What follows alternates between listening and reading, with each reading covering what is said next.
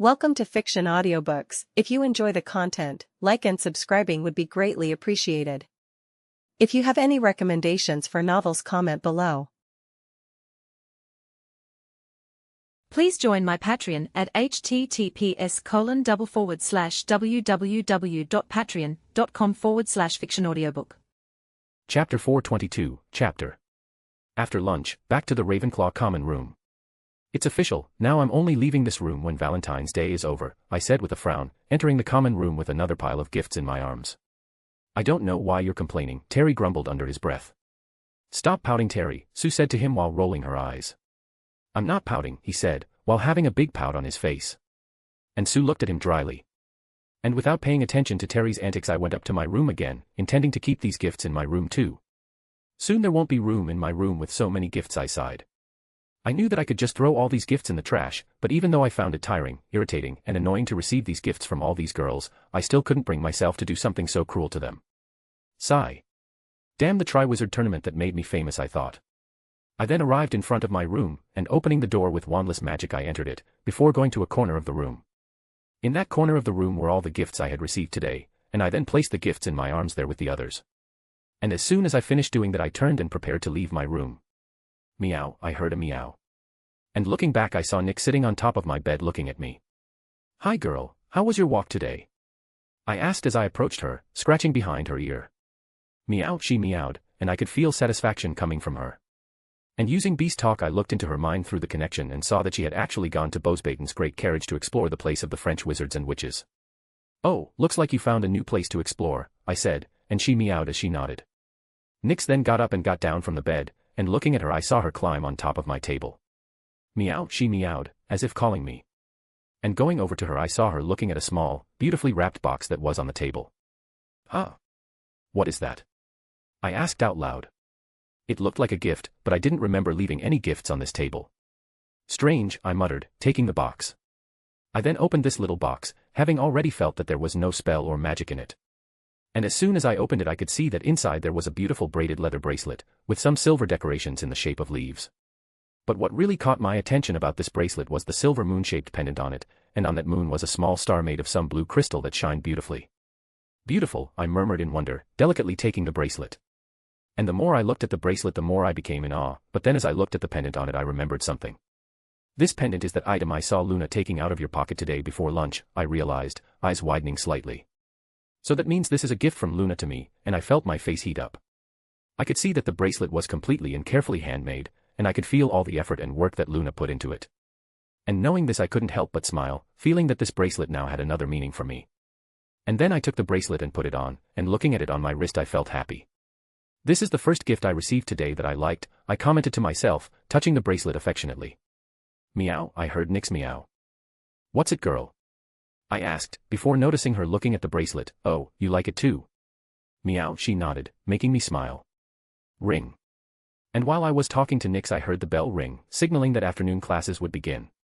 Well, I have to go, I said to Nix, petting her again, while I'm in class try not to cause too much trouble, okay? And the look she gave me seemed to say, bitch, who do you think I am? Yes, I forgot that you never cause problems, I rolled my eyes, the most you do is cause trauma to other students.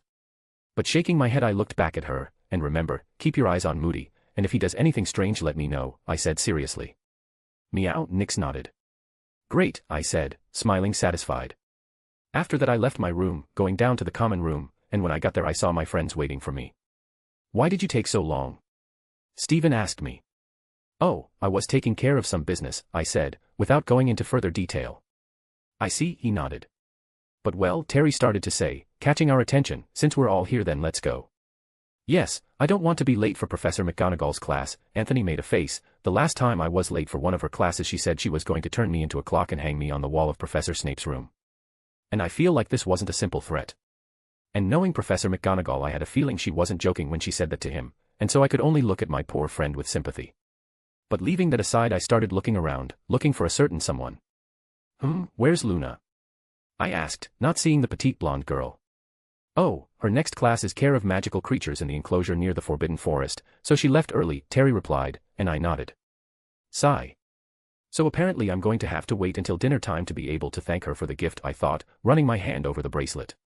And I didn't know, but as soon as I asked about Luna the other girls in our group looked at me, and when they saw me sighing and touching the bracelet on my wrist they looked at each other, before starting to smile.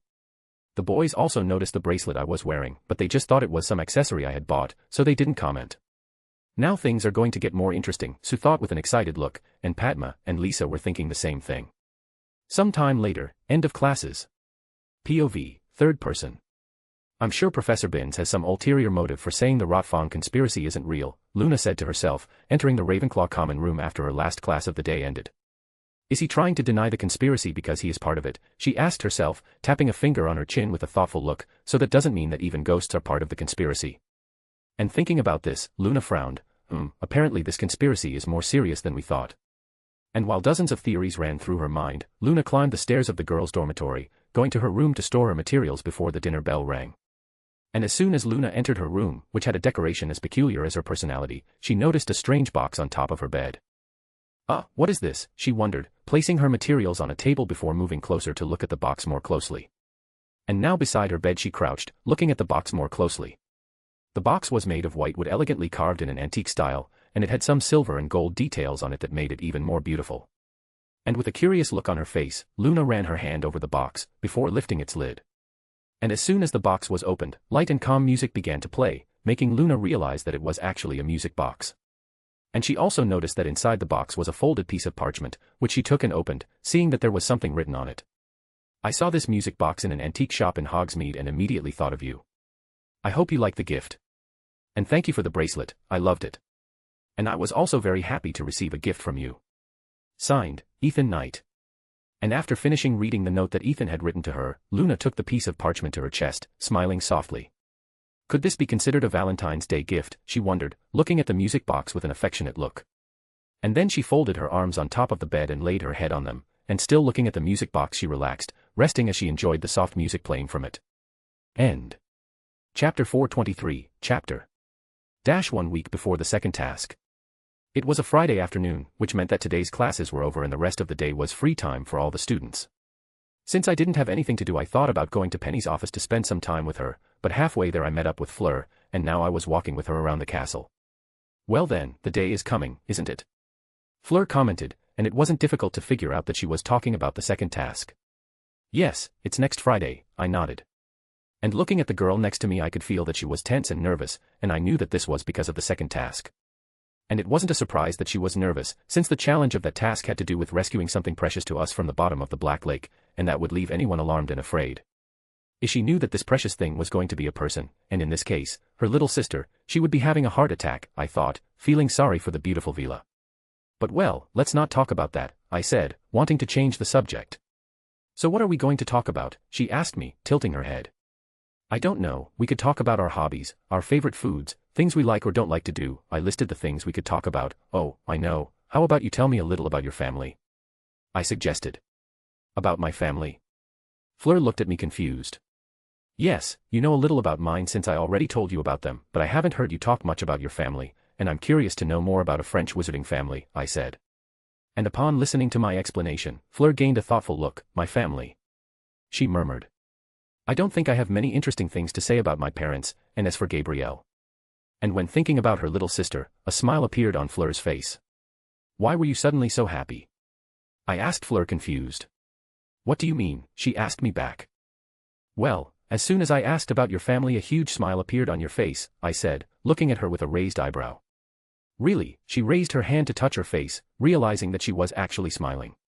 Yes, I nodded, before leaning over to look at her, with a curious look on my face. What did you think about to make you so happy? Oh, well, Fleur started to say, it's just that when you asked about my family I thought of my sister. Your sister? I raised an eyebrow. Yes, she nodded, you probably don't know this, but she actually arrived here at Hogwarts yesterday, and I'm really happy about that, since I hadn't seen her in a while and I missed her. Oh really? I looked at her surprised. Actually I already knew she was going to come to Hogwarts, but I didn't really know she had already arrived, I thought. Yes, and it may seem strange for her to come here even though she is not a student at my school, since she is still only 8 years old, but Madame Maxime allowed this, perhaps to make me happy, Fleur said, with a finger on her chin. The French girl then shrugged. Well, that's probably another privilege of being a champion I guess. Probably. I said slowly, knowing that the headmistress of Beauxbatons only allowed her sister to come to Hogwarts to use her as a hostage for the task. But well, I'm happy for you, and I hope your sister enjoys her time here at Hogwarts. I smiled at Fleur. Thank you, and I'm sure she'll love the castle, she said. Oh, if you want I can give your sister a tour of the castle, I proposed. I know Hogwarts like the back of my hand, and I know lots of fun and interesting places to show her. I'm glad you offered to do this, since I already wanted to introduce her to you, Fleur said, and I blinked. Did you already want to introduce her to me? I asked, pointing to myself. Why? Oh, because. My question took her by surprise, and she began to stutter as she looked away with a slight blush on her cheeks. And I kept looking at her, which only made her more nervous. Well. I wanted to introduce her to you because you're my friend, she said slowly, before nodding to herself. Yes, that's it. I wanted to introduce her to you because you are the first friend I made here. Really? I asked, and she nodded with a smile. Yes, and in fact you are not only the first friend I made here, but you are probably my only friend, she said, and I could hear a little sadness in her tone. Oh, I said, remembering her friendship problems because of her Vila heritage. But as quickly as it came, Fleur's sadness went away. But well, that doesn't matter, I'm happy to have just you as a friend. She looked at me with a happy and affectionate sparkle in her eyes. That's... well. Thanks, I guess, I said, scratching the back of my neck, not really sure what to say. You're welcome, she smiled, before looking straight ahead again, but changing the subject. How about I introduce you to Gabby now, since we have time? That's fine with me, I shrugged, which made Fleur excited. Good, she said with a twinkle in her eye, then in that case follow me to my school carriage. And without waiting for me to say anything she grabbed my arm and started dragging me, and seeing how excited she was I could only shake my head in amusement. So this is how I act when it comes to Seal? I wondered with a wry smile. A little later, in front of Beauxbaton's carriage. Ethan, this is Gabrielle, my little sister, Fleur said to me, gesturing to a small duplicate of her who was next to her looking at me curiously. She then looked at her sister, and Gabby, this is Ethan, a friend of mine, she smiled calmly at her. I then stepped in front of the 8-year-old girl, taking her hand and kissing its back cordially. Hi Gabrielle, I'm Ethan, and it's a pleasure to meet you, I said, smiling friendly at her, which seemed to make her more relaxed. Bonjour Ethan, she greeted me, smiling slightly. My sister talks a lot about you, she said in broken, amateurish English. Oh really? I glanced at Fleur out of the corner of my eye, and she looked away as she whistled. Oui, she said you're funny, that you always get into trouble, and that you like to play pranks, the little Vila said. And hearing this I sweat dropped, before turning to the eldest Delacour sister with a wry smile. Is that seriously the description you gave of me to your sister? I asked Fleur, who was looking at her sister a little surprised. And hearing my question, Fleur turned to me quickly, opening her mouth to answer. But before Fleur could say anything Gabrielle said, oh no, she also said other things about you, but I thought these were the coolest, and I could see an excited sparkle in the little blonde girl's eyes. Fleur, I feel like I'm going to get along really well with your sister, I said, smiling mischievously, realizing that in front of me was a future troublemaker and possible prankster. Mon Dieu, someone help me, Fleur sighed as she shook her head, realizing that it was probably a mistake to introduce me, a great and notorious prankster, to her mischievous sister. But I wasn't paying attention to her as I was busy talking to Astoria, who seemed very excited to hear the stories about my adventures and pranks. And the more I talked to her, the more I felt like crying with happiness, because I had realized that I had in my hands the chance to train and teach a French disciple. The next generation of pranksters won't just stay at Hogwarts. They'll be spread out all over the world. I thought with a twinkle in my eye as I felt this was a grand moment. It's time to make the Three Musketeers name known internationally. End. Chapter 424, Chapter Hogwarts. Just as I had promised Fleur, after meeting her little sister I started taking the little Vila on a tour of the castle. We had already visited several places and rooms at Hogwarts, and now at this very moment the three of us were heading towards the last room at Hogwarts that I wanted to show them. So is it true that you dine with ghosts? Gabrielle, or Gabby as she prefers to be called, asked me, looking at me with an excited and curious sparkle in her eyes. Yes, I nodded, answering what was probably her 100th question since the tour started, and we ate breakfast and lunch with them too. So cool, she murmured, making me smile in amusement. Look, I know and am friends with most of the ghosts here in the castle, so if you want I can introduce you to them, I offered to Gabby. Really? She asked in surprise, her eyes wide open. Yes, I replied, so, would you like to meet them? And as soon as I asked that question I could see the 8-year-old girl nod quickly. I would love to, she said, smiling excitedly. And Fleur, who was watching our interaction, turned to me. You know, I didn't realize this before, but you're really good with kids, she commented. Well, that's because I have a younger sister, so I learned how to deal with children because I took care of her, I shrugged. I understand, Fleur nodded, but she had a smile on her face that gave me a strange feeling. Why is she looking at me with that smile? I wondered warily.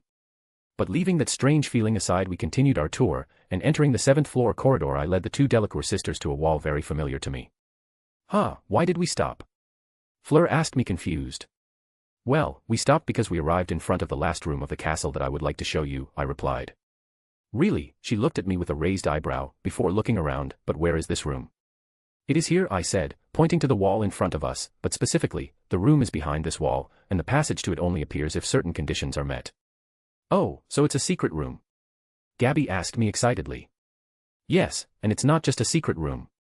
It's actually the most secret and magical room in all of Hogwarts, I said emphatically.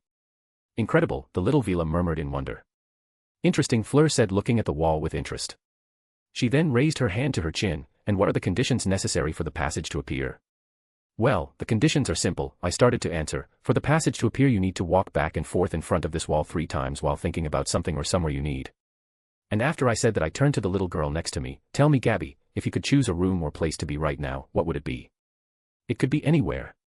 And hearing my question, the little French witch placed a finger on her cheek while gaining a thoughtful look.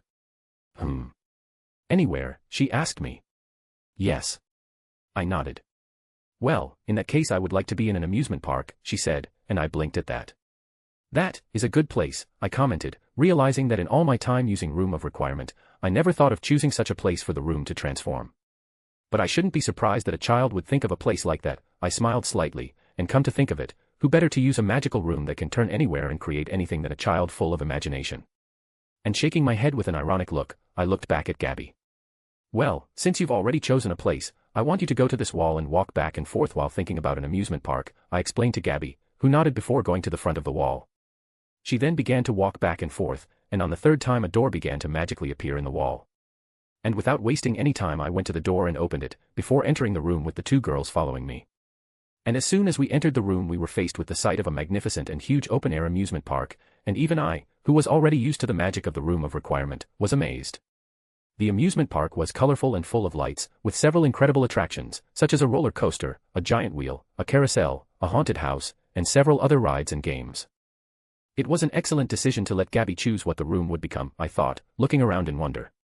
But shaking my head, I turned to the 2 French girls who accompanied me, seeing that they were looking around with their mouths open. Well, welcome to the Room of Requirement, the most magical room in Hogwarts. I said, opening my arms as I gestured around. This is a magical, almost sentient room that only appears to those who need it, and it can transform into anywhere and create anything anyone needs. And upon hearing this the 2 girls blinked in shock. Wow.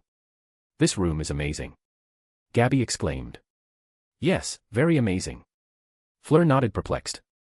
The oldest Vila then shook her head before turning to me. Why didn't you ever tell me this place existed? She asked, pouting. Well. I started to say, tilting my head to the side, I forgot. And hearing this, Fleur's sweat dropped. How could you forget something like that? She asked, and I just shrugged. And meanwhile, Gabby, who was ignoring us, started walking around the park, completely fascinated by everything. Look, there's even a cotton candy machine here, she said, turning to us with a huge smile on her face. Well, here's everything you'd find in a regular amusement park. Or at least what you think an amusement park should have, since this place was created following your thoughts and imagination. I said to her. Really? She asked me excitedly. Yes, I nodded, approaching the cotton candy machine, but unfortunately this room cannot create food. And upon hearing this, Gabby's smile disappeared. She whimpered. And seeing this I shook my head with an amused smile. But you don't need to worry about that, I started to say, making her look at me. There are other ways to get food here. And saying that I clapped my hands, and with a Papa House elf wearing a cowboy hat and different colored socks appeared at my side. Sir Ethan called Dobby. How can Dobby help Sir Ethan? The Dobby asked as he moved energetically. Hi Dobby, I smiled at the strange little elf. Could you get us some snacks and food? Oh, and some cotton candy too? I asked. Of course, you can leave it to Dobby, the small creature said, saluting. He then disappeared with another pop, and I turned to the Vila sisters, who were looking at the place where Dobby was a short time ago with strange looks. Ethan, Fleur started to say, but I interrupted her. I know, he's a little quirky, I said. A little, she snorted, and I could only smile wryly.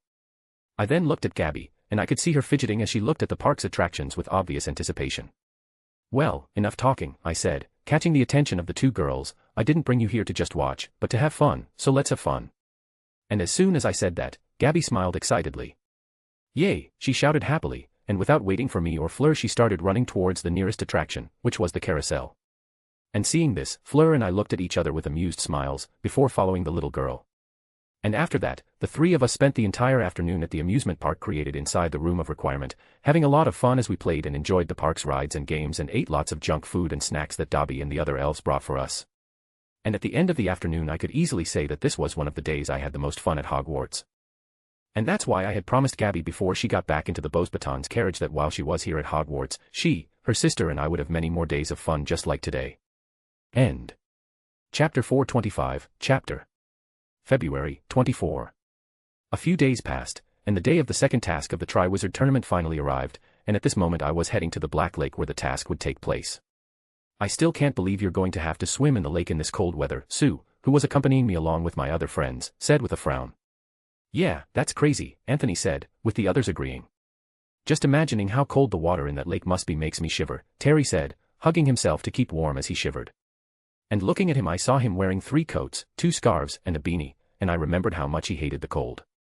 I don't know why you're complaining, since you won't be the ones who have to go into the lake, Michael said, looking at all our friends with disdain. We're only complaining because we care about our friend, Lisa said, staring at Michael fiercely. Yeah, Padma nodded, and are you going to tell me that you also don't think it's an exaggeration that the task is to go into a lake in this cold weather?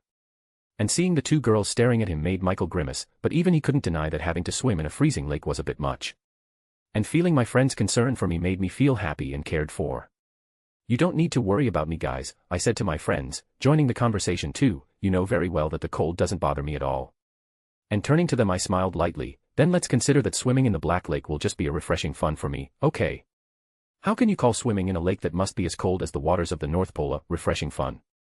Sue asked, looking at me like I was crazy. Now who is exaggerating? I looked at her with an amused smile. Don't change the subject, Mr. Knight, she pointed at me with narrowed eyes. And realizing that she was actually waiting for an answer from me I shook my head. Look, I already told you that swimming in the lake is no big deal for me, I said. I then saw her open her mouth to say something, but before she could say a single word I continued, and besides, it wouldn't be a Triwizard Tournament task if it didn't have some challenge, would it? And cold water is nothing compared to a fierce and deadly dragon, I thought wryly. And upon hearing this Sue and my other friends couldn't deny that I was right, but I could still see the dissatisfaction on some of their faces. And I was sure they would keep complaining, but to my relief we had finally reached the Black Lake. The tournament organizers had set up some stands around the Black Lake dock, and looking around you could see that almost everyone from the school was present here. Magic really makes things easier, I thought, remembering that there were no stands here yesterday. And as I looked around Harry, Ron, the twins, and Ginny approached us. Hey Ethan, have you seen Hermione around? Harry asked me, with a worried face. No, I didn't see her, I replied. Damn, I heard him swear under his breath, frowning. And Ron beside him also had a frown on his face. Where did she go? He asked aloud while scratching his head. Huh, don't you guys know where Granger is? Michael asked them with a raised eyebrow. No, we don't know, Ron replied. The last time we saw her was before Professor McGonagall called her into her office this morning, and after that she disappeared.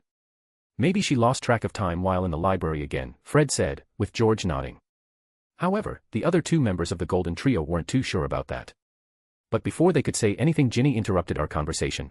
Where's Luna? She asked, looking at our group as she looked for the blonde girl.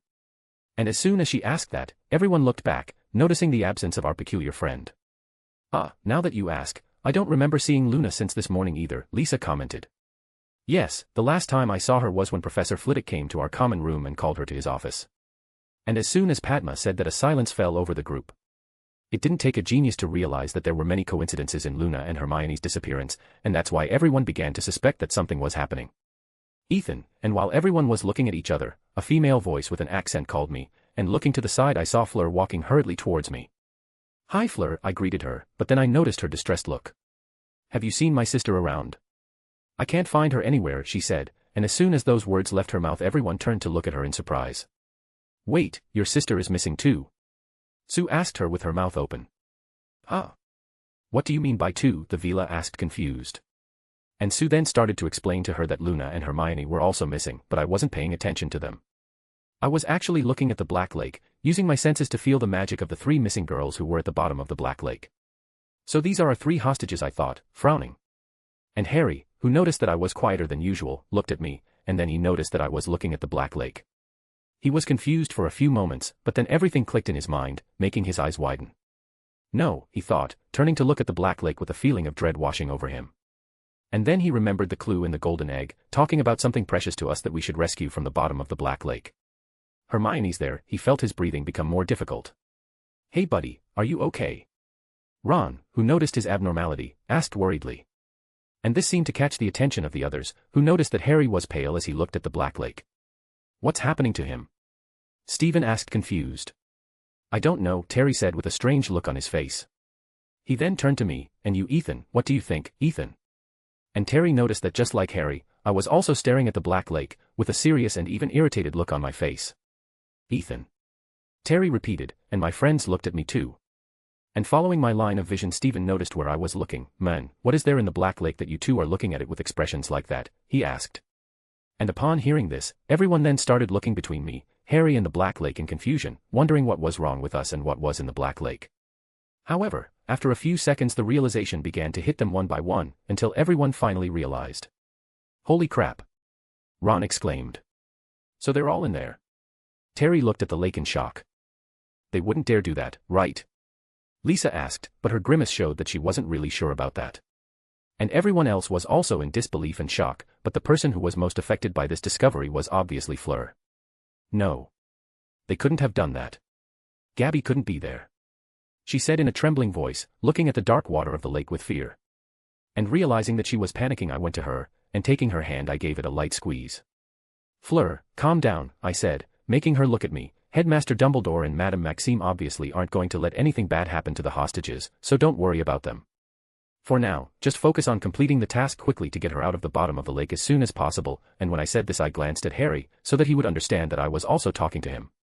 I then looked back at Fleur, and let a small playful smile appear on my face, and besides, after completing the task you can think about how you are going to jinx the tournament organizers for doing something so stupid and dangerous like that. And my attempt to calm them both down and lighten the mood a little seemed to work, as they both sighed before gaining determined looks. "It's true, the headmaster won't let anything happen to them," Harry said, having complete trust in the old wizard. Fleur nodded, and like Ethan said, "All I need to worry about is rescuing Gabby as quickly as possible, and after that I can teach these stupid organizers a lesson," and she had a serious and vengeful look on her face. "Wait, you didn't take what I said seriously, did you?" I asked. However, the French girl didn't answer me, which made me very worried. It seems that after this task the tournament organizers won't have a quiet time, I thought while sweating. However, I couldn't deny that they deserved what was coming to them. "Champions, this way," and we then heard someone call us. And looking at the Black Lake dock we saw Bagman waiting for us with a happy smile on his face, already next to Crumb. The three of us then looked at each other, and you could see the determination in all of our eyes, as we all had the same goal in mind. And nodding to each other we prepared ourselves, before heading towards the Bagman to begin the second task. End. Chapter 426, Chapter. As soon as we arrived next to Bagman he greeted us, or better said, he greeted Harry, who looked at the men uncomfortably. But ignoring the cheerful and clearly suspicious men, I turned and looked at the stands, looking for something. And it didn't take long for me to find what I was looking for. Looking at a group made up of Nick, Penny, Sirius, Remus and Andromeda I smiled, seeing that sitting next to them were my family, who looked at me and gave me happy smiles. They kept their promise to come see me compete in the second task too, I thought happily. However, I was taken out of my thoughts by Bagman, who was starting the task. "Ladies and gentlemen, the second task of the Tri-Wizard tournament is about to begin," the Bagman said, his voice reaching everyone in the Black Lake thanks to the sonorous spell. And as soon as he said that, everyone started applauding and cheering, excited to see a performance as incredible as the first task was. And while everyone around us shouted energetically, my other three fellow champions and I stood side by side on the dock, preparing for the task. And while Bagman was explaining to the audience what the second task would be like, the other champions began to take off their coats, showing that everyone was wearing swimwear underneath their normal clothes. Crumb and Harry were wearing simple swim trunks, with Crumb's being black to represent his school, while Harry's was red to represent the House of Lions. And looking at the black-haired boy, I realized he wasn't the same skinny boy I knew in first year. He had now gained more weight and more mass in his body, and I knew this was due to the good diet he had now that he lived with Sirius, and I was happy about that.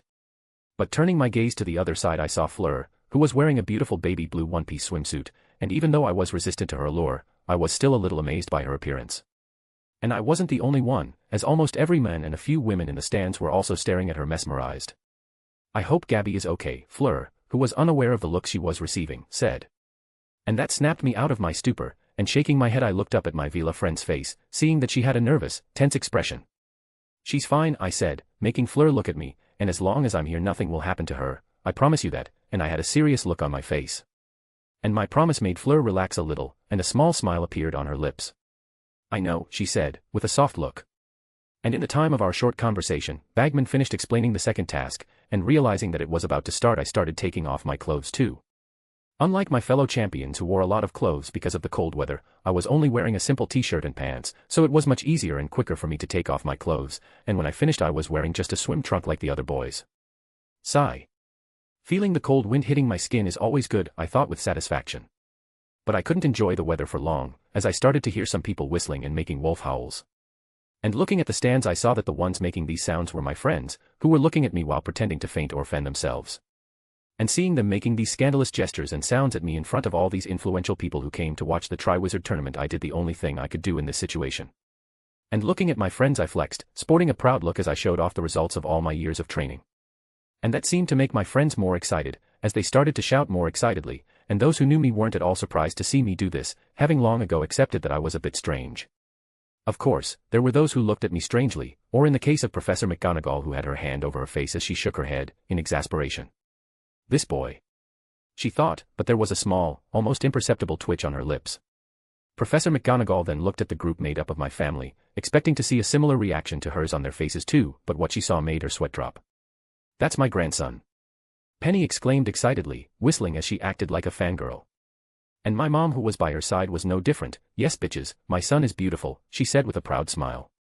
And standing next to them were Sirius and Nick, who were wearing sunglasses that they got from who knows where, as they threw fake bills in my direction. Yes, flex those arms more big boy, Sirius said, nodding appreciatively. And Remus, upon seeing this, groaned as he palmed his face. Merlin, he said, and my father, who was smiling wryly, gave him a supportive and understanding pat on the shoulder.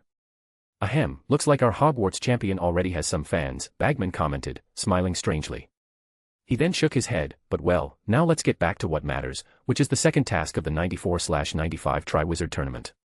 I have already explained to everyone how the task will be, and the champions will be able to enter the water as soon as I blow this whistle, he said showing a blue whistle. He then turned to us. Champions, are you ready? He asked. Yes, Crumb and Harry nodded, with focused expressions. Yeah, let's get started with this, I said with a relaxed look as I stretched a little.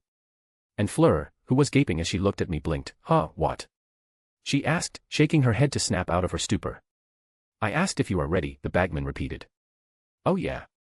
I am, she replied, before quickly turning towards the lake. Okay. Bagman said slowly, finding the French champion's reaction a little strange. And Fleur, who didn't notice this, continued looking at the black lake trying to concentrate on the task, but her eyes wandered to me, or more specifically, to my bare chest sometimes. And I felt her gaze on me, but when I looked at her, she turned her face away quickly, but I could see the redness on her cheeks that I was sure wasn't caused by the cold. Well, since you're all ready I'll start counting, and on 3 I'll blow the whistle, the bagman warned us. 1, 2, 3. And as soon as Bagman finished counting and the whistle sounded I immediately took out my wand and pointed it at my chest, using the transfiguration spell that I created just for this moment. I then began to feel my respiratory system change, along with some parts of my legs and arms, and by the end of the transformation I had acquired the characteristics and abilities of a fish while still retaining my human body. And without wasting any more time, I jumped into the black lake, and as soon as I dove in I felt the cold water of the lake completely cover my body, which gave me a refreshing and relaxing sensation. I then looked around, feeling my vision adjust to the location. And after getting used to the feeling of being underwater I focused back on my objective. Okay, now I just need to feel the magic of the hostages and move towards it, I thought. And concentrating, I felt several magical signatures in the distance, but only 4 belonged to humans, and I could recognize 3 of them as Luna, Hermione, and Gabrielle. I found you, and now that I knew where to go I didn't stand still, turning around and swimming quickly towards the hostages. As I swam towards the Merpeople's village I decided to see where the other champions were, and feeling their magic I saw that they were spread out across the lake looking for the hostages, as they didn't have a magical sensor like me to know exactly where they were. Apart from me the closest person to where the hostages are is Harry, I reflected. Crumb is heading in the right direction, which isn't a surprise as he has explored the lake before, however he seems a bit lost. I then looked for my French friend's magical signature. It seems that Fleur is having the most difficulty completing this task, which is to be expected, as Velas are creatures that don't do very well in deep water, as they are half-birds. And as I thought about this I realized that a group of magical signatures that gave off an aggressive and angry feeling were approaching Fleur. Wait. Aren't those the Grindylows? I noticed, before stopping and quickly turning to look in that direction. Why are they so far from their nest? And why does it seem like they are purposely targeting Fleur? I frowned. I remembered the Grindylows attacking her in canon, but it didn't make sense that they were going after her now, since she wasn't even close to where they lived. And remembering how devastated she was in canon for not being able to complete the task or rescue her sister, I felt like I had to do something. And before I knew it, I was swimming towards her. End. Chapter 427, Chapter. Second task, at the bottom of the Black Lake. Fleur was a little far away from me, but with my current aquatic skills I was able to quickly swim to her. And arriving where Fleur was, I saw that she was in combat with the Grindylows, swimming while trying to escape their sharp and dangerous claws. And she wasn't having an easy time, since she couldn't use magic very well underwater. And because of that, the Grindylows were surrounding her, taking advantage of her weakness, and before anything happened I decided to intervene. Wait a minute, I stopped, turning around and fixing my eyes in a certain direction. This magic, there's a merperson watching us.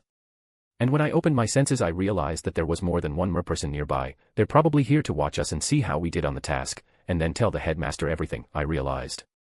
And I was still looking at where I felt merperson, but a growl from Fleur broke me out of my thoughts. Focus, Ethan, you don't have time to think about these things, you have a friend to save. And with one impulse I swam towards them, and with my wand in hand I cast a powerful repulsion spell on the chaotic aquatic creatures, driving them away from the French champion. Fleur. I called the Vila, who turned to see who had saved her. Ethan, she exclaimed, and I could hear the surprise and relief in her voice. Are you well? Did they hurt you? I asked as soon as I reached her side, looking for injuries on her body with a worried look. I'm fine, they didn't hit me, Fleur replied, her voice a little muffled because of the bubblehead charm. She then looked at me confused, but what about you? What are you doing here? I'm here to help you obviously, I replied. But why? You should be going to rescue your hostage, she had an agitated look on her face. Because you're my friend, I said, looking into her eyes, and you don't need to worry about my hostage, I still have plenty of time to save her. And Fleur was going to continue arguing, but some growls caught our attention, and looking back we saw that the Grindylows had recovered and were coming towards us again. Come on, we have to get away from them quickly, I said, taking Fleur's hand before starting to swim away from the Grindylows. I then used a spell to give me more speed and to propel me further forward, managing to leave the Grindylows behind. Ethan. Wait. Bubblehead. I heard Fleur say, and looking at her I saw that she was breathing hard. And when I saw this I stopped. Fleur, what happened? I asked. The bubble, they punctured it. She replied. And looking at the bubble that covered her head I noticed that it was smaller than before, and that there was a small, almost imperceptible hole in it where the air was coming out. Damn it, I cursed, realizing that this way the bubble would burst and Fleur would no longer be able to breathe underwater. And to make matters worse I could feel the Grindylows approaching us. And now? What should we do? They're almost there and there's no time to get to the surface. Fleur spoke quickly with fear in her eyes, starting to panic. And in this situation my mind started to work quickly, and I kept looking at Fleur thinking about a solution, until I looked at myself. I got it. I thought, before looking back at the girl in front of me. And Fleur, who didn't hear any response from me, continued to despair, breathing quickly what was consuming the bubblehead's air faster. Fleur, calm down, I said, holding the Vila's arms and making her look at me. Fleur's eyes then locked with mine, and upon seeing the calm amber of my eyes, Fleur felt her panic and nervousness lessen, feeling more relaxed. She then started to control her breathing, and as soon as I saw that she was calmer I continued, listen to me, I'm going to cast a spell on you, and you will feel strange at first, but don't resist and just accept the changes that will occur in your body. And hearing this, Fleur nodded, trusting me completely. And without wasting any more time I raised my wand, before pointing it at her chest. I then cast the same transfiguration spell on her that I cast on myself, and little by little I could see her body change using my magic vision. Ugh, Fleur grunted in discomfort as she closed her eyes, feeling something change inside her. However, this discomfort did not last long, as in the next instant the transfiguration was completed. Okay, I finished, I said, making Fleur open her eyes slowly. She then looked at herself, seeing that her hands and feet now looked like flippers, and touching her neck she felt small fissures that she realized were gills. Now you will be able to swim and breathe underwater like a fish, so you won't need it anymore, I pointed to the bubble on his head. And when I said that Fleur looked at me, before looking at herself again. She then slowly brought her hand to her head, and a little nervously she held her breath, before finishing popping the bubble. And now that there was no longer a bubble protecting her, the lake water was completely covering Fleur's head, who was still holding her breath. This spell won't do much good if you keep holding your breath, you know, I said to her. And I could still feel that she was scared, but after listening to what I said and showing immense trust in me, she released the air she was holding, breathing carefully. And when Fleur realized that she wasn't drowning, she looked at me in amazement. Incredible, she murmured. I know, I nodded, but I don't think it's time to be thinking about how cool it is to breathe underwater, I said, looking behind her. And following my gaze, Fleur saw that the group of Grindylows following us had increased, and that they were now less than 30 meters away from us. And the curses that came out of Fleur's mouth would have left any sailor traumatized, but for some reason I found it strangely attractive. But I didn't have time to think about that, as Fleur and I immediately turned around and started swimming away from the Grindylows. The two of us then started trying to outrun the chaotic aquatic demons, which were practically on our backs. Damn insistent creatures, I cursed, looking back and seeing a Grindylow trying to bite my foot.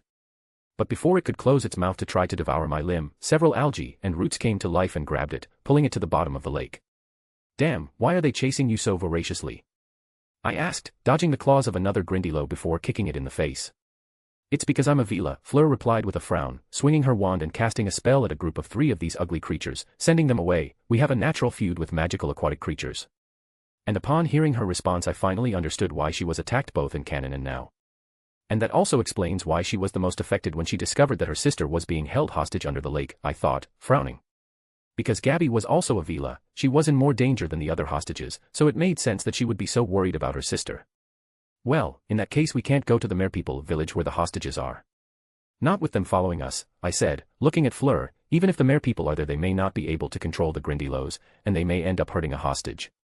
And the thought of Gabrielle being hurt by one of these creatures made a frown appear on Fleur's face. So what do we do? She asked. And then a serious look appeared on my face. We have to get rid of them, I replied. And upon hearing this Fleur nodded, as serious as I was. She said. And now that we had decided what we were going to do, the two of us stopped swimming, before turning around and facing the wild and aggressive Grindylows that were ready to tear us apart with their claws and teeth. And seeing these creatures didn't make me scared or nervous, it just made me excited. Now it's your turn to become the prey, I thought, feeling my blood boil in anticipation as my magic became agitated. Meanwhile in the stands. While the champions ran, or better said, swam against time to save their hostages, the people who came to watch the second task of the Tri-Wizard tournament looked at the surface of the Black Lake with curiosity and nervousness. I wonder what's going on down there, my mom asked as she looked at the lake with apprehension. I don't know, Penny said, and she might not be as nervous as my mom, but she wasn't completely calm either. Ugh, why the hell did you guys have to do a second task where we can't even see what's going on with the champions? My mom asked frustrated. Yes, my dad nodded. If the tournament organizers already knew there would be an audience watching, then they should have at least thought about whether we would actually be able to watch the task. You might be right, but I don't think things are that simple, Remus said. Isn't it that simple? My dad looked at him skeptically. Aren't you wizards full of magic and skills?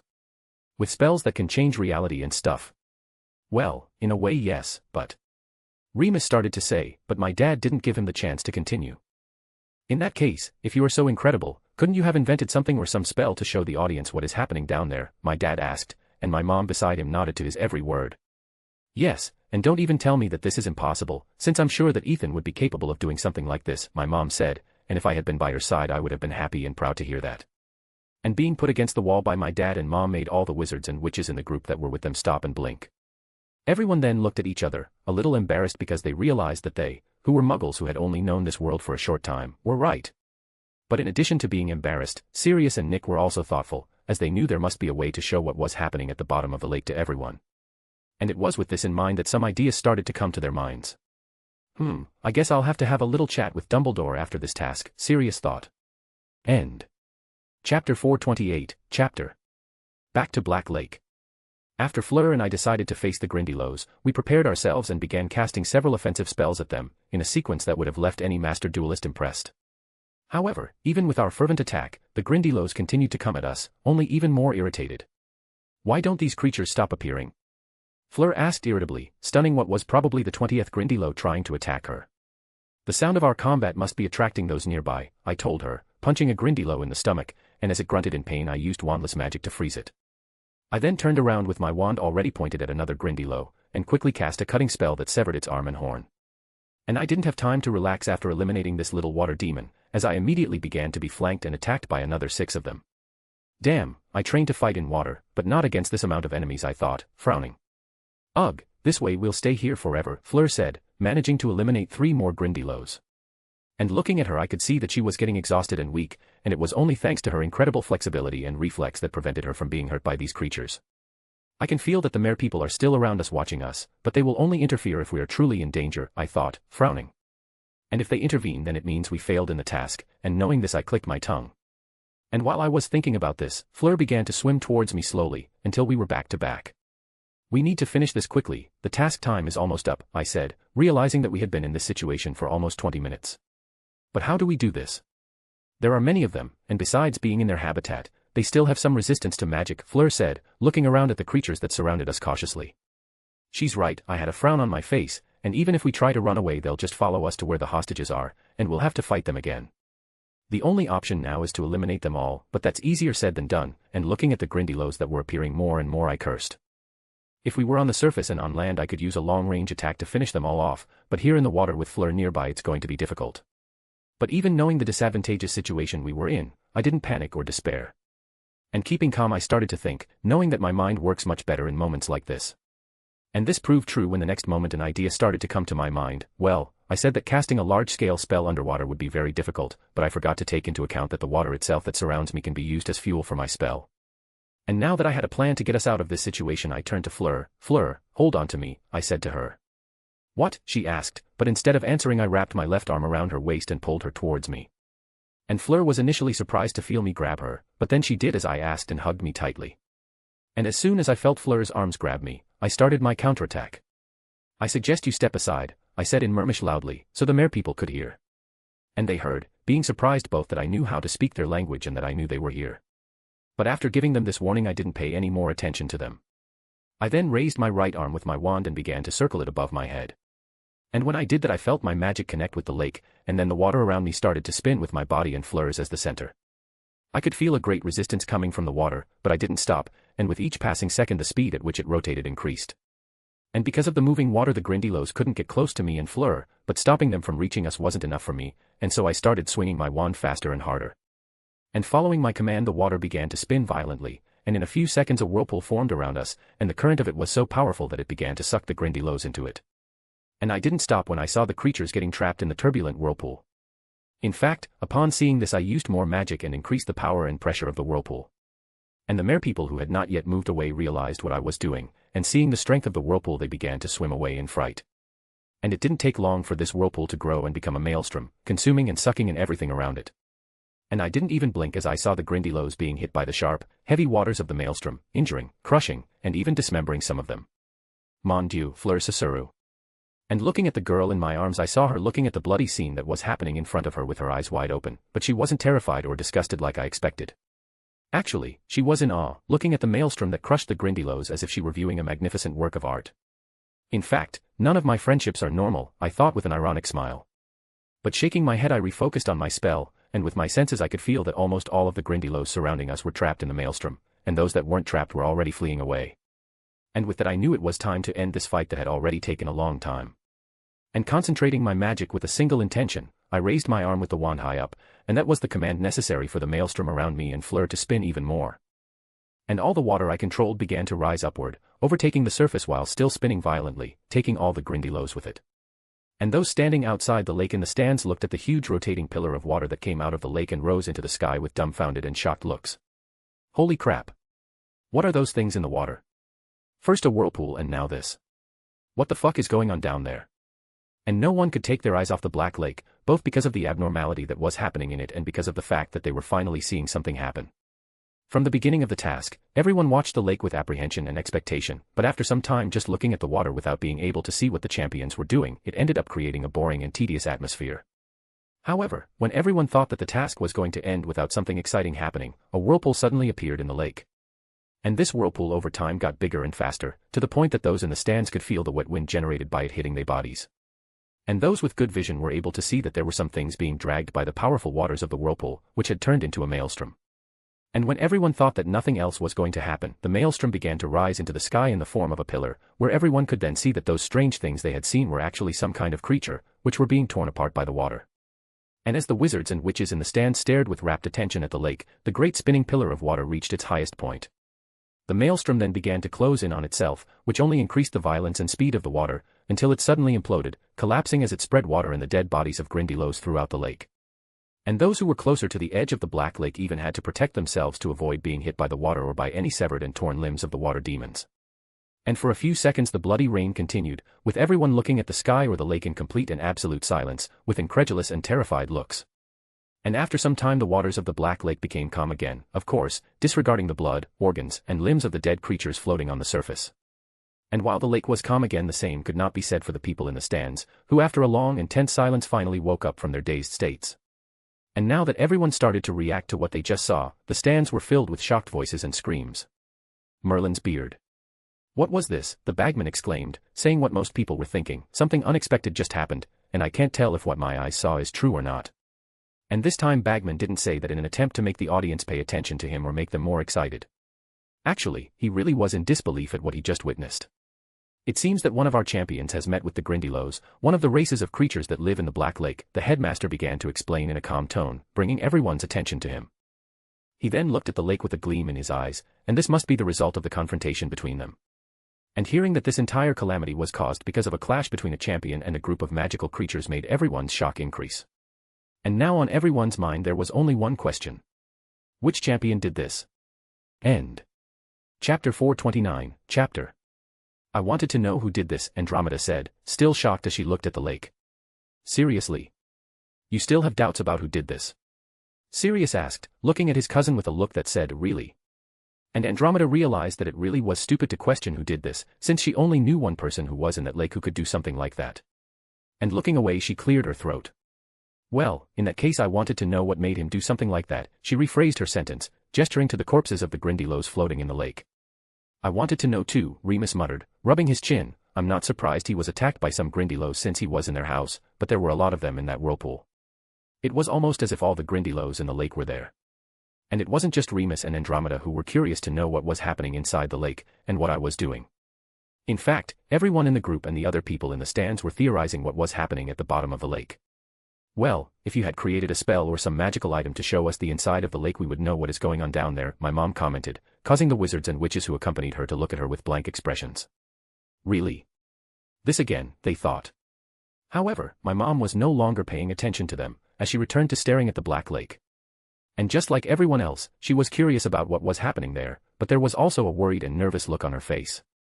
What's happening to my son in that lake? She asked. Back to the lake. Even after finishing my spell I continued to hold Fleur tightly against me, with her also holding me, as the waters around us were still a little turbulent. And as I waited for the lake to calm down I used my senses to sense my surroundings, noticing that there were no longer any Grindylows around, as most of them were wiped out by the maelstrom while the rest managed to escape. The spell worked, I thought with satisfaction. And after a few seconds the waters calmed down, allowing us to see the environment around us. And seeing the result of my spell that could only be described as destructive, even I was surprised. Fuck, I muttered, with Fleur who started to slowly release me, nodding in shock. Everything around us within a radius of at least 30 meters was completely destroyed, leaving the place almost unrecognizable. Algae, plants, and roots were pulled from the ground. Sand, dirt, and stones were scattered all over the place. And of course, I couldn't forget to mention the dead bodies of the Grindylows, who were either buried beneath it all or were slowly sinking around us. And to make the scene even more terrifying, the water was still stained with the dark, viscous blood of these creatures. Well, I guess the Grindylows won't come back to bother us again, I said with a small playful smile, breaking the silence. Yes, Fleur nodded, without taking her eyes off the scene in front of us. One person alone did all this. She thought, not knowing whether to feel amazed or scared. She then looked at me, seeing that I looked completely calm, as if I hadn't just caused a calamity that nearly wiped out an entire race of creatures living in the lake. Sigh.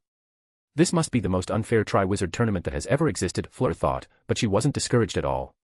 She then realized that she was losing focus, remembering that we still had something to do, and shaking her head she snapped out of her thoughts. Time is running out, we need to go rescue our hostages quickly, she said. You're right, I nodded, feeling that Harry had already reached the hostages with Crumb approaching as well.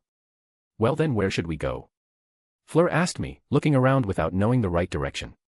Just follow me, I said to her, and she nodded. And with that we both started swimming towards the Merpeople village, using magic to propel us forward to get there faster.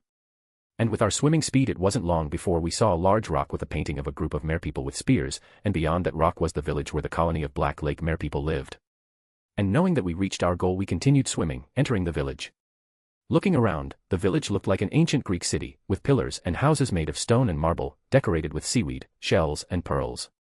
And this village was not empty, as swimming around the place or standing in the gardens of their houses were several Selkies, the Scottish race of Merpeople who lived in the lake, who looked at me and Fleur with curiosity and interest while whispering among themselves. Aren't they a little different from normal humans? One of them asked his companions, who nodded. Hey, look at their hands and feet, they look like ours, a female Selkie exclaimed in a low voice, quite surprised. Don't you feel a strange feeling coming from them? Especially the one that looks like a male, a selkie who looked quite old asked, and this made all the merpeople who were near him focus their gazes on me.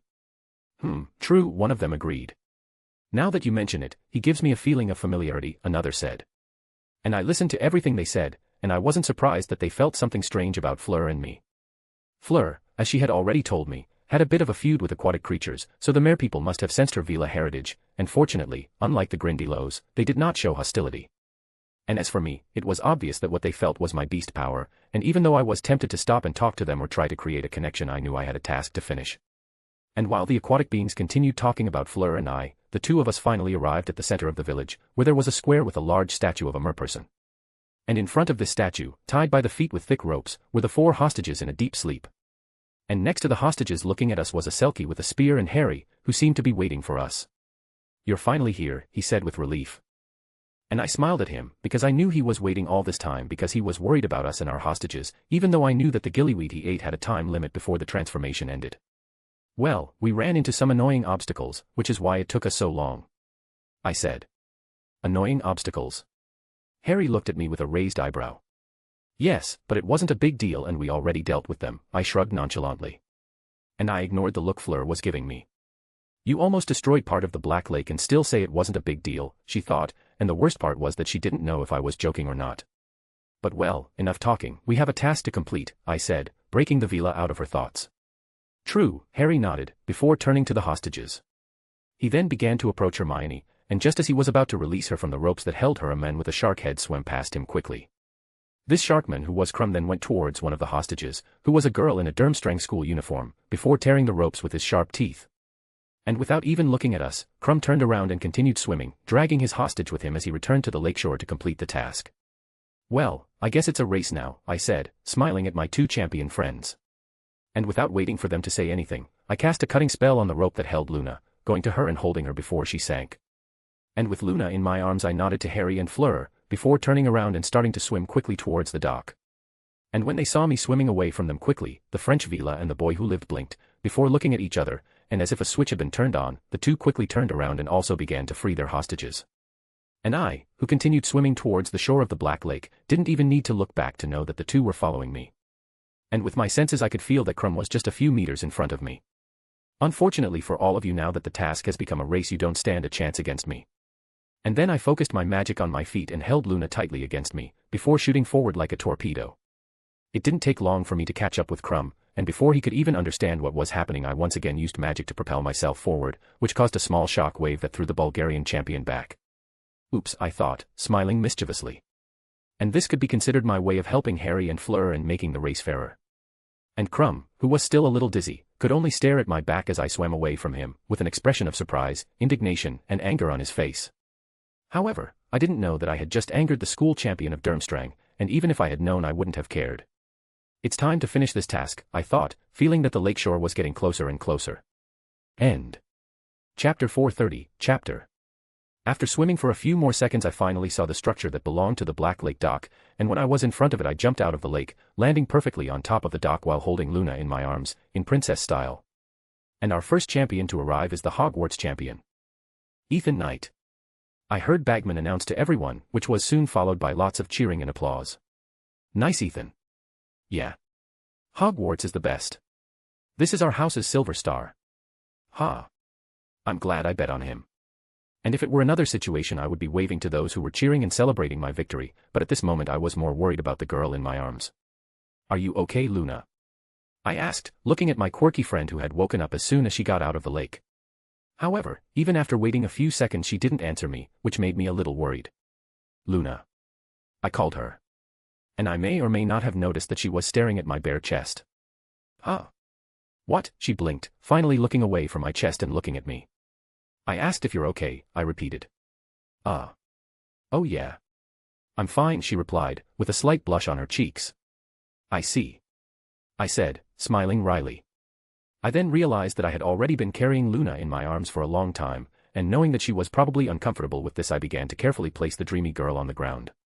And after helping Luna to her feet I saw Madame Pomfrey coming quickly towards us with some towels and blankets in her arms.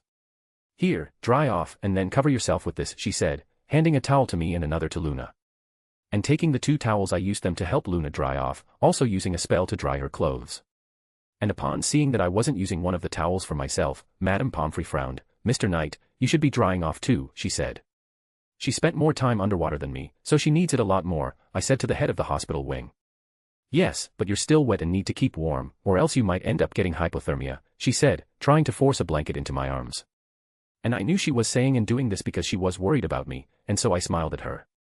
"Don't worry, my body is still warm, okay?" I said, extending my arm so she could touch it. And she stared at me with her lips in a thin line, but still she touched my arm, realizing that I really was warm, like I hadn't even just come out of a freezing winter lake.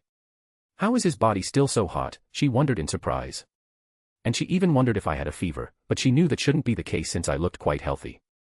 And without knowing her thoughts I continued, "And besides, I don't know if I'll need to go into the lake again today, so drying off now might be useless." And hearing this brought Madame Pomfrey out of her thoughts, and she looked at me as she pursed her lips, knowing I had made good points. But I could see that she still wasn't completely convinced, and that she would probably keep pestering me until I warmed up properly. So before she could say anything I decided to speak. "Look, I'm really not cold, and in fact I feel pretty good, but to reassure you once the task is done I'll let you do a full inspection on me, okay? And besides, while the task isn't finished I can keep warm using spells." And realizing that I wasn't going to give up, Madame Pomfrey sighed. "Stubborn boy," she thought. She then shook her head before looking at me. "Okay, but if I happen to see you shiver or even sneeze, I'm going to take you to the medical tent, even if I have to stun and tie you up to do so, understand?" And I confess, the look she was giving me made me a little nervous. "Understood, ma'am," I nodded quickly. "Great," she said with a snort. She then unfolded the blankets she was carrying and covered Luna with them, checking the Ravenclaw girl to see if she was properly warm. "Tell me if you feel anything, okay dear," she said to Luna, who nodded with a small smile. After finishing saying this, the feared dragon mother of the hospital wing turned and returned to the medical tent set up on the bank of the lake, going to wait for the other champions and their hostages to appear. And after she left I sighed with relief. "That woman is scary," I said out loud. I think she's kind," Luna said, tilting her head to the side. "Oh yes, she is very kind," I nodded, "but she is also scary, fierce, and dangerous. And these are all good qualities of hers." And hearing this Luna blinked. "Are scary, fierce, and dangerous good qualities?" she asked herself. And leaving the little girl to her thoughts I looked back at the Black Lake. And looking at the lake I used my senses to sense the other champions, and I was happy to see that my little, accidental bump into Crumb allowed Harry and Fleur to overtake him. Was interfering with another champion's task against the rules? I asked myself, before shrugging. Meh. I then continued waiting for a while longer, and after less than a minute I saw Fleur emerging from the water, becoming the second champion to complete the task. No surprises here, I thought. And it really wasn't a surprise that she came second, since Crumb had been left behind and Harry wasn't as good a swimmer as she was, not to mention that the weight of the hostages had to be taken into consideration. But shaking my head and putting these thoughts aside I went towards the two villas. "You finally arrived. I thought you got lost on the way here," I joked, helping Gabby to climb onto the dock. And in response to my joke, Fleur, in a mature way, showed me her tongue. I then reached out my hand to her and also helped her onto the dock, and I could already feel Madame Pomfrey running towards us carrying more towels and blankets. "Here dears, dry off and keep warm with this," she said to the two girls, who began to shiver from the cold as soon as they got out of the water. And none of them refused Madame Pomfrey's towels and blankets, quickly grabbing them and drying themselves off and keeping warm. "So cold," Gabby said, wrapping herself in the blanket while her teeth chattered. And looking at her I took out my wand and cast a warming spell on her, and she was surprised at first, but as soon as she felt her body getting warmer she sighed contentedly. "Thank you, Ethan," the little girl said, smiling at me. "You're welcome," I smiled at her, "and to help you warm up even more I'll ask the castle elves to prepare a mug of hot chocolate for you." Oh, and I didn't need to say how excited Gabby was at the idea of drinking a mug of the delicious hot sweet drink. Did I hear someone say hot chocolate? And Luna, who had approached us, asked, with a sparkle in her eyes like Gabby's. "Don't worry, I'll ask them to prepare one for you too, and with lots of caramel," I said to my sweet loving friend. And the huge smile that appeared on Luna's face showed how much she enjoyed it. I then called a Hogwarts house elf and asked him to prepare hot chocolate for the three girls who were with me, and after thinking for a few moments I also asked him to prepare 4 more hot chocolates for the other champions and their hostages. And while I was talking to this elf I didn't notice that Gabby was looking at me curiously. Ethan," the little Vila called to me as soon as the elf left. "Yes." I looked at her. "Are not you cold?" she asked me. Not really," I replied. "Are you sure?" She tilted her head. "I think you should cover yourself too, and if you want you can share the blanket with me." And I smiled at the innocent, kind girl, knowing she was only worried about me. "Don't worry Gabby, the important thing now is for you to stay warm," I said, ruffling the little French girl's hair. I then heard a snort from beside me, and turning around I saw Madame Pomfrey looking at me. "See, even she knows you should be warming up," she said, nodding as if that proved her right. "Nah," I waved my hand dismissively, "I don't need that." And I could see how my nonchalant response made Madame Pomfrey's right eye twitch. "Listen, if you're not going to use a blanket to stay warm, at least put on a shirt." Madame Pomfrey looked at me sternly. I could do that, but then I would be depriving the audience of a magnificent sight like that," I gestured to myself, proudly showing off my athletic body. And Madame Pomfrey gaped at what I said, not knowing whether to strangle me or tie me to a bed in the medical tent to forcibly do a medical inspection on me. "Actually, I feel like after dealing with this boy I'm the one who's going to need a medical inspection," she groaned. End. Chapter 431, Chapter. Fleur, Gabby, Luna, and I remained at the Black Lake dock, with the girls drinking hot chocolate and warming up while we waited for the other champions to appear. And we didn't have to wait long, because after about 2 minutes Harry emerged from the water with Hermione in his arms, and not 10 seconds later Crumb arrived too. And with that the third and fourth position in the second task of the Triwizard Tournament had been decided. And just like I did with Fleur, I went to help Harry and Hermione get onto the dock, and as I helped a still slightly disoriented Hermione get out of the water I realized that the black-haired boy's transformation was ending. Harry then began to grimace in pain as he ran his hand down his neck, feeling his gills disappear, and I could also see his hands returning to normal. And squirming, Harry let out one last painful grunt, before losing his fish features, returning to being a normal human boy.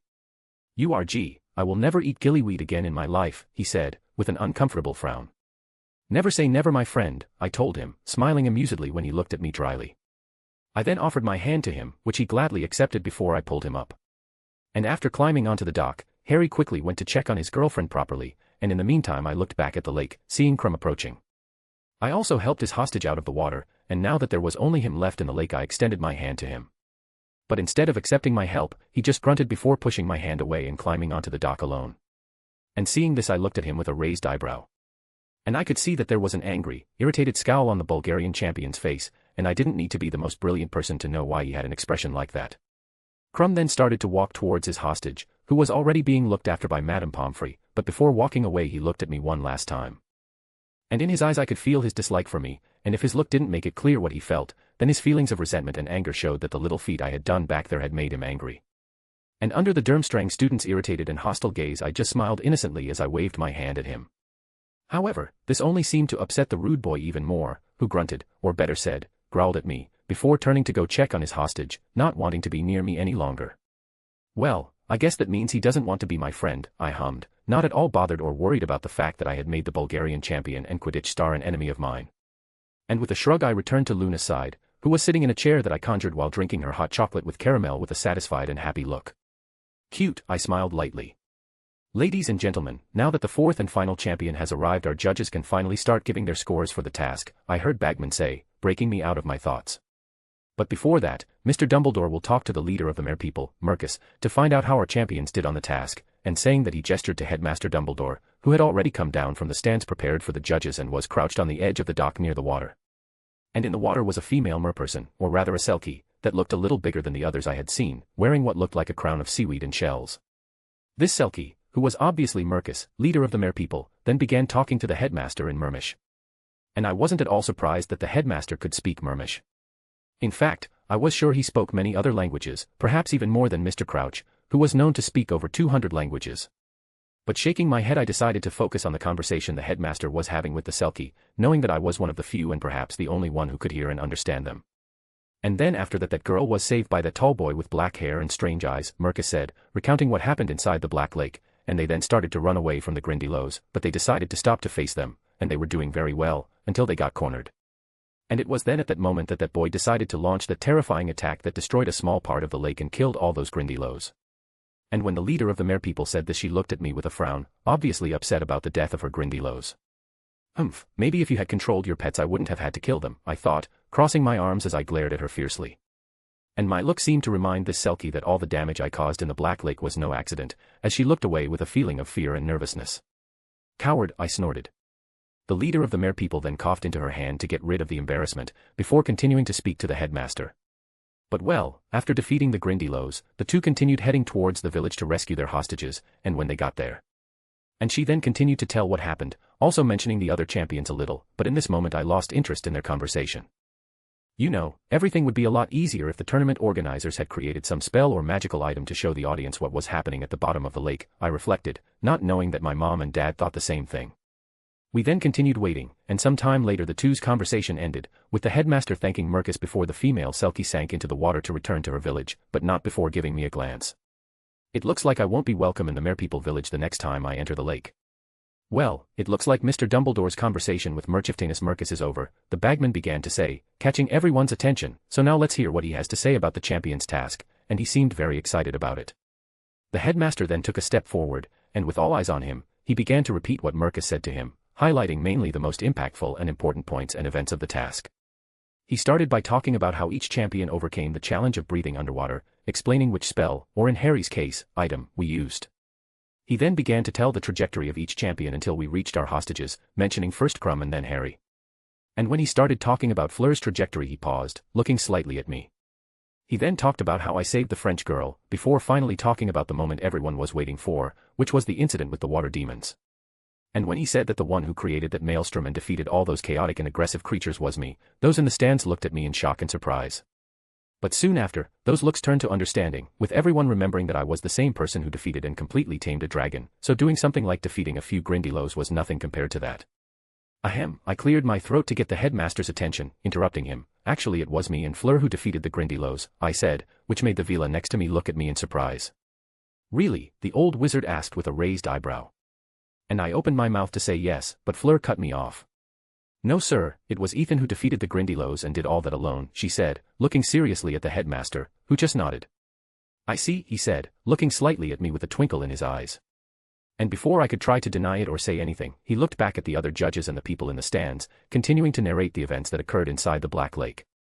And upon seeing this I frowned, before turning to Fleur, Fleur, what are you doing? Why did you say I did that alone? I asked in a whisper to the French girl. Because that's the truth, she shrugged.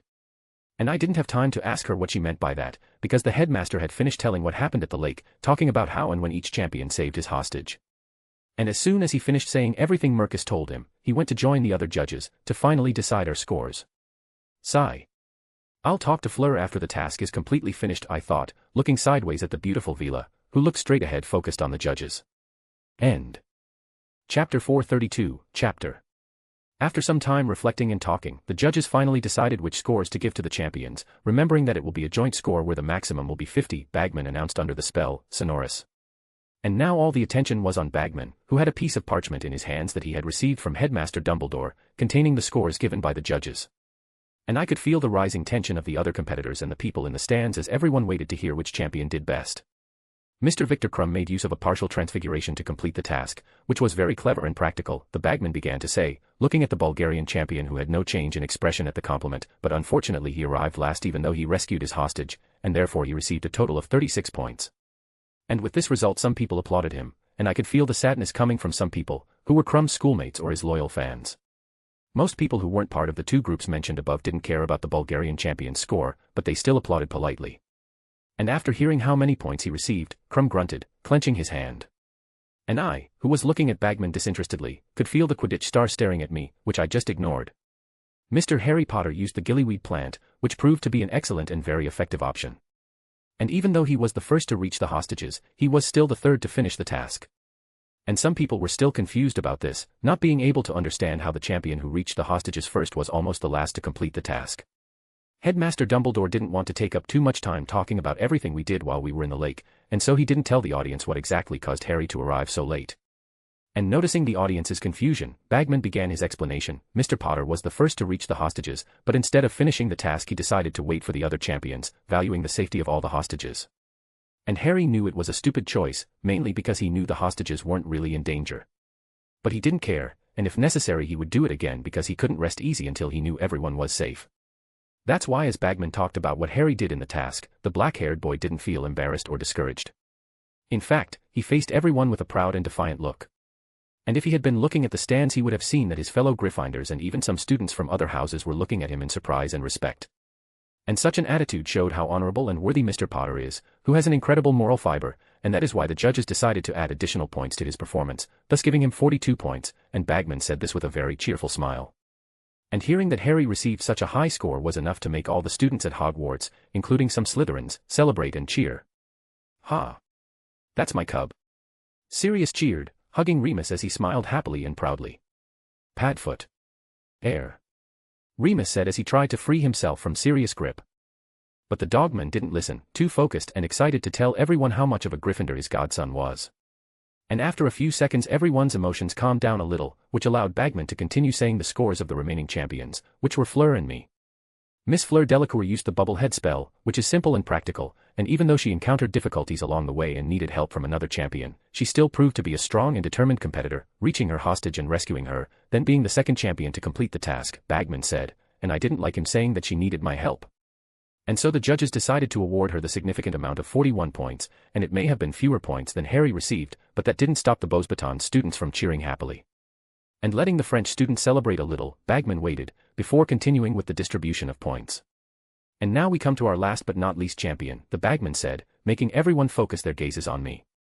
Mr. Ethan Knight used some kind of advanced transfiguration to gain the characteristics and abilities of an aquatic being, which according to our judges was incredible, surprising and brilliant, and looking at the judges who were standing behind Bagman I could see them nodding in confirmation.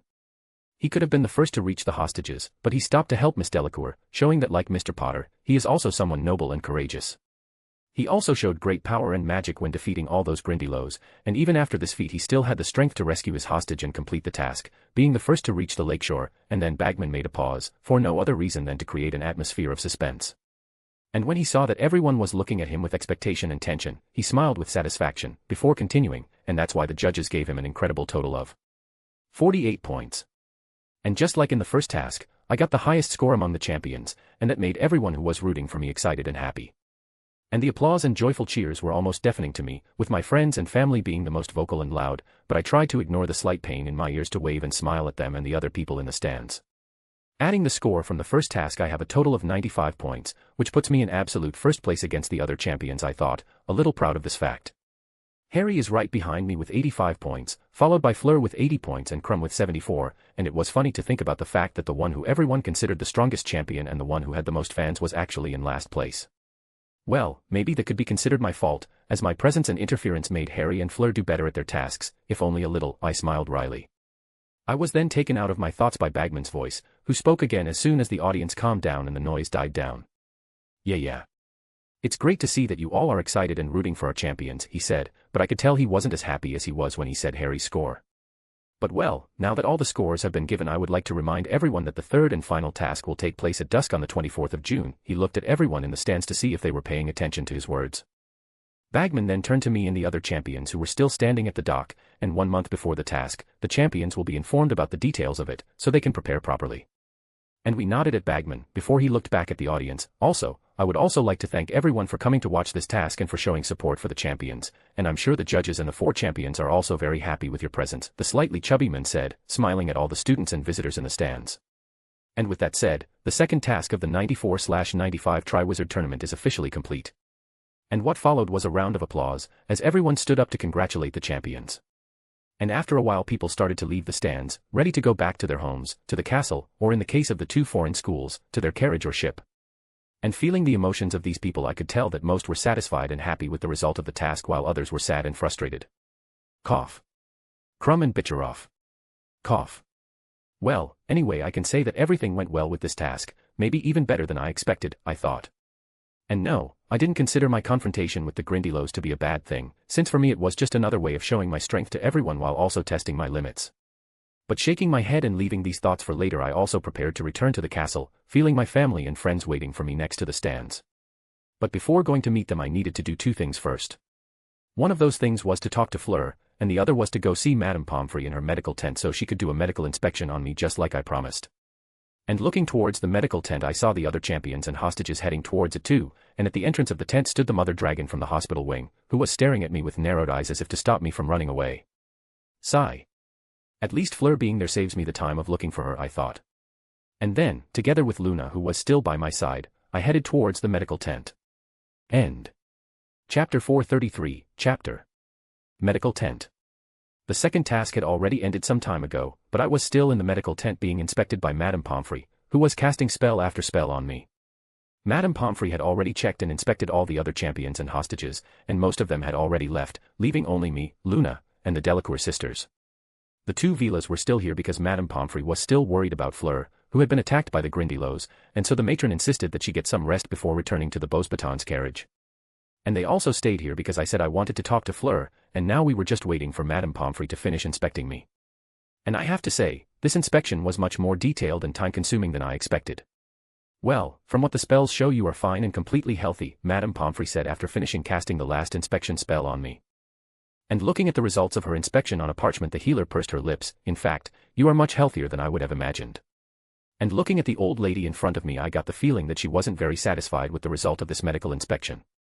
And actually it almost seemed like she wanted me to be sick or injured, and that made me look at her warily. It's good to know I'm healthy, I said slowly, unconsciously moving away from the matron. And in response to that, Madame Pomfrey just snorted. Yes, yes, now put on a shirt and get out of here. She waved her hand, shooing me away. And seeing this, a strange smile appeared on my face as I sweat dropped. For someone who wanted me to come here so badly, aren't you kicking me out too quickly? Oh, so you want me to keep you here for a few more inspections? She asked me, looking at me with a raised eyebrow as she picked up her wand. Nope, I replied, quickly getting up from the bed I was sitting on. Even though spending time with you is wonderful, I still have things to do, so unfortunately I won't be able to stay here. What a shame, Madame Pomfrey said, looking at me with predatory eyes. And when I saw that the Hogwarts healer looked at me as if she were seeing a specimen that needed to be studied, I knew it was time to leave. I then summoned my clothes and quickly put them on, and meanwhile the 3 girls who were waiting for me also got up. Well, my dear Poppy, it was a pleasure serving as a guinea pig for you, but I have to get back to the castle, so bye, I said, waving a smile at the matron.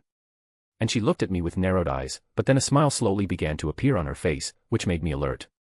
Bye, Mr. Knight, until your next visit to the hospital wing, she said, in a tone of anticipation. And for some reason that sounded ominous to me. Yes. I nodded slowly. And that was the signal for me to leave, and then together with Luna, Fleur, and Gabby we left the medical tent. And once we were outside I could breathe a sigh of relief. That was intense, I thought.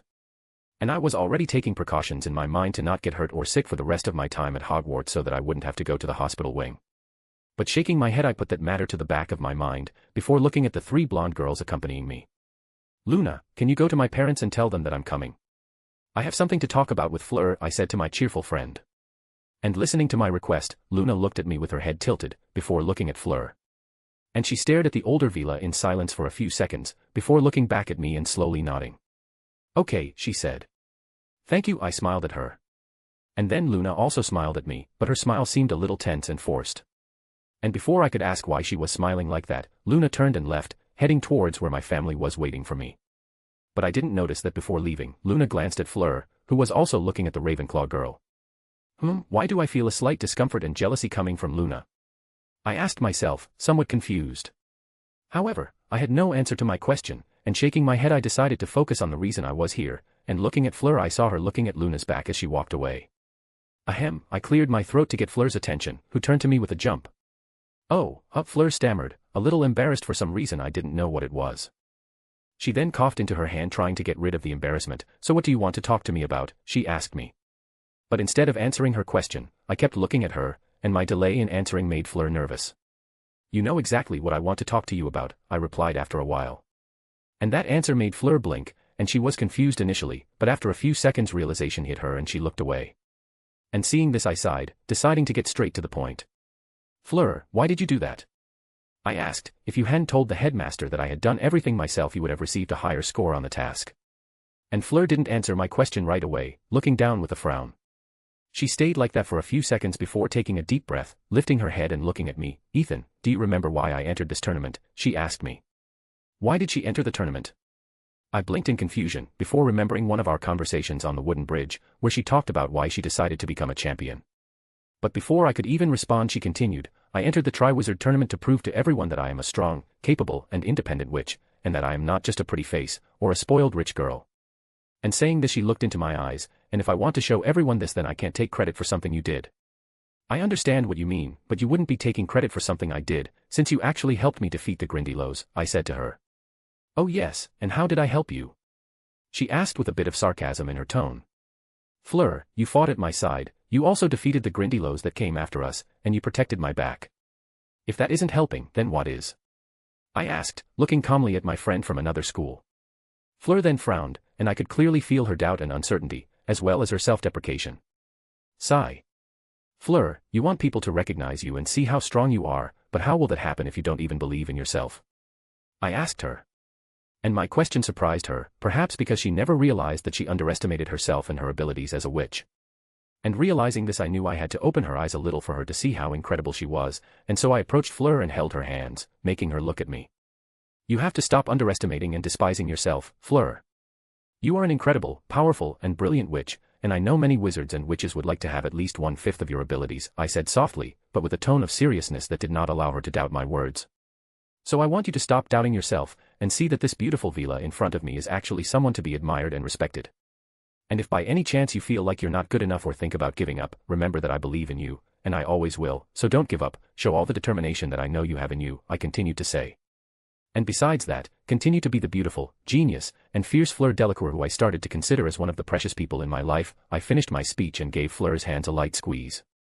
And the girl in question was silent from the moment I started talking, but I could feel that she was focused on what I was saying, and with each word I felt her emotions change in a positive way. Your sadness turned into happiness, your fear turned into hope, your disappointment turned into relief. All the emotions that were bringing her down were disappearing or being suppressed by the good emotions, and in this moment I knew my work was done. Thank you, Ethan. Really, thank you so much, she said after a while, looking at me with a tearful, grateful smile. No need to thank me, I just said what I think, which also happens to be the truth, I smiled warmly at her. And that only made her smile widen, and then she looked at me with a happy and affectionate look, which also contained many other emotions that were directed at me. You are also a precious person in my life, Ethan Knight, she thought, recognizing the feelings she felt at this very moment. End. Chapter 434, Chapter. After my motivational speech to Fleur, we both looked at each other with an affectionate and happy atmosphere surrounding us, and I could tell by the sparkle in Fleur's eyes that the things I said to her were imprinted deep in her heart. However, our moment was interrupted by the 8-year-old girl who we had forgotten was next to us. Are you guys dating? Gabby asked with a curious look. Huh? And Fleur and I turned to her in surprise. We. What? Fleur stuttered, being caught off guard by her sister's question. I asked if you were dating. Gabby repeated the question, thinking that her sister didn't understand her the first time. But hearing it again only made Fleur even more disconcerted. Why are you asking that? The eldest Delacour asked in shock, and her voice came out a little louder than she wanted. Well, because you talking reminded me of Mom and Dad, because you were looking at each other while smiling, Gabby started to respond, tilting her head, and also because you are holding hands. And Gabrielle's response made Fleur blink before looking down, noticing that we were still holding each other's hands. And Fleur hurriedly let go of my hands, placing hers behind her back as she looked away embarrassed, with her cheeks dyed completely red. And this reaction confused Gabby, who was looking at her sister with an innocent and confused look, which made Fleur even more nervous. And realizing that Fleur wouldn't be able to answer the question asked by the smaller Vila, I decided to answer for her. No, Gabby, we're not dating, I said to the little girl with an amused smile. And Gabby pouted sadly, why not? Because we're just good friends, I replied, and you should only date someone you really like. But don't you two like each other? She kept asking. Well, yes, I nodded, not noticing how Fleur's had turned quickly in my direction as she looked at me with wide, hopeful eyes, but that's a different kind of liking, and it's not the romantic liking needed for dating. And hearing this, Fleur felt discouraged for a few seconds, but that soon passed, as she was determined to change that. I don't understand. What's the difference? Gabby asked, and I could see the innocence in her eyes. And even though I had a huge understanding of emotions and feelings, explaining the difference between types of liking was difficult and a little complex for me. And as this was a complex subject, I knew it would be almost impossible for Gabby to understand this, but that didn't stop her from continuing to look at me with big bright eyes waiting for my answer. Well. I started to say, trying to find the right words to say to the little French girl. And now that I found myself completely cornered, I did what anyone does when they don't know how or what to respond to a curious child. You will understand when you are older, I said to Gabby. And she blinked, not expecting that answer. But without saying anything else I patted her head, smiling, pleased with myself. And when Gabby realized that this was the only answer she would receive from me, she huffed, crossing her arms with a cute pout. And Fleur, seeing this, laughed lightly. He's amazing at dealing with children, she thought, finding it very cute and attractive. But well, I started to say, wanting to change the subject quickly before Gabby decided to ask other complicated questions. I already said what I had to say to Fleur, so I think you should go back to your carriage, since it's still cold out here and you two need to warm up. You're right, Fleur nodded. She then tilted her head and looked at me curiously, and you, Ethan, what are you going to do after this? Oh, I'm going to spend time with my family, I replied. Yes, your family is here, Fleur nodded, before a confused look appeared on her face. Wait, but aren't they? What do you call the non-magiques here? Muggles, I replied helpfully. Yeah, she nodded, aren't they muggles? And I responded with a nod. Well then how are they here? Isn't Hogwarts enchanted to keep out muggles? Actually the castle is enchanted so that muggles cannot see it, but if a muggle enters the castle grounds accompanied by a wizard or witch, he or she will be able to see the castle normally, I explained. I understand, but isn't there a rule that prohibits muggles from entering here? She continued questioning. How do you know that? I asked, looking at her with a raised eyebrow. Oh, I read about it in a book called Hogwarts, a history, she replied. Really? I wanted to research more about the Black Lake because of the second task, and the librarian at your school highly recommended this book to me, and as I found it interesting I ended up reading it all, Fleur explained. I nodded in understanding. Well, in that case you're right, there is a rule prohibiting muggles from entering the school, but Headmaster Dumbledore made an exception for my parents. He did that? She asked in surprise. Yes, and he probably did it to make me happy, and I guess that could be considered a privilege given to me for being a champion, I shrugged, with a slight smile. Well, apparently I'm not the only one receiving these champion privileges then, Fleur said, looking slightly at Gabby while hugging her with one arm. She then looked back at me, but then, where is your family? They are waiting for me next to the stands, I replied to her, and then a thought came to mind, would you like to meet them? I asked. And my question made Fleur blink in surprise. Meet them, she repeated. Yes, do you want to meet my family? I asked again. And instead of what I expected, Fleur didn't answer me directly. Meeting Ethan's family. Meeting his parents. Was what Fleur was thinking, a little nervous and excited. Wait, didn't Ethan ask that girl named Luna to give a warning to his family? So doesn't that mean she already knows his parents? And with this realization Fleur felt a certain discomfort, feeling that once again she was being surpassed by the blonde Ravenclaw girl. And with that, Fleur's danger sensor beeped, and her determination and competitiveness began to awaken within her. Fleur. I called out to her, worried about her silence. And that brought the elegant girl out of her thoughts, making her look at me. And before I could ask her if everything was okay, she smiled at me. I would love to meet your family, she said, which made me blink. But soon after that I also smiled. Great, I said, and then I turned to the younger Delacour. What about you, Gabby? Do you want to meet my family? I have a younger sister who is almost 7 years old, and I know you will love meeting her. And Gabby's eyes lit up when she found out that I had a sister who was almost the same age as her. I want it, she replied excitedly. Okay, I said with an amused look, then in that case let's go, they are waiting for us.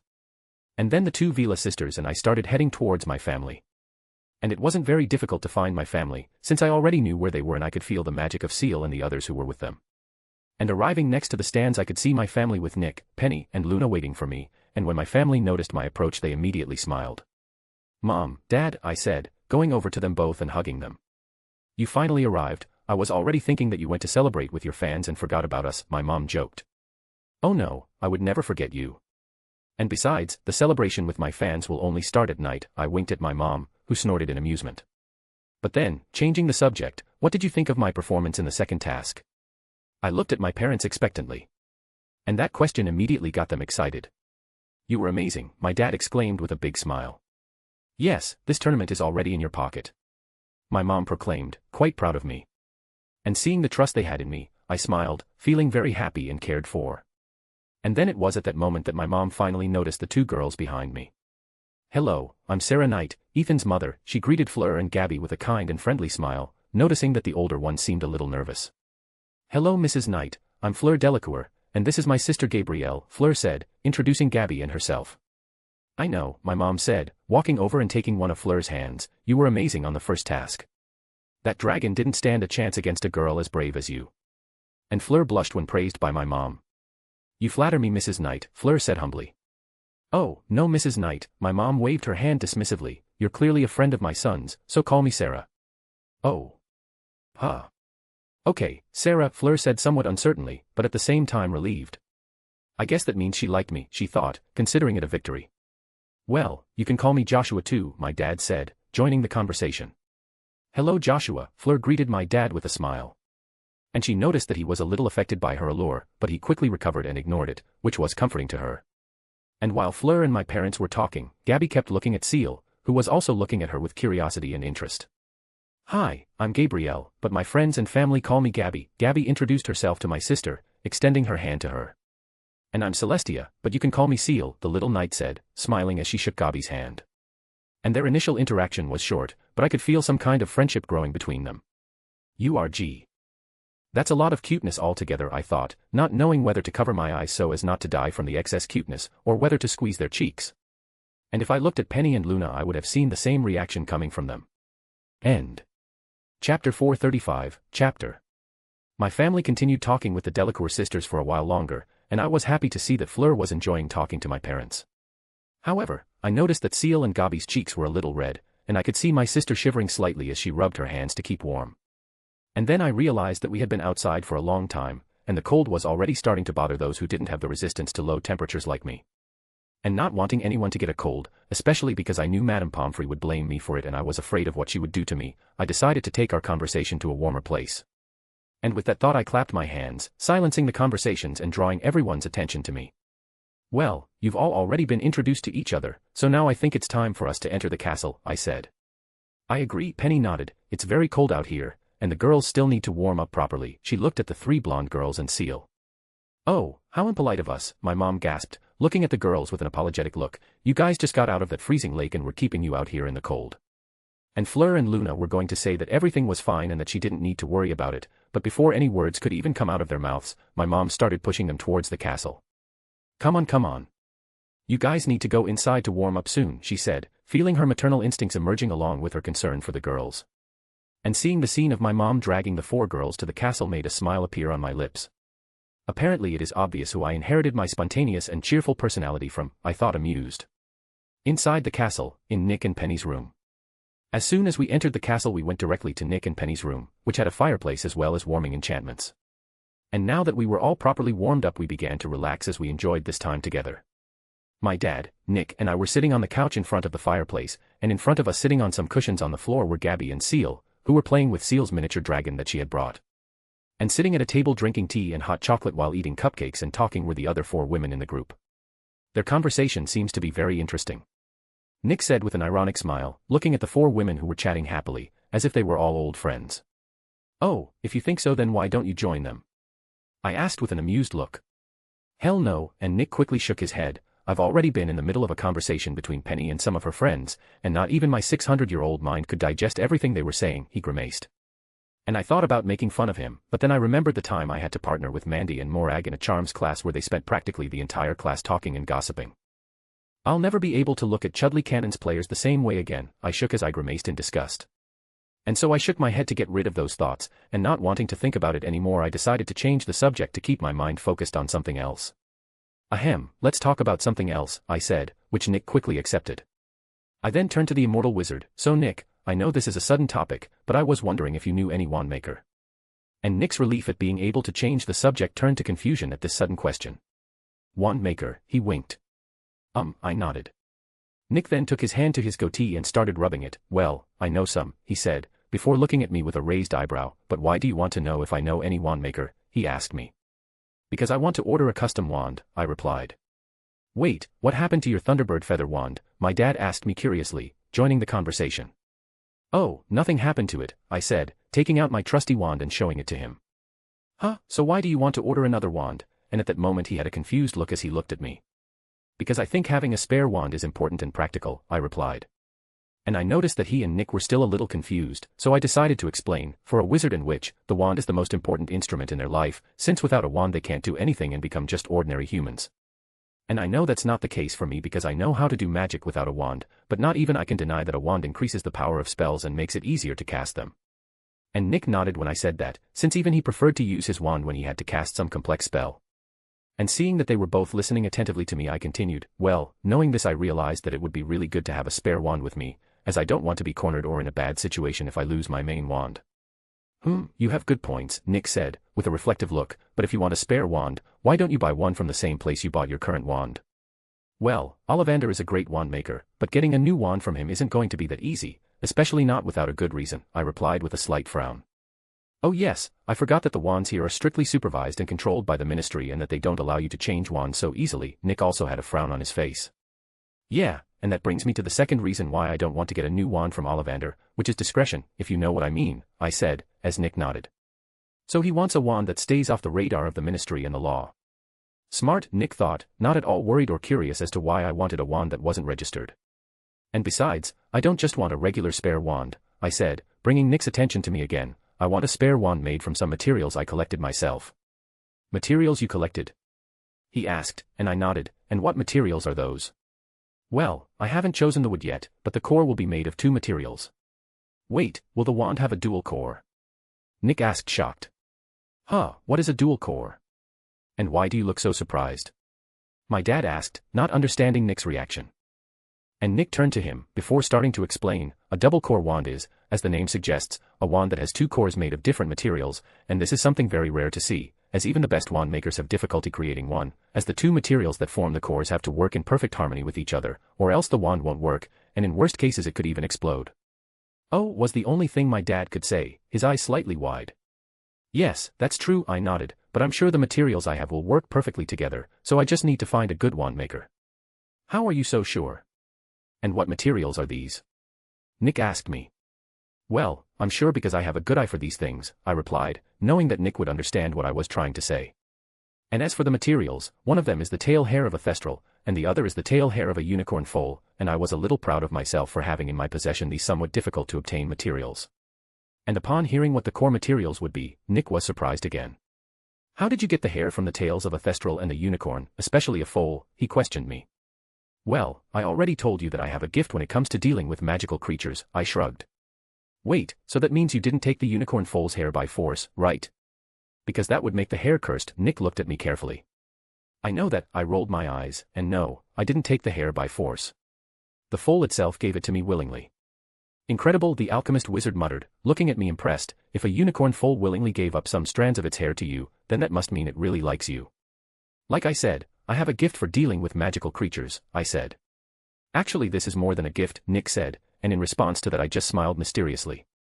Oh no, he's becoming a mini Albus, the French wizard thought, feeling like grunting in exasperation. But with a sigh he decided to put aside my tendencies to act enigmatically like the old and eccentric Hogwarts headmaster. Well, since you want a new wand so badly, I can check my contacts to find you the best wand maker I know, he said. Thank you very much, I smiled at him, truly grateful. I think I already told you this, but you don't need to thank me for anything. I'm just doing my job as a grandfather, Nick said, ruffling my hair affectionately. Well then I have to say you're doing a great job, I joked, which made him snort in amusement. End. Chapter 436, Chapter. It had been a few days since the end of the second task, and now that I no longer had to worry about the challenge of the task, I could once again focus on my training. I knew that the third task was coming, and I also knew that the task itself wouldn't be a problem for me, since thanks to my senses I could easily find the way out of the maze. And as for the challenges that would be within the maze, I had no worries about that, as they would just be magical creatures that I could easily defeat. However, the real and main problem would be what would happen at the end of the task, which was the resurrection of the noseless Dark Lord. And I knew that even weak Voldemort was someone I couldn't face yet, and that's why I was training harder than ever while creating countermeasures in case my plans failed. But going back to my training, I still maintained my physical training routine, but what I was more focused on at this moment was improving my most useful and powerful abilities. And those abilities were my beast power, magic vision, mist form, and my wandless magic. And besides training these abilities I was also studying a lot, and I decided to start my magical research to study the core of the Thestrals. And that brings me to what I was doing right now.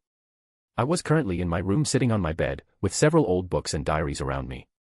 And these books and diaries are the ones I recovered from the Chamber of Secrets, and I was studying them because I couldn't think of any other source of knowledge that had so much information about magic than Salazar Slytherin's personal diaries.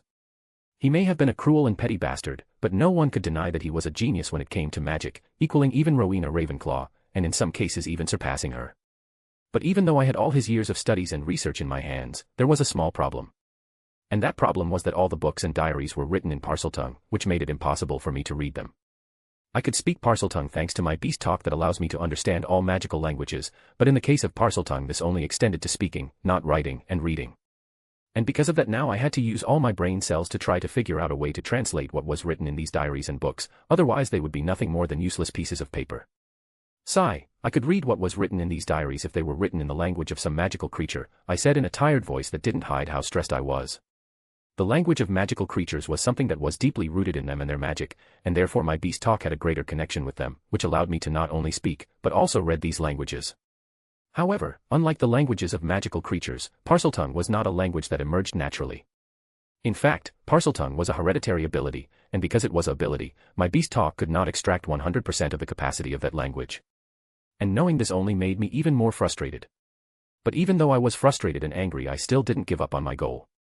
Then taking a deep breath, a focused and determined look came over my face, and I picked up one of the diaries that I hadn't yet tried to read from the bed. And opening the first page, I saw several strange symbols and letters that made no sense to me.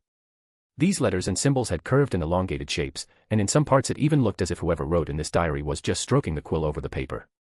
But knowing that it was not the moment to judge Salazar's handwriting or the strangeness of his writing in Parseltongue, I went back to trying to read what was written in this diary. "Come on, Ethan, you just need to stick with it," I said to myself in an attempt to cheer myself up. Some minutes later. Okay. Now I understand, I muttered softly, looking at the diary in my hands with complete concentration. I then with a look of understanding nodded to myself, before closing the diary with a snap. "Yeah, I can't read Parseltongue," I proclaimed. And with a frustrated sigh I threw the diary back on the bed, before throwing myself back, laying down on the bed as I stared at the ceiling of my room, which was decorated as if it were the night sky. I had been trying to read what was written in the diary for at least 20 minutes, but I hadn't managed to get past even the first word that was written on the first page, just like with the other diaries and books. Why does the Parseltongue's written language have to be so complex and strange? I grumbled out loud, before grimacing, and actually, why did that damned old serpent have to write everything in that stupid language? I no longer had favorable feelings for the founder of Slytherin House, but after all this I felt that Salazar deserved to join Rowena on my list of stupid and arrogant founders who I would like to say a few rather unfriendly words to. Could it be that the only founder who has salvation is Helga? I sighed, not wanting to even think about the founder of Gryffindor House. Sigh. "I think maybe I'd better go back to regular books written in languages I can read," I said out loud. And it really was a shame that I had to leave these books and diaries full of information aside, but there was no point in me continuing to rack my brains trying to understand what was written in them, since apparently they could only be read by someone who really had the ability to speak Parseltongue. And in other words, a true Parselmouth. Wait a minute, I stood up with a start, feeling realization hit me. These books and diaries can only be read by someone who is a Parselmouth. And I happen to know someone who fits that criteria. And in my mind images began to appear of a certain boy with black hair and green eyes. Harry wasn't born a Parselmouth, but in a way he inherited Voldemort's ability through magic and soul, I muttered reflectively. In that case, then I think he has a high chance of being able to read these texts. And my hopes of being able to know what was written in these books and diaries returned. And now I just needed to think about what I would say to Harry to convince him to translate them for me, since I couldn't just go up to him and say, "Hey Harry, I know you're a Parselmouth, so can you translate for me these super rare and old books and diaries that I found in Salazar Slytherin's Chamber of Secrets?" "Yeah, that's definitely not going to work," I grimaced. And there were so many problems with asking Harry to read and translate the texts, that I was almost tempted to ask Voldemort to translate them for me or at least teach me how to read in Parseltongue. Well, Riddle always wanted to be a teacher here at Hogwarts, so I would be helping him realize his dream since he would be teaching me in a way, I thought. And if the headmaster or Voldemort were listening to my thoughts they would probably consider me crazy and dangerous, obviously for different reasons. But shaking my head I decided to put my weird thoughts aside, focusing back on the main problem. Well, I guess now it all comes down to how I'm going to bring up the subject of Harry being a Parselmouth in a conversation with him. I commented to myself, crossing my legs on the bed as I gained a thoughtful look. And I'm going to have to be very careful with that, since I still don't know whether or not Harry has discovered that his ability to talk to snakes is the Parselmouth, I reflected. The chances of Harry not knowing that he has this rare ability were very high, as I had prevented the Chamber of Secrets incident from occurring, which consequently meant that Lockhart did not try to recreate the dueling club, as there was no longer any reason for it. And since Lockhart didn't try to recreate the dueling club, Harry didn't have to face Malfoy, who would summon a snake that would force Harry to show off his ability in front of all the students. And without all the commotion caused by the students after they saw Harry talking to a snake in its language, the black-haired boy would have no reason to be curious about his ability, so he would never discover what a Parselmouth or Parseltongue was. But of course, that was just an assumption analyzing the facts I had at hand. And there was still a slight chance that he had told Sirius or Ron and Hermione about the time he talked to a snake at the zoo, which in any case would have led him to discover the truth about his ability. Sigh. That's a lot of assumptions but no certainty, I thought, shaking my head. But well, I don't think it's worth thinking about these chances and assumptions right now. What I should do now is plan, I said, nodding to myself. But then I yawned, feeling all the tiredness from my studying finally reaching me, feeling mentally exhausted. But of course, only after a good nap. End. Chapter 437, Chapter. A few days later, Saturday. It was a weekend morning, and I was walking through the castle corridors aimlessly, just wanting to walk a little to let my mind relax. I was no longer so stressed about my problem about how to ask Harry to translate Salazar's diaries and books, and in my mind there was already a half-formed plan to solve this problem. It was a simple and safe plan, but I was still in a dilemma about what I would say to him about how I got the diaries and books. And I knew that as soon as I asked Harry for help, Ron and Hermione would also be involved in this, since they don't keep secrets from each other, so my explanation would have to please and satisfy the curiosity of all three of them. Now that I stopped to think about it, the least of my problems is Harry, I thought, sighing as I knew that Hermione's curiosity and Ron's prejudice towards everything to do with Slytherin would be a nuisance. And I would continue thinking about it if my senses hadn't picked up the approach of someone very familiar to me. Ethan, this person with a soft, feminine voice with a slight accent called me, making me turn towards her. "Hi Fleur," I greeted the French girl with a smile on my face. "Hi," she said, stopping in front of me while also smiling, "I'm glad I found you here, since I wanted to talk to you." "Did you want to talk to me?" I tilted my head, curiosity in my gaze. "About what?" "Oh, I just heard that today is one of those weekends where students can go to that wizarding village near Hogwarts," she began to say, fidgeting nervously, "and well, I wanted to take Gabrielle to visit the place, but I've never been there either, so I don't know which places to introduce her to." And hearing that I already knew where she was going with this conversation, and let me guess, did you think about asking me to accompany you and show you around Hogsmeade? I asked with an amused smile. Yes. Fleur nodded slowly, rubbing her arm nervously. "You know, you don't need to be so nervous about this," I said, shaking my head with an ironic look. "You're just asking a friend for help, this shouldn't be so difficult." "I know," she said, "but I didn't know if you already had plans for today, and I also don't want to take up your time with something so silly." "Fleur, spending time with you and Gabby is not something silly for me, and I would love to spend my time with you," I said to Vila, who smiled softly at me. "I'm glad to hear that," Fleur said. "And I'm glad to hear that you're glad to hear that," I joked, making the older girl snort in amusement. "But well, back on topic, I'd love to show you to Hogsmeade, and I know several places that I know you two will love to visit." "I can't wait for this," Fleur said, less nervous and more excited than when she came to me. "Yeah, me too," I said, and then I smiled at the Beauxbatons champion. "Well, anyway, I'll be waiting for you and Gabby at the entrance gate in 1 hour." "Okay," she nodded, and there was a sparkle in her eyes. My plan worked. And looking at Fleur for some reason I felt like I had been caught in a trap. Strange, I thought. "But well," Fleur said, taking me out of my thoughts, "I'll be going now, since I still have to tell Gabby and I also need to get ready, so see you in 1 hour." And finishing saying that, Fleur waved at me before turning and leaving, humming with light and happy steps.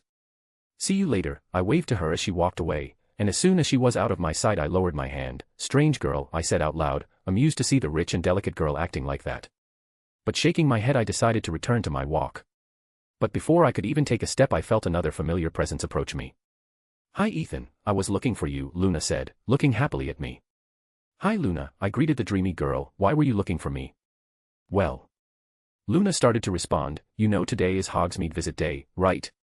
"Yes, someone just remembered that," I commented. "I see," Luna nodded, before continuing, "In that case, I was looking for you because I... well..."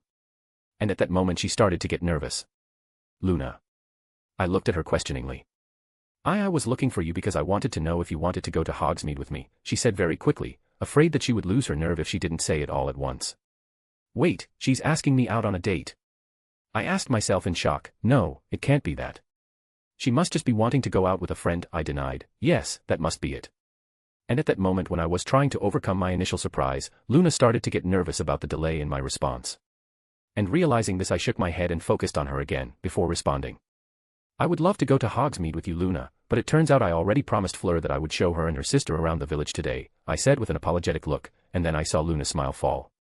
And seeing that didn't sit too well with me, so I quickly tried to cheer her up again. "But you know, I don't think I can show them the whole village by myself, so I wish you were there to help me, and I'm sure things will be much more fun if you come with us." "Huh. Oh, yes," she said with a smile that seemed a little forced to me. "I'm serious Luna," I said softly to her, "your presence always makes everything more fun and joyful, and I like having you around." And upon hearing this, Luna looked away shyly, her cheeks flushed. "And besides, if you come with us today I promise that next visit to Hogsmeade it will just be the two of us, and I will let you plan the entire trip," I continued. And that seemed to finally convince her, because she turned to me with her eyes shining. "Really?" she asked hopefully. "Yes, that's a promise and I won't go back on my word," I said, and in another fictional universe a very mischievous and determined blonde boy wearing orange clothes nodded proudly at me. "Well, in that case then I'll go with you," Luna said, smiling happily. "Great," I smiled too, "we'll all meet at the entrance gate in less than an hour, so I'll wait for you there." She nodded. After that, Luna also said goodbye to me saying that she needed to go get ready, and now that the cheerful and quirky girl had left I was alone in the corridor again. Well, it looks like I won't be able to continue my walk anymore, I thought, realizing that my conversation with the two girls had taken a while, and now there wasn't much time left before the carriages for Hogsmeade arrived. In that case I think I'll also prepare for this trip, I said to myself mentally. I then started walking in the same direction Luna had gone, knowing that this path would take me to the Ravenclaw common room. And when I was near the common room passage I heard someone call me, and turning around I saw Terry coming towards me. "Ethan, my friend, you are just the person I was looking for," Terry exclaimed with a big smile. "What happened to have so many people looking for me today?" I asked myself. But I was pulled out of my thoughts by Terry, who put an arm around my shoulder. "So, did you know that today is the day to visit Hogsmeade?" he asked me with an excited look. And upon hearing the question I blinked, before slowly turning to him. "You're not going to invite me to go to Hogsmeade with you too, are you?" I asked with a frown. "What?" He looked at me strangely. "Nothing," I said, looking away. And Terry kept looking at me suspiciously, but after a while he just shrugged. "Well, actually I came to borrow some galleons from you," he said. "Huh?" I looked at him confused. And seeing my look he began to explain, "I spent all my allowance that I got from my parents last week, and now I don't have any money left to spend on Hogsmeade." And saying that he looked at me with a smile, "But that's not a problem, since I have a rich friend who would never let your bro stay broke, right?" And hearing this I looked at him with a blank expression. "You know what, this is still better than having you invite me to go with you to Hogsmeade," I said, reaching into my pocket and pulling out some galleons. "I still don't know what you're talking about, but if you're happy I'm happy," Terry said, taking the galleons I offered him with a greedy smile. End. Chapter 438, Chapter. Entrance Gate, 1 hour later. It was almost time for the carriages to go to the Hogsmeade village, and I was standing in front of the entrance gate waiting for Fleur, Gabby, and Luna to appear. And I didn't have to wait much longer before I felt one of the blonde girls approaching, and looking back I saw Fleur coming towards me. She was wearing light blue jeans, black boots, a black turtleneck sweater, and a beige coat, and it might have looked like a simple outfit, but on Fleur it made her look beautiful and mature. And while I looked at the beautiful villa she finally reached me, stopping in front of me. "Sorry it took so long," Fleur said, smiling at me as she tucked a strand of hair behind her ear. "Don't worry, I haven't been here long," I reassured her. "That's a relief," she said. Fleur then kept looking at me with her hands behind her back, and it looked like she was waiting for something from her expectant looks. And seeing this I smiled wryly, knowing what she was expecting. "You look very pretty, Fleur," I said. "Thank you," she thanked, happy with the compliment. She then looked me up and down with an appreciative look, "And you look pretty too." "Well, I'm glad my appearance is to your liking," I joked, and Fleur snorted in amusement. I then looked behind her, finally noticing the smaller villa's absence, which made me look at Fleur questioningly. "So, where's Gabby?" I asked. "Oh, well, she couldn't come," Fleur replied, making me blink. "Really? Why?" "Because apparently she needs my parents' permission to go to Hogsmeade, and the permission will take a few days to arrive as it takes a long time for an owl to come from France to Great Britain," she explained, but I felt like it wasn't the truth, or at least not the complete truth. But even though I knew she was hiding something I didn't insist. "I understand," I said. "In that case then let's just be the three of us on this trip." "Yes, just the three of us," Fleur nodded happily, before stopping, blinking in confusion. "Wait. The three of us?" she questioned. And I didn't need to answer her question, because it was at this exact moment that Luna decided to appear, coming towards us. "Hello again, Ethan," she said happily as she stopped next to us. "Hi, Luna." "Again," I said amused. I then looked closely at her, seeing that she was wearing a pink dress that reached above her knees with a light blue jacket over it, black leggings and boots, and a gray beanie. "These clothes look great on you." "Thank you," she said with a small smile. Luna then looked at me too, discreetly admiring my appearance, until she noticed something on my wrist that made her blink. "You're wearing the bracelet," she said, surprised and happy. "Of course I'm wearing it. It was my precious friend who made it especially for me," I said, running my hand over the bracelet the peculiar girl had made for me with an affectionate smile. And my answer made her even happier. And it was at that moment that our conversation was interrupted by Fleur, who looked at Luna with a strange expression. Is she going with us?" she asked. "Huh? Oh yeah. I invited her to come with us, since she could also help me show you and Gabby around the village," I replied, before looking happily at Fleur. "And besides, more people would make the trip even better and more fun, right?" "Yes. Definitely," Fleur nodded with a forced smile. Damn, the plan was working. Why did she have to appear? She mentally cursed, not letting her disappointment and frustration show on her face. The invitation and this whole story of wanting to visit Hogsmeade was something completely planned by Fleur, and actually her true intention was to transform this trip through the village into a date. Fleur knew from the beginning that her sister wouldn't be able to go to Hogsmeade, so from the moment she invited me she had every intention of it being just the two of us on this trip. And the only reason she said Gabrielle was going too was to try to convince me, and because she was a little nervous about asking me out on a date directly. But unfortunately for the villa, she hadn't anticipated that I would consider this visit to Hogsmeade as just a casual trip between friends, and that I would then invite someone else, who would end up being her romantic rival. And Luna seemed to sense Fleur's disappointment, and she looked at her warily. Where's your sister?" she asked the French woman. "Oh, she won't be able to go to Hogsmeade," Fleur replied as she looked away. "I see," Luna nodded, narrowing her eyes in suspicion. "For some reason she reminds me of a treacherous canary." "And that means she's dangerous," the dreamy girl thought. "Well," I started to say, catching the attention of the two girls, "the carriages are about to leave, so I think we better find an empty carriage to sit in." And hearing this, Fleur and Luna looked around, seeing that all the students were already boarding the carriages. "I agree," Fleur said, with Luna nodding her head. After that, the three of us then looked for an empty carriage and got into it, and once inside the carriage I occupied the middle seat, with each girl occupying a seat on my side. And it didn't take long for the carriages to start moving, heading towards the village of Hogsmeade. And during the whole trip to the village I was just thinking about which places and shops we should visit to make the trip more exciting. And that's why I didn't notice how the two blonde girls seemed to be trying to get closer to me, while they kept stealing glances at each other, full of rivalry and competitiveness. I feel like this is going to be a very exciting and interesting trip, I thought, already feeling excited about the afternoon of fun that was to come. Hogsmeade. Apparently I was being too hopeful, I sighed. We had been in Hogsmeade for some time, and from the moment we stepped into the village I could feel an aura of conflict arise between Luna and Fleur. And I initially thought I was just imagining things, but I should have known that my senses wouldn't deceive me. The two were always disagreeing about everything, from what we should do, which shop we should visit, and what we should eat. And if that wasn't enough, the two of them were always involving me in their disputes, and I almost felt like they were trying to see who could get more of my attention. And if my body wasn't strong and resilient thanks to my abilities, I was sure I would have been ripped in half with the two of them pulling on my arms like I was a plush they didn't want to share. And now looking at the two girls who were again holding my arms as they tried to drag me to different locations, I felt a tremendous headache. Okay, this can't go on like this, I thought, letting a tired sigh escape my lips. And I knew that I had to resolve their enmity before it became a bigger problem, and so I freed myself from the firm hands of the two blonde girls and turned to them.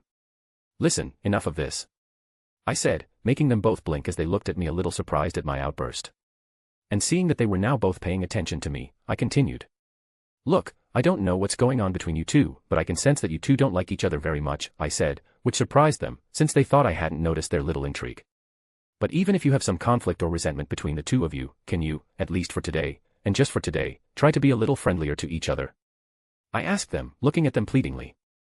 And my request made them silent, and looking into my eyes the two girls could see that I was really disappointed and sad that the trip wasn't going as well as I wanted. And not wanting to see me sad, they both gave in, nodding at me. "Fine, they replied a little guilty. And their response satisfied me, as I could feel that they were being partially sincere. "Great," I said with a happy smile, knowing that this was the most I could ask of them. And my smile seemed to be contagious, since both girls also unconsciously smiled at me. "Well then, now that that's all settled, let's have some fun," I proclaimed, wanting to continue our trip through the village before it was time to go back to school. And with that I then turned, looking around already looking for the next interesting place in Hogsmeade for us to go. And because I turned around I missed the moment when Fleur and Luna looked at each other, and they stared at each other for a few seconds before nodding. "Truce, for Ethan," was the silent agreement they made. End. Chapter 439, Chapter. Some time later. I was leaning against a pole as I looked around, seeing the students from the three schools having fun and playing in the Wizarding Village. At this moment I was alone, no longer accompanied by the two blonde girls, as Luna was buying a perfume in the perfumery behind me while Fleur was in the women's clothing shop next door trying on some clothes. I had told them that they could enter these shops alone and that I would wait for them outside, and even though they were disappointed that I didn't accompany them, they didn't insist. I didn't want to go into the perfumery because the smell of the shop's products would bother my keen and sensitive sense of smell, and I also didn't go into the clothing shop because I knew the dangers that awaited me if I went into a clothing shop with a girl. But now that I was alone outside I started thinking about the events of this day, and of all the things that happened only one of them was bothering me. And what was bothering me was the fact that the two girls who were here with me, who were two precious friends to me, didn't seem to like each other very much. Sigh. What happened between them? Why do I feel this feeling of friction whenever the two of them are together? I questioned myself, frowning. I've never seen them interact before, so I don't think there's a valid reason for them to be so hostile towards each other like that. And besides, knowing their personalities, I was expecting them to become great friends, and that was what confused me the most. Sigh. But well, at least I managed to solve this problem temporarily, so the rest of the day will be peaceful, I said out loud. Ethan, and at the exact moment I finished saying that I heard someone call me. And turning around I saw Daphne coming towards me while being followed by a group of Slytherins, made up of her friend, Tracy Davis, and Malfoy and his group. Why did I have to open my mouth? I groaned, already feeling Daphne's irritated feelings and seeing Malfoy's panicked look, and why does it have to be two other blondes? And I also noticed that those who belonged to Malfoy's group had surprised and somewhat nervous expressions on their faces as they looked at me, but I didn't mind them too much. And even though I felt a headache coming on, I decided to ignore it in favor of my new friendship with the eldest daughter of the Greengrass family. "Hi Daphne," I greeted the Slytherin Ice Queen, smiling at her as I tried to keep my tiredness out of my voice. "Are you fine?" "I wouldn't say I'm fine," she said with a frown. "Yes, more problems." I resisted the urge to sigh. And I knew that I still had a chance of escaping this problem if I just turned around and left, but I still decided to butt in. "What happened?" I asked her. "Oh, nothing, just Malfoy saying that I should control Astoria to prevent her from continuing to interact with the Muggleborns as they will tarnish her and all of our reputations," Daphne replied, casting a slight cold look in Malfoy's direction. "Oh really?" I looked at Malfoy with a raised eyebrow. And as soon as my gaze fell on Malfoy, he took a step back, and I could feel his growing panic. "Serious? Is he still afraid of me?" I wanted to sigh in exasperation. I only threatened him a little our first year. When will he get over it? And if I hadn't been bothered by his feelings of fear and panic, I would have remembered that, like the other students, Malfoy had also seen my performances in the first and second task. And that would make me realize that his fear wasn't completely unfounded, since anyone would be scared in front of someone who defeated a dragon and cruelly killed several magical aquatic creatures, especially if that person is someone you've antagonized and had conflicts with before. But as I didn't think about it, I continued looking at Malfoy, frowning as I saw him tremble slightly. But before he or I could say anything, an annoying, feminine voice decided to intrude on the conversation. "Greengrass, are you his friend?" Parkinson asked, with a wary look as she looked at me. And even though she seemed wary of me, I could still hear the disdain in her voice, which irritated me. "Oh no, actually she's talking to me because I threatened her," I said dryly. "You threatened her?" Parkinson exclaimed, looking at me indignantly. "Yes," I rolled my eyes. "I kidnapped her sister and threatened her, saying that I would only release her if she talked to me daily." And my response made Parkinson and the Malfoys' two book holders step back in shock, giving me looks of fear and anger. And feeling these feelings coming from them, I blinked. "No, wait," I said, looking at them strangely. "Did you guys actually believe that?" I asked. And they looked at each other confused and a little uncertain, basically confirming that yes, they believed what I said. And seeing this, I turned to Daphne with an incredulous look. "How did they end up in the House of Cunning?" "Sigh, this is another one of the Hogwarts mysteries," the blonde heiress commented, shaking her head. And while the two of us joked, or better said, made fun of the three Slytherins, Malfoy finally came out of his scared state. "Let's go," was the first thing he said. "But Draco." Parkinson looked at her crush in confusion. And Malfoy turned to look at her harshly. "I said let's go," he repeated, no longer asking but ordering. And knowing better than to test Malfoy's patience, Parkinson just nodded with a nervous look. And then Malfoy and his group turned and hurriedly left, with the spoiled blonde boy not even daring to look back. And when they left, they passed Luna and Fleur, who had just left the clothing shop and the perfumery. "Huh? What happened, Ethan?" Fleur asked me with a strange look, while Luna looked curiously at the back of the group that was moving away. "Oh, nothing, just some idiots bothering me, but I've dealt with them," I waved my hand dismissively, and the older Delacour nodded in understanding. She then noticed the two girls that were still here, noticing that the blonde girl with the cold eyes was standing too close to me for her liking. "And who are they?" Fleur asked, narrowing her eyes at the two Slytherin girls. "They are our colleagues from the study group that Ethan created," Luna answered for me, nodding happily at the two girls. "Yes, they are Tracy Davis and Daphne Greengrass," I said, gesturing to each girl, before pointing to Fleur, "and well, I think you know who she is." I looked at Daphne and Davis. "Yes, she is the Beauxbatons champion," Davis said, nodding at Fleur, who nodded back. "Hello, Miss Delacour," Daphne began to say, holding out her hand to Fleur. "As Lovegood said, I'm their colleague and we're in the same study group, and besides, I'm also friends with Ethan." "Oh." Fleur looked at her with a raised eyebrow, shaking her hand. "So she and Ethan are friends," she thought. It looks like someone is very happy and proud to tell others that we are now friends," I commented with a playful smile as I looked at Daphne. "Well, you're the strongest champion in the Triwizard Tournament, so I think you're worthy enough to be known as my friend," Daphne joked back, with a small smile on her lips. "Oh yes, I feel honored," I rolled my eyes, bowing to the Ice Queen. And as soon as I stood up, Daphne and I exchanged glances, before snorting in amusement. And this playful and friendly exchange between Daphne and I made Fleur and Luna look at the heiress Greengrass with extreme caution, as if she were someone they had to be careful with. A second rival, they both asked themselves. And not wanting to have to deal with another girl vying for my affection, Fleur decided it was time to keep me away from the blonde Slytherin girl. "So Ethan, shall we go?" Fleur said, walking past Daphne and coming to me, before grabbing my right arm. "We still have to continue our trip."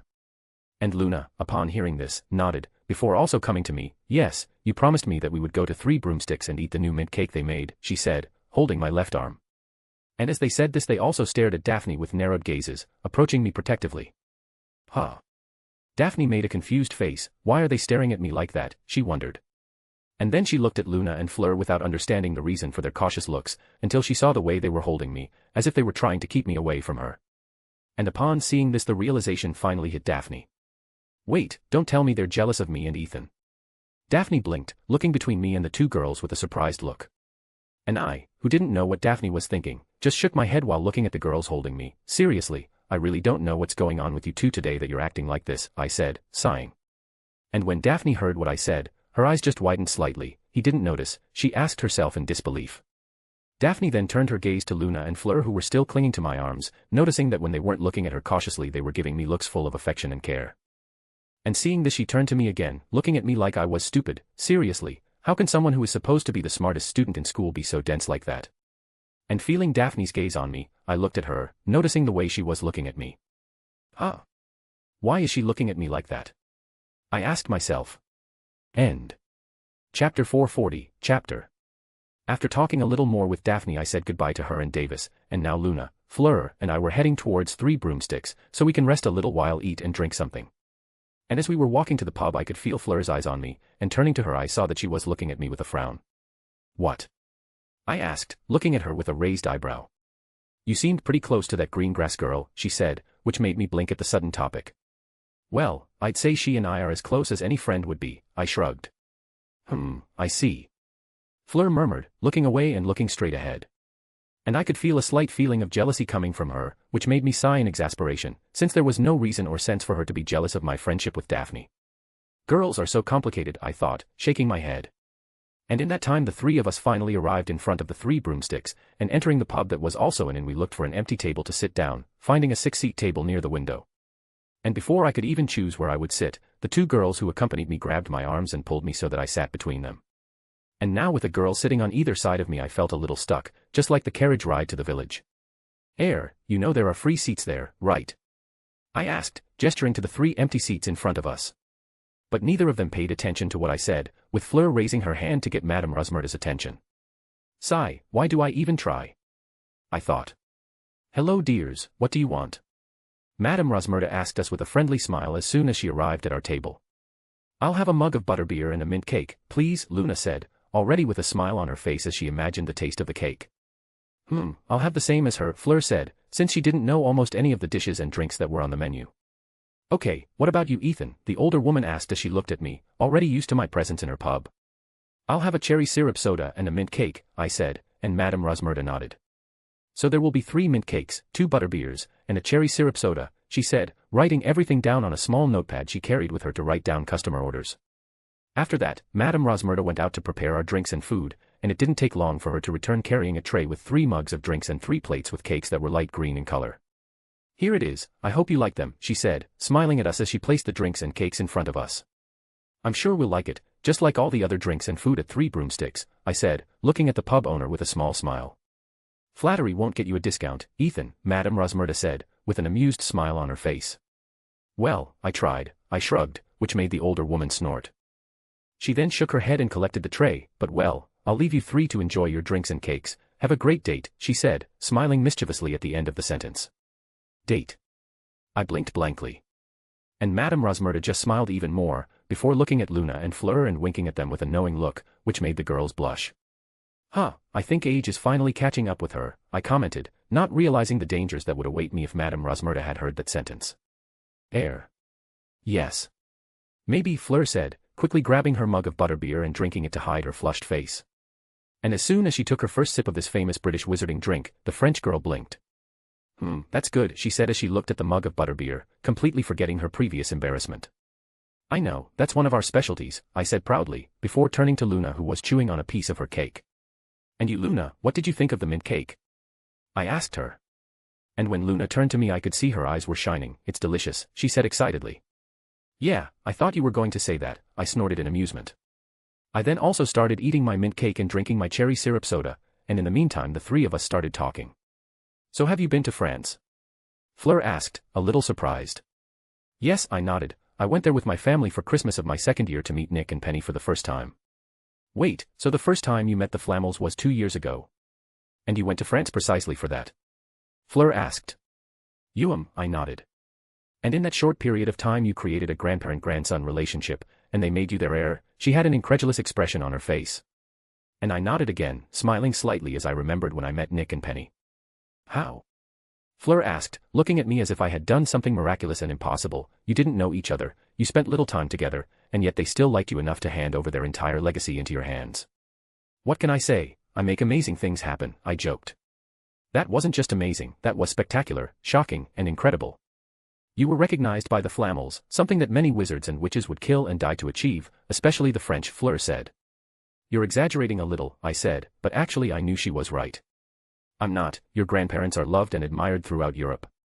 And they are like two living legends in the French wizarding community, she said, unable to hide the admiration in her voice. I know that, but I think seeing them as two people instead of two immortal legends was one of the reasons they liked me, I said with a shrug. And upon hearing this, Fleur blinked, never having thought about it. I see, she nodded slowly, with a thoughtful look, but I think you're the only one in the world capable of seeing them as just normal people. I wouldn't say I'm the only one, Luna here also treats them like normal people, I gestured to the dreamy blonde girl. Really? Fleur looked at Luna in surprise. And when she saw Fleur look at her, Luna tilted her head to the side. But aren't they normal people? She asked confused. I don't think normal would be a suitable word to describe them, Fleur sweated. Why? They have 2 arms, 2 legs, and even 2 eyes, what makes them so different? Luna asked naively. Well, yes, but it's not some physical characteristic that makes them different from other people, but rather their feats and achievements, the Beauxbatons champion explained. They are the 2 most experienced, influential, rich, resourceful, and intelligent people in the entire wizarding world, and everyone gets nervous just looking at them, and even I can't help but get nervous in their presence, she said. Luna nodded, but the look on her face showed that something Fleur had said was still confusing and strange to her. Fleur, I started to say, catching the beautiful Vila's attention, you say you can't help but get nervous in the presence of my grandparents, but on the day of the second task, after the task was finished, we went to Nick and Penny's room, and there you seemed very comfortable around them, I commented looking at her with a raised eyebrow. Well, maybe it's because I'm starting to get used to being around your grandparents because of the classes they're giving us, she said looking away. Probably, I nodded, humming thoughtfully. And Fleur didn't want to comment that actually that day she didn't feel nervous or worried about being in the same room as the 2 Flammels because she was much more nervous about the presence of my parents. And meanwhile Luna looked at the 2 of us with her head tilted in a confused look, but without stopping eating her mint cake. I still don't understand, why would people get nervous just looking at Nick and Penny, she wondered, they don't look scary or anything. Actually, they're really nice and kind, especially Penny. And somewhere in the castle a 600-year-old witch felt a sudden urge to hug a cute and cheerful blonde Ravenclaw girl. End. Chapter 441, Chapter. Luna, Fleur, and I were still relaxing at 3 broomsticks, and after talking for a while I noticed that the girls didn't seem so hostile towards each other anymore. However, they also couldn't be called friends, and because of that I started thinking of a way to make the 2 of them understand each other or create a connection that at some point could lead to friendship. And with that in mind, I suggested that we talk a little about ourselves to each other, because I knew that as soon as Fleur and Luna got to know each other better, they would start to like each other. And now, Fleur was telling us about her life in France and about her experience as a student at Beauxbatons. France is a beautiful and magnificent place, and it's not because it's my country that I'm saying this, but when you're there everything seems more brilliant and magical, Fleur said smiling, and there was a bit of admiration and pride in your tone. And as for Beauxbatons school, well, it's amazing there too. The place is exquisite and beautiful, the teachers are intelligent and competent, and the classes are very interesting, and even though Fleur was still smiling I could tell it wasn't such a real smile. I feel like that's not all you have to say about your school, I commented, looking at Fleur calmly, and I also feel like this school isn't that good for you. Well, it's not that the school isn't good. I actually really like Beauxbatons, she started to say, before looking away, the real problem is the students. They're not very friendly or kind to someone with Vila heritage. Oh yeah, I know what you mean, I said with a frown. Are you a Vila? Luna asked, looking at Fleur curiously. And that question made Fleur look cautiously at Luna. Yes, I am, Fleur nodded slowly. And she was already preparing herself for the hostile looks full of bad feelings that she would receive from the little blonde girl, but that never came. Incredible. Luna murmured, looking at Fleur with a twinkle in her eyes. And that surprised Fleur, who wasn't expecting this reaction from Luna. Usually when a girl discovered her heritage she would react negatively, showing disgust, contempt, jealousy or envy, and she was expecting a similar reaction from Luna, mainly because they were romantic rivals. However, seeing that the peculiar girl did not show any negative reaction but was actually looking at her in awe and excitement was a great shock for the Delacour heiress. Thanks I guess, Fleur said, blushing slightly as she felt a little happy. And I, who was watching this, smiled. Can you also throw fireballs? What do you eat? Where is your clan?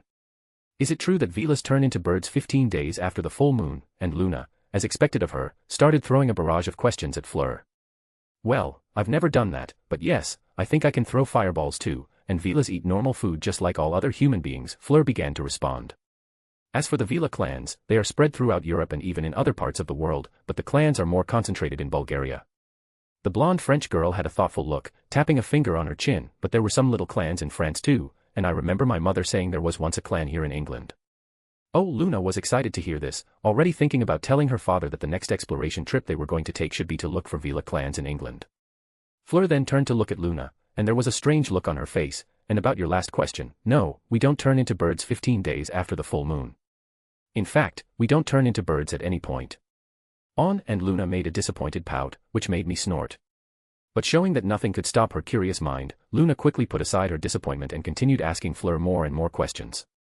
And normally anyone would get irritated by this barrage of questions, but Fleur was actually answering all of Luna's questions calmly, and I could even tell that the French girl was excited too. Probably having someone wanting to know more about your Vela heritage without having bad or hostile intentions was something new and good for Fleur, and for that reason she was so involved in her conversation with Luna. You know, I have a feeling Luna did that on purpose, I thought, looking at the Ravenclaw girl next to me with a soft smile. And after a while I also got involved in the conversation between the two, and I finally started to feel that this trip was going well. And as we talked I felt the magical signature of a very familiar trio approaching 3 broomsticks. And I then looked at the pub door and saw the golden trio walk through it, and once inside the 3 broomsticks they began to look around as if looking for something. Hermione's gaze then fell on me, and she nudged her 2 friends before gesturing towards me, and then to my surprise they started walking towards the table I was at. Hi, Harry said to us as he stopped next to our table, interrupting our conversation to Fleur's dissatisfaction and Luna's sadness, who still had several questions to ask. Hey, I greeted them, nodding at the 3 Gryffindors. I then noticed that Ron was looking dazedly at Fleur, and I could already feel that she was getting uncomfortable being stared at by him. Ahem, I cleared my throat to get his attention. You look a little sick, Ronald, I said. And the red-haired boy blinked, snapping out of his dazed state and looking at me. Huh? What? He asked confused. I said you look a little ill, I repeated, smiling calmly at him. Maybe the cold weather isn't very good for you. So I suggest you go ask Madame Rosmerta for something warm to drink. It's on me. But. He started to say, but he noticed that my calm smile became a dangerous and threatening smile. And showing that his brain worked for more than Quidditch and food, the red-haired boy nodded fearfully, before turning around and heading towards the counter where Madame Rosmerta was cleaning some glasses. And as soon as he left I nodded satisfied, turning to Fleur. Thank you, she thanked me with a small smile. No need to thank me, I smiled at her. I'm sorry about Ron, Hermione started to say, making our attention turn to her. He still can't control himself very well in your presence, but he's not doing it out of malice. She had an apologetic look in the face. Don't worry, I'm used to it, Fleur dismissed Hermione's apology. And I could see Hermione start to open her mouth again, and knowing that this was a sensitive topic for Fleur and that it made her uncomfortable I decided to change the subject before Hermione could say anything. But then Harry, I started to say, making the boy who lived look at me, I noticed that you seemed to be looking for someone when you entered the pub, and then you came towards us, so I would be right in assuming that you were looking for one of us, right? Oh yes, we were looking for you, he replied. I see, I nodded. Well, I'm here. What do you need my help for? Why do you think we need your help? Hermione asked as she crossed her arms. And in response to that I snorted, I don't know, maybe it's because you only come to me when you need help. I said sarcastically. That's not true, she defended herself. Oh yeah. So why were you 3 looking for me? I asked with a raised eyebrow. And my question made Hermione stiffen. Well. We were looking for you because. We. She stuttered, knowing I had cornered her. And after a few seconds of trying to think of an answer and stuttering she finally gave up, sighing before looking away. Maybe you're right, she mumbled under her breath, but I heard her perfectly. I'm always right, I smiled victoriously at her, which made her glare at me. And Fleur's snort and Luna's little laugh just made her even angrier at me. And Harry, no longer wanting to see his girlfriend being tormented by me, finally decided to say something. Actually, we really came to ask you for help with something, he said, which made me look at him, but I guess this could also be considered as me coming to remind you of a promise you made to me. A promise I made to you. I repeated, tapping a finger against my chin as I searched my memories. Are you by any chance talking about the promise I made to help you with the Triwizard Tournament tasks? And upon hearing that the subject was about the Triwizard Tournament, Flur's interest was piqued, making her look at the boy with a scar on his forehead curiously. Yes, he nodded. I see, I said. In that case, what do you need my help with? I looked at him curiously. And upon hearing my question, Harry took a deep breath. I want you to teach me and train me for the third task. Train and teach me in charms, in transfiguration, and even in potions, he replied, looking at me with a serious look. And I want, above all, for you to train me in duel. End. Chapter 442, Chapter. I was already expecting Harry's request to be for me to train and teach him, but upon hearing the last part of his request I blinked a little in surprise. Do you want me to teach and train you in dueling? I looked at Harry with a strange expression. Yes, the black-haired boy nodded, and I could see he had a look of seriousness and determination on his face. He wants to learn to duel. I asked myself, somewhat confused, why does he want to learn this? And why out of nowhere? Not that teaching him to duel is difficult, but this request was very sudden and specific. I reflected, looking closely at Harry trying to see if his expression revealed his thoughts. And unfortunately I could only see a determined boy, and even his feelings only showed his determination and conviction. If I weren't a morally upright person and a good friend I would try to read his mind with legitimacy to try to understand his motives, I thought. And my silence and staring at him started to make the Gryffindor boy nervous. So, are you going to train me? He asked me a little anxiously. And your question took me out of my thoughts. Well, I made you a promise, I started to respond, then yes, I will train you, I nodded. And my answer made Harry sigh in relief. Good, he said, somewhat happily. And Hermione then took a step forward, before starting to speak. Well, since you've agreed to train Harry, we need to decide the days, places and times when these classes and training will take place. And I could see that she had gone into her academic, planning mode, and I could feel an intensity coming from her. I'm sure you can organize everything for us, I said, not wanting to come between this girl and her schedule. Yes, you can leave it to me, she nodded with a determined look. Ah, can I? I heard Fleur speak next to me, catching our attention and making me turn to her. Can I participate in these training sessions too, she asked. And looking at her I could see a somewhat nervous and shy expression on her face. Do you also want me to train you too? I asked, a little surprised. She nodded, you are the most intelligent, powerful, and capable wizard I know, and being taught by you would be fantastic and an honor. Well, thank you, I said, feeling proud and happy to receive such compliments from her, and I would love to teach and train you, but in that case Harry has to agree to that too. And saying that we looked at the savior of the wizarding world, who blinked when he saw that all the attention was now on him. I don't see any problem with her participating in our training, he said. And upon hearing this I turned to Fleur, smiling slightly at her. Well, in that case then you can participate too. Thank you, she said, smiling too. Luna hummed, looking at us thoughtfully. You three are champions, and now you're going to train together. She started to say. Well. Yes, I nodded, not knowing what she was getting at. In that case then do you plan to invite the Durmstrang champion as well, she asked, tilting her head. Why would we invite him? Harry asked with a slight frown. Because then all the champions would be training together, showing unity between the three schools, which is what the Triwizard Tournament proposes, Luna replied. Well, that's true. I said slowly, looking at the other two champions present. Fleur didn't seem very in favor of the idea, and Harry had a scowl that showed he really didn't like the idea of inviting Krum. And it made sense that they were against the idea of inviting Krum, since neither of them had a friendly relationship or any kind of relationship with him. And in fact, among the three of us, the person who interacted the most with the Bulgarian champion throughout the tournament was me, and our interactions were mostly hostile, at least on his part. You know, Luna, I think it would be better if it was just the three of us, I said to my curious friend.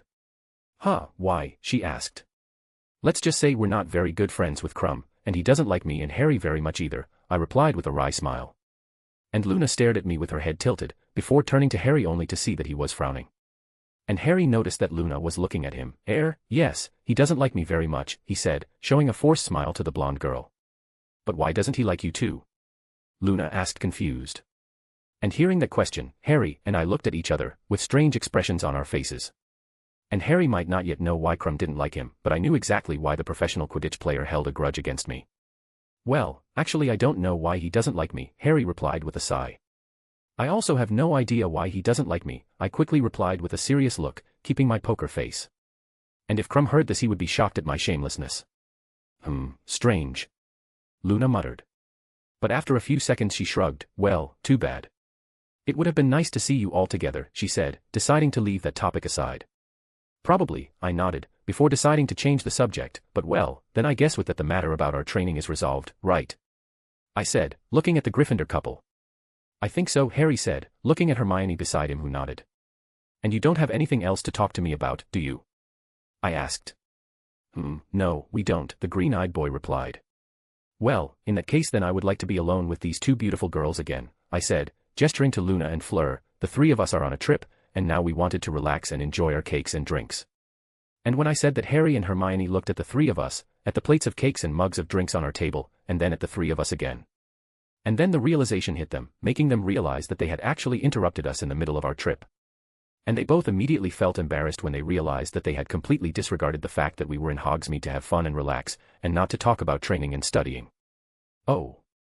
Oh yes, I understand, Harry said, scratching the back of his head with an apologetic look. Well, we're leaving now. Yes, and we're sorry for disturbing your trip, Hermione said, nodding at us. And after saying that, the two waved at us again, before turning around, going to get the third member of the Golden Trio who was gorging themselves on food and drinks at the counter. And after managing to get Ron to let go of his large mug of butterbeer that he was holding as if his life depended on it, the three of them left the 3 broomsticks. Well. They're an interesting trio, Fleur commented after a while, making me snort. You have no idea, I said. I then shook my head, but well, now that they're gone, we can go back to our conversation from before. Oh yes, Fleur said with a nod. I remember Luna was asking me about gargoyles and their French origin when our conversation was interrupted. And when she said that, we both looked at the eccentric girl who was on the other side of me, watching her put the last bite of cake that was on her plate into her mouth. And she seemed to feel our gaze, as she turned to us with her mouth still full of cake. What? She asked, tilting her head. And seeing her curious look in her puffy cheeks, I smiled softly. Hey, you really like the cake, I said, amused. Yes, it is very tasty, she nodded her head excitedly. It is sweet, smooth, refreshing and then she began to describe the taste of the cake in detail. And looking at this sweet-loving girl, I couldn't help but compare her to a gluttonous, cheerful, and harmless rabbit. No wonder her corporeal patronus is a rabbit, I thought. Well. I started to say, interrupting her rambling, since you like the cake, why don't we ask Madame Rosmerta for another piece? We can, she asked with a twinkle in her eye. Of course, I nodded, and in fact we're going to order a whole cake, since it seems like someone here really liked it too, and as I said this I glanced out of the corner of my eye at Fleur, who was finishing chewing what was left of her cake. And swallowing the cake she looked at me. Well, I wouldn't say no to another piece, she said, trying to maintain a refined and calm appearance, but the mint cream that was left on the edge of her lips completely ruined that. Just one more piece. I smiled, amused. And looking at these two blonde girls, I couldn't help but believe that saying that every woman loved sweet things. End. Chapter 443, Chapter. Back to the castle, after the visit to Hogsmeade. The rest of my trip in Hogsmeade Village with Luna and Fleur was joyful and fun, and I could say that it was better and more peaceful than when it started. It seemed that my plan to bring the girls closer together and make them become friends worked partly, as I no longer felt any feelings of enmity and hostility coming from them after we left 3 broomsticks. Of course, there was still a certain feeling of rivalry and caution, but after talking for a while they began to understand each other and open up to each other, just as I had predicted. And I was sure that if they continue interacting with each other and spend some more time together, a friendship will emerge between them. And in fact I was already creating plans to make this happen. But that aside, the visit to Hogsmeade was over and all the students returned to the castle, with most of the Beauxbatons and Durmstrang students heading back to their respective schools' carriage and ship. And Fleur was one of those students, who returned to the Beauxbatons' carriage saying that she had promised Gabby that when she returned from Hogsmeade she would spend time with her. Fleur was usually busy on the weekends, preparing for the Triwizard Tournament and also attending Nick and Penny's special classes. However, because today was a weekend in Hogsmeade we would not have their classes, and therefore the students who had signed up for alchemy and enchantments and wards classes would have the rest of the day to enjoy as they pleased. And as one of those students, I was in doubt about what to do to make the most of my free time. I could study, research, train, or complete an old project of mine, but I knew I should use this time to relax and rest just like the other students. I was already used to a busy, stressful, and difficult routine, but I knew that for the sake of my mental and physical health I should take at least one day a week to rest and recover. And I had decided that that day would be today, and that's why now I was trying to think of something I could do that didn't involve studying or training. You seem quite thoughtful. Luna, who was still accompanying me, commented, with her hands behind her back as she looked at me curiously. And her voice took me out of my thoughts, making me turn to her. Oh. Well, I'm just thinking about what to do now, I said. Really? She asked as she blinked, but you seem to be thinking about something complicated. It may not seem like it, but thinking about what to do when you have free time is very complicated, I said. I see, Luna nodded with a reflective look, taking my words completely seriously. And looking at her I smiled amusedly, but well, since I'm having a hard time thinking about what I should do with this free time, why don't you choose what we're going to do next? Me? She asked, pointing to herself. And upon seeing me nod my head she stopped, with a thoughtful look appearing on her face. Well, there are lots of things we could do, she thought, tapping a finger on her chin. We could play some card or board games, play with the house elves that hang out in the kitchens, and even look for the castle's ghosts to talk to them and ask them questions. And all of this would be even more fun if our other friends also participated, and then Luna started thinking about looking for our Ravenclaw friends to invite them to join us both. And while Luna thought about all the activities and games that we could all do together, she looked reflexively at me. I looked at her with a raised eyebrow. Why is she so quiet? And why is she looking at me? I wondered curiously. And since Luna couldn't read my thoughts she just continued looking at me in silence. Come to think of it, I think I'd rather it be just the two of us, she thought, smiling softly. And when I saw her smile I became even more confused, but before I could say or ask anything she finally spoke. How about we go feed the Thestrals in the Forbidden Forest? Luna suggested. Huh? Feed the Thestrals? I repeated, tilting my head. Yes, it's been a while since I visited and fed them, so I wanted to do that with you, she explained. I see, I said, nodding my head. I visit the Thestrals practically every week for my research, so going to see them now isn't going to be all that exciting or interesting, I thought as I rubbed my chin. And seeing that I was silent, Luna got a little worried, thinking that I hadn't liked her suggestion of what to do. So, what do you think? She asked, looking at me anxiously, and even though she was worried there was still a bit of hope in her look. And seeing her big, serene eyes looking at me hopefully I realized that I no longer cared if the visit to the Thestrals was boring or tedious. Now I just wanted to make this kind and cheerful girl in front of me happy, and so I knew I couldn't deny her suggestion. Well, why not? I said, smiling at her. And when she saw that I accepted her idea, a big happy smile appeared on Luna's face, and without waiting for me to say anything else, she held my hand, before starting to drag me through the castle. The two of us then headed to the gate that led to the Hogwarts grounds, and as soon as we left the castle we headed straight for the Forbidden Forest, knowing that the Thestrals would be there resting after taking the students to Hogsmeade Village and bringing them back. And I didn't even need to say how strange the scene of a cheerful and smiling blonde girl dragging the current strongest champion of the Triwizard Tournament to a forest known to be very dangerous and scary was for others. Later. After spending the rest of the afternoon with Luna in the Forbidden Forest playing with the Thestrals we returned to the castle, realizing it was almost time for dinner. And after dinner I said goodbye to Luna and my friends who stayed in the Ravenclaw common room to talk and went directly to my room. And now I was in my room, sitting in front of a table that had a parchment on it, and meanwhile I had a pen in my hand, which I tapped rhythmically on the table with a thoughtful look on my face. And the reason for my thoughtful look was the request that Harry had made to me today. Harry asked me to train him and I agreed, and now I have to create a schedule for these trainings I thought, looking at the parchment in front of me which was where I would write down the schedule. And as not only Harry but Fleur will also participate in these training sessions, I have to create a schedule that works for both of them, taking into account what they have already learned and what they need to improve.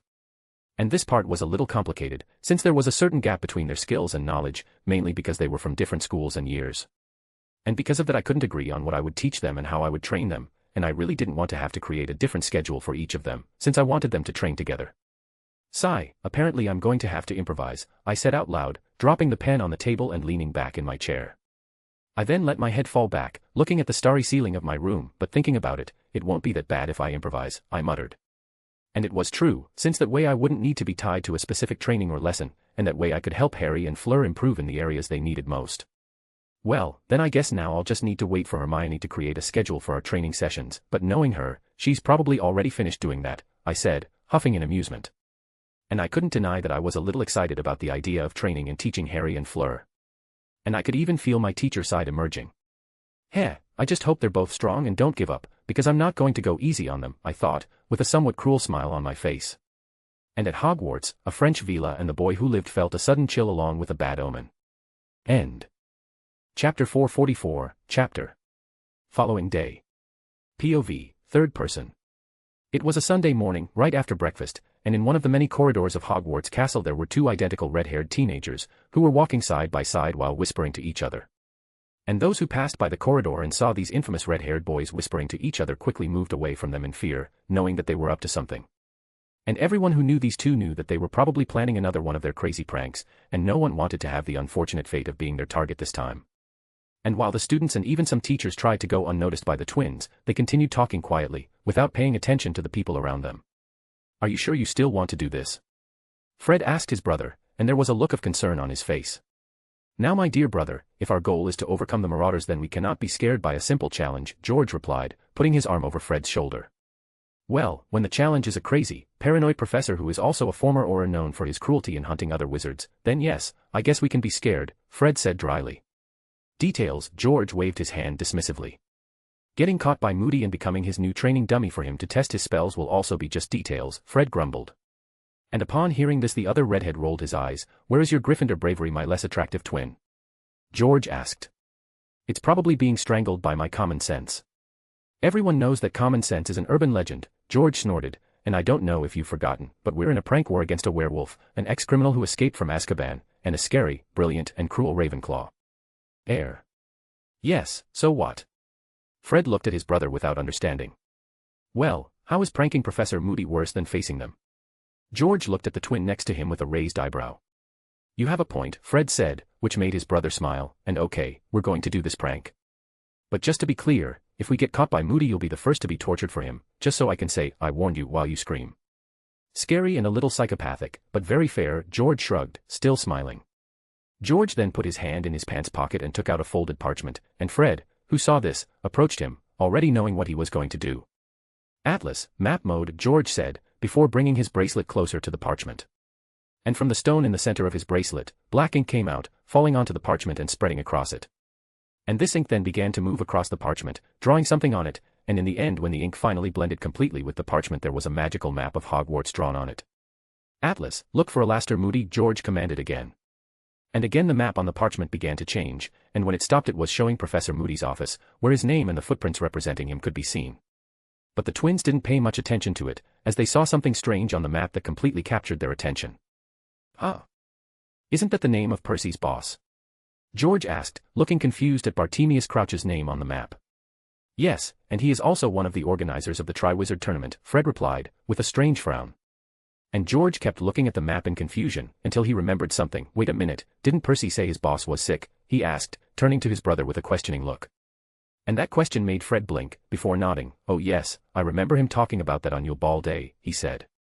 And upon hearing his brother's confirmation, George frowned, looking back at the map. Strange, if he's sick, what is he doing at Hogwarts?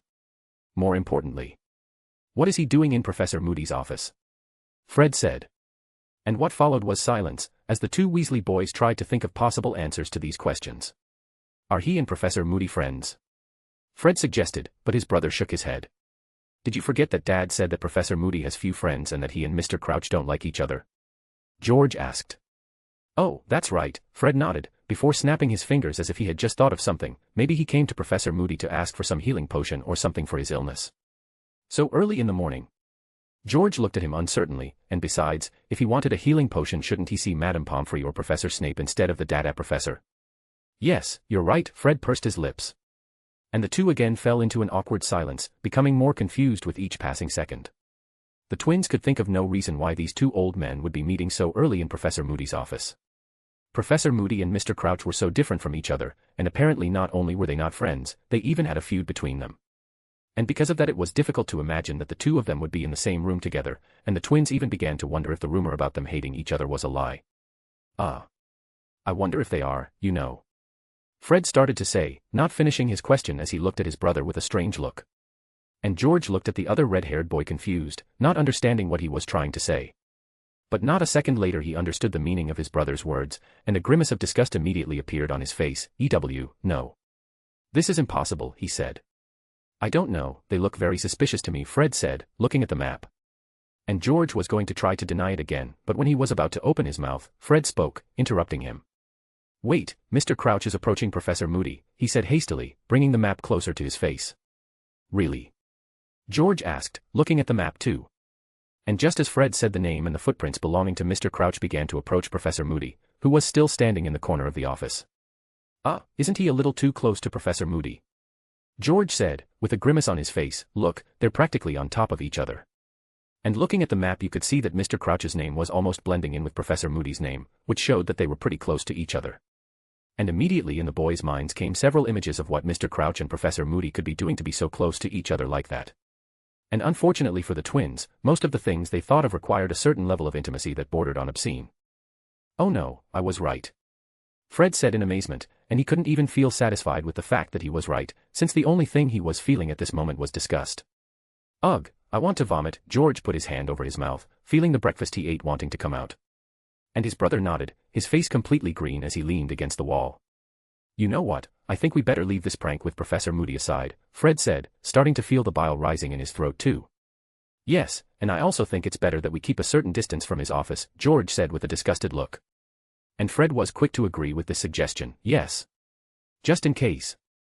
Fred then looked back at the parchment in his hands, holding it as if it were dirty. And no longer wanting to see the two names that would be the reason for his nightmares for the next few days, he cancelled the map, before putting the parchment back in his pocket, planning to burn it to get rid of anything that reminds him of this moment. Let's agree to never talk about this again, Fred said with a frown. I don't want to have to remember this moment ever again. I agree, George nodded, and in fact, I'm even going to start researching memory spells to learn how to cast one, and then I'll be able to erase that memory from my mind. Great idea, Fred said, and I think the best time to start this research is now. Yes, George agreed.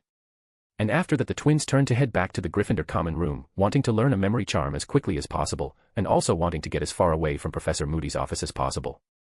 And Barty Crouch Jr. didn't know it, but his disguise was saved from being discovered by the twins by a big, disgusting, and repulsive misunderstanding. End. Chapter 445, Chapter.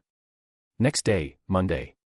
Today was a normal school day, and after lunch, during the students' free time before afternoon classes, Hermione and Harry came looking for Fleur and me to talk about our training. And now the four of us were in the stone courtyard, with me and Fleur looking at the parchments that Hermione had handed to us. And on these parchments, Hermione had written down the days and times that she considered good for our training to take place. So, what did you guys think?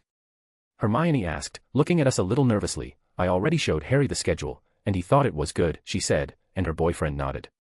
And instead of answering her question directly, I looked at the parchment in my hands as I pondered, seriously analyzing the schedules to see if they wouldn't interfere with my training and study time. And it seemed like Hermione really made an effort to make this schedule, as it took into account our classes, our personal training, and even our leisure and rest time. And I knew that for Hermione to have managed to make such a detailed and complete schedule, she probably tried a lot, which made me look impressed at the female member of the Golden Trio. But it also made me question how and why Hermione knew so much about Fleur's and my personal schedules. And I felt like I wasn't prepared for the answer to that question. But shaking my head and putting that aside, I looked back at my parchment, and seeing that the training times wouldn't interfere with my own schedule, which was already very full and busy, I nodded. Well, I don't see any problem with the schedule, I replied, turning my gaze to Hermione as I folded and put the parchment in my pocket. Me neither, Fleur next to me said, also putting away her parchment. And upon hearing this, Hermione let out a small sigh of relief, before looking at us and showing a satisfied smile. I'm glad you found the schedule I created acceptable, she said, a little proud of herself, and about the location issue, I didn't think much about it since we can just use any of the abandoned rooms in the castle. Well, not exactly any room, I started to say, the room needs to be spacious and sturdy, and so I will still have to look for one that meets these criteria. I then placed my hand on my chin, rubbing it, and besides, I'll need to know in advance which room we will hold our sessions in, since I'll need to prepare it for the torture. I mean, training. That's true, Harry nodded, before stopping, blinking in confusion. Wait, did you say torture? He asked, turning to look at me. Ah. I think you must have heard wrong, I said, dismissing his question with a casual wave of my hands. No, I'm sure I heard you right, he said, looking at me with narrowed suspicious eyes. And now even Fleur next to me was looking at me suspiciously. You know, I think I'm going to be busy and won't be able to make it to these practices, she said, taking a step away from me cautiously. And looking at Harry, I saw that he and Hermione were also slowly moving away from me. Really, guys? I looked at them sweating. And from what I could sense of their emotions, the two Gryffindors present were actually a little scared, which showed that they took my joke seriously. And I started to wonder what the hell they thought about me to think I would do something so cruel and scary like that. Well, I've threatened several people with torture and death before, but it was just a joke. Most of the time at least. I thought. And while I was thinking about this, the three continued to look at me cautiously. Oh come on guys, I was joking, I said, rolling my eyes in exasperation. Of course I won't hurt you in training. Not much, at least, was the sentence I didn't say. However, what I said didn't seem to convince them, and they just continued to stare at me in silence, still keeping their distance from me. And I never could have imagined that being stared at by these three teenagers could make me so nervous. These looks remind me of the way my mom looks at me when I do something stupid, I thought, feeling like I was being scolded. I then began to fidget nervously, still feeling their intense gaze on me. I promise to go easy on you, I said meekly. And to complete the act I looked at them with my best innocent and cute look, remembering that this always worked with my mom. "Come on puppy eyes, don't fail me now," I pleaded. And after waiting for a few more seconds, the three continued in absolute silence, which made me realize that my innocent act didn't work as well as I expected. And actually I think that only made things worse, as the Gryffindor couple were now looking at me disdainfully while the French Vila pursed her lips. And sensing the awkwardness in the atmosphere I looked away, ending the act before coughing into my hand. "Ahem, how about we talk about what you want me to teach you?" I asked, trying to change the subject. And my shameless attempt to change the subject made the three teenagers look at me dryly. "Really, Ethan?" At night. Classes for the day had finally ended, and after leaving Charm's classroom my friends and I started heading towards the Great Hall for dinner. And arriving at the Great Hall we met Fleur and Gabby, who seemed to be waiting for us, and together we all went to the Ravenclaw table, where we sat down to eat. But as soon as I sat down I felt a gaze fall on me, and for some reason that gaze made me very uncomfortable. I then discreetly looked around, trying to find the person who was staring at me. And looking around I saw that there were some students from other houses and schools looking at me, and their eyes had curiosity, interest, and even admiration. However, the feeling of discomfort and apprehension that I felt was not caused by any of the students who were looking at me, which made me turn my gaze to the staff table. And as soon as I looked at the big table where the teachers and school staff were sitting, I immediately knew who the person was who was staring at me and giving me this bad feeling. I should have known it would be Barty Moody Jr., I thought, sighing as I tried not to look at the fake Moody, who I could feel was still staring at me. I would understand and even feel calmer if he was looking at me with malice, contempt, hatred, or any other bad feeling, but all I can feel when he looks at me is interest and curiosity, I grimaced.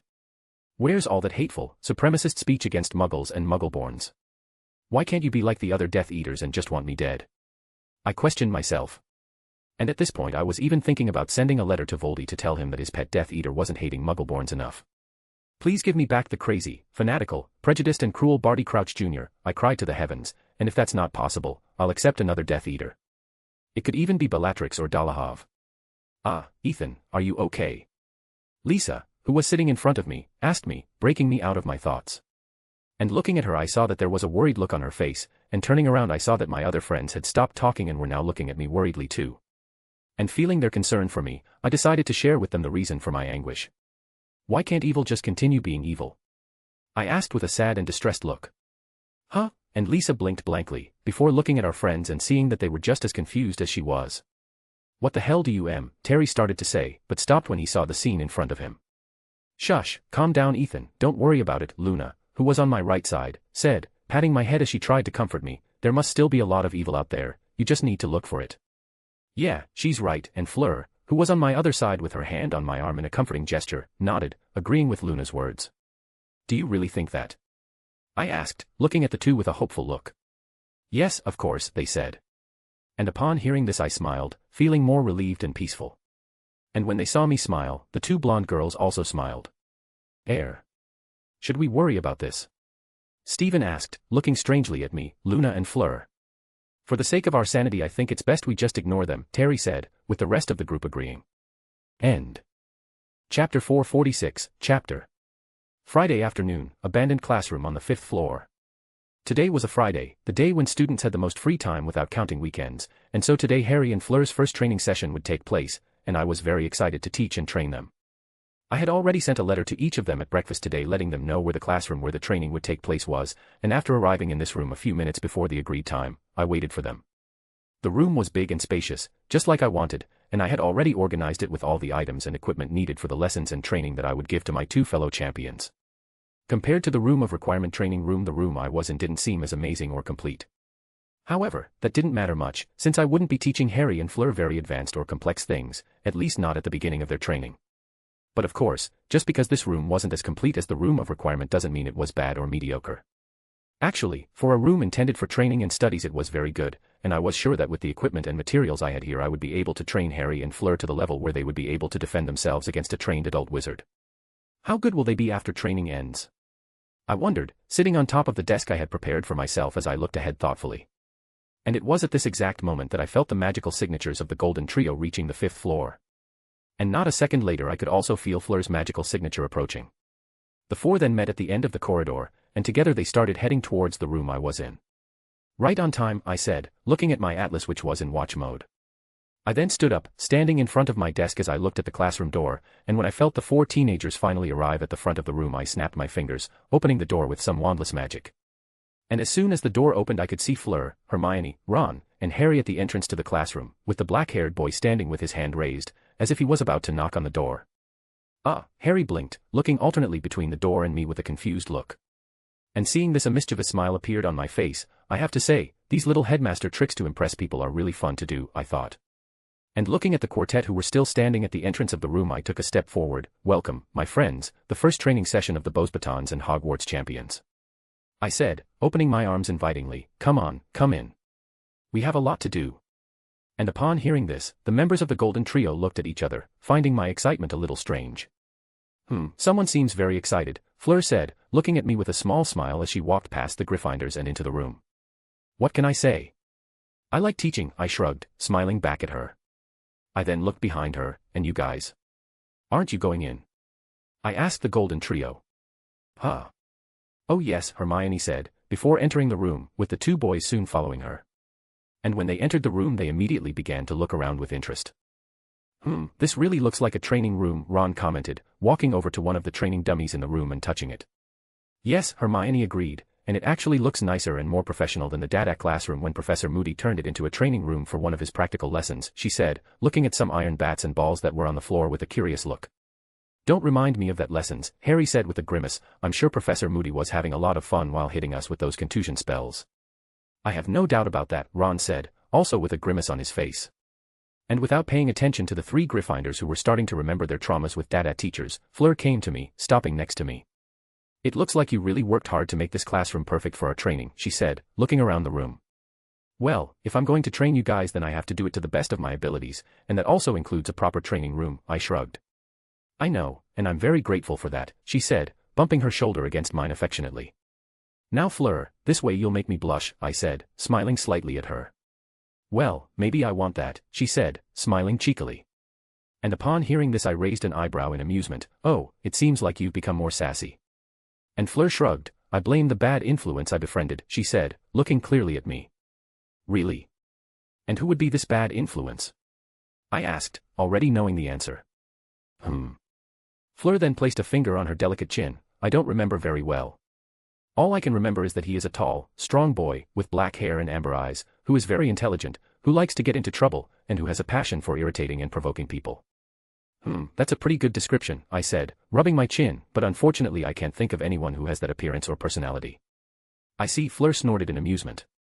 And Fleur and I were so involved in our conversation that we didn't even notice that the other three people in the room had already finished their conversation and were now looking at us. They still remember we're here, right? Ron asked his two friends in a whisper, looking at me and Fleur with a strange look. I don't think so, Harry replied with a wry smile. And Hermione, instead of answering, just continued looking at both of us with a knowing and analytical look, and no one knew what that studious little head full of thick brown hair was thinking. Ahem, Ron cleared his throat, catching my and Fleur's attention. Shouldn't you three have already started training? He asked. Everything in its time, young Padawan, I said with a calm look, before starting to walk to the middle of the room. Padawan. Ron repeated confused. And Hermione thought about explaining to him what the word meant, but she saw that I had gone into my teacher mode, so she remained silent, looking intently at me. Before we start training, we first need to make a few things clear, I said, before turning to Harry. You asked me to train you, but I want to know, do you want to learn to duel or fight? I asked him. And is there any difference between them? Harry asked. There are actually a lot of differences between the two, I said, and then I looked at the French girl, who was now standing next to the other three teenagers. Fleur, could you tell us the difference between dueling and fighting? Me. Fleur asked in surprise, pointing to herself. Yes, you, I nodded. You are the only one who has had any dueling experience because of Beauxbaton's curriculum, and besides, you already told me that your father taught you a little about dueling too, didn't you? Yes, my father wanted me to know how to defend myself if necessary, and my school teaches dueling to students from the 5th year onwards as an elective subject, she replied. I see, I said, feeling a small sense of envy coming from the boys when she talked about her school having a dueling class. But I didn't pay much attention to them, deciding to focus on the matter at hand. But well, besides having some knowledge about duels, I also know that you have personally witnessed a real fight between wizards on your last summer vacation. And upon hearing this, Fleur blinked in confusion for a moment, wondering which fight I was talking about. But then she noticed my look at her, and in the next instant realization hit Fleur, and with that memories of the Quidditch World Cup final began to come to her mind. And seeing the sparkle of realization in the blonde girl's eyes I nodded, before continuing, and well, taking all this into account, and comparing the two situations, you should already know what the difference is between dueling and fighting, right? End. Chapter 447, Chapter. The difference between dueling and fighting. Fleur repeated my question in her mind, frowning. She then started thinking about her dueling classes and my fight against the Death Eaters in the Quidditch World Cup final, and with a thoughtful look she reflected on the two situations, comparing them. And after a while of reflection she looked back at me, before slowly nodding. I think I know the difference, she said. Great, so could you tell us what they are? I asked. Well.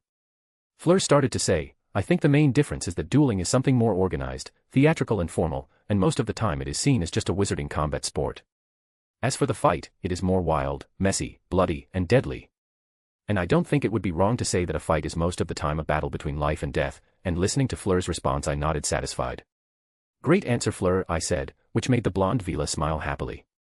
I then turned to the three Gryffindors, who were looking at Fleur and me intently. Listen, for most people there is no difference between dueling and fighting, but that's bullshit, I said, pursing my lips. In a duel there are rules and formalities, which is why it is mostly seen in controlled situations, like tournaments and classes. But when we talk about real battles where life and death are at stake, we cannot limit ourselves to rules, as that would be stupid. In a battle in which your life and the lives of those you care about depend on your victory, you have to use all means to win, no matter if you have to play dirty or do something that you consider wrong, and that's what it means to fight. And looking at the teenagers in front of me I could see that the Golden Trio and even Fleur were looking at me without blinking, paying full attention to me and my words. And now that you know this, you must understand that if at some point you fight against a dark wizard or someone who wants to harm you, you must not think about rules or what is fair. In a situation like this you should only think about your survival or eliminating the threat as quickly as possible, do you understand? I asked them, finalizing my explanation. Yes, we the four respond, and hearing their affirmative response I nodded. I then turned and looked at Harry, and when the green-eyed boy saw that I was looking at him, he straightened up, noticing the seriousness in my expression. And so Harry, now that you seem to understand the difference between dueling and fighting, I have to ask you. I started to say, looking him straight in the eye, do you want me to teach you how to duel or fight? And Harry blinked in surprise when he heard my question, not expecting it. But then he stopped, before looking down with a thoughtful frown, obviously reflecting on my question. Fight or duel, he asked himself. Harry then started thinking about my explanation and the other things I said, really taking my question seriously. And as he thought about all this his mind kept reminding him of a specific part of my explanation. In a battle in which your life and the lives of those you care about depend on your victory, you have to use all means to win, my voice echoed in his mind, repeating the phrase that he considered the most important of the entire explanation. And besides that phrase, Harry also kept thinking about the part where I talked about fighting dark wizards, and he knew that for him this wasn't just a hypothetical situation. He knew that his future would be filled with battles against dark wizards who would want him dead, and he knew that in these battles his friends and family would be involved, and that they would be in danger because of it. Harry didn't want this to happen, but this was the fate he was destined for. And knowing this he finally knew what his answer to my question was, and with a decision made he lifted his head, looking at me. I want you to teach me how to fight, he said, with a determined and serious look. And seeing this I smiled with satisfaction. Great choice, I said. I'm sorry, Headmaster Dumbledore, but Harry isn't going to be the fragile, harmless boy you expected, I thought. Ethan, I heard Hermione call me, breaking me out of my thoughts. Yes. I looked at her. Can Ron and I also participate in these training sessions? She asked, which caused me to raise an eyebrow at her sudden request. Well, if Harry and Fleur don't mind, I said. And with that we then looked at Harry and Fleur, and the two champions shook their heads, showing that they had no problem with Hermione's request. Since they don't see a problem with that, then you can participate in training, I said, before looking curiously at Hermione, but if you don't mind me asking, why do you want to participate in training too? Well. Hermione started to fidget. I just think it would be very useful to know how to fight, as that way we could defend ourselves if something happens, she said, glancing at her two friends. Yes, Ron quickly agreed, knowing how to fight seems like a pretty good skill to have. Especially considering how much trouble we've gotten ourselves into, and when he said that Harry beside him snorted while Hermione frowned. And between you and me, knowing how to fight seems really cool too, Ron finished, and I could see an excited sparkle in his eyes. I see, I said nodding. And I could feel that their answer was true, but I could also feel that they had more reasons to want to learn how to fight, reasons that they decided not to talk about. And from the way they looked at Harry I knew exactly what those reasons was, and I smiled slightly when I saw how loyal and sincere their friendship was. But shaking my head I decided to let that go, before turning to Fleur, who was listening to our conversation with interest. And you, Fleur? I started to say, catching the beautiful Vila's attention, what do you want to learn? I asked. And Fleur didn't need to think much about my question, answering almost immediately. I want to learn how to fight, she said, looking straight into my eyes, just like you. And feeling a touch of determination and conviction in Fleur's voice, I smiled. Good, I said to her. I then turned around so I could look at all 4 teenagers, and looking at their determined expressions I felt satisfied, and I was very proud of them for choosing to learn how to fight. In fact, from the beginning I intended to teach them how to fight, as I didn't want them to go into battle against Death Eaters with the thought that they should just disarm them. That's why in my explanation I said that they should defeat their enemies using any means. Of course, I didn't explicitly tell them that they should kill their enemies, but my explanation implied that this was one of the options, and I knew that they were smart enough to realize that. A bloody and cruel war was approaching, and I wanted to save as many people as possible and protect all my loved ones, and if to do that I needed to make them understand that killing was more effective than disarming, then so be it.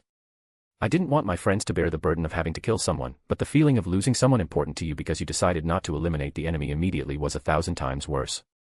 I knew very well how human feelings worked, and if there was any feeling that could completely destroy a person from the inside, it was regret and guilt, and that was what I wanted to avoid. And now that Harry, Ron, and Hermione, who will be the ones at the center of the entire war, have decided to learn how to defend themselves properly, I could feel that I was on the right path to changing the future. This time everything will be different, I can guarantee that, I thought, with an obstinate and resolute gleam in my eyes. But shaking my head I decided to refocus on the now, remembering that we were all here in this classroom for a reason. Well, I started to say, catching everyone's attention, now that we've resolved everything, I think it's finally time to start our first training session. And upon hearing this, the Golden Trio and Fleur immediately got excited. And what are you going to teach us today? Hermione asked, looking at me expectantly. Well, this first training session will be about something that Fleur probably already learned in her dueling classes, and that you 3 already learned, at least a little, from Professor Moody, I replied. And hearing this, the 4 looked at each other in confusion, before looking back at me. And seeing the confusion and curiosity in their eyes, I smiled, letting my magic flow, covering the room and its objects. Today you will learn to dodge, I exclaimed, with my smile turning into a sadistic grin. And as soon as I finished saying that, the iron bats and balls that were scattered around the room began to float, pointing threateningly at the 4 teenagers.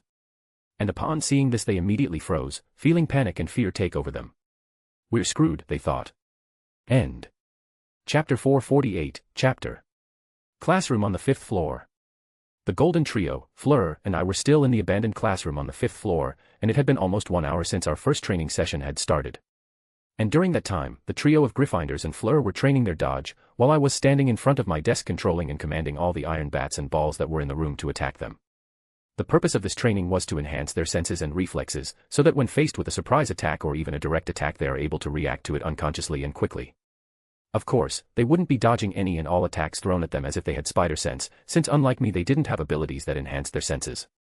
But I wasn't expecting to raise their reflexes to that level anyway. What I really wanted was to polish and perfect their reflexes and reaction time as much as the human body would allow, and there was no better way to do that than to make them face a real situation in which they have to dodge violent and threatening projectiles that can really hurt them. And I knew this method was effective because this was the same dodge training I used to do when I went to the room of requirement. Well, obviously my training method was more violent, faster, and dangerous than theirs, mainly because my senses were already better than those of other human beings. But other than the level of danger and carnage, our training sessions were still exactly the same. And now looking at all 4 teenagers who were running around the room running away from the iron balls and bats, I nodded satisfied, happy to see that even after almost an hour of being chased and hit by the crazy and dangerous projectiles they still didn't give up. In fact, I could see their determination grow even more each time they were hit. Heh, I understand that feeling, I smiled lightly. But shaking my head I decided to pay attention to the performance of the 4, seeing what they were doing right and wrong, and where they needed to improve. Looking at all of them I could see that the one who was doing best in this training was Harry, which was no surprise, since he already had good reflexes, which increased even more after he became the seeker of the Gryffindor Quidditch team. But there was also another person who was showing an amazing performance, and that person was Fleur, who in addition to showing impressive agility also had a flexibility that would make many gymnasts jealous. She reminds me a bit of a ballerina, I reflected as I analyzed Fleur's smooth and refined movements. But stopping paying attention to the 2 champions I looked at the other 2 people in the room, and looking at Ron and Hermione I saw that they were having a difficult time as they tried not to get hit by the projectiles. They're not as athletic as Fleur and Harry, so they're relying more on their wands than their reflexes, I realized, frowning slightly. And I knew that if it continued like this they would end up getting used to the training, but they wouldn't learn much either, since they weren't really taking risks. I think it's time to up the difficulty level of this training a bit, I thought, and a wicked gleam flashed in my eyes as I looked at the 4 teens who were trying to survive the endless attack of deadly iron bats and balls. And then, controlling my magic I commanded the iron objects so that they became faster and more unpredictable. Man, I'm pretty sure I've already destroyed that bat 3 times, Ron complained, casting a knockback spell on a bat that was aimed at him. However, unlike other times, the bat was not repelled this time, and it simply continued flying aggressively towards the Weasley boy. Huh. Ron blinked in confusion, wondering if he'd missed the spell. And as he tried to understand what happened, the bat arrived in front of him, and with the iron object in front of his face he blinked, coming out of his dazed state. And realizing that the bat was going to hit him, Ron quickly jumped to the side, narrowly dodging it. And when the bat missed Ron, it hit the ground, and the noise the impact caused made the red-haired boy tremble slightly. "Damn, why did those things have to be made of iron?" he exclaimed, and there was a bit of panic in his eyes. However, he was so focused on looking scared at the crack that the bat made on the floor of the room that he didn't even notice the iron ball that was flying aggressively towards him from behind. And before he could even react, the heavy iron ball hit his left side. Arg. Fuck, he cursed, holding his side as he bent over with a pained expression. "Ron." Hermione exclaimed, turning to look worriedly at her friend. "Are you okay?" she asked. But this short moment of distraction was very reckless on her part, and she almost couldn't throw herself to the ground fast enough to dodge the ball that whizzed past her. "Ouch," she said as she fell to the floor. Hermione then looked up, only to see that the ball that missed her was heading back towards her. And showing a quick reaction, the studious girl quickly raised her wand and pointed it at the ball, preparing to say the disarming spell incantation. But before she could even say half the incantation, the ball flew towards her hand even faster than before, which meant she had to put her hand with the wand down and cancel the spell. The ball then missed Hermione again, but before the iron projectile could turn around to continue targeting the Gryffindor girl, she turned and cast a spell at the ball, knocking it down. "Is it just me, or these iron balls are getting faster?" Hermione asked with a frown. "No, they really are faster," Fleur replied, holding her wand tightly as she looked around cautiously. She then saw a shadow above her head, and quickly jumped back to avoid a bat that fell towards her, before ducking as another passed close to her head. And the French Vila didn't even have a break to breathe, as the attack continued, now targeting her legs, which meant she had to cast the Protego spell to protect herself. "You know, I think the bats are getting faster too," Fleur commented with a frown, blasting a bat with a small Bombarda spell. And then one of the remaining bats managed to break her shield and hit her thigh. "URG. And bigger too," she grunted, happy that the shield had absorbed most of the impact. And Harry, who heard what Fleur and Hermione said, looked at the iron bats and balls around him and realized that they really were different from before. He noticed that they were faster, bigger, tougher, and much more unpredictable. And even he was feeling that it was becoming more difficult to dodge the attacks of these iron projectiles. And he knew that this sudden change in difficulty could only have been the fault of a single person. "Ethan, didn't you say you were going to go easy on us?" Harry asked, jumping forward to dodge two bats that tried to hit him from the sides. "Oh, but I am," I said. And hearing this, Harry and the others turned to look at me in disbelief. "Is this your taking it easy?" Ron asked indignantly. "Well, that's my taking it easy, for now," I replied, smiling devilishly at them. And upon seeing my smile, the 4 teenagers who were participating in the training looked at me with venomous looks, which to their indignation only made my smile grow. However, they couldn't stay staring at me for much longer, as they still had to dodge and protect themselves from the fierce attacks of the balls and bats that fell on them. And then I let them suffer a little more, trying to survive and remain intact against the attacks of the iron objects, and after a few minutes I could see that they were getting slower and weaker because of tiredness and exhaustion, and then I decided it was time to end the training. "Okay, I think that's enough dodge training for today," I said, clapping my hands while canceling my magic that was on the iron bats and balls. And seeing that the objects that were trying to massacre them a short time ago stopped moving and fell to the floor, the 4 teenagers sighed in relief. They all then collapsed to the floor, tired, finally able to breathe and rest now that they were no longer in danger. "Ethan. I hate you," Ron said breathlessly, raising his hand weakly to point at me. "No, my friend, now you just feel a little spiteful towards me," I started to say, looking at him amused. "You will only start to really hate me when the real training starts," I finished, smiling happily. And Harry, upon hearing this, slowly turned to look at me. "When the real training starts," he repeated, and there was a gleam of fear in his green eyes.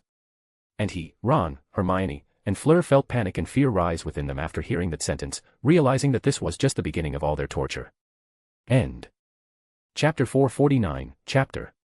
I continued training and teaching the Golden Trio and Fleur for another hour before deciding to end our first training session, and after reflecting a little on their performance in training I realized that I had a lot to do to transform them into capable fighters.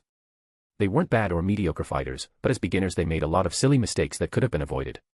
Sometimes they would get too arrogant and cocky and end up making some reckless and risky decisions. And other times they simply didn't know how to react or what to do in unexpected situations that were out of their control. And in these 2 situations, their mistakes could be fatal in a real fight. But of course, there weren't just negative reviews to say about them. Overall, all four had some skill or attribute that I considered very important to have when it came to fighting. Ron, even though he was lazy and sloppy, had great stamina and strength, which made him last longer than others in a fight. Hermione, having read almost all the books in the Hogwarts library, knew many spells, which made her arsenal large and complete. And besides, her brilliant mind allowed her to quickly analyze a situation and then create an improvised plan for it. Harry might not know as many spells as Hermione or have as high stamina as Ron, but among the four teenagers, and I think even among all the students in the school except me, he was the one with the best combat and survival instincts. And it wouldn't be wrong to say that he was a prodigy in combat, especially when it came to fighting the dark arts. And for a few moments I even thought that this could be the piece of Voldemort's soul in his scar influencing him, but then I realized that he was actually talented. But getting back to the subject, let's talk about the last person, which is Fleur.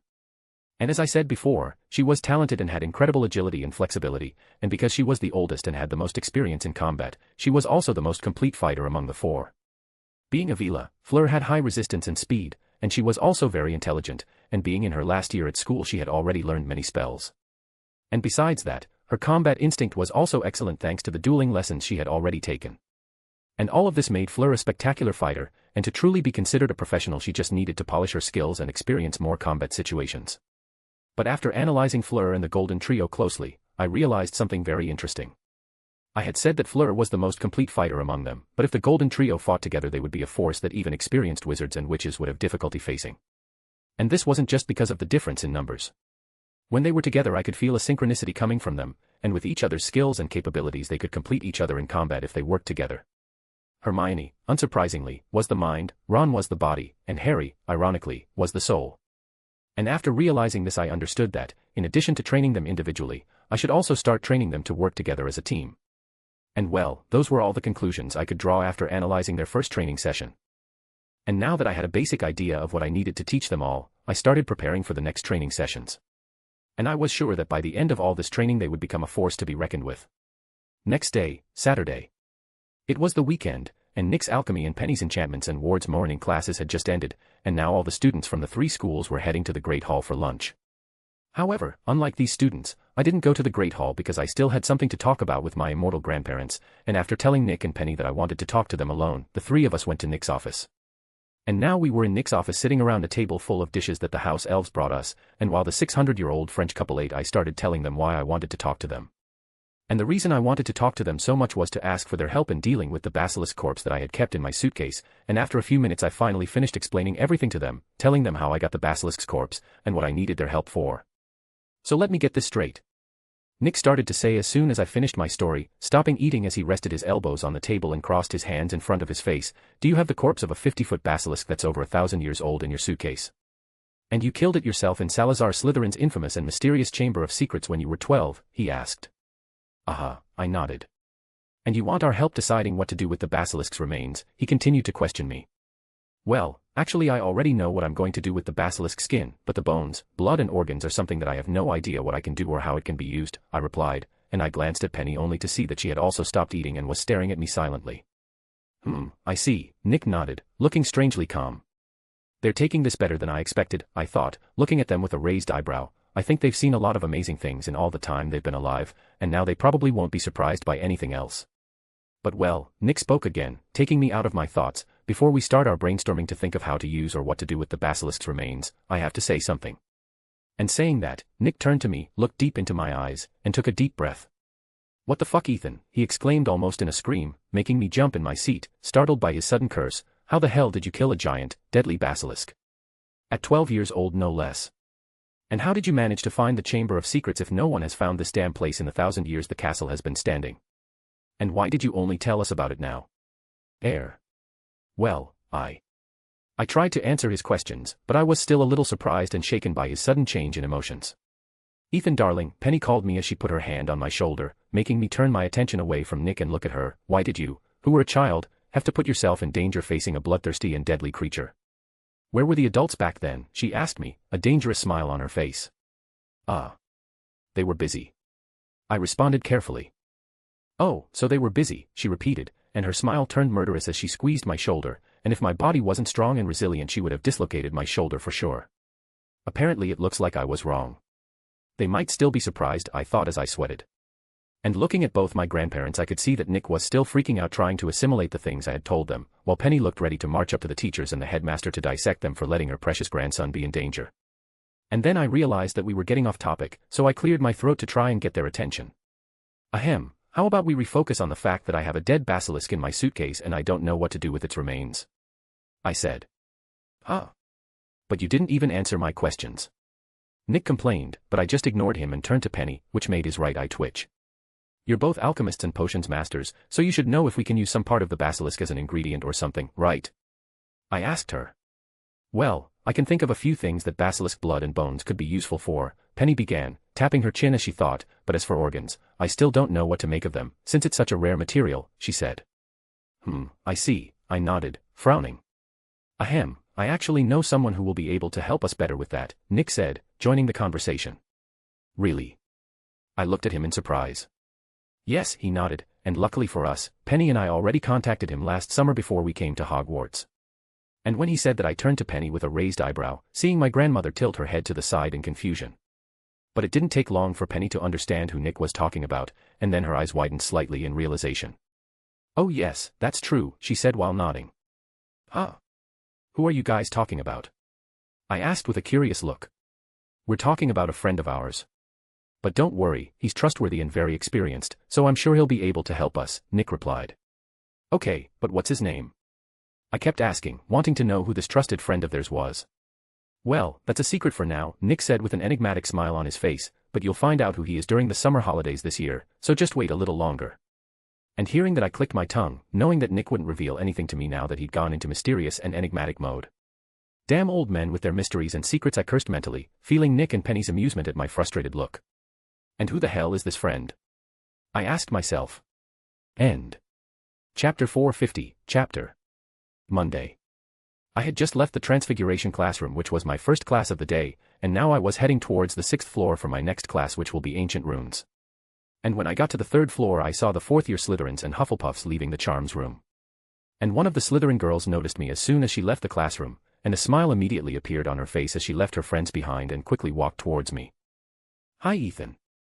Lily greeted me happily, standing next to me. Are you going to the Ancient Runes classroom now? Hi, Lily, and I greeted the cheerful Slytherin girl back, and yes, I'm going to the Runes classroom, I replied. Great, then in that case we'll go together, she said, before grabbing my arm without waiting for me to say something, starting to drag me with her. And being dragged by the girl with silvery white hair, I could only smile in amusement, and then we passed Daphne and Davis, who were the friends Lily had left behind to talk to me. And I thought Lily would stop to talk to them or call Daphne to accompany us since she was also in the Ancient Runes class with us. However, Lily didn't even pay attention to the two girls, preferring to keep talking to me. And looking at Daphne, I could see a sour, indignant look on her face, and I had to hold myself back from laughing at her. However, I wasn't very successful at this, as I let out a small snort. And not wanting Daphne to know that I was laughing at her, I quickly tried to stifle the snort with my hand, but it seemed that this didn't work very well, since the Greengrass heiress heard me. And Daphne then turned to look at me, noticing my amused look, which made her stare at me with narrowed eyes. Damn, Ethan, she thought, looking at me irritated, it's not enough that you try to steal my sister's affection, now you even want to steal my friends from me. And I didn't know what Daphne was thinking, but I could tell she was pretty annoyed with me. And not wanting to continue being the target of her deadly gaze, I turned around, pretending not to notice or feel the murderous aura that came from the girl behind me. Cough. So Lily, it's been a while since we talked, right? I said, looking at the girl holding me. Actually, it's been quite a while since we last talked or spent time together, Lily replied, looking at me with an upset pout. Oh, well. I'm sorry about that, I've just been really busy these days, I said as I looked at her apologetically. Lily looked at me, trying to check the veracity of my words. And realizing I wasn't lying, she nodded. Okay, I forgive you, she said. Thank you, I smiled at her, but then she raised a finger and pointed it at me. But. She began to say, you have to promise me that you will try to talk to me every day at least a little bit, and also that you will spend time with me at least once a week. And saying this, she looked at me with her bright and big eyes, full of hope and expectation, awaiting my answer. And faced with my weakness, the powerful puppy dog eyes, I could only accept this deal. Okay, I promise, I said. Yay, Lily celebrated happily. And seeing the joy of the little white-haired girl, I snorted in amusement, shaking my head ironically. I really feel like a big brother when I'm with her, I thought, smiling softly. Some time later. Ancient Runes class had just ended, and now Lily, Daphne, and I were heading to the Great Hall together for lunch. So where are we eating today? At the Ravenclaw table or in the kitchens? Lily asked, looking at me. Eating in the kitchens is interesting, but it's very chaotic and noisy there, and I don't think Daphne will feel very comfortable there, I said while rubbing my chin. Huh? Me? Daphne asked in surprise. Yes, you, I replied, but then I noticed Daphne's frown. What? You don't want to have lunch with us? It's not that, it's just that I had already promised Tori that I would have lunch with her today, Daphne replied. Well, that's not a problem, I said, you just need to call Tori and then the four of us can eat together, I shrugged. Oh. Well. Daphne started to say, and she couldn't think of any reason to refuse my idea. Okay. Nice, I smiled, so now we just need to decide whether we're going to sit at the Ravenclaw table or not. I think we'd better choose another place for lunch, Daphne said with a strange expression. Why? Don't you like Ravenclaws? Lily looked at her in confusion. It's not that.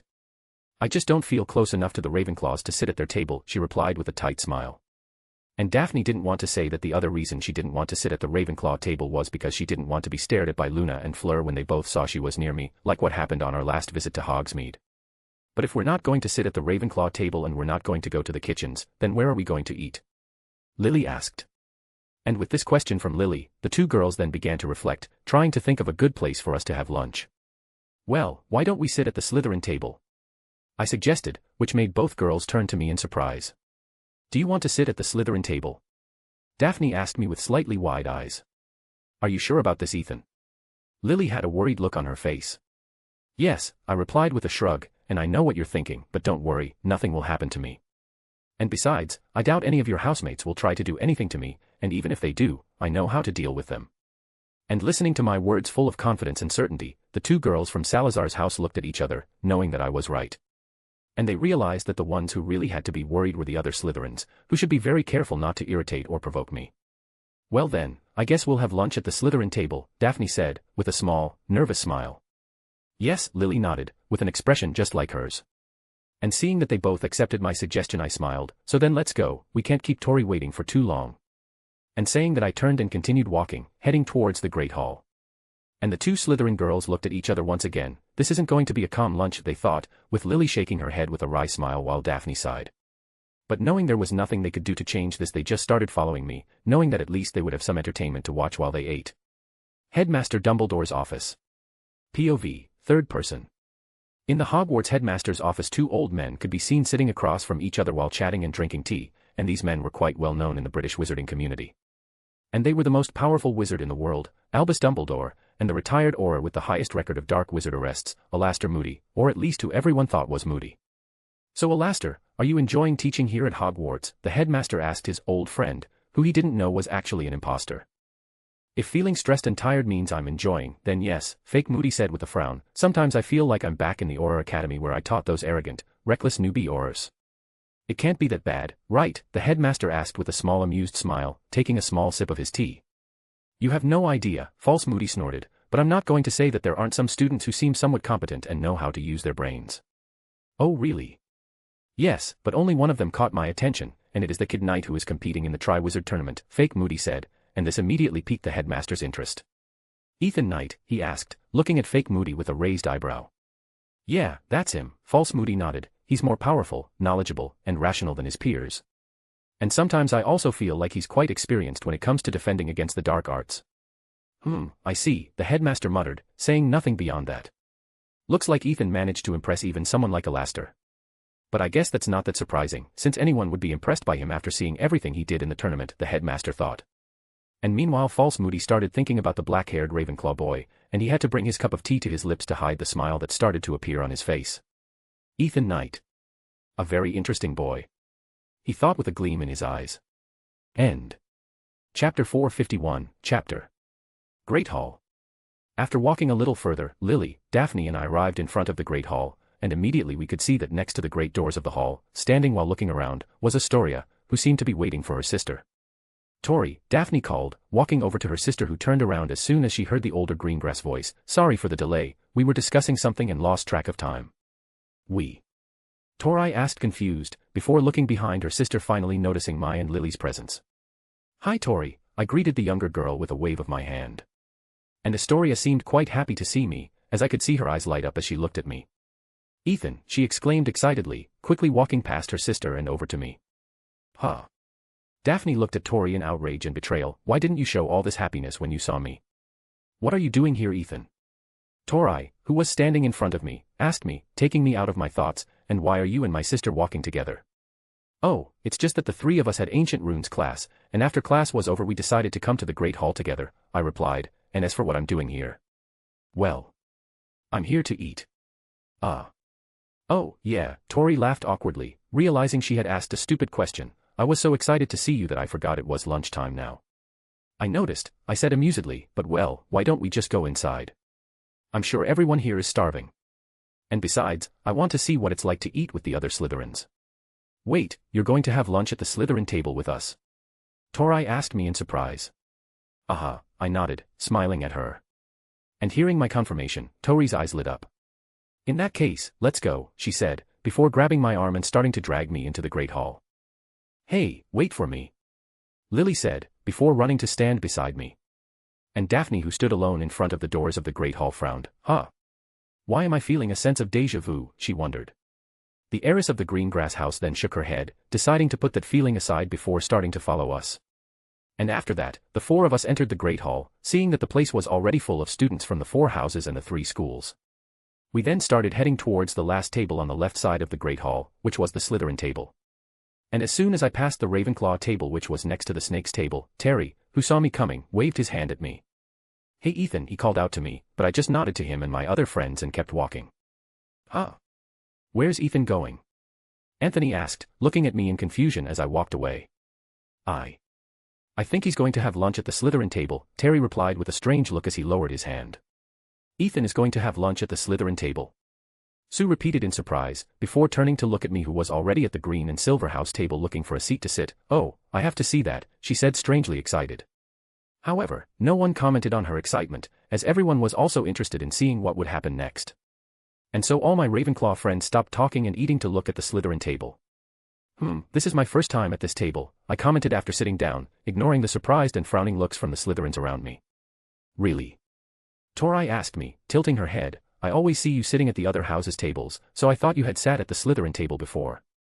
Well, I never had a reason to sit at the Slytherin table, since Lily was my only friend from this house, and she preferred to sit at the other tables, I said, with Lily nodding to confirm my words. And I hid the fact that Theo was also my friend because there were a lot of Slytherins around us, and I knew that things would get complicated for him if his family, or rather, if his father found out that he was friends with a Muggleborn. But well, that changed after I met and befriended a sweet and cheerful girl named Astoria, I continued, smiling at the little blonde girl, who also smiled at me happily and shyly. Oh, and then there's Daphne, who finally decided to put aside her jealousy of me and became my friend. I wasn't jealous of you, Daphne protested as she frowned at me. Daphne, you don't have to lie. That's in the past, and I've already forgiven you, I said, looking at her magnanimously. Have you forgiven me? She repeated indignantly, no longer able to maintain her Ice Queen mask. And Tori and Lily, who were looking at Daphne's indignant and revolted expression, brought their hands to their mouths to try to stifle their laughter. Hey, why are you laughing? Daphne turned to the 2 girls. He's lying, I wasn't jealous of him, she defended herself. And realizing that she was still thinking about it, the girls laughed even harder, and even I joined in their laughter, which made Daphne snort in irritation. However, this fun and friendly atmosphere between us didn't last long, as someone appeared to interrupt us. What's Knight doing here? A 6th-year Slytherin boy who had just arrived asked. And that caused the girls and I to turn to him, only to see that he was looking at me with contempt and hostility. And his voice was not low, and so many Slytherins and even some Ravenclaws could hear him, which made the attention of these students turn to us. And when I heard this boy's question, I stopped, blinking for a moment. I then looked at this 6th year, before looking at my plate, then at him again, at my plate one last time, and then back at him. Eating. I looked at him like he was stupid. Ugh, I know you're eating, idiot, he glared at me with a vein popping on his forehead. What I want to know is, what are you doing at the Slytherin table? Well, I'm here to have lunch and spend some time with my friends, I replied with a shrug, gesturing to Daphne, Lily, and Tori, who nodded. Friends, the boy repeated, looking at the girls with his lips pursed in discontent and disdain. Yes, friends, I nodded, before looking at the 6th grader with a raised eyebrow. Why? Do you have a problem with that? And it seemed that my question had made this boy angry, as I could see a frown appear on his face as feelings of irritation, anger, and indignation rose within him. Do I have a problem with that? Of course but before he could continue with his probably not very polite response, a Slytherin boy with a short-shaved haircut who was already sitting down pulled him down. Dude, are you crazy? He hissed at the furious 6th year, have you forgotten who he is? What do you mean by that? The sixth year asked irritably. What do I mean? What I mean is that he's the fucking Ethan Knight, the shaved-headed boy said, half panicked and half scared. He's the Hogwarts champion, the one who defeated a fucking dragon in a humiliating way and still tamed it. The same one who bloodily and cruelly crushed those aquatic creatures in the second task. This Ethan Knight. And listening to the shaved-headed Slytherin, this sixth-year boy began to remember that I was no ordinary Muggle-born, and remembering everything I had done so far, he began to understand that I was not someone to be teased. And then this sixth year turned to me, and he could see that I continued to look at him with my arms crossed as I waited for his answer. And he noticed that my gaze was calm, but it was a cold, emotionless calm that made him uneasy and a little fearful, and he was sure he saw my eyes flash dangerously for an instant. Tisk, forget it, this sixth year clicked his tongue as he looked away, and I could feel his fear suppressing his anger. He then pulled his arm free from the shaved-headed boy's grip, before turning to leave, not wanting to be around me for even a second longer. Ah, are you leaving already? I was enjoying our conversation, I said with a friendly smile, which made the sixth year stumble on his feet. However, recovering quickly, this boy continued to walk without daring to look back, completely ignoring my sarcastic and mocking comment, going to sit at the other end of the table. And as soon as he left I turned to look at Lily and the Greengrass sisters, who were watching our exchange in silence. Girls, I think I made a new friend, I said happily. And upon hearing this, Daphne looked at me dryly while Lily and Astoria laughed in amusement. End. Chapter 452, Chapter. At the Slytherin table. The girls and I continued to sit at the Slytherin table, and thankfully after that sixth-year boy no one else tried to interrupt or disrupt our lunch. Of course, the Slytherins scowling, angry, and contemptuous looks didn't disappear, but none of them had the courage to try to confront me or kick me out of their house table. And some Slytherins, those who were aware of how dangerous and chaotic I was, even decided to sit as far away from me as possible, and one of those Slytherins was Malfoy. He, like that sixth-year boy, had arrived late at the Great Hall for lunch, and when he saw me sitting at his house table he immediately stopped, staring at me with wide eyes. And all the Slytherins who saw Malfoy arriving thought he was going to cause a disturbance because I was at their table, since he was well known for his arrogance and hatred towards Muggleborns. However, contrary to what everyone expected, Malfoy didn't try to pick a fight with me. In fact, he just quickly turned around and began dragging his two bodyguards to sit at the end of the table. And while everyone was confused by that I knew he did it because he was still afraid of me, and I had felt his panic rise as soon as he saw me. But leaving that aside, the girls and I continued talking while we ate, and at this moment Tori was telling us about what she had learned in the transfiguration class she had today. And while the youngest girl finished talking about the new spell she learned, I looked at the three girls with a thoughtful and curious look. And Lily apparently noticed this, because as soon as Tori finished speaking she turned to me. What's wrong, Ethan? Why do you have that thoughtful expression? She asked me, looking at me with some concern. And her question snapped me out of my thoughts, making me blink before looking at her. Huh? Oh, it's nothing, I was just thinking about something, I replied. I noticed that, Lily joked, but what I really wanted to know was what you were thinking about. And realizing that she would probably keep insisting until she found out what I was thinking, I decided to answer her correctly. Actually, I was thinking about something I've always been curious to know, and it kind of involves you guys, I said, which made Lily look at me with her head tilted. Really? And what would that be? She asked. Well, I began to answer, looking at the three girls who were watching me intently. I've always been curious to know what it's like to be a Slytherin student. And upon hearing this, Daphne, Lily and Tori blinked in surprise and confusion, not imagining that this was what was on my mind. What it's like to be a Slytherin student? Daphne repeated. Yes, I nodded. I wanted to know what it's like to be in your house, what your common room is like, what it's like to live with the other Slytherins, what you do for fun, and what your hobbies are. That kind of thing. And finally understanding what I meant and hearing my questions the girls looked at each other, and I could see a strange expression appear on Daphne and Lily's faces. Well. Lily started to say, turning to me, I think our house shouldn't be much different from the other houses. And being a Slytherin is. Interesting. Why do I feel like there's a but coming? I commented, seeing the white-haired girl purse her lips. Look, I really like being a Slytherin. However, I can't deny that sometimes it's a little tiring and stressful being part of my house, she said. I agree, Daphne chimed in Slytherin we are not as united as the other houses. To us we are all just housemates and nothing more, and even those who say they are our friends or those who want to become our friends are only after the influence of our families. And sure, there are some exceptions, but they are rare, and it's very hard to know who really cares about you or who just wants someone powerful to lean on, she explained, frowning. And when Daphne said that I could feel her frustration, sadness and disappointment, and those same feelings were also coming from Lily, and to a lesser extent Tori. Yes, and if it's not the fake friendships, it's our housemates always wanting to involve us in one of their boring conversations, Lily continued with a sigh. Boring conversations? I asked. Aha, she nodded. Whenever our housemates are together in the common room, they like to chat about politics, alliances, how important their families are, and the latest gossip from the castle. Lily rolled her eyes. And hearing the last part, one blinked. Wait, gossip. I looked at her strangely. Yes, Lily said, it may not seem like it, but almost all Slytherins like to gossip. She then put a finger on her chin. In fact, I would even say that the biggest gossips in school are in my house. And ignoring the strangeness of this information, I snorted, I'm sure Lavender and Parvati disagree with that. And hearing this, Lily looked at me with a raised eyebrow, and I decided to explain. Look, maybe you Slytherins are on par with Mandy and Morag from my house when it comes to gossiping, but I doubt there's anyone in the school more gossipy than those two Gryffindor girls, I said. Unfortunately, that's true. Brown and Patil are the biggest gossips in school, Daphne said with a slight grimace. They both always have some new gossip to tell. Almost all the rumors that circulate around the school were spread by them, and they always seem to know about things that happen in the castle before anyone else. Are they really that amazing? Tori asked Daphne, who nodded reluctantly. Yes, and because of that many Slytherins agree and claim that the two of them are the gossip queens of Hogwarts, and some of them even offered them money to find out where and how they got their information, she replied. And listening to her sister, Tori blinked in surprise, before looking at the Gryffindor table that was on the other side of the Great Hall, trying to catch a glimpse of the gossip queens. And the tables were far from each other, but that didn't stop Astoria from looking for Lavender and Parvati, and as she looked at the Gryffindor students, she saw two girls who looked about her sister's age whispering to each other as they looked around with predatory eyes. And Tori didn't know why, but she felt that those two girls were the gossiping couple we were talking about. But well, getting back to the subject, I began to say, bringing the girls' attention back to me, it's still a little strange and surprising to know that while in your common room, you Slytherins act like a group of gossipy old ladies. Actually, if you think about it logically, it makes sense that Slytherins like to gossip.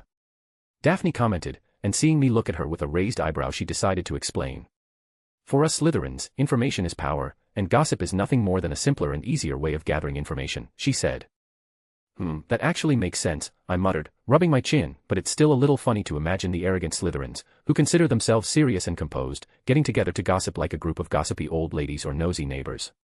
Hey, that actually is a little funny, Lily said with an amused smile, with Tori beside her chuckling lightly.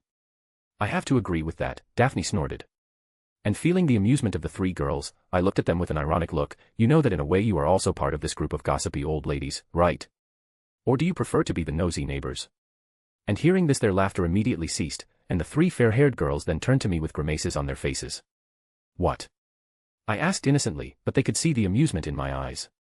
Listen, if you dare call me a gossipy old lady or a nosy neighbor again, I will turn you into a pincushion, Daphne threatened me. But I didn't even call you. I tried to say, but the greengrass heiress stared at me with narrowed eyes, and I could see her hand reaching for a pocket where her wand was.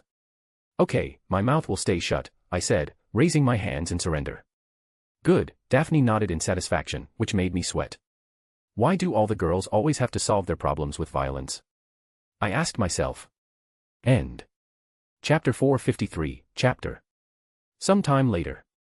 After lunch was over, I spent some more time with the three Slytherin girls, and the four of us spent the afternoon break in the school library, which was a quiet place with few people, which meant we could talk peacefully without interruptions. And when the break was over, we had to split up, since the afternoon classes were going to start, and this time we would have different classes. And after I said goodbye to the girls, they went to their classes, with Daphne and Lily heading towards the greenhouses for an herbology class, while Astoria went to the history of magic classroom, a class she wasn't excited about taking.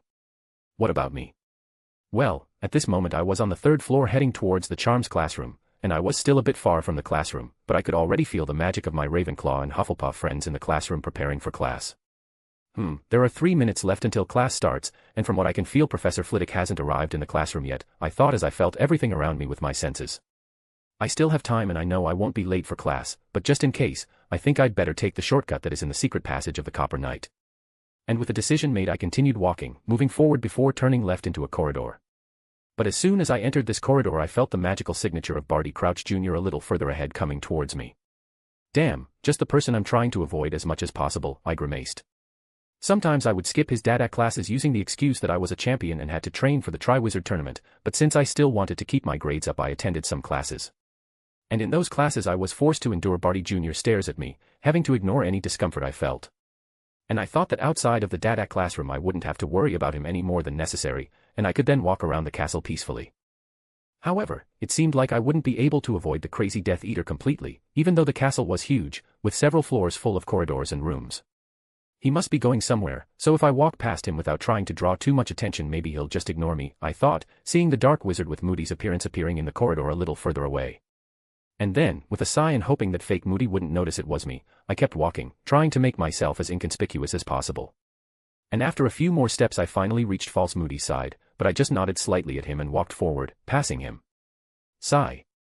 Everything worked out, I thought in relief, feeling my shoulders relax. Mr. Knight, but then fake Moody called me, ending all my hopes. Damn, I celebrated too early, I mentally cursed, stopping as soon as he called my name. And with my back to him I began to wonder if I should turn around or if I should just ignore him and keep walking. However, I knew it would be very suspicious if I ignored his call, especially since he was a teacher and I had obviously heard him calling me. And realizing that I didn't really have much of a choice I sighed, before turning to him with a forced smile on my face. Good afternoon, Professor Moody, I said.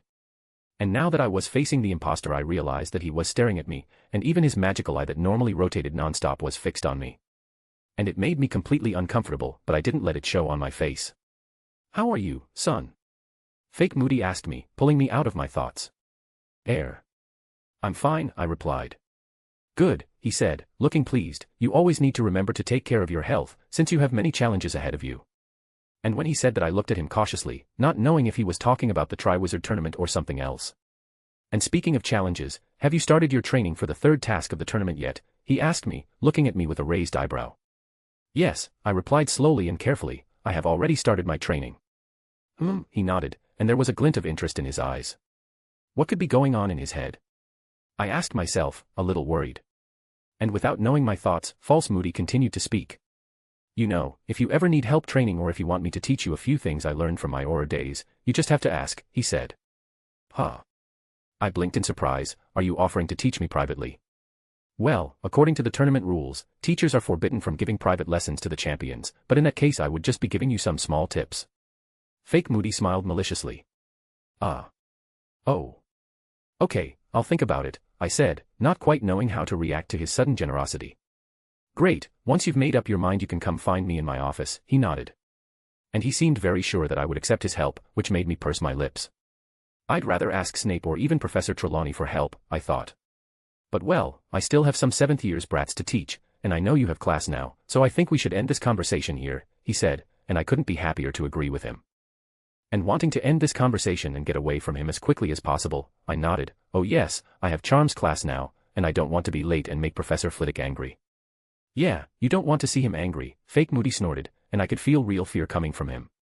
And it made me wonder if Barty Jr. faced Professor Flitwick in combat at some point before he was imprisoned in Azkaban. Well, I'll be going then, he said, bringing my attention back to him. I'll await your response to my offer, and don't forget Mr. Knight. Constant vigilance. And after saying that, the Fake Moody then turned to leave, and as he walked away with his wooden leg hitting the ground making a metallic noise, I stared at his back. And I only stopped looking at him when he disappeared around the bend at the end of the corridor. And as soon as I felt that I was alone in the corridor I relaxed, feeling all the tension and stress leave my body. Man, that was really weird and uncomfortable, I said out loud. I couldn't understand why Barty Jr. was so fixated on me, especially because I'm a Muggle-born, someone he should hate and feel disgusted by. And now that he offered to help me train, my confusion only increased, and not just because it was strange that he was doing this when he was supposed to be a fanatical and prejudiced supremacist. The main reason for my confusion was the plan to bring the Dark Lord Voldemort back. To resurrect Voldemort, Harry needed to be teleported to the Little Hangleton graveyard, and for that to happen he needed to touch the cup at the end of the maze. And that's why I would have understood if Barty Jr. had made this offer of help to Harry, since he needed the green-eyed boy to do very well in the tournament so that the plan to resurrect his master would work. Furthermore, everyone knew that I was the most powerful and strongest competitor in the tournament, and I also had the highest score among the champions, which would give me an advantage when the third task began. And Barty Jr. knew this, and so it didn't make sense for him to want to help me, since that would decrease Harry's chances of reaching the cup before me. And all this made me very confused, worried and cautious, and I was sure that Barty Jr. was planning something, and I was even more sure that it would not be good for me. What on earth is that crazy, chaotic head of yours up to, Barty Crouch Jr.? I muttered, narrowing my eyes. I wasn't enjoying this feeling of not knowing what was happening and not having the situation under my control. And because of that I decided it was time for me to talk to Nyx to see if she discovered anything or if she had any new information to tell me. And if she doesn't know what Barty Jr. is planning either, then I'll have to increase my surveillance on him, keeping him under close observation. End. Chapter 454, Chapter After the day's classes ended, I went straight to my room in the Ravenclaw dorms, and upon arriving in my room the first thing I did was look for my cat. And I didn't have to look very far, because as soon as I entered my room the first thing I saw was Nyx, who was lying on my bed. And the very intelligent black cat seemed to have just woken up from one of her many naps, as she let out a long yawn before looking at me. "Hey girl," I said to her with a smile as I went to sit on the bed next to her. "Meow," Nyx meowed, standing up and coming over to me. And when she came to my side, she started to rub her head on my arm, wanting me to pet her a little. "Looks like someone woke up a little needy today," I joked, running my hand over her head and back lightly. And getting the attention she wanted, Nyx purred contentedly, which made me shake my head in amusement. We then stayed like that for a few more minutes, before I decided to focus on the reason why I was looking for her. "So Nyx," I started to say, stopping petting her, which made the black-furred cat look at me, "do you remember when I gave you the mission to spy on Professor Moody, that old man with the scarred face and a wooden leg?" And hearing my question, Nyx nodded, before looking at me with her head tilted a little confused. "Meow. Why am I asking about this?" "Well, it's because I wanted to know if you found out anything about him or if you saw him doing or saying anything strange when he was alone," I answered her question. And anyone who saw me talking to Nyx would think I was going crazy, but in fact I could understand what she meant by her meows, gestures and sounds. And I could understand her even without my beast talk, because Nyx and I had a connection that allowed us to understand each other, and it helped that Nyx was a very intelligent and perceptive cat. "Meow," Nyx meowed again, and I understood that she meant yes, she had discovered something. "Great," I said, a little relieved to know that I wouldn't be in the dark anymore and that now I would have some information about Barty Jr. "I just hope he says or shows something that can help me figure out what he's up to," I thought. But shaking my head I brought my focus back to the present moment, and turning to Nyx I saw that she was looking at me with her feline eyes full of intelligence. "Listen Nyx, now I'm going to use my beast talk on you, so just relax and try not to think too much," I warned Nyx. "Meow," and hearing what I said Nyx meowed as she nodded in understanding. And seeing this I smiled satisfied, before raising my hand and placing it on her head. And with my hand on Nyx's head I used my beast talk, opening a connection between her and me. And with the connection created I began to feel Nyx's emotions and thoughts more deeply and in more detail. But I didn't want to know what she was feeling or thinking right now, and ignoring the information I was getting from the connection I started searching Nyx's mind. And inside Nyx's mind I searched her memories for the moments when she was spying on Barty Jr. And it wasn't too hard to find those memories, since Nyx herself, who knew how my abilities worked, was bringing those memories to the front of her mind so I could see them. And now that Nyx's memories were within my reach I began to analyze them, with many images and sounds passing through my mind through the connection that existed between us. And in one of those memories, Nyx was hiding under a cabinet inside the data teacher's office, looking intently at Barty Jr. who was in his true appearance. And in this memory through Nyx's eyes I could see Barty pacing back and forth in front of his desk as he talked to himself, and he seemed very excited, almost in a manic joy. And I found that strange even for the crazy Death Eater. But then I saw him turn around and kick a large wooden trunk that was leaning against the wall, almost hidden.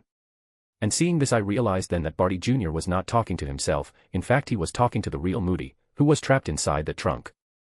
And as soon as I realized this I decided to pay more attention to this memory, focusing completely on Barty Jr. wanting to hear what he was saying. "It must be sad, huh, old one-eyed man? Being trapped in this trunk and knowing that there's nothing you can do to stop me from completing my mission," Barty Jr. said, smiling arrogantly as he looked at the wooden trunk that was at his feet.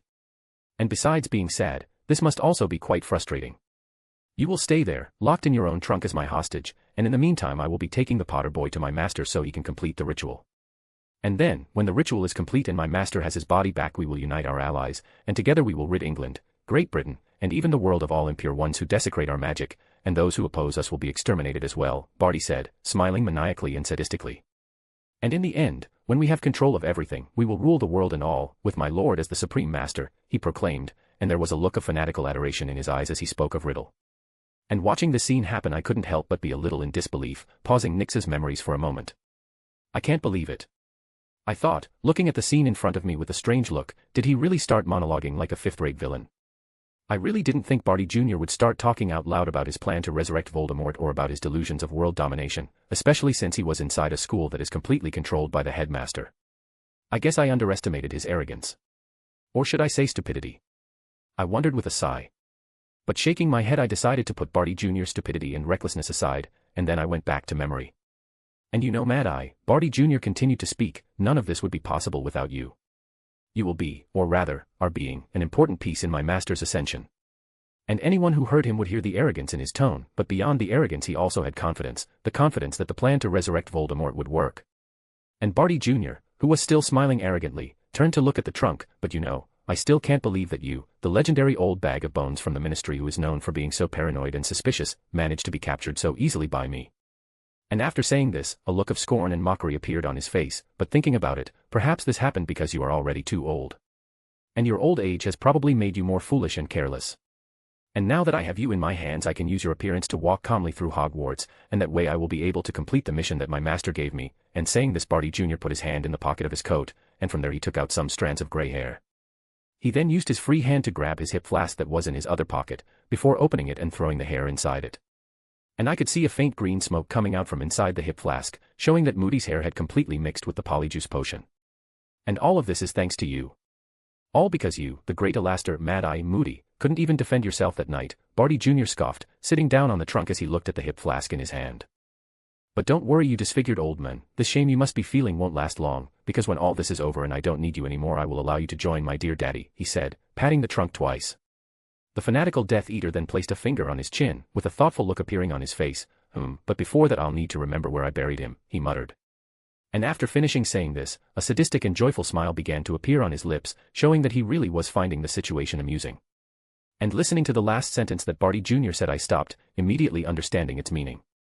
Crouch Sr. is dead, I thought, a little surprised. He killed his father. End. Chapter 455, Chapter. After the revelation that Barty Jr. had killed his father, I continued to watch this memory, trying to see if he would say any more information that could be useful to me.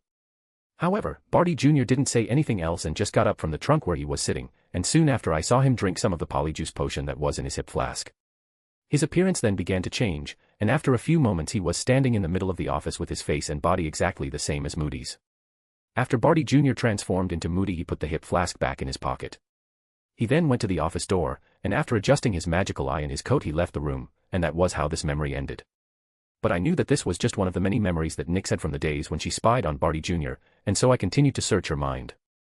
And I searched through her memories, analyzing them all with efficiency and speed, but even after viewing more than 30 memories I could not find any more information that would help me. Almost every time Nyx was watching Barty Jr. he just kept up the appearance of Moody, acting like the old paranoid ex-Auror when someone was around. And when he was alone he still acted like a normal data teacher, correcting students' homework or planning the next lessons. Sure, there were moments where he talked to Moody in the trunk, but it was mostly him mocking the old man while bragging about how he managed to kidnap him. And other times he would be muttering things to himself, but from what I could hear they were just the ravings of a madman. Sigh, I wasn't expecting him to tell me all his plans, but at least I thought he would say or do something that would give me some clue about what he was planning, I thought, leaving Nyx's memories and taking my hand off her head, thus cancelling the connection. Well, I couldn't figure out what Barty Jr. was planning or how he was going to involve me in this, but at least I figured out that now I won't have to worry about Crouch Sr. anymore. And thinking about this I leaned back against the headboard of my bed, with Nyx coming and laying on my lap as I petted her. However, I'm still a little surprised by this information. I wasn't expecting that Barty Jr. had already killed his father. I frowned. From what I remembered, in canon the Crouch Sr. would have managed to get out of the Imperious Curse and would escape from the place where he was trapped, and after that he would come to the castle grounds where all the confusion in the Forbidden Forest with Harry and Krum would happen. And after that his son would capture him again, and only then would Crouch Sr. be killed by him. But something must have changed, since the Death Eater decided to kill him sooner than expected. Well, I won't think about it too much, I thought with a sigh. His death happening so soon is unexpected, but it's not that important. I didn't feel any sadness over Crouch's death, as he was an arrogant and close-minded person who made many mistakes, and some of those mistakes even brought suffering to other people, with one of them being serious and consequently Harry. And besides, his death can also be considered karma, since he, who should have been fair and serious, took his own son out of prison illegally, and then this son ended up becoming his murderer. They say karma is a bitch, but there's no denying that sometimes it's fair, and a little ironic, I snorted as I shook my head. A few days later. It was 2 p.m. on a Friday, and usually at this time I would be training, studying, or finishing one of my projects. But today I wasn't doing any of those things. Actually, at this moment I was in Professor McGonagall's office, sitting across from the feline woman while drinking tea and eating some cookies. The reason I was in Professor McGonagall's office was because she had sent me a letter at breakfast, and in this letter she invited me to have tea with her in the afternoon, saying that it had been some time since we had spent time together. And I even thought about declining this invitation, but when I read the last part of the letter I realized that I had really been neglecting and ignoring Professor McGonagall this year. And so I decided I would take a little break to spend some time with my favorite teacher who was almost like a grandmother. And now at this moment Professor McGonagall was telling me about the lessons she was teaching her 6th and 7th year students who were preparing for their newts. But even though I tried, I couldn't pay much attention to what she was saying, because my mind was full of thoughts, something that had been happening quite frequently in the last few days. TSK, it's been almost a week and I still haven't figured out Barty Jr.'s plan, which is definitely something evil and bad, I thought, looking at the cup of tea I had in my hands with a frown. Of course, I might just be being very paranoid, but my instincts are telling me he's up to something, and my senses never failed. He seemed very interested in my training and whether I was ready for the third task, and if it were any other Hogwarts teacher I wouldn't find it suspicious, even if it were Snape. But in this case I'm talking about an infiltrated Death Eater, who hates Muggles and Muggleborns with all his being. And knowing this, several possibilities and scenarios crossed my mind. Maybe he'll try to put me under the Imperius Curse like he did to Crumb and Cannon, and then he'll be able to use me to disrupt and attack the other champions, clearing Harry's path to the cup, I mused. But then I shook my head. No, that's probably not it, I thought, dismissing that assumption. Barty Jr. knows I'm quite resistant to the Imperius Curse, so he won't try that knowing how risky it is if it goes wrong. But even so, I think it's better for me to stay alert, since there's nothing stopping him from using another spell on me. And besides, I also have to keep an eye on Fleur, since he might end up doing something to her. I narrowed my eyes. Ethan. Actually, I think it would be better if Ethan, and I couldn't complete my thought, because Professor McGonagall called me, practically shouting my name. And hearing her sudden shout I jumped in my seat in fright, quickly turning to her. I looked at her in confusion. Finally. I thought I would have to cast a spell on you to make you look at me, Professor McGonagall said, looking at me with a frown. Oh, sorry, I said, rubbing the back of my head as I had an embarrassed expression on my face. I was a little lost in my thoughts, so I didn't hear you calling me. I noticed, she said with a snort. She then started looking at my face intently, and I looked at her confusedly without understanding what she was doing staring at me. You know, Ethan, I noticed you seem a little stressed these past few days, Professor McGonagall said, which made me blink. Really? I asked, touching my face. Yes, she nodded, pursing her lips, and I wasn't the only one who noticed. Mrs. Flamel and even Phileas noticed it. Professor McGonagall then leaned forward a little, so she could look at me more closely. Does this have anything to do with the Triwizard Tournament? She asked me. I could feel her concern. And feeling her care for me I smiled slightly. Don't worry, Professor McGonagall, I'm fine. However, this answer didn't seem to convince her, as the worried look remained on her face. Are you sure? She continued asking. You know you can always tell me if you're in trouble, right? I know, Minnie, I said, calling her by the affectionate nickname she allowed only Seal and I to use, but I'm really not having any problems with the tournament. And hearing this, Professor McGonagall looked at me with narrowed eyes, trying to see from my expression if I was telling the truth. And after a few seconds of staring at me she didn't find any sign that I was lying, and so she nodded. I see, she said, but there was still a certain doubt in her tone. And realizing that she wouldn't insist on the subject any further, I sighed in relief. I know she would do anything to help me if I was dealing with a problem, but Barty Jr. is a problem I can't involve her in, I thought. But even though she couldn't help me I was still quite touched by her concern and her offer of help, even though she knew it was against the tournament rules for a teacher to help a champion. And the fact that Professor McGonagall offered to go against the rules for me meant that I really was someone special to her, which made me happy. End. Chapter 456, Chapter. Still in Professor McGonagall's office. Well, Professor, how about we change the subject? I suggested, wanting to talk about something lighter to make Professor McGonagall put her concern for me aside. And hearing this, Professor McGonagall looked at me with a raised eyebrow. Oh, this time you're at least going to be paying attention to what I'm going to be saying, she asked me. Obviously, I said indignantly, as if anything more than that was unacceptable. And Professor McGonagall just looked at me skeptically when I said that. I guess she really didn't like being ignored while she was talking all this time, I thought, sweating. I then nodded, before clearing my throat. So, I started to say, has anything interesting happened to you in the last few days? I asked. And hearing my question the feline woman stopped to think for a few seconds, placing a finger on her chin. I can't think of anything that has happened recently, she replied. She then looked at me, a glint of interest in her eyes. What about you? Has anything interesting happened to you this week? Well, if you consider pranking Bagman as something interesting, then yes, I said with a shrug. And Professor McGonagall looked at me with a strange expression when she heard this. Are you seriously confessing to a teacher that you pranked a ministry employee? She asked. First, that ministry employee was Bagman, so he deserved the prank, I said. And hearing this, Professor McGonagall pursed her lips, but she couldn't say that I was wrong, since even someone like her felt a certain dislike for the fat little man. And secondly, you're not going to turn me over to the authorities for this horrible, cruel crime of mine, right? I asked with a playful smile. I don't know about that, Professor McGonagall said, but there was a small smile on her face. I then saw Professor McGonagall tilt her head, looking at me with a curious look. But you know, Ethan, I thought that as the Hogwarts champion you would have more to talk about your days at the castle, she said. Well, it may not seem like it, but being a champion didn't change much about my school days, I said, and that wasn't a lie, as my days continued normally with me training, studying and having fun with my friends. But then I stopped, remembering an event that happened this month that was very relevant and important, at least for me and the people involved. Actually, something very interesting happened earlier this month, I said, which caught Professor McGonagall's attention. Really? She looked at me with a raised eyebrow, and what would that be? She asked. Well, on our last visit to Hogsmeade, Harry came to me with a request, I started to say, and that request was for me to train him, or more specifically, he asked me to teach him how to duel. Oh, really? Professor McGonagall asked, a little surprised. Yes, I nodded, and now at least 3 times a week Harry, Hermione, Ron, Fleur, and I meet in an abandoned classroom on the 5th floor, where I then train and teach them. Are you also training Mr. Weasley, Miss Granger, and even Miss Delacour? Professor, did you really think that Harry's 2 faithful friends wouldn't be with him in this training? Especially Hermione, who loves learning new things. I looked at Professor McGonagall with an amused smile. Well, putting it that way, it kind of makes sense, she said with a wry look, but what about Miss Delacour? She doesn't seem like someone who would be helpless in a fight, and from what I remember, Beauxbaton's school has dueling classes. That's true, I nodded, but she thinks I can teach her more than your school can, and in all humility, she's right. Oh, very humble indeed, Professor McGonagall joked.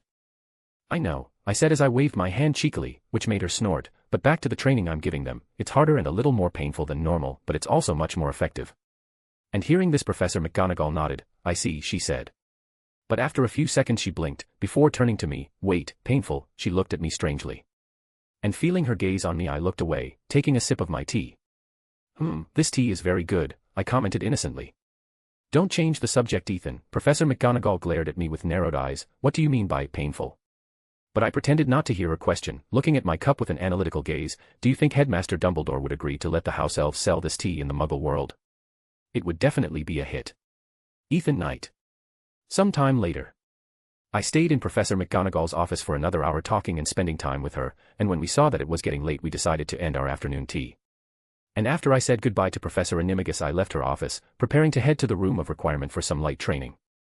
But as soon as I took 2 steps away from her office I came across Hermione, who was coming towards me with some books in her hands.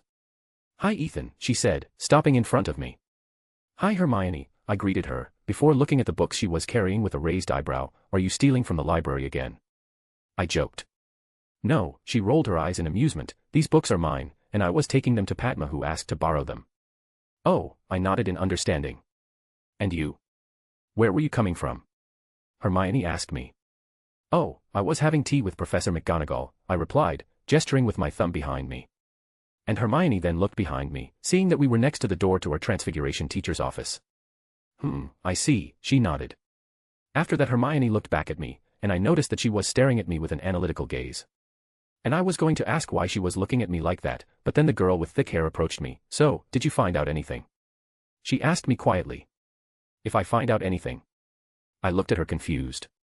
Yeah, about Knight, the author of those Muggle books, she explained. And hearing this I blinked for a moment, before my eyes widened slightly in realization. Oh. Ooh. I had forgotten that I had promised her that I would make Professor McGonagall tell me Knight's secret identity, and I thought, mentally palming my forehead. And seeing me stay silent without answering her question, Hermione waved her free hand in front of my face, bringing my attention to her again. So, she said, looking at me with her eyes shining with expectation as she leaned her body towards me. Oh. I actually haven't found out anything about him yet, I said, pulling away from her a little. Seriously, she asked with a pout. Yes, sorry, I said with an apologetic look. Professor McGonagall doesn't talk much about her personal life or anything like that, and it may not seem like it but she's someone who's really good at keeping secrets. And hearing this Hermione became disheartened. Sigh. I know, she said, and I could feel her disappointment. And seeing this I decided to try to cheer her up a little. Look, don't worry. It might be hard to get her to reveal Knight's name right now, but if I keep insisting I know she'll eventually tell me it, I said, placing my hands on her shoulders. You think so? She looked at me uncertainly. I'm sure, I said, nodding confidently. Well, in a way she's already told me the author's name, since every time she says my name she's literally saying his name too. And unaware of my thoughts and the fact that I was kind of deceiving her, Hermione glared at me. And feeling the conviction in my words, the studious girl began to feel her hopes return. Okay, I'll trust you, she said, more excited than before. Great, I said. I just hope that after she finds out the truth she doesn't try to jinx me, I thought, with a tight smile on my face. End. Chapter 457, Chapter. Next day. It was a Saturday afternoon after Nick and Penny's classes, and at this moment I was on the Hogwarts grounds outside the Beauxbatons carriage. And I was here because I was waiting for Fleur to finish getting ready, so that we could go together to the abandoned classroom where we held our training sessions. And I had been waiting for the French champion for at least 15 minutes, but I wasn't bothered by her delay and didn't even complain, since it was common knowledge that women took a long time to get ready. Well, at least we still have some time before the training session is scheduled to start, I thought, leaning against the side of the carriage as I looked at my atlas in clock mode. And luckily I didn't have to wait much longer, as I could feel Fleur's magical signature coming out of the carriage and heading towards me. And looking to the side I saw the beautiful blonde girl approaching me with calm steps while smiling. "I'm ready," she said, standing in front of me with her hands behind her back. And seeing the glint of anticipation in her eyes as she looked at me, I realized she was waiting for me to say something about her outfit. I then looked Fleur up and down, seeing that she was wearing a gray gym t-shirt with a light blue tight jacket over it, dark blue leggings with a pink vertical stripe, and black running shoes. And anyone who saw her would say that she was ready to play some sport or go to the gym. And this entire set of clothes accentuated her beautiful and graceful figure, and even without her allure I was sure that she would be able to capture the attention of any man or woman, and even I was finding it hard to look away from her. But with a little effort I managed to resist the charm of the girl in front of me, and looking at her one last time I nodded in satisfaction. It seems you followed my recommendation about the clothes you should wear in training," I commented. Of course, these were recommendations from my dueling teacher, Fleur joked, which made me snort in amusement. After that Fleur continued to look at me, leaning her body forward a little as if she was waiting for me to say something else to her. And seeing this I shook my head with a wry smile, knowing exactly what she wanted me to say. "Yes, Fleur, you look very beautiful," I said, smiling at her. And upon hearing my compliment, Fleur's cheeks turned slightly pink. "Merci," she thanked, smiling shyly, but happily. Hey, she was practically demanding that I compliment her, and now that I complimented her she started acting shy, I thought, looking at my Vila friend with an amused look. After that Fleur and I decided to leave our conversation for another time, realizing that we had been standing next to the Beauxbatons carriage for some time. And then we started heading towards the castle together, with me excited to teach my students a new lesson while Fleur was prepared for another hellish training session. Some minutes later, when Fleur and I arrived at the abandoned classroom on the 5th floor, we saw that the members of the Golden Trio were already inside waiting for us. And looking at them I could see that they were doing some stretches, getting ready for today's lesson. And besides that I also noticed that they were wearing sports and gym clothes just like Fleur, and I was pleased to see that everyone took my recommendations about wearing more comfortable and lightweight clothes seriously. "Good afternoon, my young Padawans," I said loudly, getting their attention. And stopping stretching, the three turned to me. "Oh, good afternoon, Ethan," Harry nodded at me while Ron greeted me too. "You two are late," Hermione said, crossing her arms as she stared at us with pursed lips. "What took you so long?" "We've been here for 30 minutes waiting for you," she complained. "It wasn't us who arrived late, it was you three who arrived too early," I replied, gesturing to a clock that was on the room wall. And looking at the clock on the wall for the first time since she arrived in the room, Hermione realized that Fleur and I had actually arrived exactly at the scheduled time for the session. "Oh," she blurted out, belatedly realizing her mistake. Hermione then turned to me and Fleur with an embarrassed look. Sorry. I didn't realize what time it was when we got here," she said, feeling stupid for trying to scold the two of us. "Don't worry," I dismissed his apology with a nonchalant wave of my hand. And looking at Fleur, Hermione saw that the French girl nodded at my words while showing her a small smile. And seeing this she was relieved that we weren't offended or upset with her. And not wanting to dwell on this somewhat embarrassing subject any longer, I decided to start our training session right away. "Well, since we're all here, let's get to the point," I said, and my 4 temporary students nodded. I then walked to the front of the room, and stopping in front of my desk I turned to the Golden Trio and the French champion, who were standing in front of me looking at me attentively. "Hey, they look like little soldiers standing like that next to each other," I thought amused. "So Ethan," Hermione began to say, taking me out of my thoughts, "what's today's training going to be?" She looked at me curiously, asking the question that was on everyone's mind. And hearing her question a mysterious smile appeared on my lips. "Oh, today's training will be a little different than usual. And I'm sure you'll like it." And when I finished saying that, the 4 teenagers looked at each other, and on their faces were looks of confusion and curiosity, with the Golden Trio also having worried looks. And they were confused because I suddenly and without warning decided that I was going to teach them something different, and this was strange because since our training sessions had begun I had only taught them how to dodge, how to defend themselves, and a little about quick and silent spell casting. And the Golden Trio were also worried because most of the time when I told them they would like something, that something ended up being painful or scary for them. I hope this different training isn't just another type of dodging training," Ron commented with a grimace. And after saying that, he glanced at the iron balls and bats that were in the corner of the room, and there was a glint of fear and trauma in his eyes. Don't worry, you won't be doing any dodging training today, I said, rolling my eyes. And Ron, as soon as he heard that there would be no dodging training, immediately became happy and relieved. No visits to Madame Pomfrey today, he mentally cheered. And I didn't know what the red-haired boy was thinking, but I could feel his emotions of relief, an emotion that also came from the other 3 teenagers. With them acting this way, other people might even think that my training is something bad. I thought, looking at them dryly. But shaking my head, I decided to return to focusing on the main topic, which was today's training. And then I cleared my throat. Well, getting back to the topic, I began to say, bringing the attention of the 2 boys and 2 girls to me again. The trainings you've already had have helped me figure out what you're good at and where you need to improve, but there's a limit to what you can show just by dodging enchanted objects, and that's why today's training will be different. In short, today's training will serve for you to show me how much you have learned from the last training sessions, and the best way to show that is in a fight. And as soon as I said that, the Golden Trio and Fleur looked at me in surprise. A fight? Harry repeated. Yes, today you will not be fighting inanimate objects like you have done so far. Today I want to see how you fare in a fight facing a real opponent, I declared. Ethan. Hermione called to me, raising her hand like a student in a classroom. Well, in a way she is, I thought, amused, turning my gaze back to the bushy-haired girl. Yes, Hermione. I gestured with my hand for her to continue. And seeing this, she lowered her hand, before starting to speak. If we are going to face a real opponent, then does that mean we will have to fight each other? She asked, looking at her training companions. Oh no, my dear studious student, I said, which made Hermione tilt her head in confusion. You are all actually going to fight the same opponent. Which will be me, I smirked. You, the Golden Trio exclaimed as they stared at me with wide eyes, and even Fleur was a little surprised by this. Yes, me, I nodded, enjoying their shock and sense of panic. Damn. Apparently I'm going to have to visit Madame Pomfrey today too, Ron swore mentally, realizing he had celebrated too early. End. Chapter 458, Chapter. Well, now that you know what's going to happen in this training session, let's get ready, I said, taking my wand out of its holster. And with a wave of my wand I pushed all the things in the room to the corners of it, creating a large and free area in the middle of the room. I then pointed my wand at the floor and turned 360 degrees, and with me as the center a red line began to appear around this area, creating a large circle that marked the limits of the ring where our fight would take place. And after finishing doing this I looked around, satisfied with my little work. And now that I had prepared the place for the fight I went to one side of the ring, keeping some distance from my opponents before turning to Fleur, Harry, Ron, and Hermione. So, who's going to be the first to fight him? Harry asked, looking at his 3 training companions with an apprehensive look. And hearing the question from the Gryffindor Golden Boy, Ron, Hermione, and Fleur began to look at each other, with the 3 of them having worried and restless expressions on their faces. And even after a few seconds passed, none of the 4 teenagers said anything, since no one wanted to sacrifice themselves, offer to be my first opponent. And feeling their fear and nervousness I snorted, getting their attention. Could you guys hurry up? We don't have all day, I said, crossing my arms as I looked at them. Sorry, Harry apologized, rubbing the back of his neck. And seeing this I rolled my eyes, seriously. I don't know why you guys are taking so long to prepare for a fight.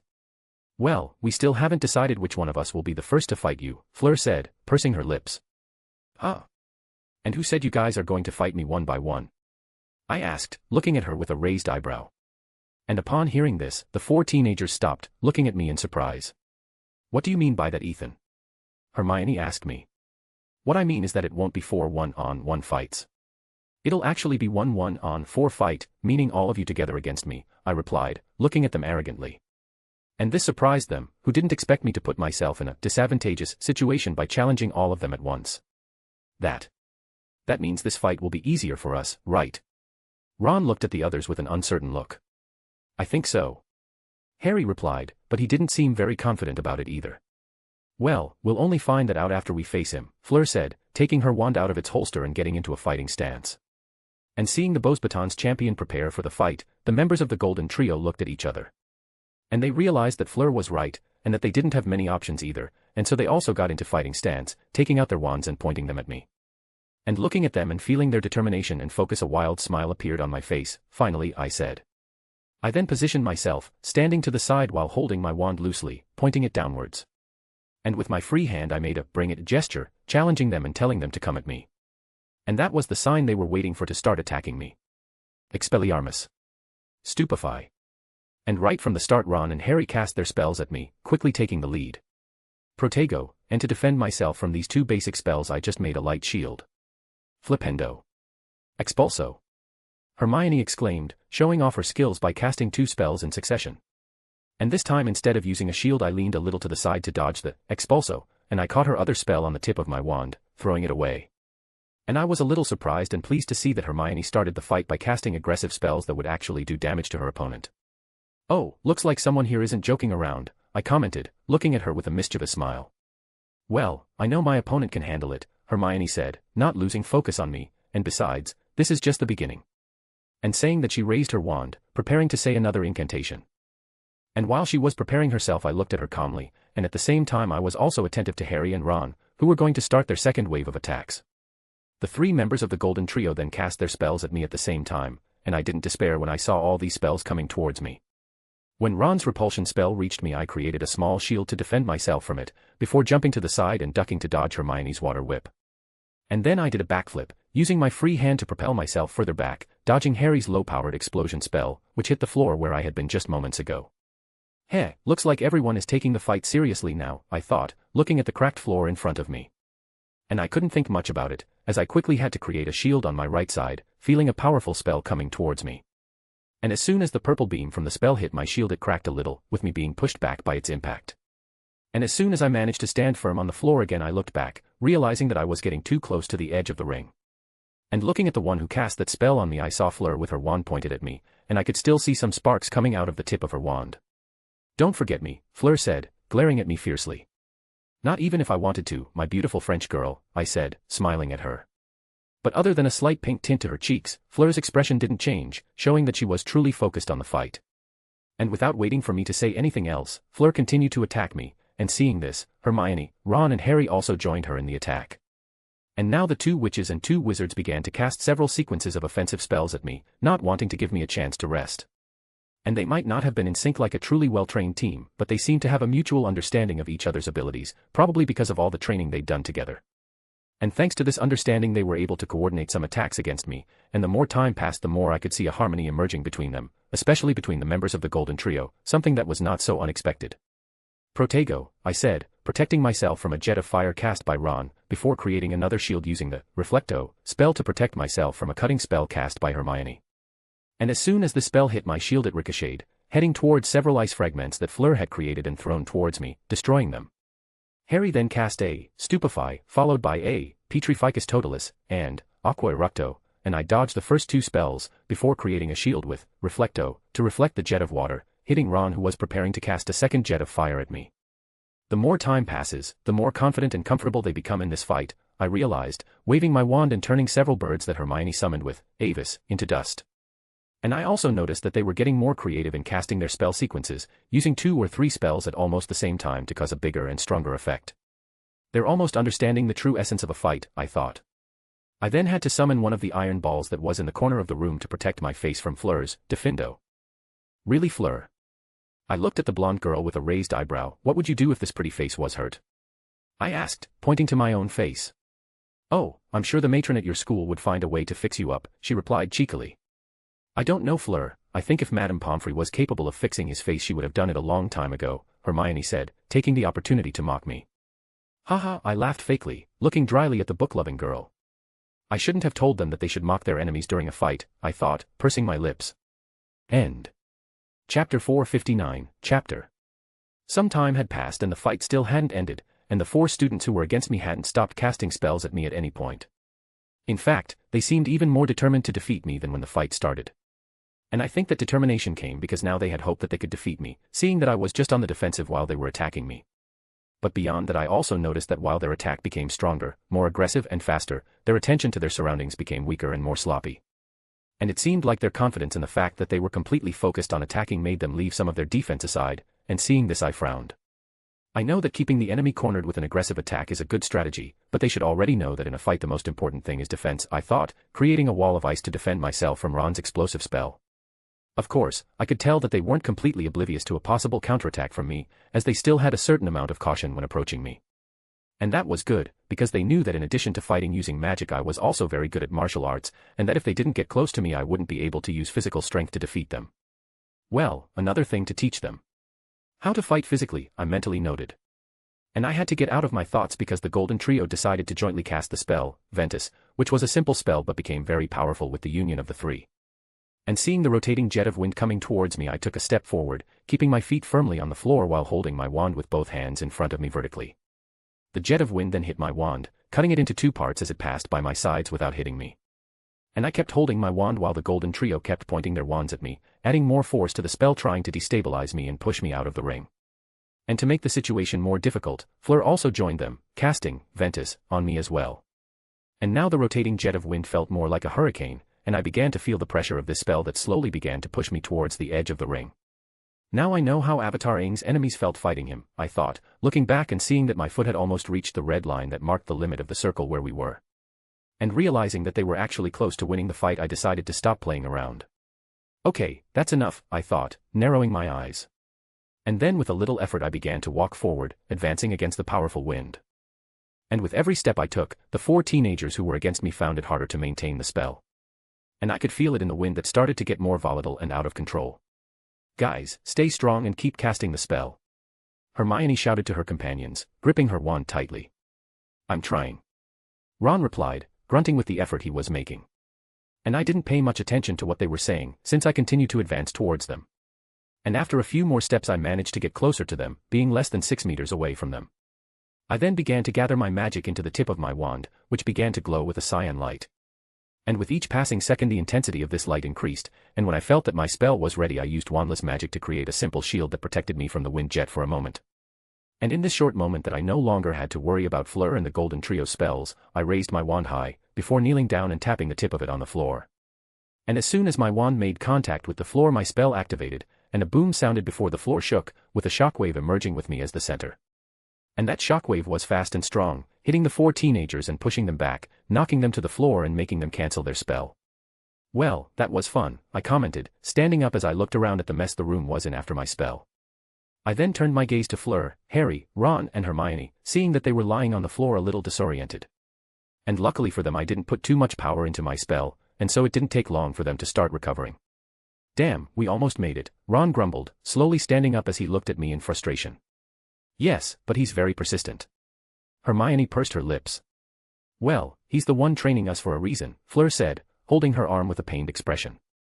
Don't get discouraged guys, Harry started to say, we managed to corner him once, so I'm sure we can do it again. And saying that the green-eyed boy looked at me determinedly, holding his wand tightly. And the other 3 who heard what he said felt their confidence and determination return, and nodding they turned to me, raising their wands preparing to start the fight again.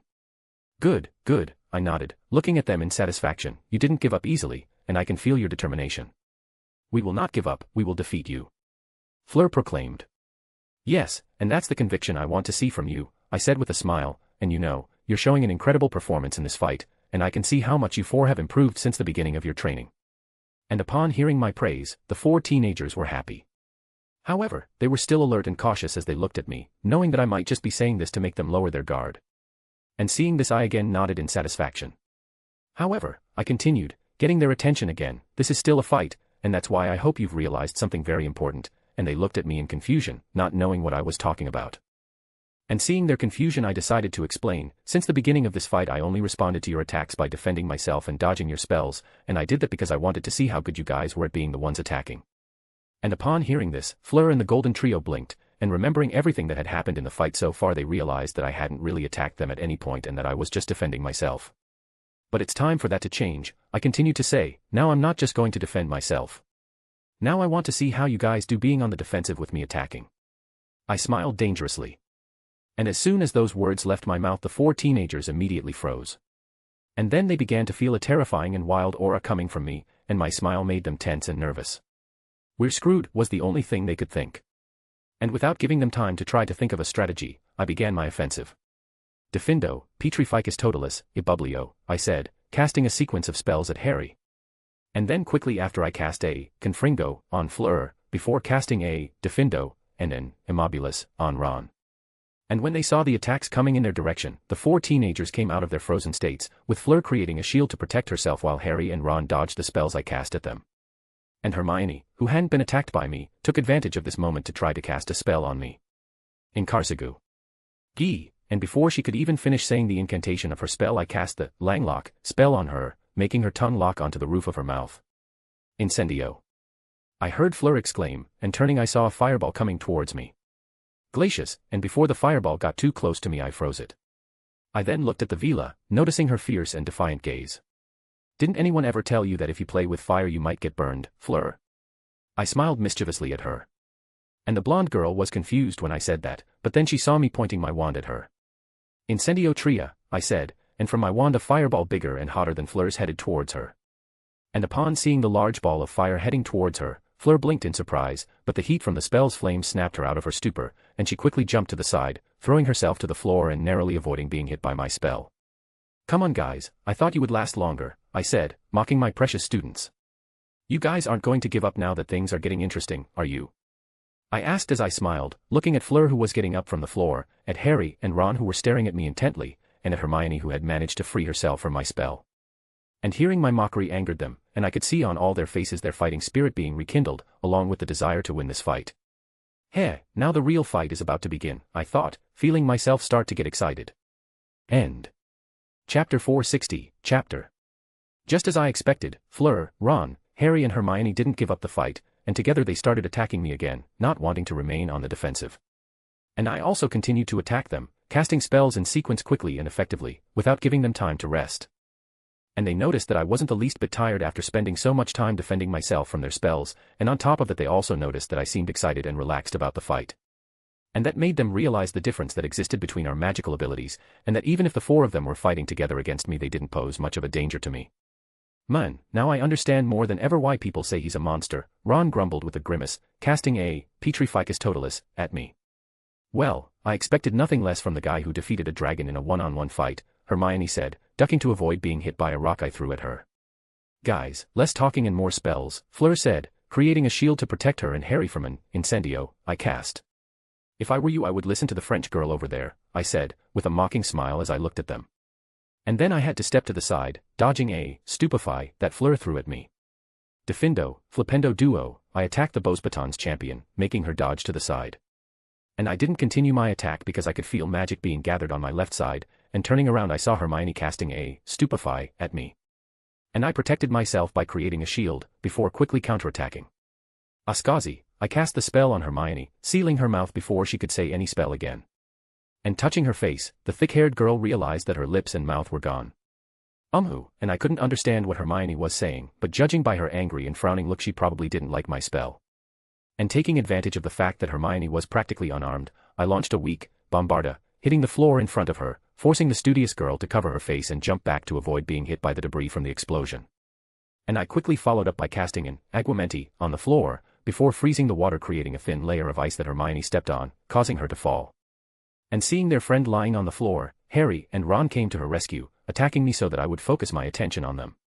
And I dodged their spells, before pointing my wand at them and saying, Lumos Maxima, causing a powerful light to come out of the tip of my wand, blinding both boys. I then raised my wand to attack the two disoriented boys, but Fleur who was close to them attacked me, forcing me to dodge to the side. And looking at her I saw that even though she was next to the boys she wasn't blinded by my spell. And I realized that she managed to shield her eyes before I cast the light spell.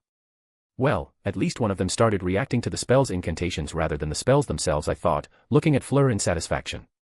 And I expected that after a few more fights Harry, Ron and Hermione would also start paying attention to the incantations of the spells their opponents were saying.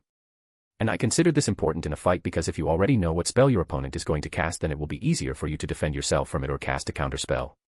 Of course, not every opponent they face in the future will say the incantations, as most will likely know how to cast the spells silently. But this was still an important lesson to learn, and I knew that at some point it might come in handy. And now many of you must be wondering why I was saying the incantations of the spells out loud during the fight, when I could cast them silently. And the answer to that question was that I was actually doing it on purpose, because I wanted them to hear me and know what spell I was casting beforehand, so that they could then defend themselves correctly. And the reason I was doing that was because I wanted to make the fight a little fairer for them. I knew that my skills were superior to theirs, and I could easily defeat them if I tried. However, this would teach them nothing and would only make them frustrated with themselves, and an easy and humiliating defeat might even discourage them to the point where they would lose interest in learning to fight. And for these reasons I had decided before the fight began that I would not use all of my skills against them, and that meant that I wouldn't use my silent casting, my wandless magic, and I wouldn't even enhance my physical and magical abilities. And I wouldn't even use the spells I created against them, since not only were they more powerful than normal, they were also spells unknown to the 4 teenagers, which would make it even harder for them to defend themselves against the spells. Well, Fleur knows some of these spells, since she saw me using them against the Death Eaters that night at camp after the Quidditch World Cup final, I thought, looking at the villa in front of me intently. Expelliarmus, she said, attacking me again, confringo, depulso. Protego, I protected myself from her spells. And then I summoned with Accio, one of the tables that was in the corner of the room and threw it at Fleur, who used Bombarda to destroy it.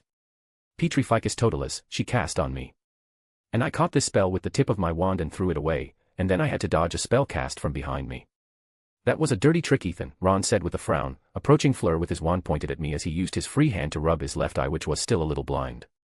Well, welcome to a real fight, I shrugged, before starting to attack Ron and Fleur. And while I fought against the two, Harry went to Hermione, who was running her hand over where her mouth should be with a frustrated look. Finite, Harry cast at her, canceling my spell and allowing her to speak again. Thank you, she thanked her boyfriend. You're welcome, he nodded, and then the two turned to the fight that was happening near them.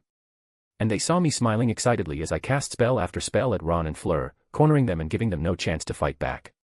You know, that smile of his is starting to annoy me, Harry said, with Hermione beside him nodding. And the two then decided to join the fight to help their companions. Bombarda, Harry exclaimed, pointing his wand at me. And seeing the spell coming towards me, I summoned a wooden plate in front of me. And when Harry's spell hit the wooden board, it exploded into hundreds of pieces, but it managed to protect me from his spell. After that I waved my wand, transfiguring these pieces of wood into several sharp crystals that I threw at Fleur, who had to cancel the spell she was going to cast on me to create a shield to protect herself. Alaroot Asc, Hermione began to say, raising her wand high. Quietus, and I cast a spell on her, interrupting her incantation and preventing any sound from coming out of her mouth. What's wrong, Hermione? Why are you so quiet today? I asked, looking at her with a mocking smile. And hearing my mockery, the thick-haired girl looked at me with an irritated frown. And Harry, who was near her, was quick to cast Finite on her to cancel my spell again. This is starting to get on my nerves, she grumbled, feeling her patience wearing thin after being silenced for the 3rd time. Is that all the students of the great and incredible Gryffindor have to offer? I asked, looking at the golden trio with an expression of disdain. You know, maybe I should get some Slytherin students to help you out. Malfoy would definitely love to teach you a thing or two, and I said that for no other reason than to irritate the golden trio. And it seemed to work, as the 3 lions immediately began attacking me with more ferocity, angered both by my mocking them and by my indirectly saying that Malfoy was better than them. Hot-headed Gryffindors, I huffed, defending myself from their attacks. And then I used the tip of my wand to deflect the bone-breaking spell that Harry cast at me. Seriously, Harry? A bone-breaking spell? I looked at the boy, who lived with a raised eyebrow. You always say that in a fight we should use all the spells we know, he said, before casting another offensive spell at me. And they say that the Gryffindor golden boy can't be cruel, I huffed, dodging to the side. But even being the target of so many dangerous spells, I could only feel proud when I saw that Harry wasn't holding back and was being more aggressive. They grow up so fast, I thought. And then I summoned a marble slab and threw it at Harry, before casting a repulso, aimed at his foot. And the Gryffindor boy managed to dodge the first attack and was almost hit by the second, but his messy dodge made him lose his balance. And then I flicked my wand upwards, causing a small pillar of stone to rise from the floor and hit his cheek, making him fall on his ass. But he still has a lot to learn, I smiled. End. Chapter 461, Chapter. The fight continued, and I never stopped casting spells at my opponents. And they didn't sit idle either, defending themselves and attacking me with almost as much ferocity as I did, showing that they weren't going to give up easily. Vertimilius Tria, I said, causing powerful green sparks to shoot out from the tip of my wand and head towards Ron, before turning and casting an electrical spell at Fleur. I then turned to Hermione, summoning a chair to shield me from her cutting spell, before pointing my wand at her and casting the Langlock spell on her again. And seeing the spell coming towards her, she leaned to the side, dodging it. Not again, Ethan, she said, looking at me with a smug expression. But her celebration came too soon, because right after that I cast an Accio at her shoe, summoning it and making her stumble forward. And taking advantage of the moment when she was trying to regain her balance, I cast Silencio on her, and the spell was so fast that it caught her off guard. Exclamation point, and after being hit by my spell, Hermione tried to say something, but she realized that again no sound came out of her mouth. Arg. How many spells like that does he know? She asked herself, looking at me completely irritated. And if looks could kill, I was sure that the death glare Hermione was giving me would have sent me straight to my 3rd life. And I confess that now I was doing it just to irritate her and because I was finding her reactions very funny. Well, she can consider this motivation to learn how to cast silent spells faster, I thought, smiling in amusement as I watched Harry cast finite on her again. Well, it's time to end this fight, and it's also time to start my plan, I thought, with a glow appearing in my eyes. I then stopped holding back against my 4 opponents, starting to attack them with more ferocity and power. Depulso, Stupefy, Expelliarmus, I cast at them, and they realized that it was getting harder and harder to dodge and defend against my spells. And waving my wand I created several ice needles, which I began to throw at them while casting other spells. And my endless attack began to limit their area, causing them to regroup to try to defend against my spells together. Ignis Flammium, and shaking my wand horizontally I released a large wave of fire, which advanced towards my opponents. Protego. Fleur said, using enough magic to create a barrier large enough to protect them all. However, that wasn't enough to stop my attack, and the golden trio moved forward to help her. Aguamenti, they exclaimed, and 3 great jets of water shot out from the 3 Gryffindors' wands. And when the water made contact with the flames of my spell a curtain of steam appeared, and that was exactly what I wanted. I then pulled my wand back, and all the steam in the room began to be sucked to my wand, gathering at the tip of it. And in a short time all the steam was sucked up, condensing into a small ball of steam at the tip of my wand. And now that my vision was no longer obstructed by the steam I looked at the 4 teenagers in front of me, and I noticed that they were also looking at me, with tense and worried looks waiting for my next attack.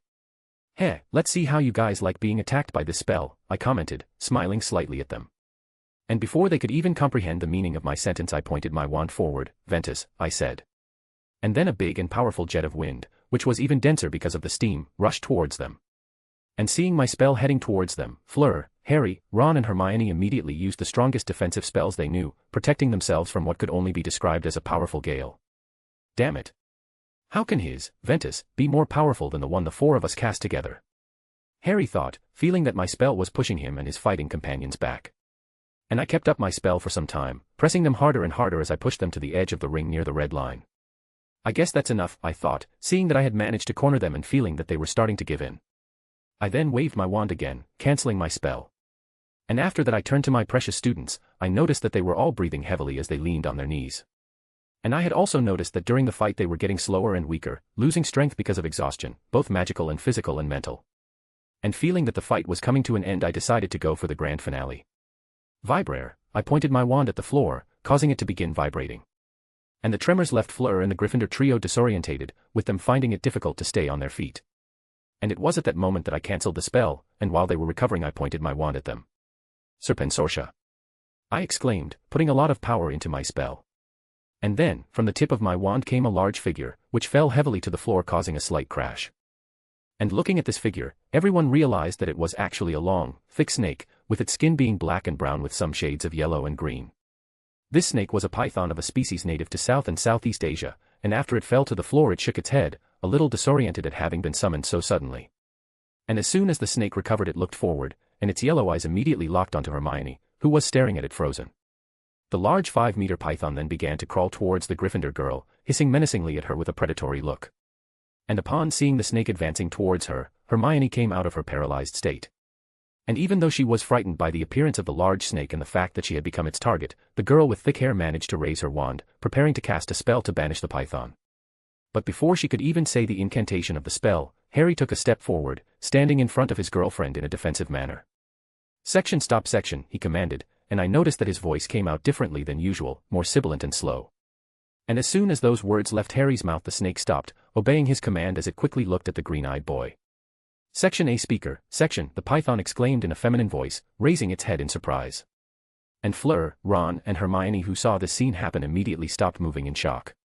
And after a few seconds they slowly turned their wide eyes to Harry, who seemed completely oblivious to the strange atmosphere in the room.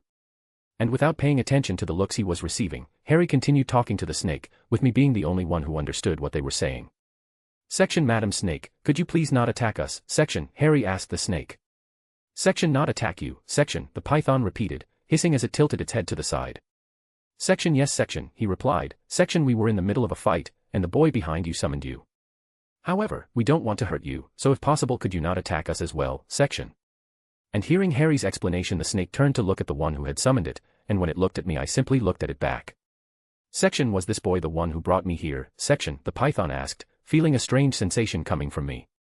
"Section, yes, it was him section," Harry nodded, before an idea came to his mind, making his eyes shine. "Section, oh, how about instead of attacking us you attack him? After all, he was the one who brought you here against your will section," he suggested.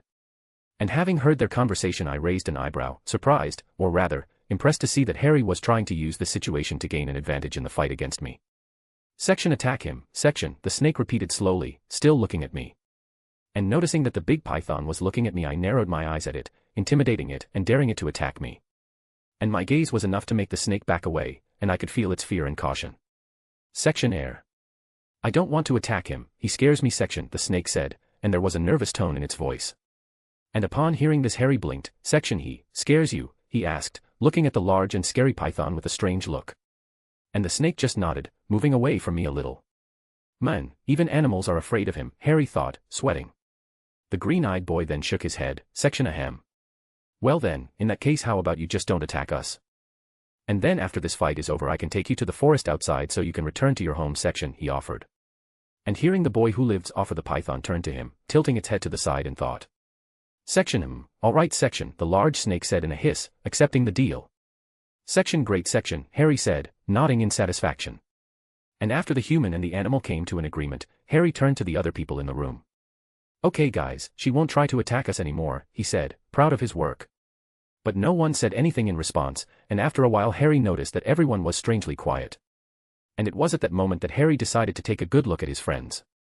And looking at them, the boy with a lightning-shaped scar on his forehead saw that his best friend, his girlfriend, and his fellow champion were looking at him completely paralyzed, with their eyes wide in shock.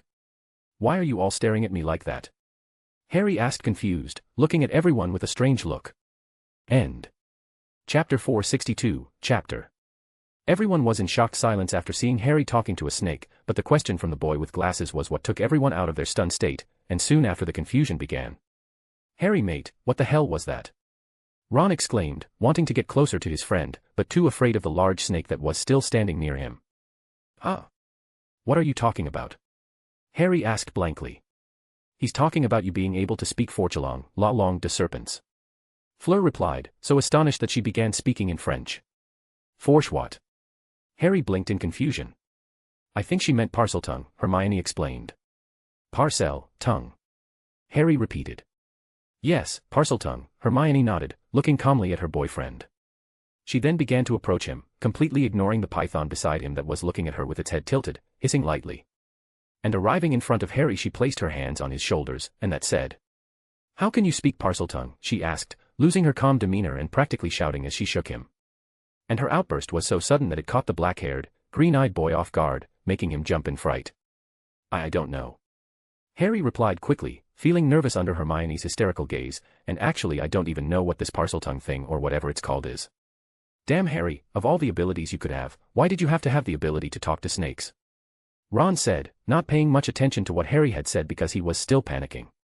We can't let the other students or the Daily Prophet find out about this, Hermione said, letting go of Harry's shoulders as she began to pace back and forth with a worried and distressed look. And Fleur, who was still looking at Harry in surprise, stopped when she heard what Ron and Hermione were saying, and blinking she turned to look at them confused, realizing that they seemed to be panicked, scared and anxious. Huh? Why do you guys look so worried? Fleur asked, looking strangely at the two members of the Golden Trio. What do you mean because? Hermione asked back, stopping walking as she looked at Fleur with a frown. Well, I just don't understand why you guys are acting like you're worried about him being a parcelmouth, Fleur replied. Well, we look worried because we really are worried. Ron said with a grimace. But why? The blonde girl continued asking, even more confused. Why? Because Parseltongue is a dark ability, and everyone who has this ability is considered evil and bad, and saying that Ron turned to look at his friend with a worried and apprehensive look. Really? The Vila blinked in surprise. Yes, Hermione nodded, before looking at Fleur with a strange expression. Wait, why do you look so surprised by this? Well, it's just that in France the ability to speak Forchelong, or Parseltongue as you seem to call this magical ability, is something very rare and unique, Fleur began to answer, and because it's such a special ability, everyone considers it something incredible, and many wizards and witches would be very happy if they could have it. Ah. French wizards wish they could talk to snakes? Hermione asked, looking at the Vila in surprise.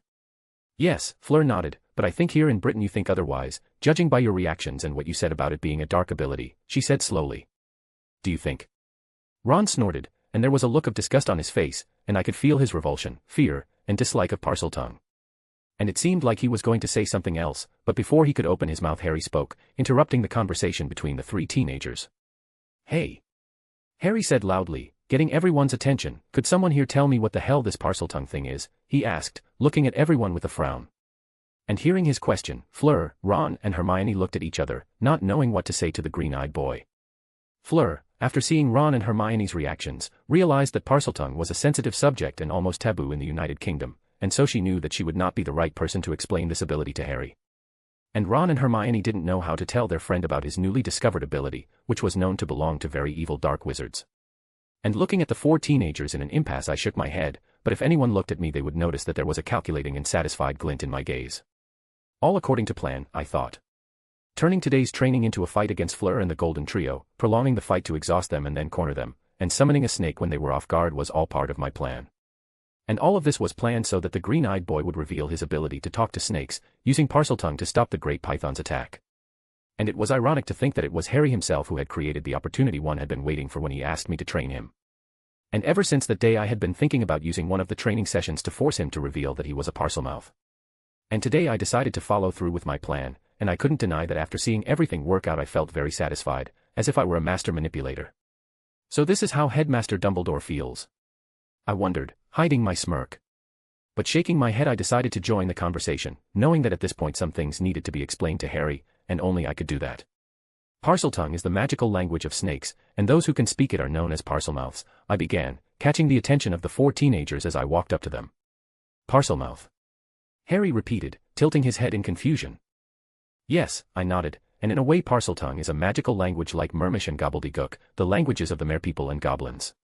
But if this language is similar to these two, why is it considered dark? Harry asked with a grimace.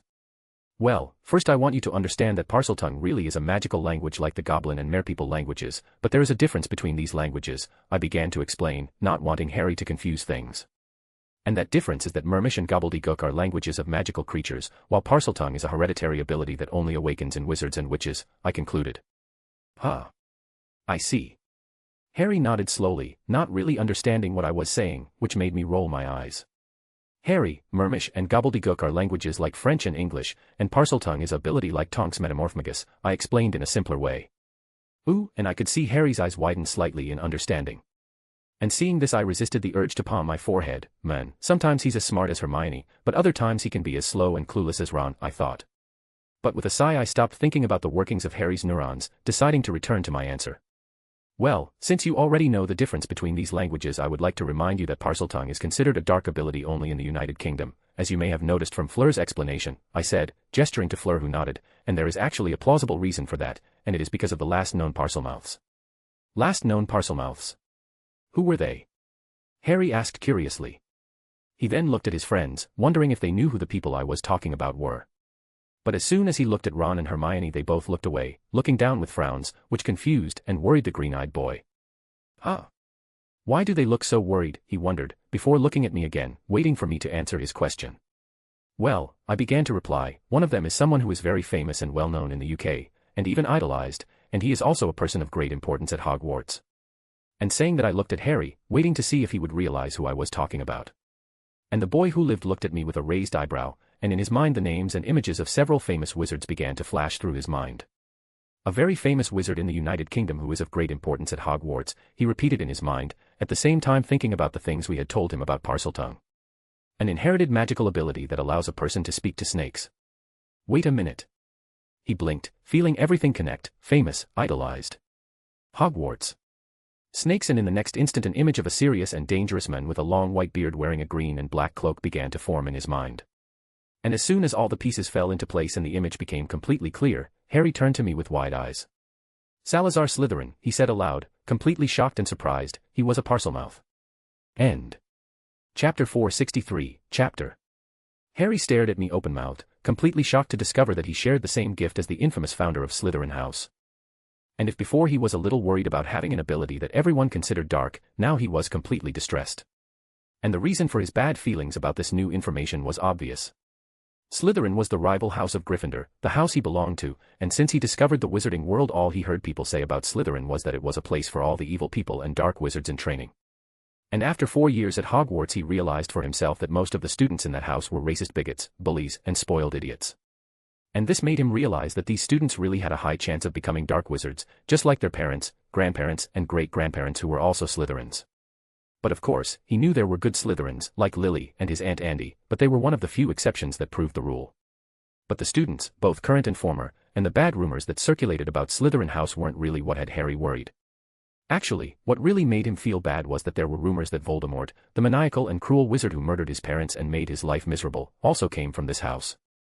And now, because of an ability he only discovered he had today, a connection between the mad Dark Lord and him was created, which made him sick.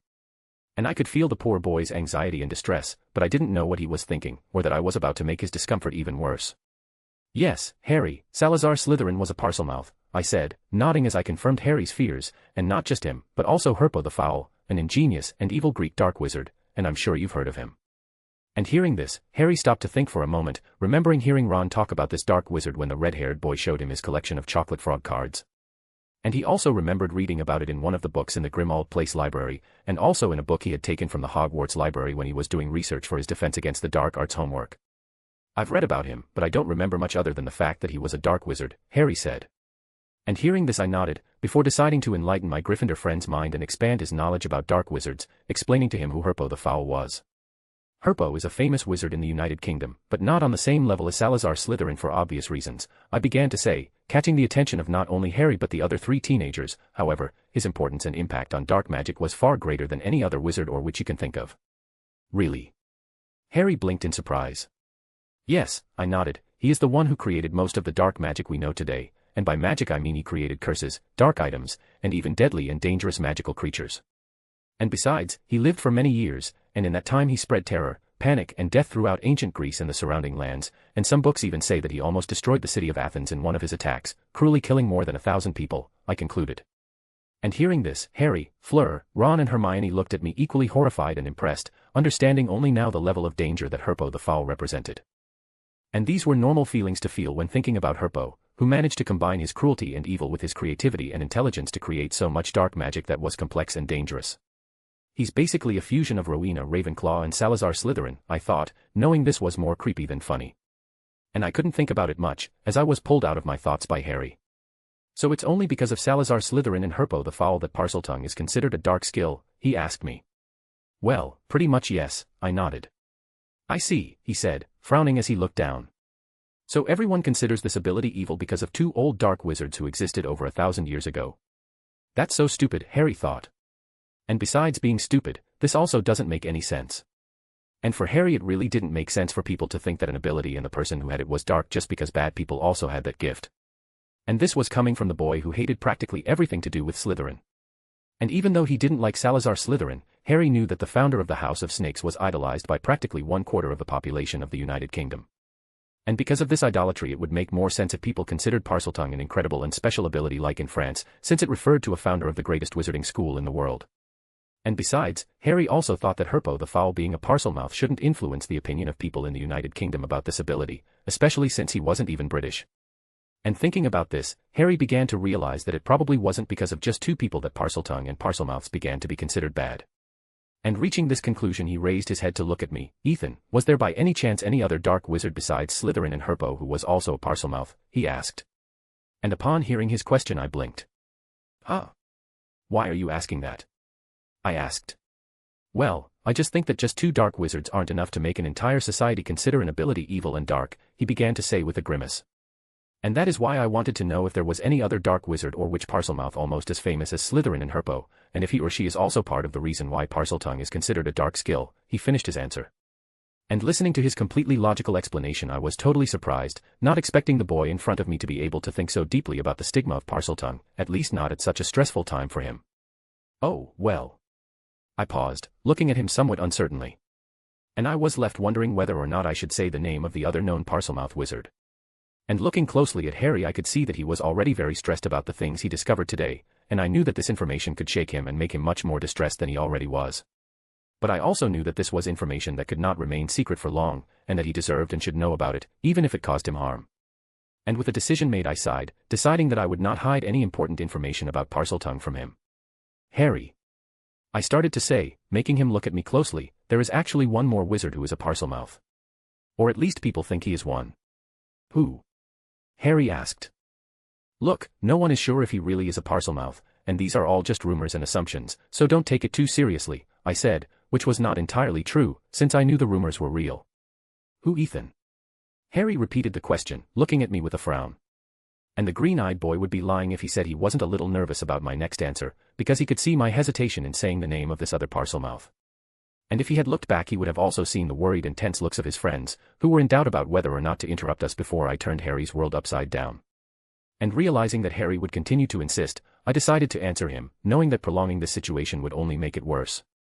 And then I sighed, before looking seriously into the boy who lived's eyes. The other wizard people think is a Parselmouth is Voldemort. End. Chapter 464, Chapter. After answering Harry's question, I stared at him intently, waiting to see what the green-eyed boy's reaction would be when he heard me say the Dark Lord's name. And his reaction, unsurprisingly, was exactly what I expected. As soon as he heard the name of the Dark Lord who killed his parents and destroyed his life, Harry froze, paralyzed by shock. And then a look of complete horror and panic came over his face, as he stared at me with his mouth open and his eyes wide. And besides seeing his expression I could also feel his feelings and emotions, and they were in a restless mess. I could feel surprise, panic, fear, anger, worry, anguish and many other distressing emotions coming from him. And I was already expecting something like that, but that didn't stop me from being a little worried about him. And as I analyzed Harry the boy came out of his paralyzed state, looking at me with a pained look. Is Voldemort. Is he really a Parselmouth? Harry asked me, and I could see in his eyes that he was begging me to say no. But I couldn't give him the answer he wanted, knowing that it would only prolong his anguish until the day he discovered the truth. And knowing this, I had to answer him honestly, but in a more cautious way so that he wouldn't be too shaken. Well, it's just rumors and hearsay, and it hasn't been 100% confirmed. But the chances of it being true aren't zero, I replied carefully. And even though my answer neither confirmed nor denied anything, for Harry I practically said a resounding yes, confirming that the crazy and cruel wizard was also a Parselmouth, just like him. And if before he thought being a Parselmouth was shocking and strange because it connected him to Salazar Slytherin, who was the founder of the house in which Voldemort studied, now he was completely disturbed, because this connection became even deeper. Voldemort is a Parselmouth. We both have the same ability, Harry thought, taking a step back with a shaken look. And his best friend and his girlfriend, upon seeing this, promptly approached him, with Hermione holding his arm while Ron placed a hand on his shoulder, showing support for his friend. Are you okay, Harry? Hermione asked worriedly. I don't know. Harry replied, confused about it all. And Ron and Hermione, seeing this, looked at each other with apprehensive looks, not knowing what to say to Harry to try to reassure him. And Harry continued with a frown on his face, but then he looked at his friends and saw that they were by his side, showing support for him. And realizing that he was not alone in this situation, he took a deep breath, managing to control his emotions a little, enough to be able to think rationally. I don't understand. They all said that Parseltongue is a rare and unique ability, so what are the chances that Voldemort and I have the same ability? Harry wondered with a grimace. Furthermore, Ethan also said that the ability to speak Parseltongue is something hereditary, which means that it definitely came from some part of my family, probably from my father since my mother is a Muggle-born. But if that's true then why have I never heard anyone talk about it? Was it some kind of family secret? Harry started thinking of various assumptions and theories, but nothing seemed to make sense to him. And he was beginning to feel like he was trying to solve a complex puzzle that was incomplete. But as he pondered, a rather shocking thought came to Harry's mind. Wait. What if my family has some connection to Salazar Slytherin? What if he's my ancestor, he thought. And Harry came to this conclusion because he realized that if the ability to speak Parseltongue was as rare and special as we said, then it was unlikely that several families had this ability without being connected. And so, it was much more feasible to believe that all the Parselmouths that existed and exist in the United Kingdom actually came from the same lineage. And he knew that some of the founders of Hogwarts had descendants, passing on their lineage and legacy, and the chances of Salazar being one of them were very high. And adding 2 plus 2, Harry concluded that some descendant of Salazar Slytherin ended up marrying someone from the Potter family, which passed on the ability to speak Parseltongue to them, and that would explain why he had this ability. But as he thought about this, a much more frightening and worrying question popped into Harry's mind, which made him freeze momentarily. What if?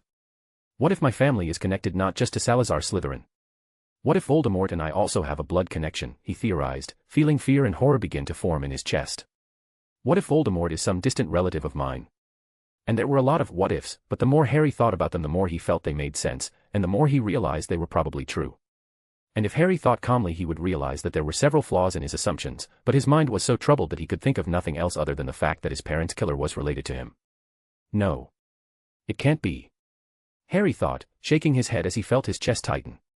He then began to breathe irregularly and erratically, and I who had been watching him since the moment of the big reveal noticed this. And I wasn't a doctor or anything like that, but I could recognize when someone was having an anxiety attack. And seeing this, I quickly took a step forward, approaching the green-eyed boy. "Harry," I called, placing my hand on his shoulder and making him look at me, "I need you to calm down and take deep breaths, okay?" I said, looking at him calmly. And through my hand that was on his shoulder I cast a light healing spell that I knew on him, and this spell was used to calm and reassure very agitated patients or those who were having emotional attacks. And Harry, when hit by my spell, felt as if a cold breeze had passed through his body, leaving his mind clearer and calmer. And this helped him focus on me, and after hearing my words he began to breathe in and out slowly, and within a few seconds he began to feel the tightness in his chest lessen. And as I felt his emotions getting under control I nodded. "Good," I said, taking my hand off his shoulder. And with one last long, deep breath Harry felt a little better, and turning to his friend and girlfriend who were still holding him he gave them a small, grateful smile, happy that they were by his side. And even though they were still worried about Harry, Ron and Hermione also smiled slightly at him, with Hermione hugging his arm while Ron gave his shoulder a light squeeze. And seeing and feeling the support of his friends, Harry nodded, before looking back at me. "Thank you, Ethan," he thanked me. "You don't need to thank me, I didn't do anything," I said, dismissing his thanks with a wave of my hand. "Sure," Harry smiled slightly, knowing I had done something to help him. But I didn't pay much attention to that, because at this moment we had a much more important issue to deal with, and so I decided to get straight to the point. "But well, now that you're calmer, can you tell us what happened?" I asked, looking at him seriously. "I know that knowing that Voldemort is probably a Parselmouth wouldn't make you like this, so something else must have happened, right?" And hearing my question Harry looked away, uncertain about whether or not he should say what he discovered. But he looked at all of us in the classroom, and he saw that his friends, me, and even Fleur were looking at him worriedly, and this made him realize that there was no point in lying to us. And then, with a decision made, Harry took a deep breath, before starting to tell us about his assumptions and conclusions. And he explained everything in detail to us, telling us about his theories, about the points and arguments that led him to believe he was right, and finally telling us about the issue that almost caused his anxiety attack. And as soon as he finished telling us everything a silence fell over the room, with his friends looking at him nervously and worriedly as he looked down with his hands clenched into a fist. And after hearing everything he said I stared at him with a frown. Damn, if he almost had an anxiety attack with just assumptions and theories, I don't even want to see what his reaction will be when he finds out the whole truth, I grimaced. End. Chapter 465, Chapter. Listen, Harry, I understand why you think you might be a descendant of Salazar Slytherin, and even a distant relative of Voldemort, I began, looking at the Gryffindor boy calmly. However, I think you're jumping to conclusions, and not really thinking this through. Yes, Harry, Hermione quickly agreed with me. Don't you think that if you were related to the founder of Slytherin, or Merlin forbid, you know who, someone wouldn't have told you about this already after all this time you've been in the wizarding world? Not if it was a secret, Harry replied with a grimace. And hearing that I rolled my eyes, you think this could be a family secret, but that doesn't make sense because no family would try to hide that they are descendants of one of the founders, even if that founder is Slytherin. And besides, practically all important wizarding families have their family trees public, which means it would be impossible to hide if you really were the heir of Slytherin, I finished, looking at Harry to see if he had finally understood that he was exaggerating with this whole kinship thing. That's true, Fleur said, joining the conversation for the first time. I may not be from the UK and I may not know much about the families and traditions here, but I know that in France there are some books about British wizarding families, and these books even talk about the ancestors of these families. Well, maybe those books don't talk about my family, Harry argued. And I sighed in exasperation, beginning to wonder if his insistence was because he really wanted to be a descendant of Salazar Slytherin. Harry mate, I don't think those books would forget to mention your family, Ron said as he looked at the boy next to him with a strange look. Why do you think that? Harry looked at him with a raised eyebrow. Well, you may not know, but the Potter family is a very important and old family here in the United Kingdom, and after you defeated you-know-who that night your family became even more famous around the world, Ron replied. And upon hearing this, Harry blinked a little in surprise, but then immediately a memory came to his mind of one of the politics classes he had with Andy during the holidays, where she talked about the importance of old and ancient families for the wizarding community. And he remembered her mentioning the Potter family at some point as an ancient family, being practically on the same level as families like the Blacks and the Lestranges. Oh, well. Harry stammered, unable to think of any other arguments to defend his theories. And seeing this I realized that this was the ideal moment for me to use my final argument that would close this matter and put an end to all of Harry's doubts. Look Harry, everything you said is just crazy theories full of flaws, but the main problem with all this is that if you are a descendant of Salazar Slytherin, then half of the students from wizarding families at the school are too, I said, which made Harry and even Hermione look at me confused. Huh? What do you mean? Harry asked me. Well, before I answer your question I need to ask you. Have you ever seen the Potter family tree? I asked with a raised eyebrow. No. And in fact I don't even know where I can see my family tree, he replied slowly, looking at me without understanding. I see, I nodded. Maybe if you talk to Sirius he'll know where you can find your family tree, and if he doesn't know either you can always ask the goblins at Gringotts, and for a price they'll do a little ritual that reveals who your ancestors and relatives are. Oh, really? Harry asked. Yes, I replied, and I know this because I did this ritual with them when I first entered the magical world, and that's why I know I'm 100% Muggle-born. That sounds amazing, Harry said in surprise, with Hermione nodding in agreement, and there was a thoughtful look on her face. Should I do this ritual too, she thought, wondering if any of her ancestors were a wizard. But well, we're getting off topic, I said, pulling Hermione out of her thoughts. The point I'm trying to make is that if you, Harry, had looked at your family tree, you would have realized that the Potter family is actually connected to several other wizarding families, some of which you know very well. Ah. Really? Harry blinked in surprise. I nodded, and let's start by talking about the most obvious ones, which are the Longbottom family, the Bones family, the Boot family, and even your best friend's family, the Weasley family. Wait, my family is connected to Neville and Susan's family. And even Ron's family. Harry asked, turning to look at his friend in shock. I knew my family had connections to other wizarding families, but I didn't know the Potter family was one of them, Ron said as he saw his friend look at him, also being surprised by the revelation. Well, if you stop to think about it, that's not that surprising, Hermione commented, drawing attention to her. And when she saw that her friends were looking at her questioningly, she decided to explain. The British wizarding community has been around for over 1,000 years and some wizarding families date back to that time or close to it, and as this is a very closed community these families probably ended up marrying each other, so it's normal that they are all connected, Hermione said. Actually, this is something that happens in the French wizarding community too, Fleur joined the conversation, and besides, many witches and wizards end up having relationships and marrying people from wizarding families in other countries, which means that almost all wizarding families in the world have a connection with each other, even if it is very small and distant. And upon hearing the two girls' explanation, Ron blinked in surprise. Wow, I didn't know that, he said. Neither do I. Harry nodded. Well, what they said is true, but actually your two families don't have a direct connection as far as I know, I started to say, but that doesn't really matter since you're connected through other families. Ah. Other families? Which ones? Harry asked me. Well, like I said before there's Neville's and Susan's families, but I think the most recent and strongest connection is with Sirius's family, the Blacks, I replied. And upon hearing this, Ron's eyes widened slightly. Oh, that's right, Grandma Cedrella was a Black before she married my grandfather, he said, always forgetting that fact since his grandmother was someone too happy and kind to be from the Black family. And Harry beside him didn't pay much attention to what he said as he looked down with a frown. Sirius's family, he repeated in a whisper, feeling something in his mind telling him that he knew what I was talking about. And he continued thinking for a few seconds, but in the next instant he felt the realization hit him. Oh yes, now I remember, he said, looking back at me. Sirius and Andy once told me about our families, and they said that we were actually related because my great-aunt, Doria, was born a Black. Yeah, I nodded, and actually your grandmother, I pointed at Ron, and your great-aunt, I pointed at Harry, were cousins, which makes you two practically related. And when I finished saying that Ron and Harry turned to look at each other. That's amazing, man, Ron said, smiling excitedly at his best friend. Yes, that's fantastic, Harry nodded, equally excited and amazed. And seeing the excitement of the two boys who were now discovering that they were almost cousins, Hermione smiled slightly, happy for them. Yeah, that's awesome and all, I said, interrupting their moment of brotherhood. However, I want to remind you both that all of this means that you're relatives of pretty much everyone in the Black family, which means you're also related to Malfoy. And as soon as I said that I tried my hardest not to let a smirk appear on my face. However, the stunned and open-mouthed looks on the two boys' faces after hearing this information made this a very difficult mission for me. We're related to Malfoy, they exclaimed with looks of disgust on their faces. Aha, I nodded, now not even trying to hide my amusement. I can't believe that. I'm going to throw up, Ron said, feeling like he was getting sick. And Harry wasn't in a better situation, as he stared straight ahead with a look of complete revulsion mixed with despair. Ugh. I'm starting to regret not letting the dragon from the first task eat me, Harry commented. And Hermione was by his side patting his back gently, consoling her boyfriend while having a look of pity on her face. And Fleur, who was seeing this, turned to me confused, not understanding why they were reacting like that. Who the hell is Malfoy? End.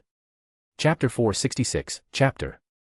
After Harry and Ron's last big parental revelation, the two Gryffindor boys spent 2 minutes cursing Malfoy, not knowing whether to feel disgusted or angry. And while they recovered from this disturbing news, I looked at them with a huge smile on my face. And Harry, who saw this, turned to me with a grimace. You're having a lot of fun with this, aren't you? He asked me.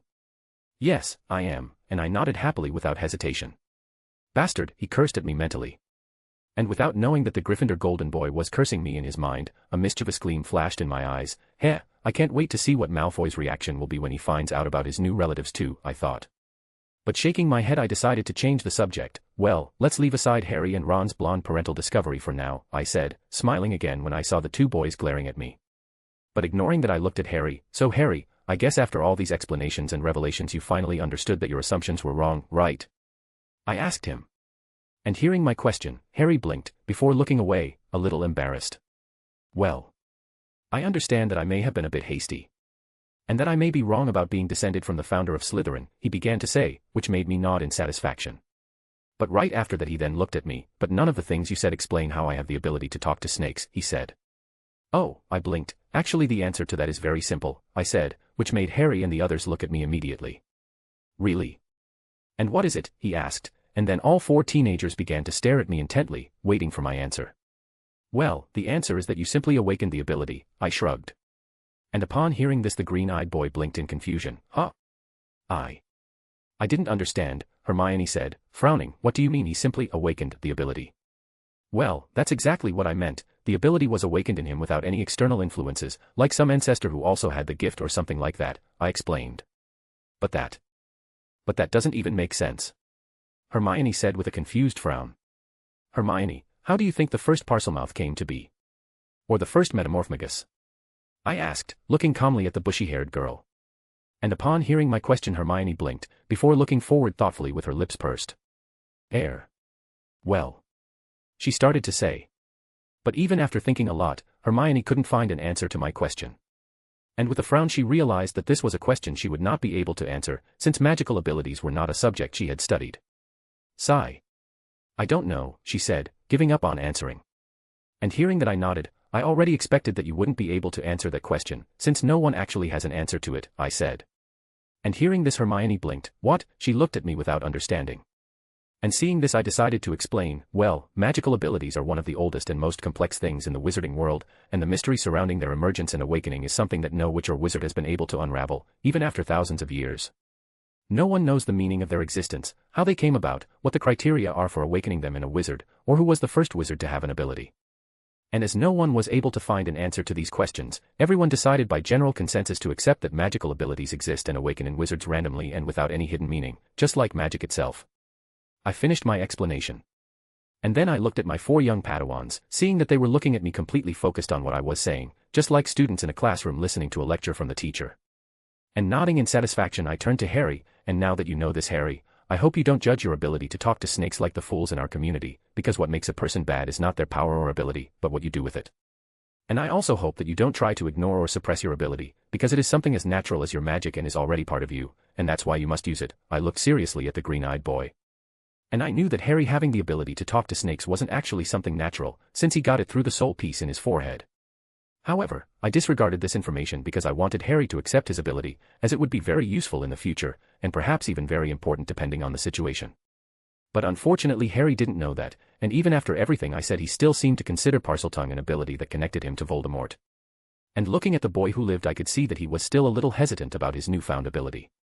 Look Ethan, I understand that speaking Parseltongue isn't a bad thing and that this ability is special and unique, I really do, but asking me to use it is, a bit much, Harry said with a frown. And hearing this and feeling his feelings of aversion I sighed. Well, this is a little frustrating, but I knew from the beginning that convincing him would not be an easy task, I thought. But I wasn't discouraged, mainly because I knew exactly what I had to do to make Harry lose his fear and repulsion of Parseltongue. And deciding to use my ace up my sleeve, I started walking towards the four teenagers. Well Harry, I understand why you refuse to use Parseltongue, I started to say with a calm look. However, I hope you know that having this ability doesn't just connect you to Salazar Slytherin and Voldemort. Huh? And when he heard this Harry looked at me without understanding. However, I didn't try to explain my sentence to him, and continuing to walk I passed the four confused teenagers. And now Fleur, Ron, Harry, and Hermione were looking at my back as I began to approach the large python, who was still standing in the middle of the room watching us. And as soon as they realized I was heading towards the snake, the four of them panicked. Ethan, don't go near that thing. It'll bite you.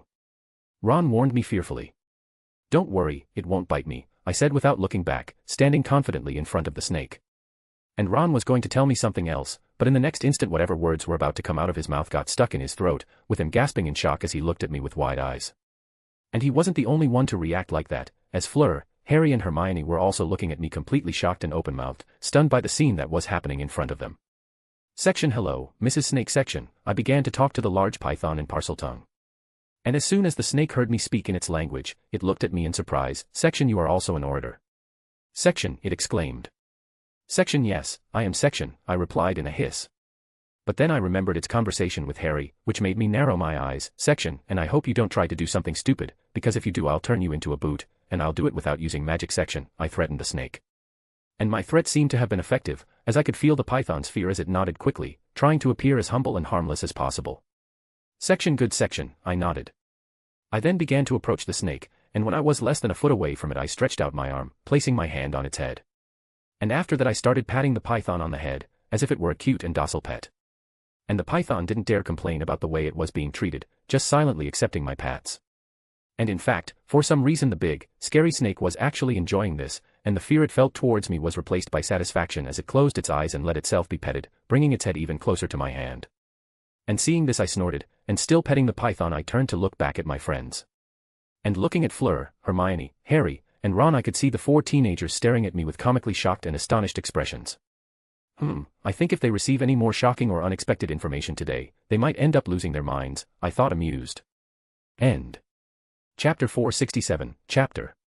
A few seconds had passed, and Ron, Fleur, Harry and Hermione were still staring at me paralyzed and shocked, with their minds processing what they had just seen and heard. And I, who wasn't in a hurry or anything like that, just looked at them calmly while still running my hand over the snake's head, which seemed quite relaxed with my touch.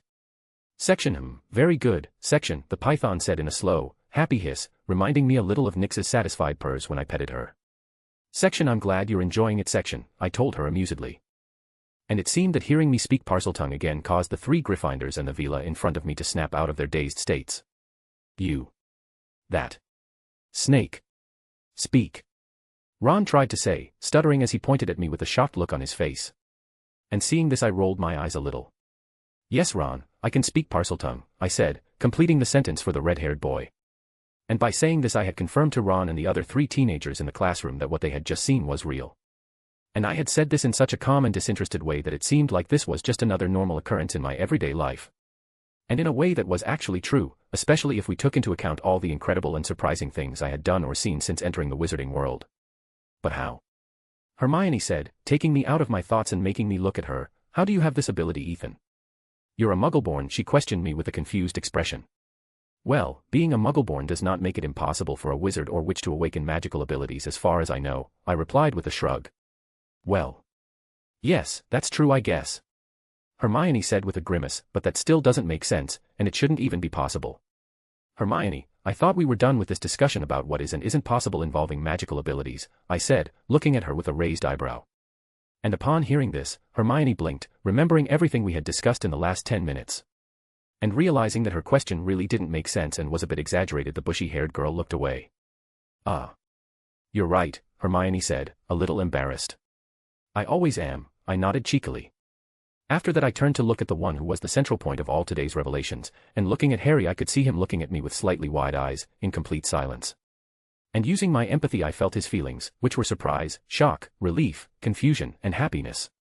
So Harry, now we are both connected by Parseltongue too, I said, snapping him out of his stupor.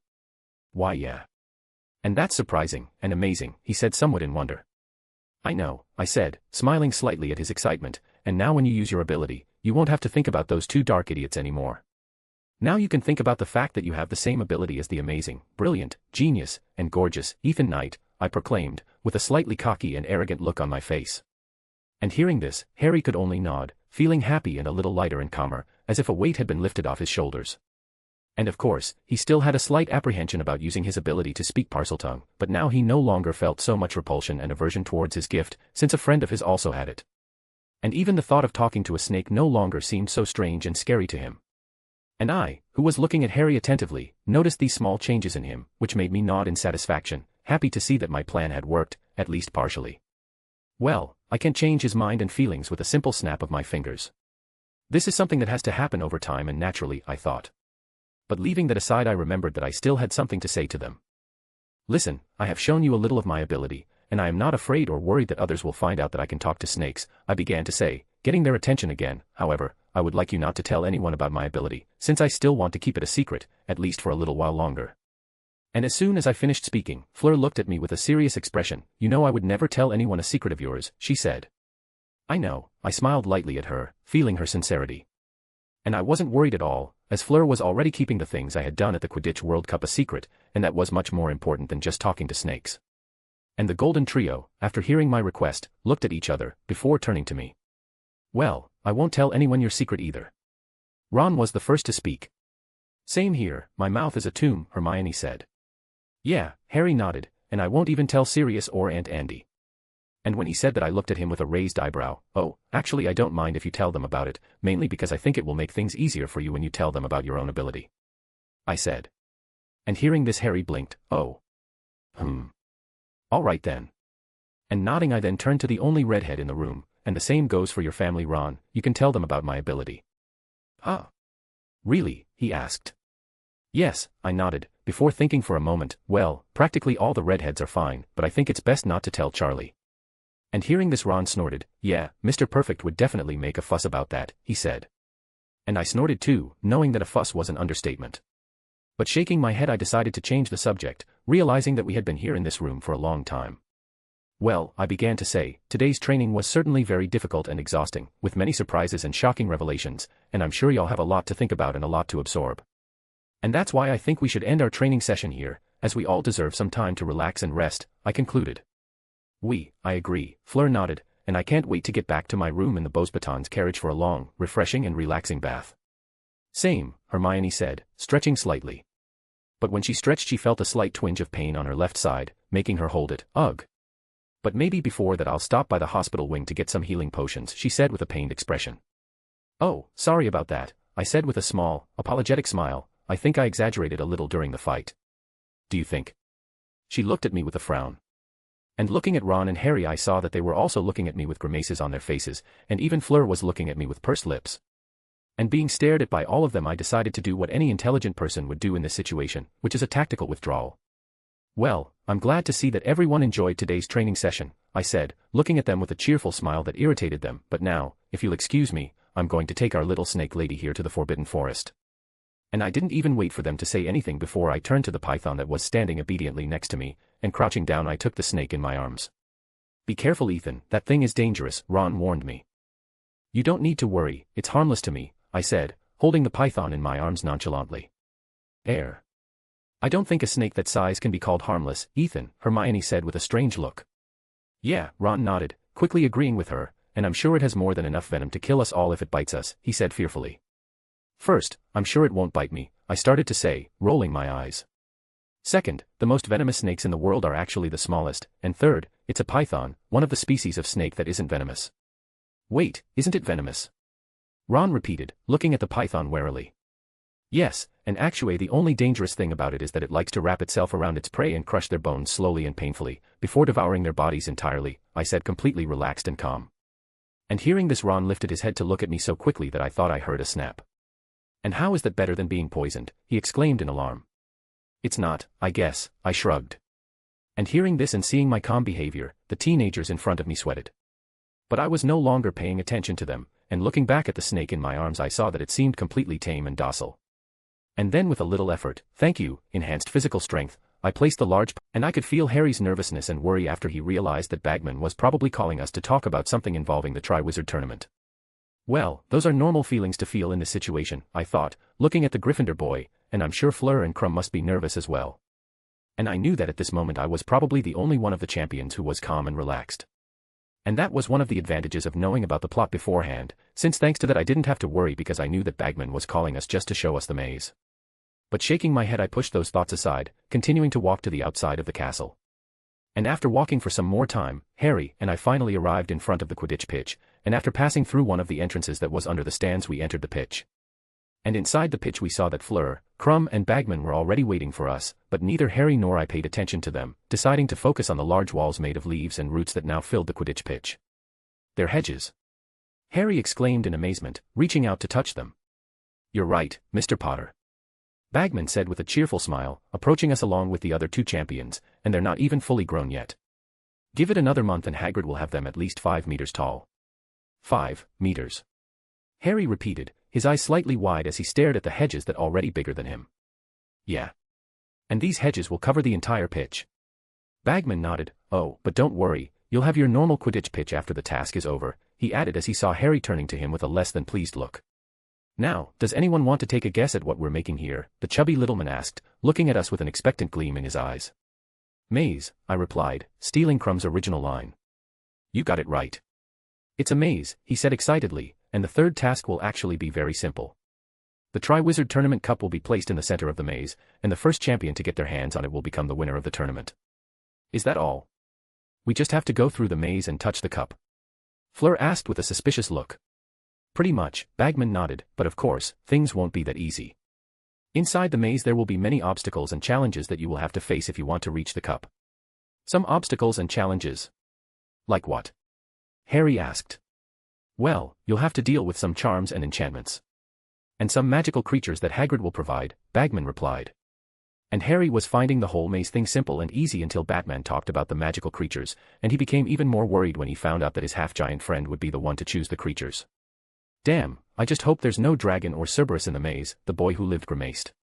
And unaware of the boy who lived's thoughts, Bagman continued the briefing. Now, you need to know that the champion who is leading the score count will enter the maze first, he said, looking at me with a slightly forced smile, and I resisted the urge to roll my eyes at his dissatisfaction. The first to enter will obviously be Mr. Knight, followed by Mr. Potter, then Miss Delacour, and finally Mr. Crumb. But don't forget that everyone will have a chance to win, and it will all depend on your magical skills to overcome the challenges. But in the end it doesn't matter, since it's sure to be a very fun event, don't you agree? Bagman asked, looking at us with his characteristic irritating smile. However, what he received in response was silence and 4 pairs of dry gazes staring at him, which made him sweat in discomfort. Ahem, he cleared his throat to get rid of the awkwardness. Well, that's all I had to say, so if no one has anything to ask I think we should head back to the castle since it's a little chilly out here, he said, not so subtly changing the subject. And the chubby man didn't even wait for us to say anything before he turned around and started walking quickly towards the castle. And those of us who stood in front of the maze on the Quidditch pitch could only stare at his back as he walked away with blank stares, watching him leave the pitch in the blink of an eye. That chubby man is strange, Fleur commented after a few seconds of silence. You have no idea, Harry and I both snorted. Why do I get the feeling you guys don't like him very much? Fleur asked us with a small, amused smile. And hearing this I prepared myself to respond to the beautiful Vila with some sarcastic comment. However, out of the corner of my eye I saw that Crumb, who had remained silent this entire time, was looking at the 3 of us, glaring at us with an irritated frown. And seeing this I stopped, before turning to him with a questioningly raised eyebrow. And Harry and Fleur, who noticed this change in me, blinked in confusion, before also turning to look at Crumb, noticing his frown. And when he realized that the 3 of us were looking at him, Crumb seemed to have become even more irritated. And the Durmstrang champion, in his best friendly and sympathetic personality, continued to stare at us for a few more seconds, before realizing that no one was backing away because of his gaze. And disappointed or perhaps frustrated he grunted, before turning his back on us. And ignoring us and without saying anything he began to return to the castle. Huh. Harry looked at the Quidditch star's back with a confused frown, not understanding what had just happened. And Fleur, who was also confused by the situation, turned to us, Why do I have the feeling that he doesn't like us very much, she asked while sweating. I think maybe, just maybe it's because he really doesn't like us, I said. And I actually knew there were a few reasons why he didn't like us, and those reasons were his competitiveness, a bit of arrogance and ego, and the fact that one of us sabotaged him on the last task. Well, I don't think sabotage is the right word. What I did is more like an aggressive and sneaky strategy to help my friends, I thought, my lips pursed. But shaking my head I decided not to think about it anymore, and turning to Harry and Fleur I clapped my hands to get their attention. Well, we've already finished doing what we had to do out here, so I think we'd better go inside, I suggested, receiving nods from both of them. And the quicker we get into the castle the better, since I forgot my coat, and I'm not the biggest fan of the cold, Fleur said, rubbing her arms to warm herself up. And the green-eyed boy in the group nodded at her words, rubbing his hands. In that case, let's go inside, I said, before turning to leave the Quidditch pitch, with Harry and Fleur quickly following me. After that, the 3 of us returned to the castle, and halfway there Fleur separated from us saying that she was going to find her sister who had stayed in the library waiting for her. And now Harry and I were alone again, and together we started to head towards the stairs that would take us up to the towers area, where the Gryffindor and Ravenclaw towers were. I guess now is the right time for me to make that request to Harry, I thought, looking at the boy next to me with a calculating gaze. End. Chapter 469, Chapter Harry and I were still walking calmly towards our common rooms, and on that walk I kept looking at the boy next to me, wondering if I should make that request to him. And this request had to do with all the confusion full of revelations and discoveries that happened yesterday in our training session, and in fact it would be more correct to say that all of that had happened because of this request. And for those who still didn't understand, the request I was talking about was about the translation of Salazar Slytherin's diaries and books. And I didn't know what the contents of these diaries were, but they belonged to one of the founders of Hogwarts and were kept in one of his most secret places, and so I was sure that there would be something very important written in them. Well, in the end I'll only be able to find out what's written in those diaries and books if I can read them, and for that I'll need the help of the trouble magnet next to me, I thought, finally making my decision. And now that I had made up my mind about what to do, I turned to Harry, who was looking straight ahead without paying attention to his surroundings. "So Harry," I began to say, starting the conversation and making the golden boy look at me, "before you go to your common room, there is something I would like to talk to you about, or more precisely, I have a request for you." "Ah. What request?" he asked curiously. "Well, I need and wanted your help to translate and decipher the texts of some diaries and books that I found," I replied, which made Harry blink. "Do you want my help translating texts?" He looked at me with a strange expression. "Yes," I nodded, "and you'll understand why I'm asking you this when you see the diaries and books. But for that we need to go somewhere more private," I said, looking around and noticing that there were some portraits in the corridor we were in. "Oh well, then why don't we go to the classroom on the 5th floor where we do our training?" Harry suggested. "That is a good place, but I know another place that is more private and much more comfortable," I said, and Harry looked at me with a raised eyebrow. "Really? What is this place?" he asked me curiously. "You'll see when we get there," I replied, which made him snort. And then I turned to start walking towards the place I was talking about, but after taking 2 steps I stopped, before turning to Harry who was following me. "Oh, and don't worry, I'm sure you'll like it there. Unless you don't like the color blue very much," I said, looking at him with a small mischievous smile. "Huh," and hearing this Harry looked at me confused. Some time later. Harry and I didn't have to walk far to reach our destination, mainly because we were already heading in its direction since the moment we left the Quidditch pitch. And to end all the mystery, the place I was talking about was obviously the Ravenclaw Tower, and after we arrived in front of the entrance to the tower I answered the riddle of the bronze eagle-shaped knocker. And after answering the riddle the passage that led to the Ravenclaw common room opened, and I wasted no time before entering, with Harry hesitating a little before following me. Are you sure it's okay for me to be here?" Harry asked, looking around the Ravenclaw common room with an anxious expression. "Don't worry, no Ravenclaw will try to kick you out of here or anything." I dismissed his concerns with a dismissive wave of my hand. "I don't know, Ethan. What if Professor Flitwick finds out? He might take points off us or even give us detention for me being in another house's common room," the green-eyed boy argued. "Well, Gryffindor might have a problem if a student from another house entered their common room, but Ravenclaw is different," I said. "Really?" "Yeah, and if we didn't want students from other houses to come in here, our password wouldn't be a simple fucking riddle," I replied with pursed lips, still thinking this was one of Rowena Ravenclaw's stupidest ideas. "Well, you have a point," Harry nodded slowly. However, even after I said that, he still continued to look nervously at the ravens in the common room, only to notice that most of them weren't even paying attention to him. And those who noticed the boy who live's presence in the common room only glanced at him once before ignoring him and going back to what they were doing. I guess they don't really care about me being here," Harry thought, before shrugging and continuing to follow me. And then I continued to guide my Gryffindor friend through the Ravenclaw common room, and arriving in front of the stairs that led to the male dormitories we began to climb it, heading towards my room. And arriving in front of the door of my room in the 4th-year dormitory I turned to Harry. "Well, Mr. Potter, welcome to my incredible, mysterious, and fantastic lair," I said, opening the door and gesturing into my room dramatically. "Wow," Harry blinked, entering the room and looking around, "it's big and quite spacious here." "And the decor is amazing," he commented, somewhat impressed. "Thank you," I said, entering the room as well. It took me a little over an hour to get it like this, but in the end the effort was worth it. And hearing this Harry turned to me. "Were you the one who decorated your room?" he asked me a little surprised. "Yes," I nodded, "and I was also the one who increased the size of the room to make it more spacious and comfortable." "Wait, and you're allowed to do that?" He looked at me strangely. "I guess so, since I've been doing this since my first year and neither Professor Flitwick nor Headmaster Dumbledore have complained about it yet," I shrugged.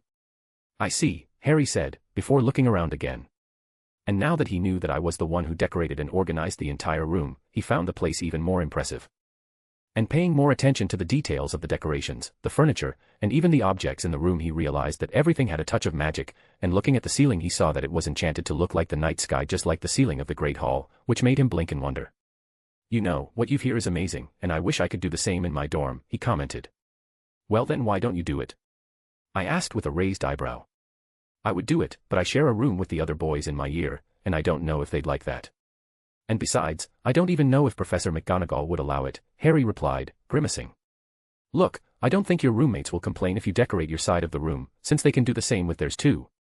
And I also don't think anyone in their right mind would mind if the room they share with 4 other people got bigger, I said, making Harry look at me. And listening to what I said, he stopped to think for a moment, nodding as he realized I was right. And about Professor McGonagall, I said again, taking the boy with glasses out of his thoughts, I really don't think she'll try to stop you from decorating your room, but if that happens I can try to convince her to let you do it, I finished. Really? You would talk to her? Harry asked. Yeah, no big deal, I shrugged. But for Harry this was a big deal, as he immediately started smiling. Thanks man, I can already imagine what my room will look like after I finish it, he said excitedly. Don't get too excited. I haven't spoken to Professor McGonagall yet, so we don't know if she'll allow it, I said, looking at him strangely. Yeah, true. Harry nodded, but there was still a smile on his face. As if Professor McGonagall would refuse a request from Ethan. Everyone at school knows he's her favorite student, the green-eyed boy thought. And I didn't know what Harry was thinking, but for some reason I felt like it was about me, which made me narrow my eyes at him. But shaking my head I decided to put that feeling aside, focusing back on the reason why we were in my room. Okay, let's leave this decoration talk for later, we have a more important matter to discuss right now, I said, seeing Harry nod at me. I then approached the table that was in the corner of the room, and putting my hand inside my shirt I took out my shrunken suitcase that was on the chain around my neck. And placing the mini suitcase on the table I cancelled the shrinking spell that was on it, making it return to its normal size. Well, now I just hope Harry is actually able to read what's written in those diaries and books, I thought, placing my hand on the suitcase's locks. End. Chapter 470, Chapter. After placing my hands on the suitcase locks I unlocked them, and recognizing my magic the locks opened with a clicking sound. And now that the suitcase was no longer locked, I opened it, and with the suitcase open I could see that it was already in the compartment I wanted, which in this case was the compartment where my personal library was.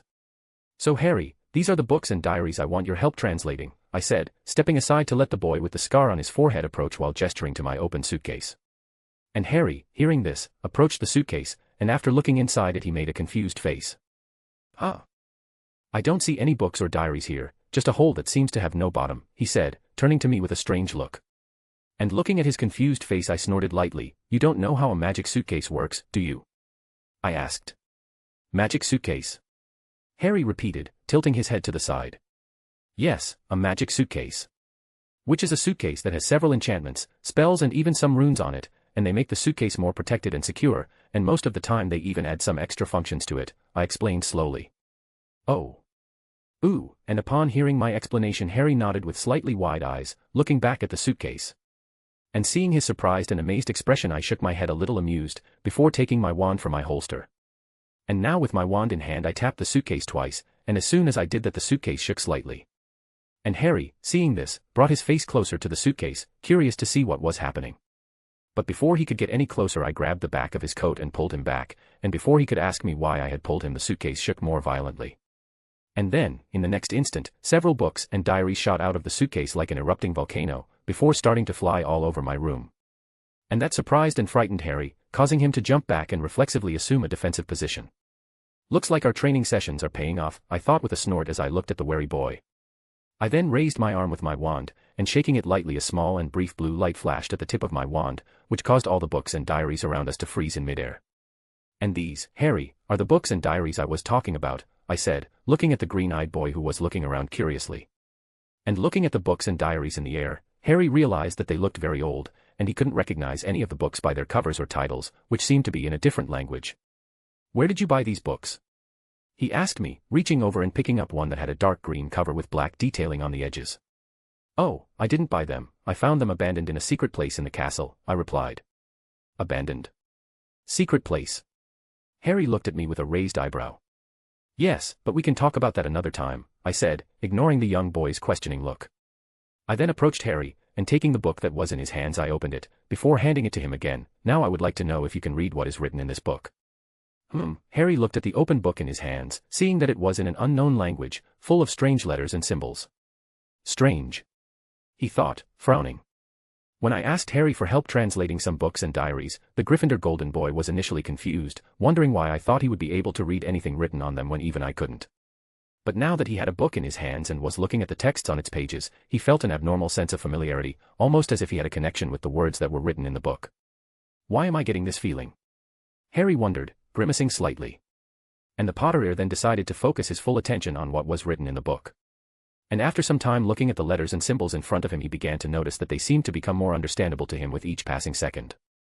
And I, who was in front of him, just stood there waiting to see if my guess was right.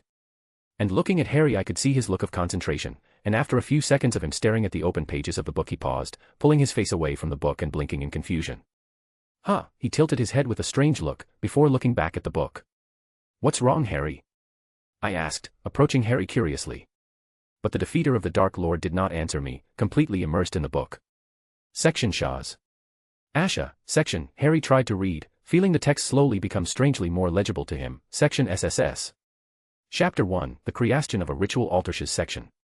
And as soon as Harry finished reading this short paragraph from the book, he stopped, before his eyes began to widen slightly, with a glint of surprise appearing in them. How? He said, stopping reading and looking at me in complete amazement. How what? I raised an eyebrow. How am I able to read this book? He asked.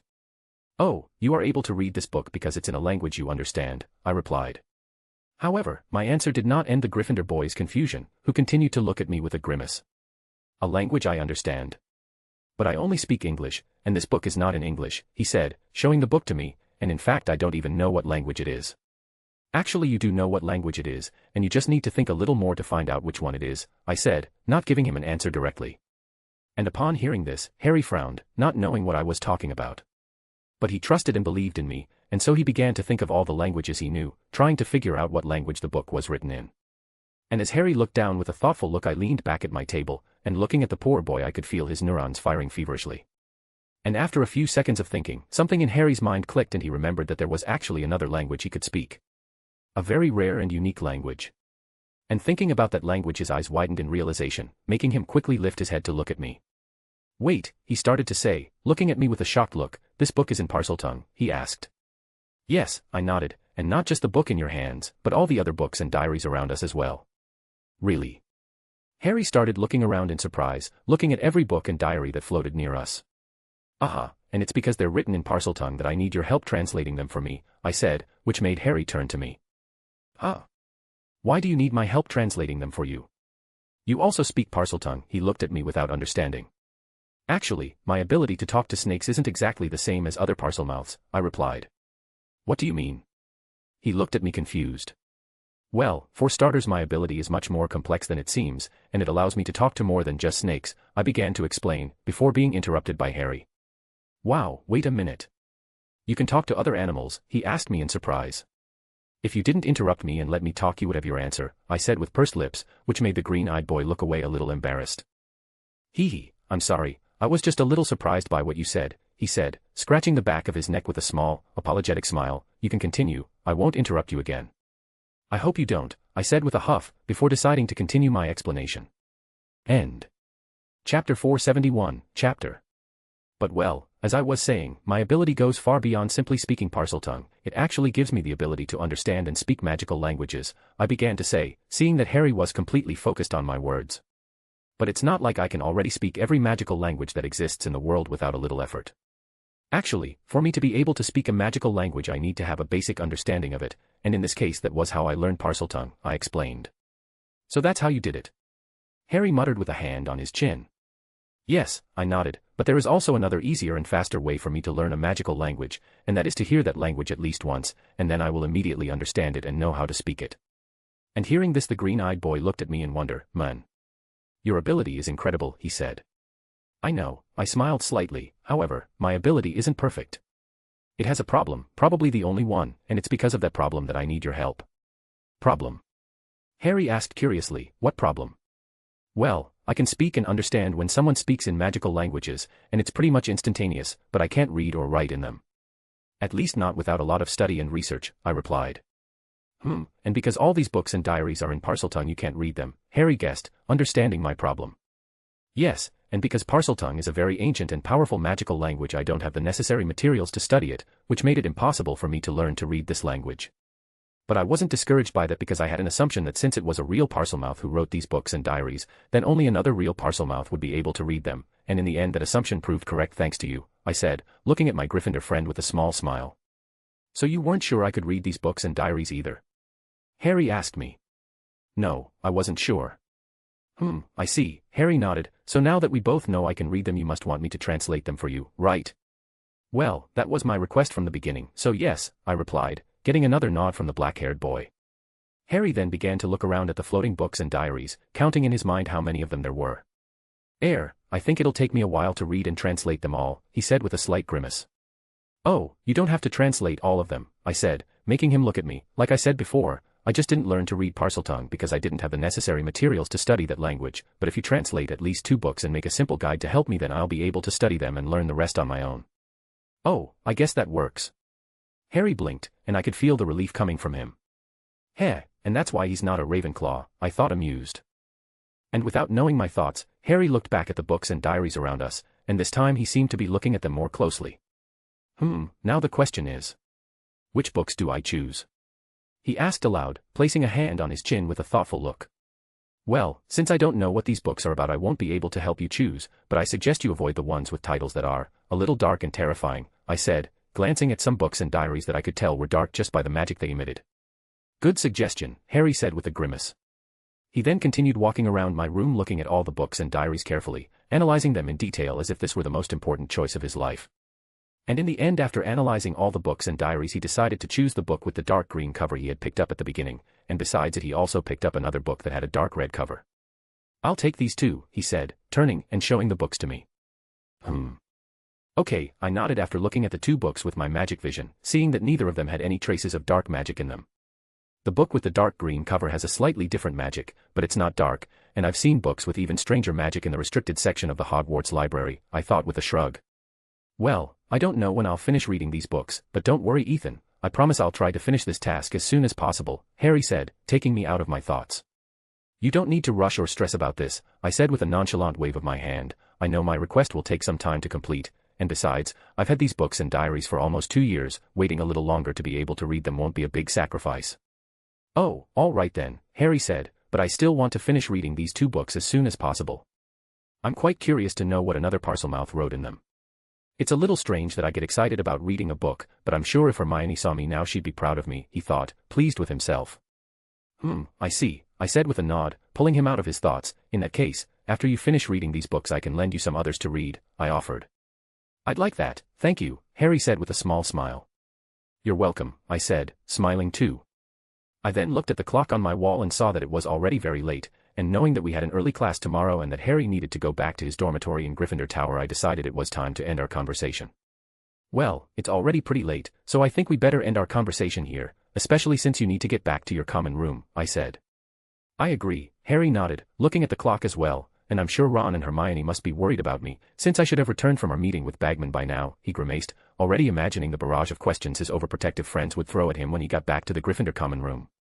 Man, thank goodness I'm not you, I huffed, receiving a frown from Harry.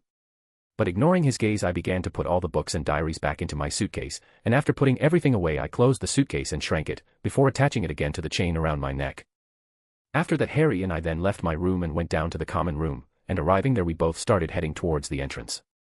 And as soon as we stopped in front of the common room entrance I turned to Harry. So Harry, do you want me to accompany you to Gryffindor Tower? The castle corridors are very dark and scary at night, I offered, looking at him with a playful smile. Thanks for the offer, but I'm not afraid of the dark and I can handle myself, Harry said dryly. Of course, no one doubts that, oh great boy who lived, I said as I bowed slightly. And seeing this Harry's left eye twitched. Ugh, I hate that title, he said with a frown. I know that, I smiled even wider, which only made the Gryffindor boy angrier. But shaking his head he decided to ignore me, and approaching the entrance to the common room he opened it, seeing a dimly lit corridor appear in front of him. And after opening the entrance Harry turned to me. Well, see you tomorrow in Transfiguration class Ethan, he said, saying goodbye to me. See you tomorrow, I nodded at him. After that, the boy with glasses turned around again, preparing to return to his house tower. But before he could take a step out of the Ravenclaw common room he heard an annoying, mocking laugh from a poltergeist very familiar to the castle's residents. And Harry realized that this laughter was coming from somewhere on this floor, close to where we were, and it made him freeze momentarily. Harry. I looked at him confused. And my voice snapped him out of his paralyzed state, and he then began to turn towards me slowly. Actually Ethan, I accept your offer to accompany me to Gryffindor Tower, Harry said, looking at me with a slightly tense and worried look. And hearing this I looked at him with a raised eyebrow. Are you serious? I thought you said you weren't afraid of the dark. First of all, I'm Harry, Sirius is the bearded guy who lives in Grimmauld Place, Harry said, making me purse my lips at the damn pun, and secondly, I'm not afraid of the dark, but I also don't want to have to deal with Peeves and his pranks, and you're the only person besides the headmaster and the bloody baron that damn annoying poltergeist is afraid of, he explained. And hearing this I reflected for a moment, before shrugging my shoulders. Okay. Fair enough, I said, preparing to leave the common room as well. And upon seeing this, Harry sighed in relief, before starting to follow me. Humph, the House of Courage my ass I rolled my eyes. End. Chapter 472, Chapter. A few days later. Today was a Tuesday, a normal school day, and after afternoon classes my friends and I decided to go to a quiet place with fresh air to rest and talk. And after walking around the castle a bit we found a place, which was the clock tower courtyard, and now my friends and I were relaxing while enjoying the peaceful atmosphere of the late afternoon. Man, the teachers really aren't kidding, Terry commented, sitting down on one of the stone benches in the courtyard with a tired look. Yes, Stephen nodded with a frown, sitting down on another bench next to Lisa, and I don't think in the 3 years I've been at Hogwarts I've ever had to do as much homework and essays as I have in the last 2 weeks. If you think it's bad now, then you might as well start getting ready, because the teachers are going to give us double and triple the amount of homework when we get to our 5th year, Sue said, drawing attention to her. And how do you know that? Terry asked with a raised eyebrow. Sabrina from our house who is in the 7th year told me, Sue replied with a shrug, being one of the people in our group who socialized the most with our other housemates. Oh, and she also told me that the lessons and homework are going to get even harder and more numerous in 6th and 7th year, and that we should make the most of our school days while we have time, Sue continued, and now even she couldn't help but grimace slightly. Ugh. I don't think I want to be a wizard anymore, Stephen groaned, receiving nods of agreement from Terry and Anthony. You know, if the other Ravenclaws saw you acting like this over simple homeworks, they would definitely call you heretics and fake Ravenclaws, Michael commented with a disdainful snort. Humph, those Ravenclaws can take all their precious homework and essays and shove it deep up there, Stephen started to say irritably, only to be cut off by Padma. Language, Stephen, she said, looking at the muggle-born boy with a frown. What? I was going to say their trunk, Stephen defended himself, but from his expression it was obvious he was lying. I still don't understand why you guys are complaining so much, Lisa said, joining the conversation while looking at the boys with a strange look. Sure, I can't deny that the teachers are giving us a lot of homeworks, but it's not like they aren't also giving us plenty of time to finish them. They know that, Lisa, but they're complaining because they're all lazy slobs who let their homework pile up, only to have to finish it all in a hurry on the last day before it's due, Sue said, looking at Terry, Anthony, Stephen, and even Michael with a look of disdain. Hey, that's not true. Anthony exclaimed. Yeah, we're not lazy slobs. Stephen said with a grimace, we just don't do our homework early because we have much more important matters to attend to. Oh yeah. Sue looked at him with a raised eyebrow as she crossed her arms, like what? Well. Stephen began to say, stuttering because he knew he had no good answer to give Sue, and anything he said would only confirm his title as a lazy. And Sue, upon noticing Stephen's silence, realized that she had won this battle. That's what I figured, she said with a snort, looking at him smugly. Hey, why does it seem like you girls are against us today? Terry asked, looking at the girls with a strange look, with you three acting like this I'm starting to think you support teachers giving us hundreds of homeworks. We are not against you, and we also do not support teachers giving us too much homework, but we think you're overreacting about all of this, Lisa said with a shrug. Yeah, you guys are being way too dramatic, and besides your complaining is starting to get annoying. Sue rolled her eyes. We're not exaggerating or being dramatic, it's just that you still don't understand how bad it is for us to not have time for anything because we have to spend all day studying and writing essays, Terry complained, with a frown on his face. And look, even Ethan who always does his homework in advance looks stressed and exhausted with all this, he said, pointing at me. And the others, upon hearing his words, turned to look at me, seeing me sitting on another stone bench next to Luna in a strange silence. And they noticed that besides me being very quiet I was also looking down with a tired expression, yawning slightly as I made a small effort to try to keep my eyes open. And this was strange and surprising to them, because I had always been the most energetic and lively person in the group, and they had never seen me truly tired. Ugh, I regret not using History of Magic class to take a nap, I thought, not even paying attention to the discussion that was happening in front of me. Contrary to what my friends were thinking, I wasn't tired because of the lessons and homework the teachers were giving us, as I found them boring and easy for the most part, even preferring them to be a bit more creative and challenging. I was actually tired because I spent the whole last night awake, reviewing my memories about everything I knew about the third task and Riddle's resurrection, creating plans and countermeasures for when the moment came. And I knew that my body was strong and resilient enough for me to go a day or two without sleep, but using a clemency to delve into my mind caused a lot of effort and mental exhaustion. And while my body was able to recover quickly from physical exhaustion, the same could not be said for my mind, which was why I looked so tired and exhausted right now, because I had not yet recovered mentally. Are you okay, Ethan? You seem a little distracted. Luna, who had also been quiet throughout the entire discussion, asked, looking at me with her head tilted. And even though her voice was calm and curious, I could feel her concern for me. I'm fine, I just didn't get a good night's sleep last night, I replied, stifling a yawn with my hand. Oh, Luna nodded, frowning slightly. After that, the peculiar girl looked down, a worried and thoughtful look appearing on her face. Ethan looks really tired, she thought, glancing at me and seeing that the cheerful, lively boy who always made her feel happy and cared for didn't look so good. I wish I could do something to help him, she bit her lower lip. Luna then started thinking about what she could do to help me, and her ideas ranged from giving me some chocolate pudding, because for her pudding always managed to cheer people up, to making me a new necklace to keep the Rackspurts away. And as she continued thinking, she suddenly remembered a conversation that some Ravenclaw girls were having yesterday in the common room and that she had overheard by accident. And in this conversation the girls were talking about a column in Witch Weekly magazine that was published last week, and this column talked about ways to make the boy they liked happy. And one of these ways was precisely about what to do if the boy was tired. Luna played with her hands, hesitating as she wondered whether she should do what the Witch Weekly column suggested or not. And as she thought about this, the blonde girl continued to look at the ground, hesitant and restless. But Luna decided to look at me again out of the corner of her eyes, and seeing me with my shoulders slumped and eyes tired, she began to feel her hesitation disappear, replaced by determination. And with that change she finally made her decision. Then gathering her courage, Luna raised her head, looking directly at me. Ethan, would you like to lay on my lap, she asked, feeling her cheeks flush completely. And I, who was wondering whether I should go back to my room to get some sleep, nodded absently to her offer. But in the next instant her words finally hit me, and when they did I stopped, blinking before quickly turning to Luna. What? I asked, losing some of my earlier tiredness. Did I hear wrong? Did Luna just offer me a lap pillow? I wondered, confused and somewhat shocked.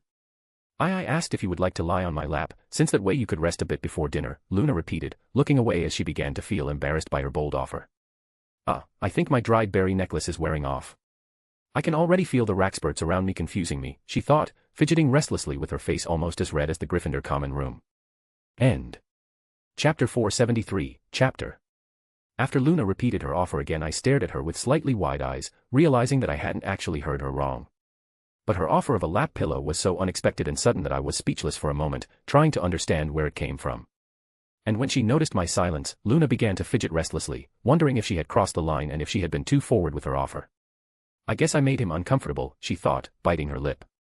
But even though she thought she had messed up our friendship, she was still worried about me, and that's why she decided to try to break this strange silence. Ethan, she called out to me, feeling a little anxious. And upon hearing her voice I blinked, coming out of my dazed state.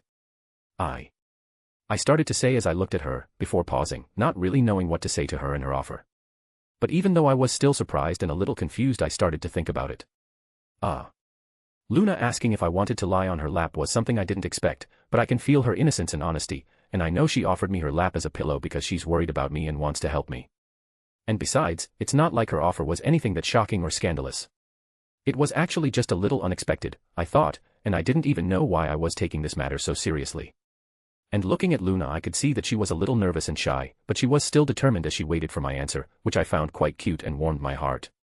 Well, it doesn't hurt to accept the offer of someone who just wants to take care of me, especially since that person is my dear friend. And besides, I really need a nap, I thought, finally having my answer to Luna's offer.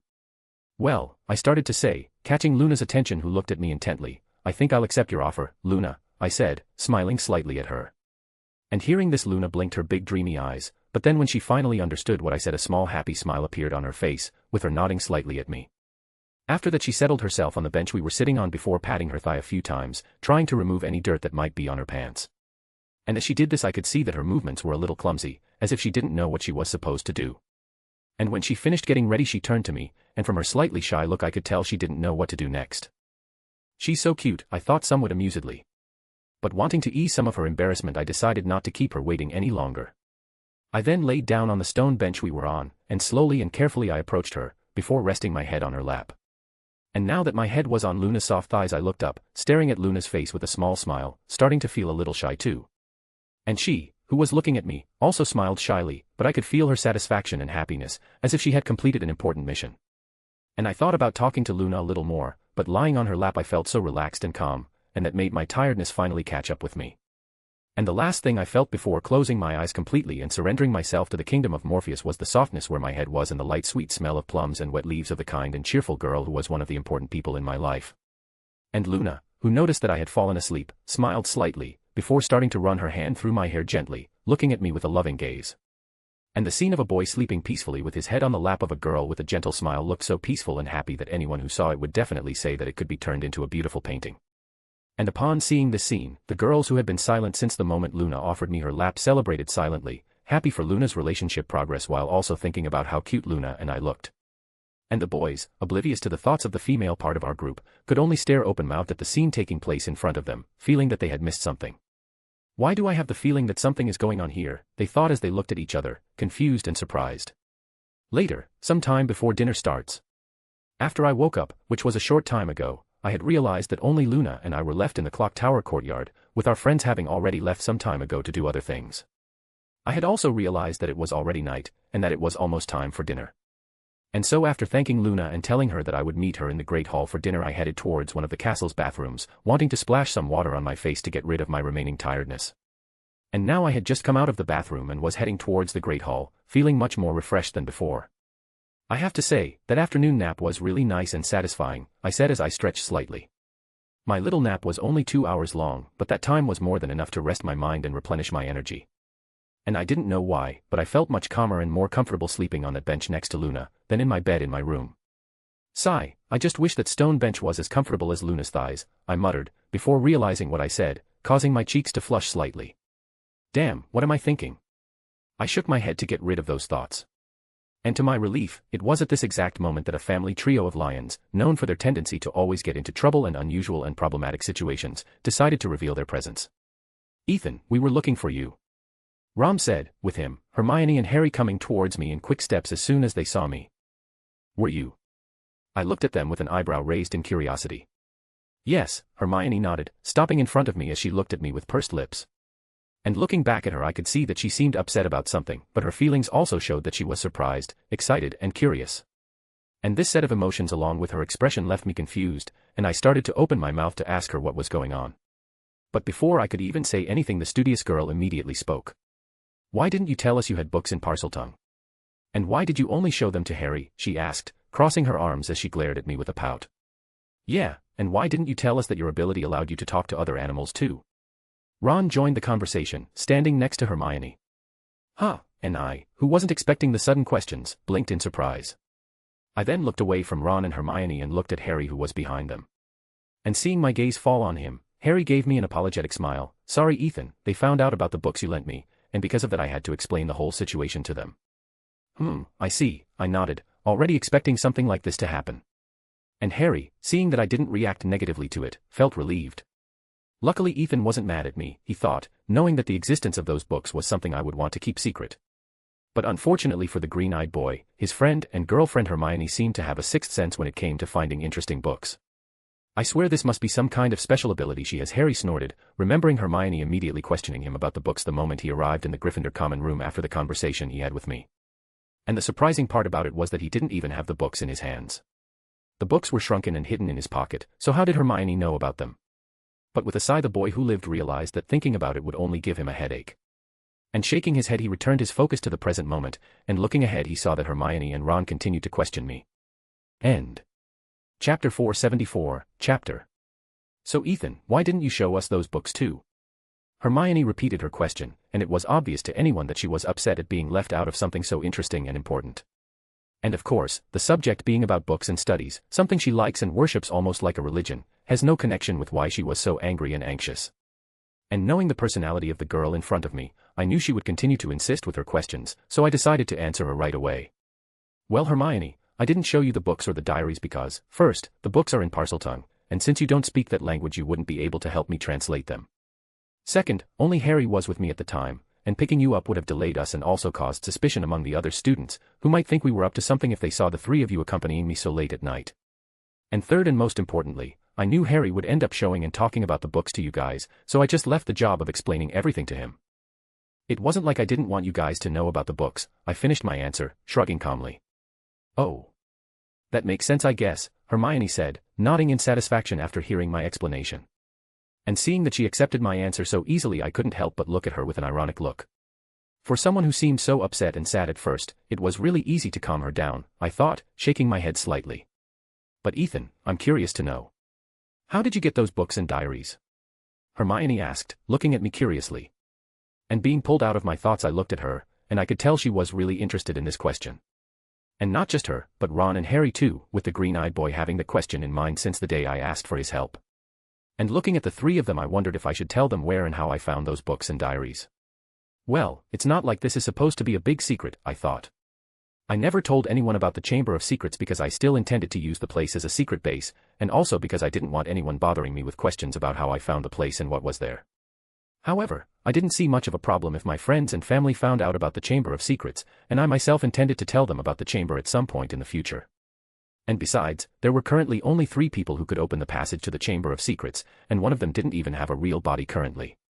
Meh, I trust them enough to know that they won't spread this information around, and besides sooner or later they would end up finding out about the chamber, I shrugged, deciding to tell the Golden Trio the truth. Well, I will answer your question Hermione, however I expect you 3 to keep what I am going to say a secret and not tell anyone without my permission, okay? I looked at them seriously. Yeah, I won't tell anyone, Hermione said, with her 2 friends nodding in agreement. Good, I nodded at them. But before I told them where I found the books and diaries I started looking around, noticing that we were in the middle of a corridor where anyone could see and hear us. And not wanting this information to leak, I thought about taking the 3 Gryffindors somewhere more private, but after thinking about it for a while I realized that this wouldn't be necessary. And then, taking my wand I raised it, before circling it above my head. And a semi-translucent purple dome appeared around us before turning invisible. What was that, Ethan? Hermione asked as she looked around, curious about the spell I cast. Just a privacy spell, I replied, and seeing that her curious eyes were still on me I decided to explain a little. This spell creates a dome around the caster and those near him, and anyone outside will not be able to hear those inside it. Oh, that sounds like a very useful spell, Harry said, as Hermione looked around again with interest. Yes, it is, I nodded, before returning to the main topic, but well, now that no one can hear us I'll tell you where I found the books that Harry showed you, I said, drawing the 3's attention to me again. The place where I found all the books and diaries is here inside the castle, and it was built more than 900 years ago by one of the founders, completely in secret from the other 3 because of a fight they'd had, caused by their different ideals. And ironically the existence of that place is known by many people and is even documented in the Hogwarts history books, but even knowing that this place exists the location of its entrance remains a mystery and a secret to everyone, I said, briefly explaining the history of the Chamber of Secrets. And I confess that I didn't immediately reveal the location because I wanted to create an atmosphere of mystery and suspense, which seemed to be working. And while Harry and Ron stared at me intently, completely caught up in my words, Hermione looked down with her brow furrowed thoughtfully. This place is in the castle, it was built by a founder who fought with the other 3, it's documented in the books, and the location is a secret. Hermione began to reflect, going over all the important points of what I said in her mind. And you didn't need to be the smartest person to know that the founder I was talking about was Salazar Slytherin, and with this information Hermione little by little began to solve the puzzle. And then in her mind suddenly came a chapter from her favorite book, Hogwarts, a history, where the author mentioned a chamber built by Slytherin to hide some dangerous and deadly creature. And with her eyes slightly widened, Hermione quickly raised her head and looked at me with a surprised look. The Chamber of Secrets, she said, not paying attention to the 2 boys beside her who turned to her in fright at her exclamation. Ding! Ding! You got it right, I said, smiling slightly at Hermione. The place where I found all the books and diaries in Parseltongue was in Salazar Slytherin's Chamber of Secrets. Amazing, and even though Hermione already knew this, my confirmation still left her stunned. And even Harry was looking at me with wide eyes. The Chamber of Secrets. He muttered in shock. Huh? What's the Chamber of Secrets? Ron asked, looking at us in confusion. And to my surprise, the one who answered him was not Hermione, but Harry. As Ethan said, the Chamber of Secrets is a secret room that the founder of Slytherin House built hidden in the castle after an argument he had with the other 3 founders, and according to legend Salazar Slytherin sealed the chamber so that no one other than his own true heir could open it. And furthermore, the legend also says that when this heir arrived at Hogwarts he would open the Chamber of Secrets, releasing the monster that lies dormant within it, causing terror and purging the school of all those who, in Slytherin's view, were unworthy of studying magic. And as soon as he finished his explanation, Harry nodded to himself, satisfied and proud for having remembered this information. However, a few seconds after he finished speaking, Harry realized that no one was saying anything, causing an awkward silence to fall over the group. And confused, the boy with a lightning-shaped scar on his forehead looked at us, noticing that Hermione, Ron, and I were staring at him with our mouths open. What? Why are you looking at me like that? Harry asked, looking at us with a frown. And his question snapped us out of our stupor, and Ron was the first to speak. Dude, how the hell did you know about all this? The red-haired boy asked, looking at his best friend as if he was some abnormal magical creature. Oh, well. After I found out that I was a Parselmouth just like Salazar Slytherin, I decided to do some research on him, wanting to see if I could find out anything about my ability, and in one of the books I was reading there were quotes about the Chamber of Secrets. Harry replied with a shrug. Wait, you did some research on something? On your own? Hermione asked, positively surprised. Yes, I did. Harry frowned, starting to feel offended by our surprise. But what he didn't notice was that after his explanation Hermione started looking at him differently. And feeling the feelings of the only girl in the golden trio, I glanced at her, seeing the passionate way she was looking at Harry. And she was looking at him with a glazed look and flushed cheeks, as if she was seeing the most attractive and incredible being in the world. And seeing her expression and feeling her emotions, I started to feel a little uncomfortable. Man, it's times like this when I wish I could turn off my empathy, I thought, looking at her strangely. End.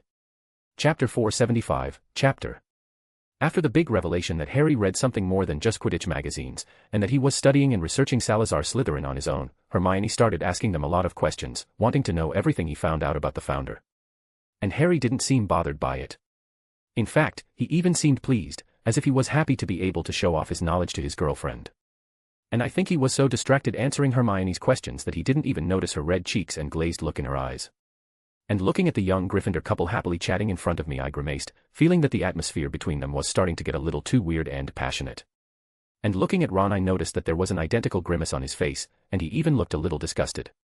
Well, Harry and Hermione are their best friends, almost like family, so it's normal that he feels uncomfortable seeing them flirting in front of him, I thought, giving the youngest Weasley boy a sympathetic look. But shaking my head, I realized we were getting off topic, which wasn't good since we still had to go to the Great Hall for dinner, and I still had things to explain to them before then. And knowing this, I decided to call their attention. Ahem. I cleared my throat, interrupting Harry and Hermione's moment and making the three Gryffindors look at me. Well, Harry, I'm glad to hear that you've been doing your own research, and even happier to hear that you're trying hard to understand your ability, I began to say, seeing the green-eyed boy smile proudly at my words. I then turned to Ron and Hermione, and now, after Harry's explanation, I don't think it will be necessary for me to tell you two what the Chamber of Secrets is, right? I asked, looking at the boy and girl in question. No, Hermione replied, with Ron shaking his head. Great, I nodded, so now that the main explanation is out of the way, I'm sure you have plenty of questions for me, I said, feeling the golden trio's curious gazes on me. And as soon as I finished speaking, it was as if I had given the green light for Hermione to begin her questioning. So Ethan, where is the entrance to the Chamber of Secrets? How did you find it? What was in there? She launched her barrage of questions at me, not even pausing to take a breath. Calm down, Hermione, leave some questions for the others, I joked, making her blush slightly. And seeing her excitement to ask these questions, I smiled in amusement, and I was sure that if we had given Hermione some time she would have made a list of questions to ask me. And actually, now that I thought about it, I started to get a little worried, since it was quite likely that if I didn't answer all her questions today, she would come looking for me tomorrow with this list ready. Maybe I should avoid her for a while after today, I thought, sweating, before shaking my head and focusing on the present moment. Well, Hermione, to answer your questions. The Chamber of Secrets is below the castle, or more precisely, below the Black Lake bordering the Forbidden Forest. I began to say, gaining the full attention of the bushy-haired girl and the two boys beside her. And as for its entrance? Well, I believe that the Chamber of Secrets must have had at least 4 different passages at some point, but I don't know if all of them still exist, and currently I only know of 2 of them. One of these passages is somewhere in the Forbidden Forest, and the other, which was the one I used to enter the chamber and which is the main entrance to the place, is hidden in the girls' bathroom on the 2nd floor, and before I could continue answering Hermione's questions, I was interrupted by a surprised exclamation. The entrance to the Chamber of Secrets is in the girls' bathroom. Ron asked, looking at me in shock. And Harry and Hermione were also looking at me in shock and open-mouthed disbelief at this new information. That was my reaction when I found out about this too, I snorted, remembering the first time I watched the 2nd movie and my reaction when they revealed where the entrance to the chamber was. The chamber is in the girls' bathroom. In Moaning Myrtle's bathroom, Hermione repeated in a whisper, trying to process this revelation. She then turned to me, and I could see a strange look on her face. Why? How? I don't know, I shrugged, but probably the location of the entrance hasn't always been there, and I think that over time the former headmasters must have changed and rebuilt some places in the castle, and in the end the entrance to the Chamber of Secrets ended up becoming the girls' bathroom. I actually knew how the entrance to the Chamber of Secrets ended up becoming the second-floor girls' bathroom, but that was information that I had no way of explaining how I knew it, so I decided to speak as if it were just my assumption. I still can't believe it. The entrance was right in front of everyone's face this whole time. The book-loving girl shook her head. Yes, right under our noses, Ron nodded, before pausing. Well, it was actually under the girls' noses. I'm sure if the entrance was in the boys' bathroom we would have discovered it a long time ago. What do you mean by that? Hermione turned to him with a frown. Oh, I mean, ouch. Ron bent down to rub his shin, turning to Harry with a pained, confused look. Why did you kick my leg? But Harry ignored the red-haired boy's question, looking at Hermione and noticing that she was still staring at Ron in irritation. And realizing that an argument between his two friends could still happen, he decided to focus their attention on the questions about the chamber again, and so he turned to me. Ethan, you already told us where the entrance to the Chamber of Secrets is, but how did you find it? And how did you manage to open it when it was only supposed to open to the heir of Slytherin? Harry asked. Well, to begin with, I became interested in the Chamber of Secrets after reading about it in a book, and as I was very curious to know more about the place, I started researching about it in old books and newspapers. And while I was looking for information about the Chamber of Secrets, I found out about an incident that occurred decades ago involving it, and after some time investigating that incident and looking for more information, it didn't take long for me to find the entrance to the Chamber of Secrets. And actually, after my investigation, I realized that it wasn't difficult to find the chamber's entrance, especially if the person already has an idea of where and what to look for, I replied, and I was obviously lying, since from the beginning I knew where the entrance to the chamber was. And I also didn't go into too much detail in my answer, nor did I talk much about the incident that was actually Myrtle's murder, as I knew that this would spark the interest of the three Gryffindors. And I didn't want them to ask me about the incident because it involved Hagrid, our half-giant friend, and young Voldemort before he lost his nose and hair. And if they got involved in this matter, which they obviously would, I would end up being pulled into this mess too, which at the current moment would be very uncomfortable. But shaking my head, I decided to answer his second question, wanting to change the subject quickly. And now about your other question. In fact, opening the entrance to the Chamber of Secrets is a problem, since, as you said, it can only be opened by the heir of Slytherin. However, that statement is not exactly correct. Opening the entrance to the Chamber of Secrets is a problem for most people, but not because only the heir of Slytherin can open it, but because the entrance can only be opened by a Parselmouth, or rather, by someone speaking something in Parseltongue. Oh, that. That actually makes a lot of sense, Harry said, realizing that this shouldn't be all that surprising. And thinking about it, he realized it should have been obvious that the entrance to the Chamber of Secrets, built by Britain's most famous Parselmouth, could only be opened by someone who spoke Parseltongue. With Ethan's explanation, I realized that it really doesn't seem that difficult to find the Chamber of Secrets, and even opening its entrance seems more like a situation of opportunity and luck, Hermione said, rubbing her chin. You're right, I nodded to her, but you only think that because I told you where the chamber is and how to open it. To most people, all of this must be nothing more than a legend and a myth, and those who believe that the chamber really exists must still find it impossible to find and enter it. And in fact, I think these people must think that it is necessary to solve dozens of mysteries and complex riddles while embarking on dangerous adventures in order to find the Chamber of Secrets. But that's a bit too extreme, and even a bit stupid. We're not in Indiana Jones, I commented with a strange grimace, getting a small snort from Hermione and an amused smile from Harry. And Ron, a pureblood who has always lived in the wizarding world and has never been very interested in the Muggle world, blinked in confusion when he heard what I said. What the hell is Indiana Jones, he wondered, unfamiliar with this classic and incredible adventure film. End. Chapter 476, Chapter. Well, now that your questions and doubts have been answered, I think we better head to the Great Hall, or else we might end up missing dinner, I said, wanting to end our conversation that had already gone on for too long. And as soon as Ron heard that we would miss dinner, he immediately became alarmed. What? Are we going to miss dinner? He repeated in panic, before turning to his friends, guys, let's go quickly. I'm starving, and if I don't eat anything in the next 10 minutes I feel like I might end up starving to death. And hearing the red-haired boy's words, Hermione rolled her eyes while Harry sighed in exasperation. You're being very dramatic, Ron, and is it possible that all you can think about is food? Hermione asked, looking at the Weasley boy as she crossed her arms. Of course not, but dinner is the most important meal of the day. Ron said, nodding as if stating an important fact. That's what you said about breakfast and lunch too, Hermione said with a dismissive snort. That's because all three meals are very important, he shrugged. And Hermione pursed her lips at this, as this was a statement made by a rude glutton, but in a way he was not wrong. Sigh. I don't even know why I still argue with you, she muttered, giving up on arguing much to Ron's satisfaction. Well, since that's all settled, then let's get going. He said with a big smile, turning around and preparing to head to the Great Hall. Oh, wait a minute, I said, stopping Ron in his tracks as he turned to me with a frown.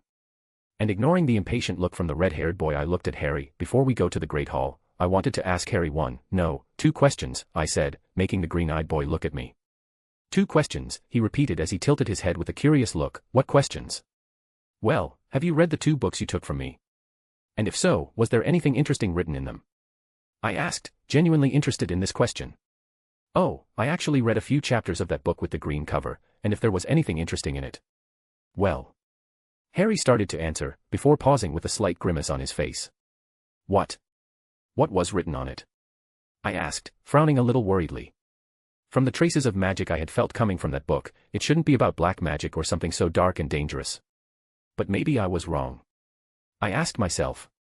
And without knowing my thoughts, Harry answered me. The book talks about rituals, blood pacts, and sacrificial offerings, and in the first chapter the book teaches you how to create a ritualistic altar step by step, he said, with an apprehensive frown.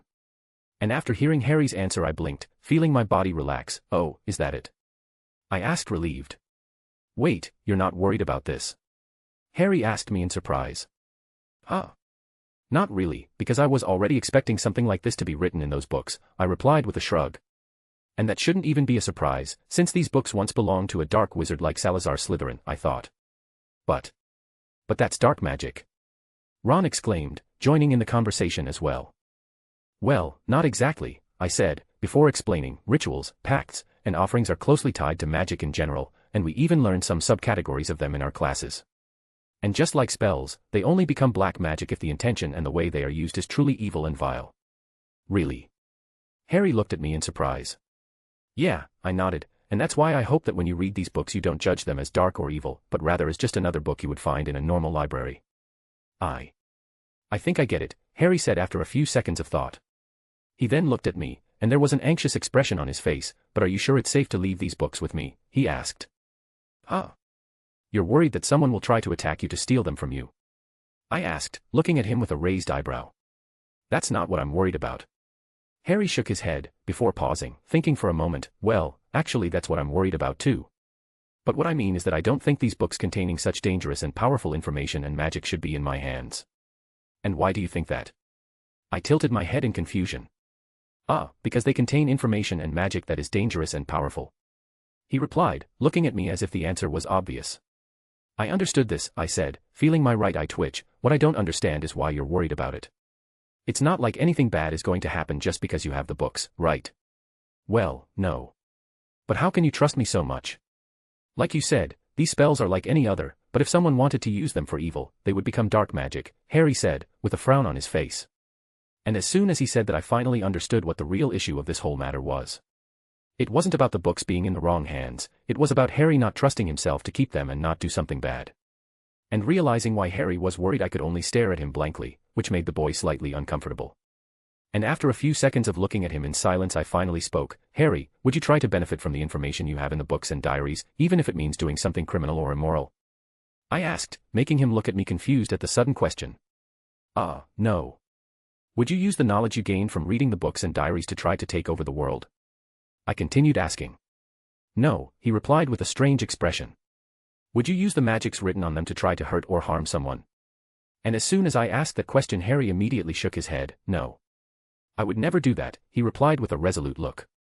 Well, if you wouldn't do any of those things then that means you're not evil, and if you're not evil then it's okay for you to keep reading the books and diaries, I said, shrugging nonchalantly. And hearing what I said Harry blinked, stunned for a moment.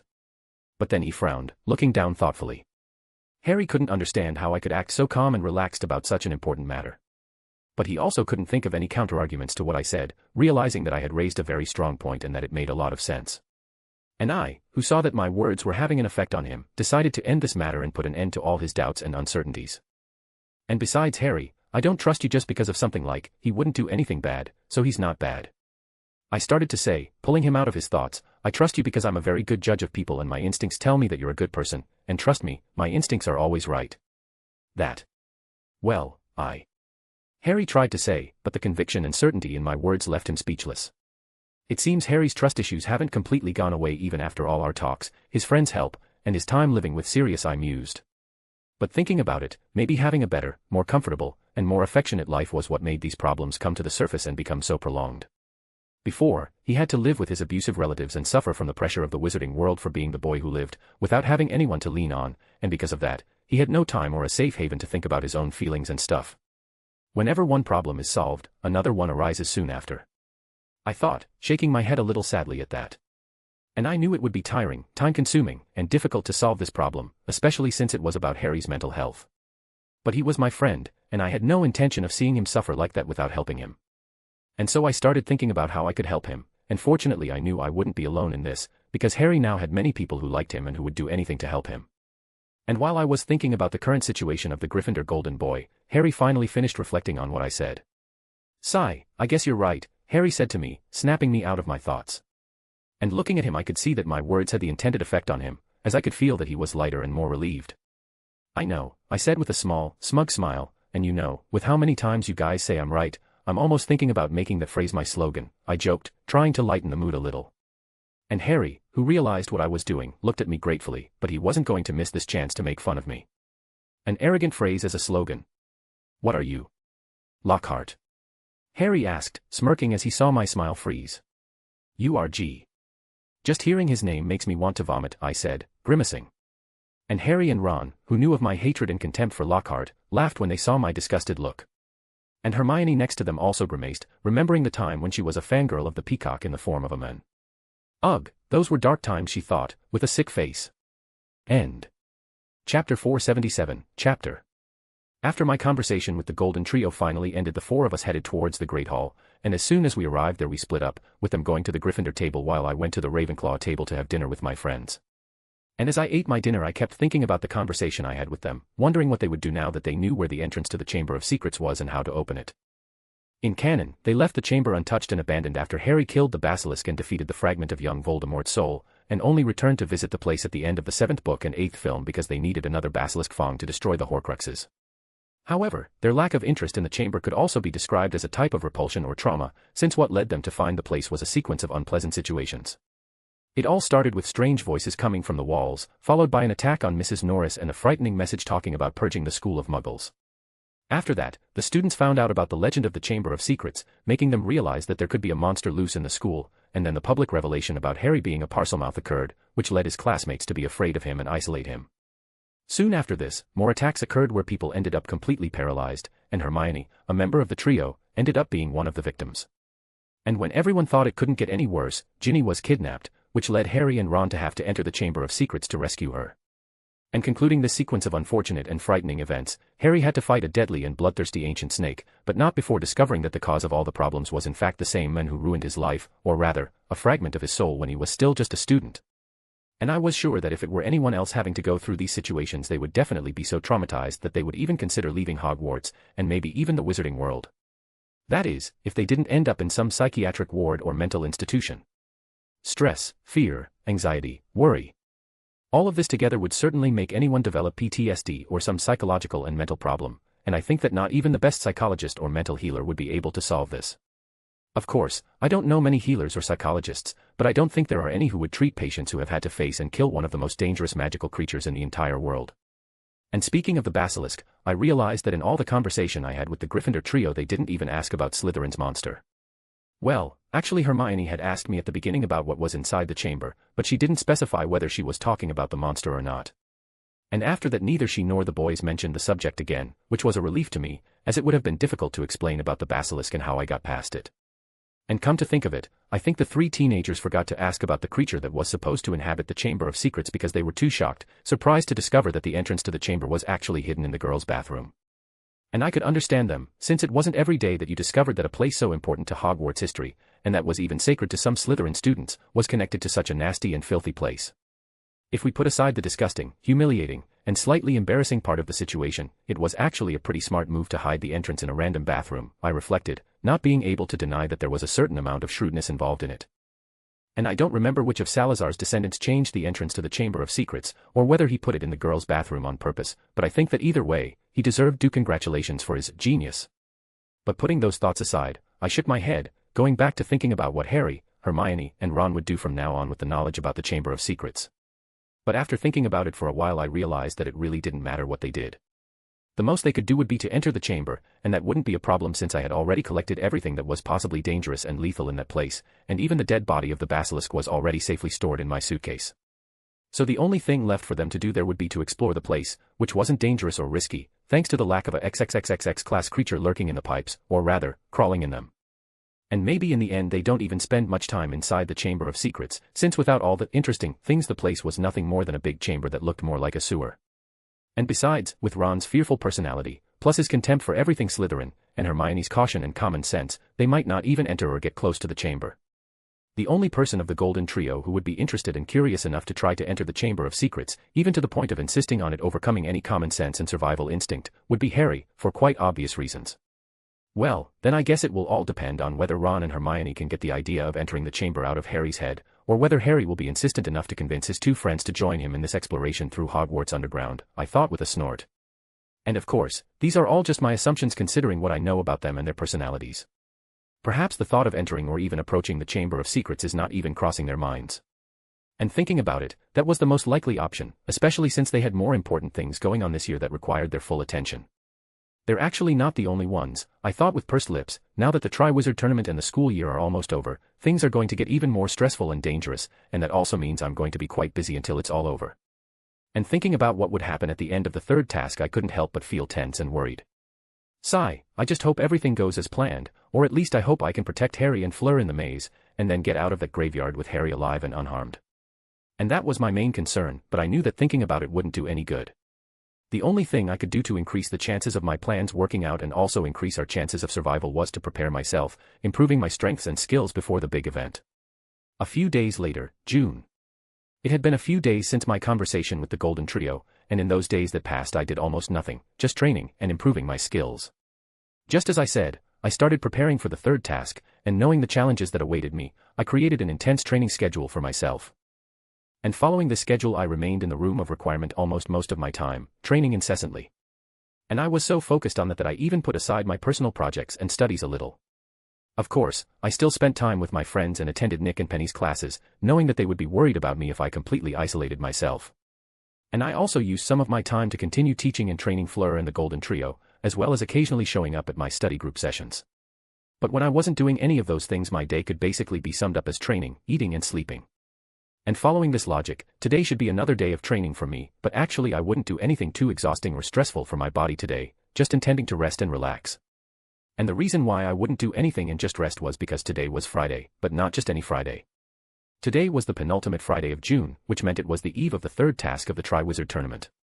And since there was only one day left before the start of the third task, I decided to give my body a break, since pushing it too hard would end up having the opposite effect to what I wanted, especially so close to an event that would require great physical effort from me. And well, now I had the whole day free for myself, and I just needed to think about what to do to pass the time, since I didn't want to just lie in my bed lazily. I could call my friends over to play some games, or maybe I'll take a walk through the Forbidden Forest, I thought, before shrugging. I still have a lot of time to decide.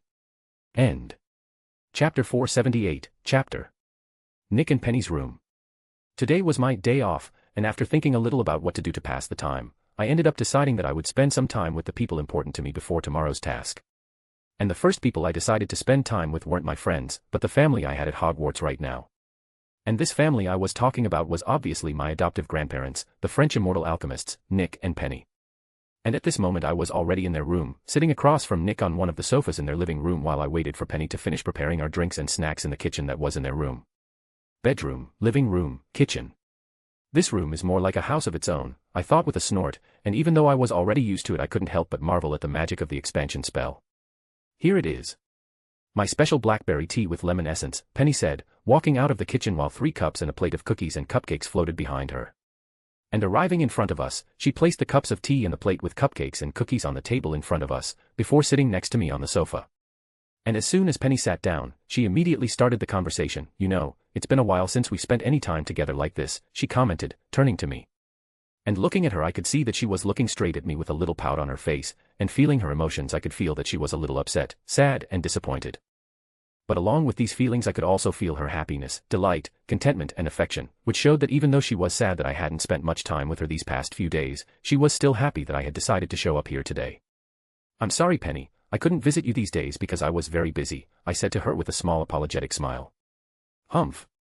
No one is so busy that they can't even take a few minutes out of their day to spend time with their grandmother outside of classroom, she said, crossing her arms and giving me a reprimanding look, which made me lower my head in embarrassment. And unfortunately I didn't have a counterargument or an excuse for it, because I knew she was right. Even if I had gone into a training frenzy, I still could have used at least a few minutes and even an hour or two of my day to talk to her outside of enchantment and ward classes, which were basically the only times we interacted these past few days. I really am a terrible grandson. They came to Hogwarts just because of me to spend time with me, and yet I ignored them, I thought with a sigh, feeling like a selfish idiot. And at this moment I had made a promise in my heart that until the school year was over, I would try to spend as much time as possible with Nick and Penny, even if it meant skipping some classes and my practices. And coming out of my thoughts I looked back at Penny, who was still staring at me. I'm sorry. And I promise that from now on, every day, I will try to spend time with you, even if I have to eat my meals with you at the staff table, I said, in a resolute tone of voice that also showed the sincerity in my words. And upon hearing my promise, Penny narrowed her eyes at me, as if she was trying to see the truth of my words. And after a few seconds of staring at me I could see the upset look that was on her beautiful face disappear as if it had never been there, being replaced by a soft and happy look, with a small smile appearing on her face. Sigh, I really can't pretend to be mad at you. But know that I will hold you to that promise, as I would love to spend more time with my dear, cute grandson, she said, looking at me lovingly. And I knew from the beginning that she wasn't really upset with me and was just making a little drama as a joke, but hearing her say that still made me sigh in relief. Well, I always keep my promises, and you know I would love to spend more time with you too, I said, smiling too. And Nick, who didn't participate in our conversation, just kept looking at us with an amused look. They both look so alike, and have such a strong connection between them that it's hard to believe they're not biological grandmother and grandson, he thought, smiling softly as he sipped his tea. And as he looked at Penny and me he couldn't help but feel happy, realizing that we looked like a real family. And this warm and fuzzy feeling of having a family was something he hadn't gotten used to yet, but he was sure that this was one of the best things that had ever happened to him and Penny. And this certainty came from the good and wonderful feelings he always felt when he was with Penny and me, and even with my parents and Seal. Feelings he had felt only a few times in his long life. But shaking his head, Nick pushed his sentimentality to the back of his mind, deciding to start a new conversation. So Ethan, are you worried about tomorrow? The French immortal asked me, causing Penny and I to turn to him. And hearing his sudden question I looked at him with a confused expression. Worried? About what? I asked back. With the third task, obviously. It won't be as simple as the others, and because it's the last and decisive one, it'll be more difficult and challenging, especially because it'll take place in a living maze, he replied. And hearing that I looked at him with a raised eyebrow, you have an idea of my capabilities and abilities, so I thought you already knew that this tournament poses no danger to me, I said, completely unconcerned. Are you sure about this? And this time it was Penny who asked me, the last few days you seem to be a little stressed and distressed. And looking at you now I can tell that there is something worrying you, my adoptive grandmother said, looking at me carefully. And hearing that I blinked, not expecting her to have been able to notice these feelings coming from me, since I kept my emotions under control using my abilities and my clemency. Ugh, apparently I underestimated Penny's instincts and perception, I thought, resisting the urge to grimace. And I should have expected that someone over 600 years old, who has had to deal with cunning and greedy politicians, selfish witches and wizards, and people trying to take advantage of her for most of her life, would be able to read people well. And thinking about it I realized that if Penny noticed my uneasy and apprehensive emotions, then Nick noticed too, and that was probably why he asked that question. Maybe my mistake wasn't even underestimating their perception, but rather overestimating my control over my own emotions, I sighed. I then realized that I had been lost in my thoughts for some time, and coming out of them I turned my gaze to Penny, seeing that she was looking at me with a glint of concern in her eyes because of my long silence. And not wanting her to suspect that something was wrong or to start an interrogation, I decided to answer her initial question. I think you must be imagining things, Penny, I said to the alchemist witch, waving my hand dismissively. I have no reason to be worried or anything like that. And in fact it is quite likely that you have confused these feelings with my anticipation and excitement for the third task. Anticipation and excitement? Nick repeated with a raised eyebrow. Yeah, I nodded, it may not seem, but I'm really excited to face the challenges of the maze in the third task, and I'm also looking forward to showing everyone how amazing Ethan Stephen Knight is, I finished, smiling confidently with my characteristic arrogant look. I see, Nick nodded in understanding, believing what I said as it fit my adventurous and daring personality. But even though my answer convinced Nick, it didn't convince Penny, who continued to stare at me, now with a thoughtful look on her face. I don't know. I'm sure Ethan is worried about something, and I feel like it doesn't exactly have to do with the task. Penny reflected, and her feminine and maternal instincts began to stir. A boy like Ethan being so nervous and worried can only mean one thing. She thought, feeling the pieces of the puzzle starting to fall into place. End. Chapter 479, Chapter. I think I know why you seem so distressed and worried, Ethan, Penny began to say, looking at me with narrowed eyes. And hearing this, Nick and I turned to her in surprise. We both asked at the same time, with him looking at her curiously while I made a slight face. Yes, I know, she nodded, before bringing her face closer to mine, which made me very nervous and tense. And seeing how she looked at me as if she was seeing through my emotions and words, I started to sweat, feeling a slight sense of danger. There's no way she could have found out what's going to happen tomorrow, right? I wondered, a little uncertain about it. I'm sure I didn't leave any clues or traces that could reveal my plans, and I'm also sure that Penny doesn't know what will happen at the end of the third task, so there's no need for me to worry, right? And I was starting to get anxious, because I had already underestimated Penny's ability to read people, so I wasn't so sure anymore if she hadn't figured something out in these few minutes we spent together. And unaware of my internal dialogue, my immortal grandmother continued to stare at me, with a sparkle in her eyes. Yes, I'm sure that's it, she said, nodding to herself. And Nick, who was watching Penny's eccentricities, could only roll his eyes. Honey, stop being mysterious and tell me why our troubled grandson is so worried, he said, feeling his curiosity increase with every second. Oh, can't you see? Even though it's so obvious, she turned to Nick, asking him in a condescending tone. No honey, I can't see it, he replied with a sigh. Whatever it is you're seeing, he thought, picking up his cup of tea to take a sip from it. And at his answer Penny shook her head. Of course you wouldn't be able to see it. The only person between the two of us who can understand our grandson so well is me, she thought, looking at Nick smugly. But putting her superiority as a grandmother aside, Penny decided she would enlighten her husband's small oblivious mind. Well Nick, Penny began, our dear, sweet grandson is actually worried because he is having relationship problems, or rather, girl problems. And hearing what she said, Nick, who was drinking his tea, choked on it, coughing as he looked at his wife in disbelief. Seriously? Is that what you think is worrying him, he thought, not knowing if Penny was joking or not. But knowing her, he realized that she was probably serious, and that she really thought I was having relationship problems. And knowing that his wife was usually never wrong when it came to these matters, Nick turned to me, looking at me strangely but with a touch of curiosity. And unaware of Nick's thoughts, Penny turned to me as well. Well, aren't I right, Ethan dear? She asked me, a mischievous smile appearing on her face. And faced with her question I just remained silent, without doing or saying anything to Penny. And I was quiet like that because I had frozen the moment Penny told me why she thought I was worried. And thinking about what she said I felt all my nervousness disappear, but this feeling ended up being replaced by confusion and disbelief. How the hell did she come to the conclusion that my worry is because I'm having problems with girls? I asked myself in shock, looking at my grandmother strangely. And Penny, not knowing that she had made an assumption that was not even close to the truth, continued to look at me intently, waiting for my answer. But after a few seconds she noticed that I was still quiet, so she decided to accept my silence and shocked look as confirmation of her suspicions. And with that she nodded, a satisfied look and a smug smile on her face, happy that her guesses were correct. Well, my beloved grandson, I understand that it is normal for young boys your age to have relationship problems, but now you won't have to worry about that anymore, Penny began to say, taking me out of my dazed state.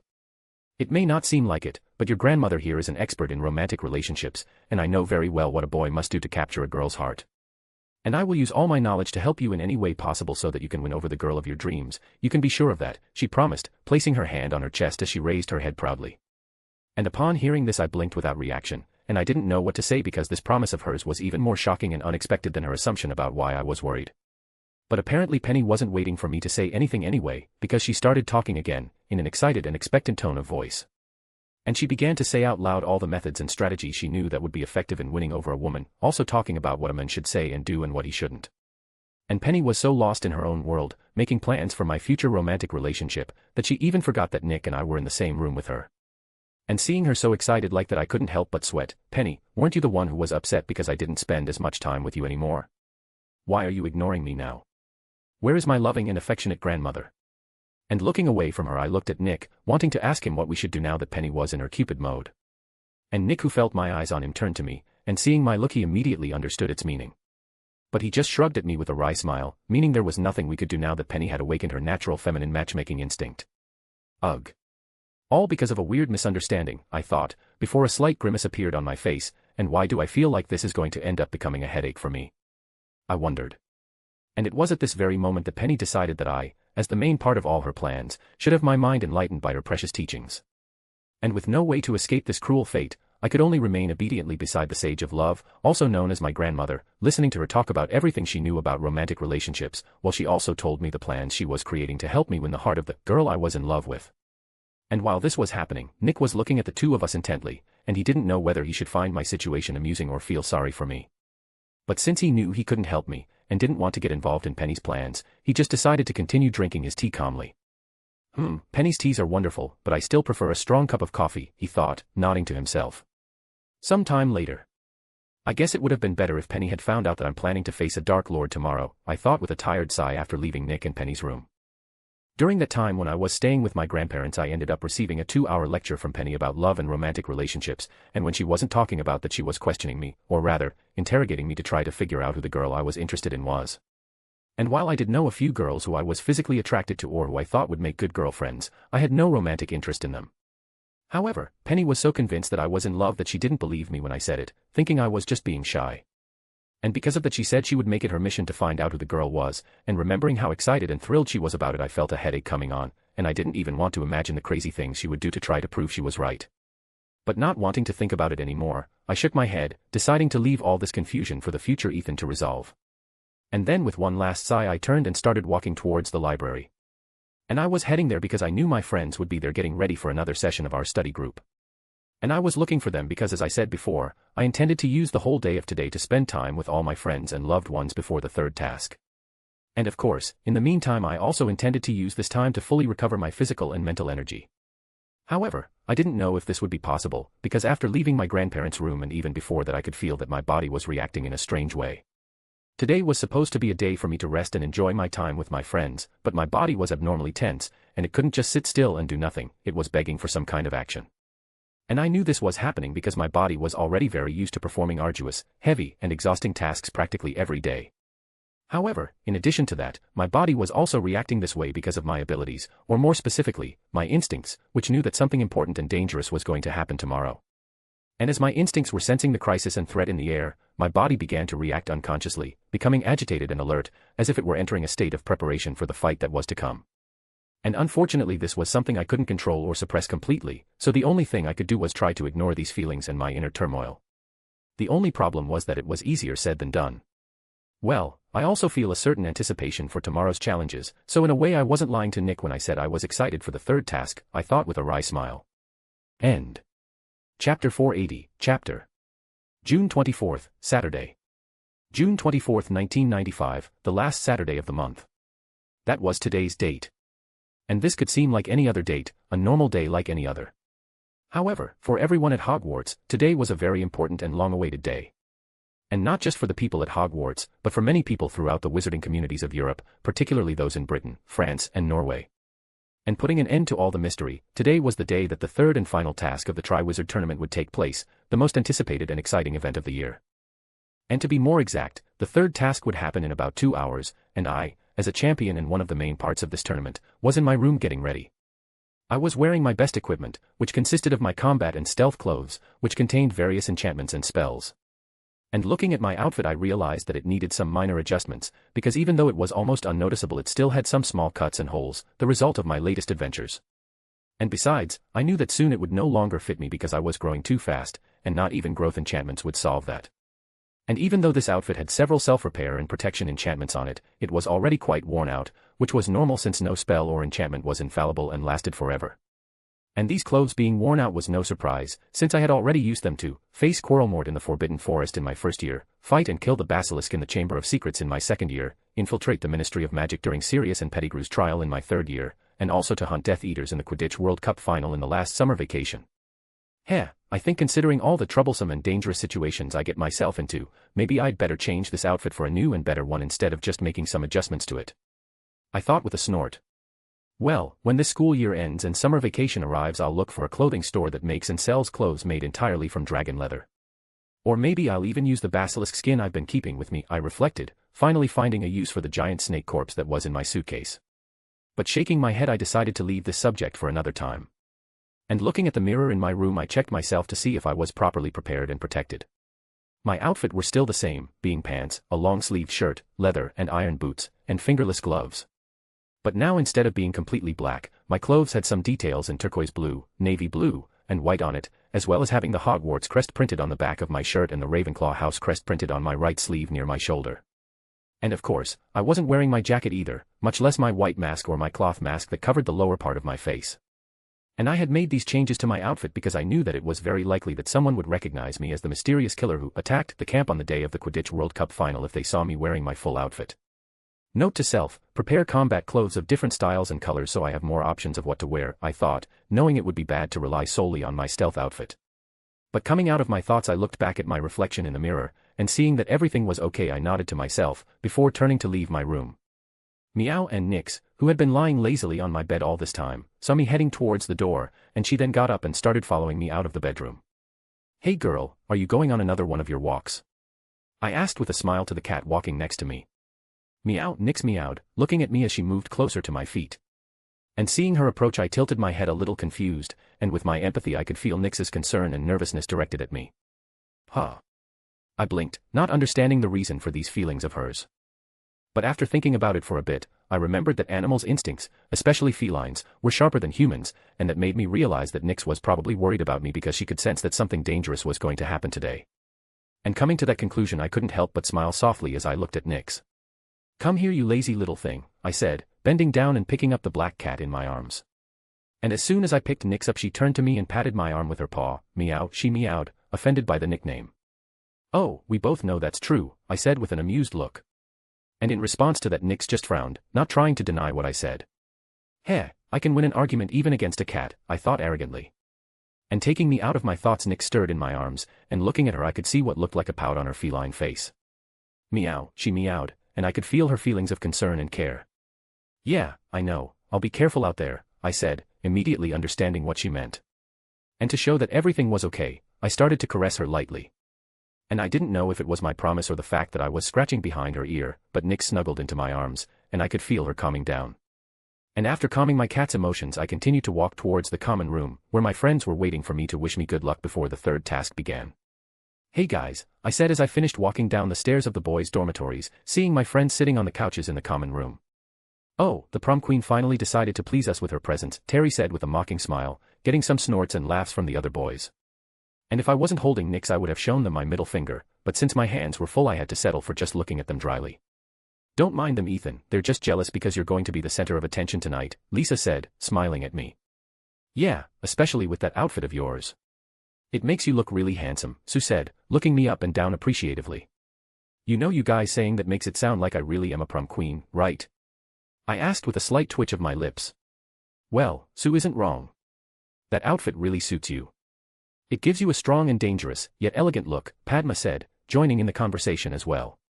And the boys who heard the three girls' praise and comforting words to me immediately started laughing, which caused the twitch on my lips to turn into a grimace. "Could you three please stop trying to help me?" I thought, looking at Sue, Lisa, and Padma who just shrugged their shoulders with innocent smiles. And turning to Luna I saw her sitting in my armchair, with her being the only person I allowed to do this. "So Luna, are you excited to watch today's task?" I asked, smiling at the blonde girl.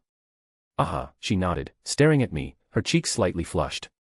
"Good," I nodded, "but well, unfortunately for you, you won't be able to participate in the task this time since the labyrinth won't need a hostage," I joked, remembering that Luna had found it fun and exciting to be a hostage in the second task.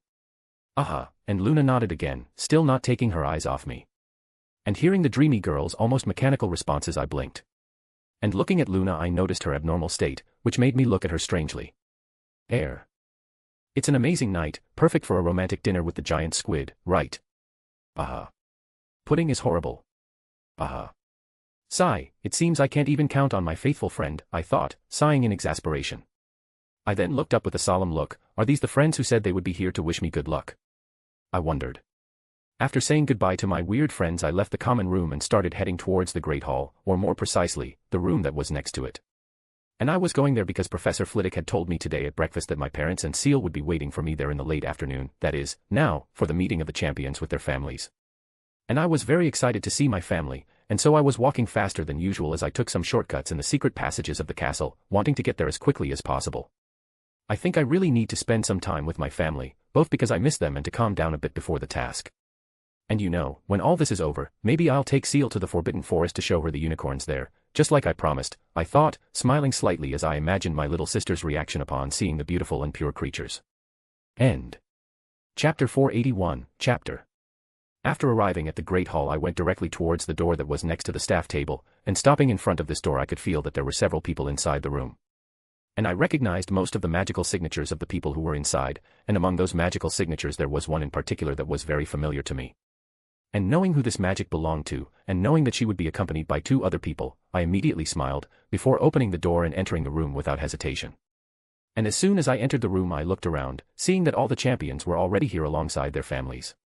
However, I didn't pay much attention to them, as my focus was completely on the 2 adults and a child who were next to Nick and Penny, talking to them. And these 5 people, upon hearing the door open, immediately turned to me, and realizing that it was I who entered the room, happy smiles appeared on their faces. "Ethan!" Seal exclaimed happily, running up to me and hugging my waist.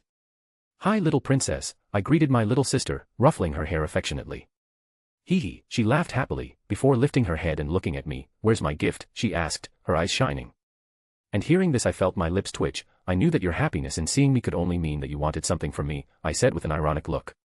"Hey, she spent the last 2 weeks talking about what gift you were going to get her," I heard my mom's amused voice say, and looking ahead I saw her and my dad coming towards me. "Hi dear, how are you?" she asked me, opening her arms for a hug.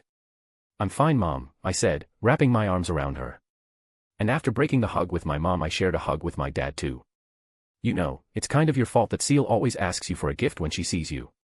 You spoiled her a lot," my dad said, finding my situation amusing and ironic. "Yes, but what can I do? It's hard to resist when she keeps staring at me with those puppy eyes of hers," I sighed, looking at Seal who was still staring at me expectantly. And others might not know my sister as well as I did, but I knew she was quite intelligent and cunning, and so sometimes I got the feeling that she knew how powerful her puppy dog eyes were, and that she used them on purpose to get what she wanted. "Hey, you're definitely going to be a Slytherin," I said with a snort, making Seal blink at me in confusion. But even saying that I still put my hand in my pants pocket, and from it I took out a simple and delicate necklace that still looked quite beautiful. This necklace had a thin chain made of silver, and its pendant was a bright pink gem carved into a heart shape on a silver ornament. And I had made this necklace myself about 2 months ago, and it was the birthday gift I had prepared for Seal, who turned 7 on the 6th of this month. And now that I was able to meet my little sister again I was finally able to give it to her. "Here is your gift, you greedy little fox," I said, showing the necklace to Seal. And looking at the necklace, Seal couldn't help but be amazed. "So beautiful," she murmured, picking it up carefully. "I'm glad you found it beautiful," I began to say with a satisfied look, "but know that this necklace isn't just for looks. It also has a hidden magical secret," I smiled mysteriously. And hearing this, Seal looked at me with her big eyes blinking in surprise and curiosity. And not wanting to prolong the mystery, I took the necklace from Seal's hands, before placing it around her neck. And as soon as I properly fastened the necklace around Seal's neck I felt its magic connect to hers, and then I rubbed the pink gem on the pendant 3 times. And right after I did that the necklace lit up with some bright lights coming out of it, and those bright lights that looked like glitter spread across Seal's clothes, which started to light up as well. And then, magically, as if she were Barbie in another one of her films about fairies and princesses, Seal's clothes began to change. And as soon as the transformation was over and all the shine and light disappeared, Seal looked down, looking at her clothes that were now different. Before, she was wearing a simple outfit, consisting of light denim overalls, a white t-shirt with red stripes, and beige sneakers. But now she was wearing a stunning, delicate light pink ball gown with white and darker pink embroidery in the classic Disney princess style. She was also wearing white ballet flats and white gloves that went up to her forearm, and in her hair that was now in a more elegant hairstyle was a princess tiara made of silver with a pink gem just like her necklace. And as soon as Seal finished inspecting herself, she raised her head, looking at me with her mouth open. "I'm a princess," she said in a surprised tone, still processing what had just happened. Seal then turned to our parents who were also looking at her transformation in surprise. "I'm a princess," she repeated, this time in an excited exclamation as her eyes began to sparkle. "Yes honey, you are a princess, the most beautiful princess in the whole world," my mom said with a smile after getting over her initial surprise. "Now why don't you thank your brother for the gift?" she gestured to me. Seal nodded, before turning to me. "Thanks big brother," she said, hugging me again with a big, sincere, happy smile. And I hugged her back, smiling slightly. "You're welcome, and happy belated birthday," I congratulated her. And as soon as our hug ended I moved away from Seal a little to look into her eyes, and remember Seal, this necklace is very special and magical, so don't ever take it off. Keep it with you even when you go to sleep, understand? I said, speaking calmly and clearly with a somewhat serious expression on my face. And even though Seal didn't understand why I made this request, she still nodded, holding the necklace firmly in her small fist. "Okay brother, I promise I will never take it off," she said resolutely. And hearing this I nodded in satisfaction, feeling a certain relief and tranquility. And I had made this request to Seal because this necklace was not just an enchanted item to change her clothes. It was actually also a protective amulet and a portkey, and I think it was more than obvious why I had given such an item to her. And as soon as my parents, Nick and Penny, heard my request to seal, they immediately understood what this necklace was and what its function was. Now I know why Ethan kept asking me those questions about enchanted amulets last month, Penny muttered. And Nick, who was the only one close enough to her to hear her mumbling, nodded. It seems he wanted to know about it because he was preparing to make this necklace. And after saying that, the two of them looked back at the necklace around Seal's neck, analyzing it with their magic insight. And as they looked at Seal, they couldn't help but smile at how happy and excited she was, twirling around as she showed my parents her dress. It's funny and kind of ironic, isn't it? Penny suddenly commented, causing Nick to turn to her with a raised eyebrow. And seeing her husband's confused look, Penny began to explain. Many witches and wizards spend years and years studying and researching about enchantments to reach an acceptable level of proficiency in the subject, and here is our 15-year-old grandson, making enchanted items just to give as gifts to his little sister, Penny said, unable to hide her proud smile as she looked at me. And hearing this, Nick let out a small laugh. Yeah, he said, looking at me too. It must be very frustrating for these wizards and witches to be less talented and capable than a teenager. Definitely, Penny chuckled in amusement. And even though the two of them were a little far away from the rest of us and were talking quietly to each other, I could still hear what they were saying.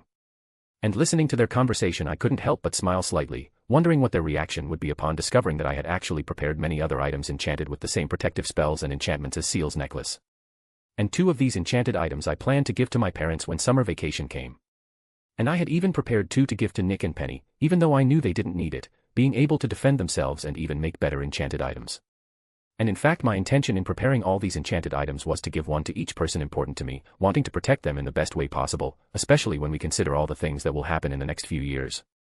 I may not be able to protect them from all dangers and attacks, but that doesn't mean I can't at least try to prevent or stop some things and situations from happening, I thought. End. Chapter 482, Chapter.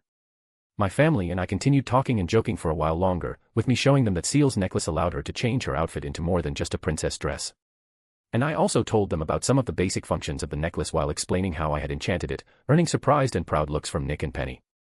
And the six of us were so involved in our family moment that we even forgot about the other people who were in the room with us, watching us intently. However, this didn't last long, as someone decided to interrupt our moment. Your sister really does look pretty in that dress, a mature, female voice said, causing me to turn around. And looking back, I saw Fleur, Gabby, a man with a diplomatic look, and a beautiful and elegant blonde woman coming towards us, and the person who spoke was the woman, who was looking at me with a friendly smile. This woman had a beautiful appearance that was almost ethereal and unnatural, and as soon as my gaze focused on her, I could feel a type of magic reaching my senses, trying to infiltrate my mind. However, this magic was one that I had become quite familiar with this school year, and so I was able to ignore and block it without any problems. And considering this magic that was quite unique and characteristic of a certain group of magical beings, and the fact that this woman was accompanying my Beauxbatons champion friend, I easily deduced who this woman was. Hello Mrs. Delacour, Mr. Delacour, I greeted the two adults, Fleur and Gabby's parents. Oh, you know who I am, the older Vila asked, a look of surprise on her face. And Fleur's mother wasn't surprised that I had guessed who she was. Actually, she was surprised that I was still acting normally even after looking at her.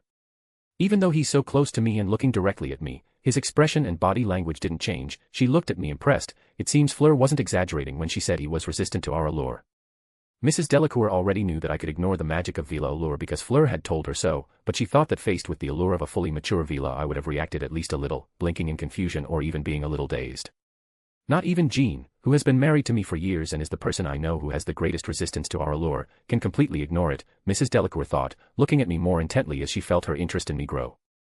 And I didn't know what she was thinking, but I could feel her surprise and her growing interest in me. But I didn't think much of it, as I thought those feelings were because she had realized how young I, the champion with the most achievements in the Tri-Wizard tournament, was. And without knowing that I was wrong, I began to answer Mrs. Delacour's question. Well, yes, I know who you are because Fleur already told me a little about you too, I replied, taking Fleur's mother out of her thoughts.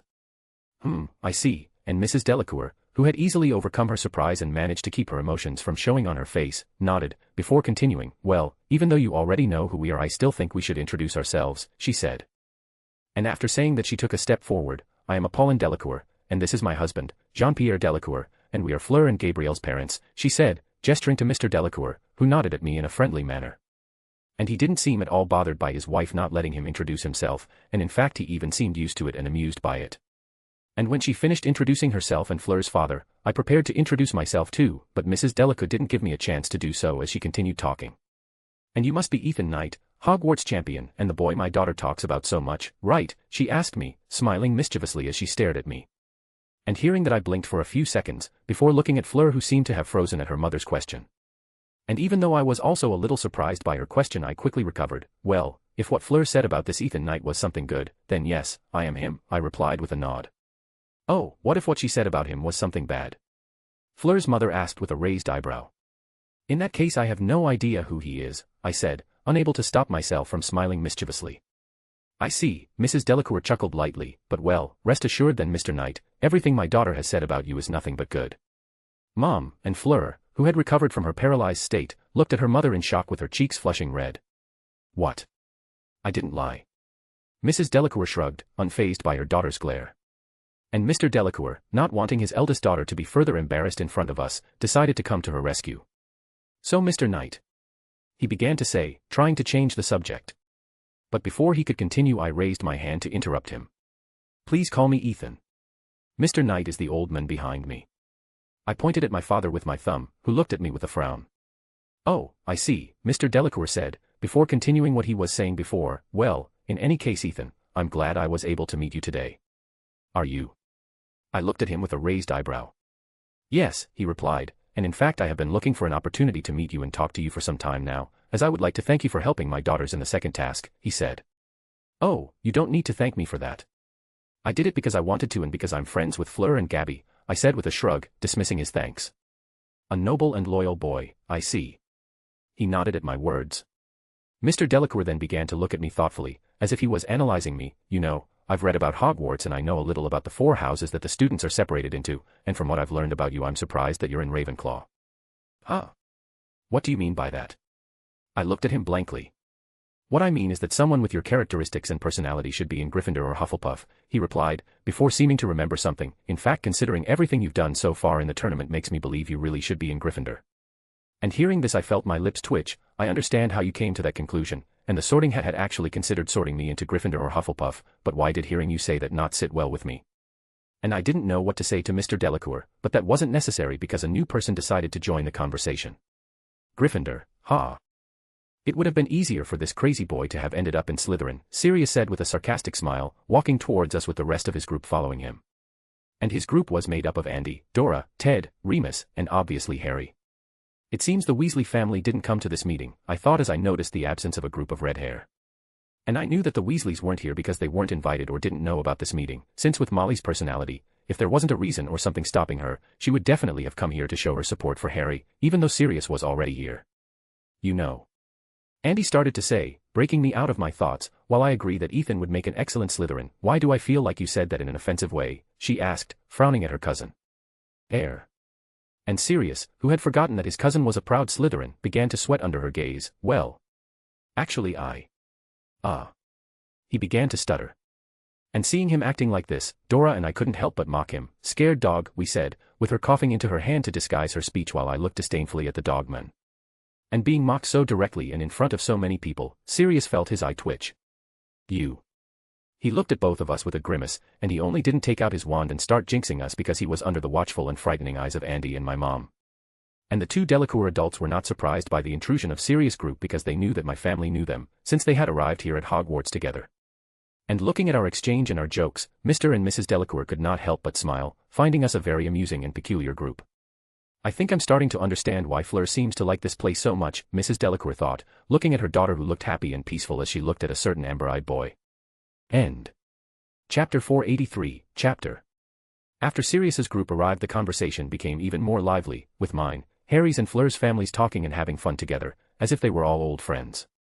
And it was even a little impressive how easily Fleur's parents got used to us, even with all our peculiarities and weirdness, and even more impressive was how quickly they became friends with everyone. Mr. Delacour easily managed to engage in conversation with the other adult men in the group, showing that he was quite approachable and a great speaker, something he must have developed thanks to his work as a politician. And Mrs. Delacour, or Apollon as she asked to be called, didn't even have to make an effort to form a friendship with my mom, Penny, and Andy. As soon as Apollon thought of starting a conversation with them, the 3 adult women immediately pulled her into their group, and then as if they were close friends who had known each other for a long time, the 4 of them began to chat, gossip and laugh.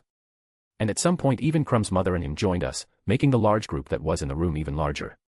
Of course, Crumb didn't seem too pleased about having to participate in the conversations, especially since Harry and I were nearby, but he held his tongue and lessened his frown for the sake of his mother, who unlike her son seemed quite friendly. And since all the adults were divided into groups of men and women, and were talking to each other, Dora, Harry, Fleur and I also decided to form our own group. And the four of us then started talking about random subjects and various typical teenage topics, and in the meantime we also watched Seal and Gabby, who were playing together in front of us. And that's how time passed, with me and my fellow champions spending some more time with our families.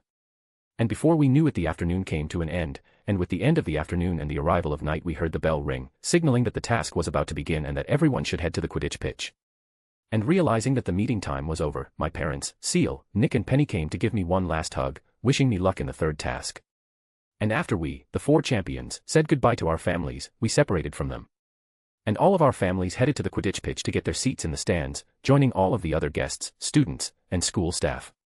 And meanwhile Harry, Crumb, Fleur and I also went towards the Quidditch pitch, but we took a different path that led us to a tent prepared for us that was next to the pitch. And walking outside the castle towards the tent I noticed that it was getting dark and that the stars were already starting to appear in the sky along with the moon, which shone fascinatingly. Tonight really is a perfect night to do a macabre ritual, I thought, feeling the tension and danger growing in the air. And I couldn't tell if I was feeling this because of the emotions of the hundreds of people who were here to watch the tournament, or if this was the magic itself reacting and warning me of today's dangers. Actually maybe I'm just feeling my own feelings, I sighed, before shaking my head and continuing to walk, seeing a large tent appear a little further ahead. After Fleur, Harry, Crumb and I arrived in front of the tent we were greeted by Professor McGonagall and Madame Pomfrey, with the matron immediately taking us inside to give us a quick medical checkup. And while this medical evaluation was taking place, Professor McGonagall began to explain some things to us, talking about the basic rules of the task and what we should expect from it. And she also told us that teachers would be patrolling outside the maze ready to help us if needed, saying that we would just need to cast a spark or firework spell in the sky and someone would appear. And even after Professor McGonagall's explanation ended and Madame Pomfrey finished her medical assessment, we still had to wait in the tent for a while longer. And after about 5 minutes of waiting, when everyone had arrived at the Quidditch pitch and taken their places in the stands, and the tournament organizers had finished preparing everything, we were finally allowed to go to the Quidditch pitch as well. I don't think I've ever seen this place this crowded before, Harry commented as we entered the Quidditch pitch, looking around at the stands full of people with a surprised and apprehensive look. And I, who was also looking around, nodded. There are probably twice as many people here as there were in the last 2 tasks, I said. And this was not supposed to be a surprise, since among the 3 tasks this was the most important, both because it was the last one and because it was the one that would decide which champion and school would be the winners of the tournament. Furthermore, because this was the decisive and final task of the tournament, the headmaster Dumbledore decided to open the gates of Hogwarts, allowing anyone who wanted to watch the tournament to enter the castle. And it was for these reasons that the stands were full, because in addition to the students, school staff, and important guests, there were also students' parents, photographers and journalists, wizards and witches from all over Great Britain, and even some wizards and witches from France and Norway.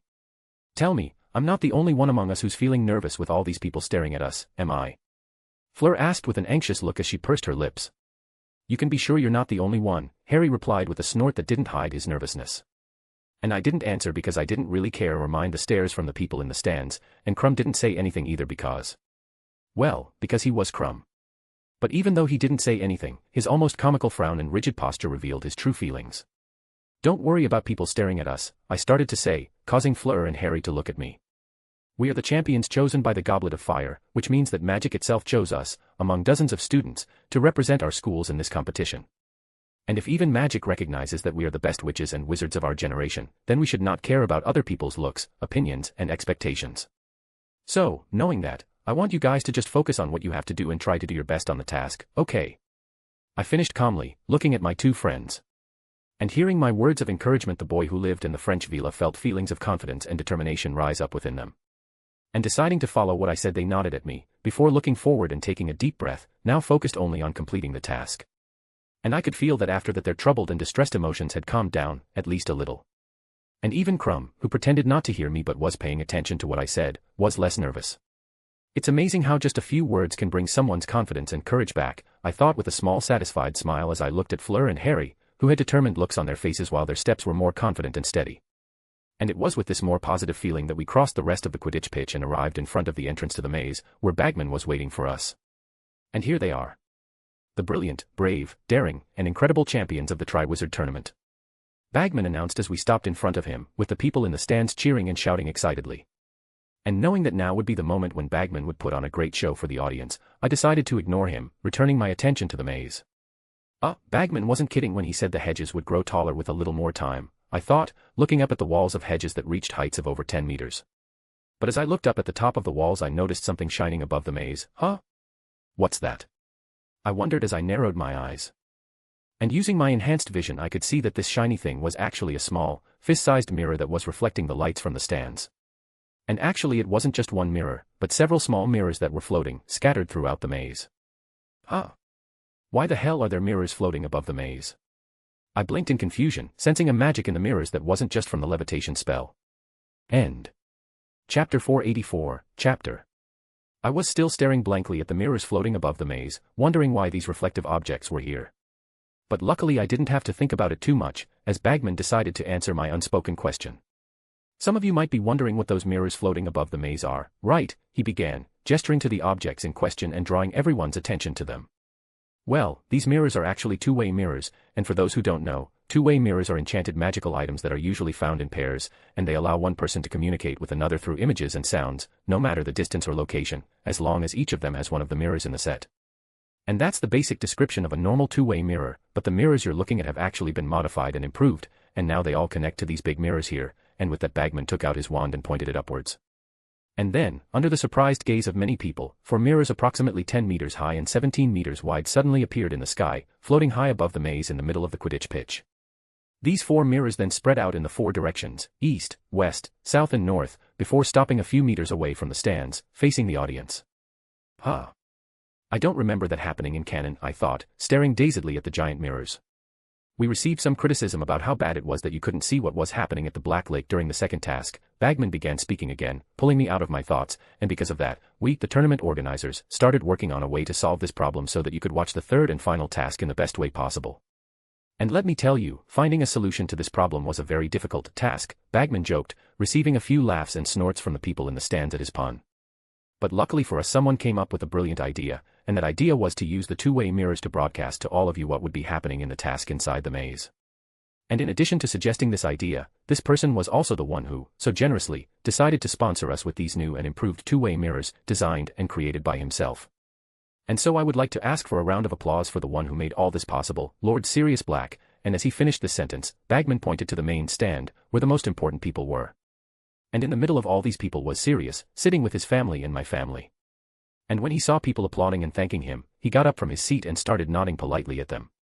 And after a few seconds of nodding to people, Sirius sat back down. I didn't know you were involved in preparing this task, my dad said, raising an eyebrow at Sirius as he sat down. Well, after you and Sarah made a point of highlighting the stupidity of the tournament organizers in preparing the second task to those watching, I realized that something had to be done so that the third task wouldn't be equally disappointing, so I decided to help them, Sirius said with a shrug, answering my dad's unspoken question. And he didn't want to comment on the fact that the two actually called not only the tournament organizers stupid, but also most wizards in Britain. Not that they're wrong in saying that, he thought with a wry smile. What Sirius isn't saying is that this whole thing was actually his idea, Remus began, joining the conversation as he rested his hand on Sirius' shoulder. If he hadn't stepped in and used his influence as Lord of House Black to make this change to the tournament organizers wouldn't have done anything. Wait a minute, my mom raised her hand in a stop gesture, looking at the two with a frown. So you mean that if Sirius hadn't talked to the tournament organizers, and hadn't helped them, we would have had to stare at the walls of the maze without knowing what was going on inside, she asked. Well. Yes, Remus nodded. Unbelievable, my mom shook her head. If they had no intention of doing anything about it, why did they continue with the idea of doing the third task challenge in a maze with giant walls? Are they stupid? Well.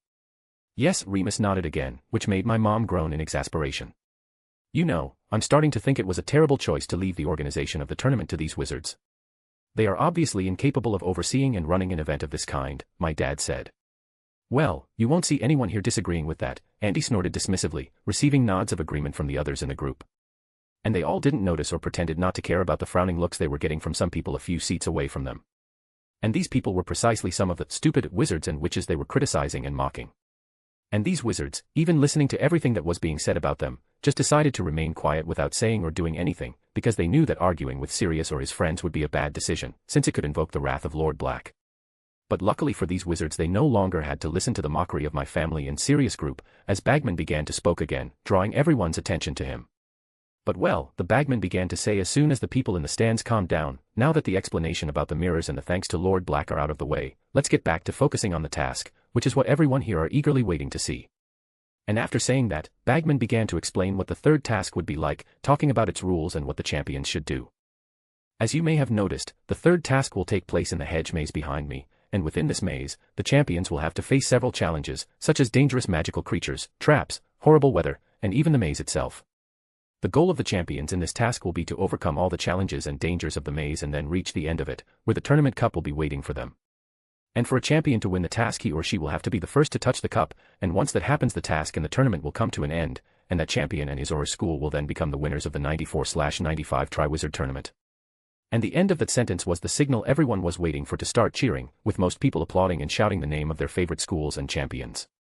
Yeah, I know, everyone is excited to see who will be the winning school and champion, Bagman said, causing the cheering of the people in the stands to die down. But well, back to the task. The champions will enter the maze one at a time according to their total score received in the last two tasks, and after each champion enters the maze he or she will have a 2-minute head start before the next champion can enter as well.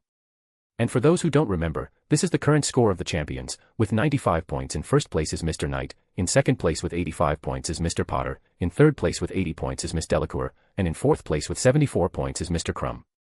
The first champion to enter the maze will obviously be the one with the highest score, followed by the second place, then the third, and finally the fourth. And after finishing his explanation, Bagman turned to the four of us. Now, I would like to ask our champions to come forward and position themselves in front of the starting line. He gestured for us to take a few steps forward. And following his instructions, Crumb, Harry, Fleur, and I went to the area where the starting line was marked, stopping next to each other. Good, now when the whistle blows the Hogwarts champion, Ethan Knight, will be able to enter the maze, thus beginning the third and final task of the Triwizard Tournament, Bagman said, before looking at me. Are you ready? He asked. Yes, I replied with a nod, before looking at the entrance to the maze in front of me with a focused and serious gaze. And seeing this, Bagman nodded. Okay, then I'll start the countdown, he said, bringing the whistle close to his mouth before starting to count. Okay Ethan, now is the decisive moment. I took a deep breath as I assumed a running stance. 3. You know what's going to happen and you know what you have to do. I felt my magic strengthening and energizing every fiber and muscle in my body. 2. You just need to focus on protecting Harry, beating up some Death Eaters, and getting out of that graveyard alive. 1. And remember, you have to look cool while doing all this. I smiled mischievously.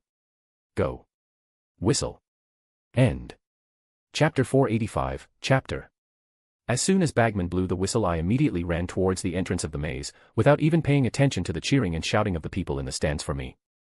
And already inside the big living maze made of vines and hedges, I started running, using all my senses to guide me around the place. I went through many paths, curves and passages, easily avoiding some traps that were along the way. And after 1 minute of running without interruption I stopped, feeling that I had gone deep enough into the maze. Okay, I guess I'm far enough from the entrance now, I thought, looking back the way I came. And I tried to feel Harry and Fleur's magic at the entrance to the maze, but I could only feel a very weak trace of their magic that was lost among the magic of the other people who were on the Quidditch pitch. But the main reason I couldn't sense their magic so accurately wasn't because of all the witches and wizards around me, but because of the maze. The magic of the maze itself, of the traps and spells, and of the magical creatures were completely filling and saturating the place, and it confused my senses. Ugh, the magics inside the maze are stronger and denser than I expected, I thought with a grimace, feeling an overload of information hit me. I've been to other places with a high concentration of magic before, but unlike the maze, when I was in those places I didn't keep my senses on all the time or use them at full power. And I knew that it was because I was using my senses to their full strength that it was reacting so intensely to the magic around me.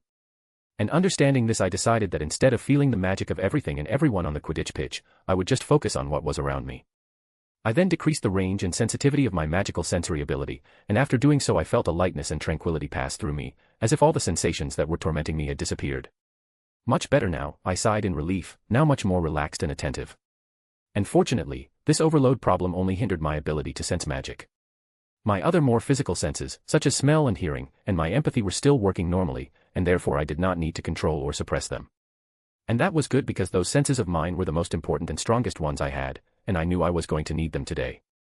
Well, now that everything is okay and I'm truly ready, I can get on with the task. Whistle. And just as I was preparing to continue through the maze I heard Bagman's whistle sound again. And I knew that sound meant my 2-minute lead was over and that Harry had entered the maze too.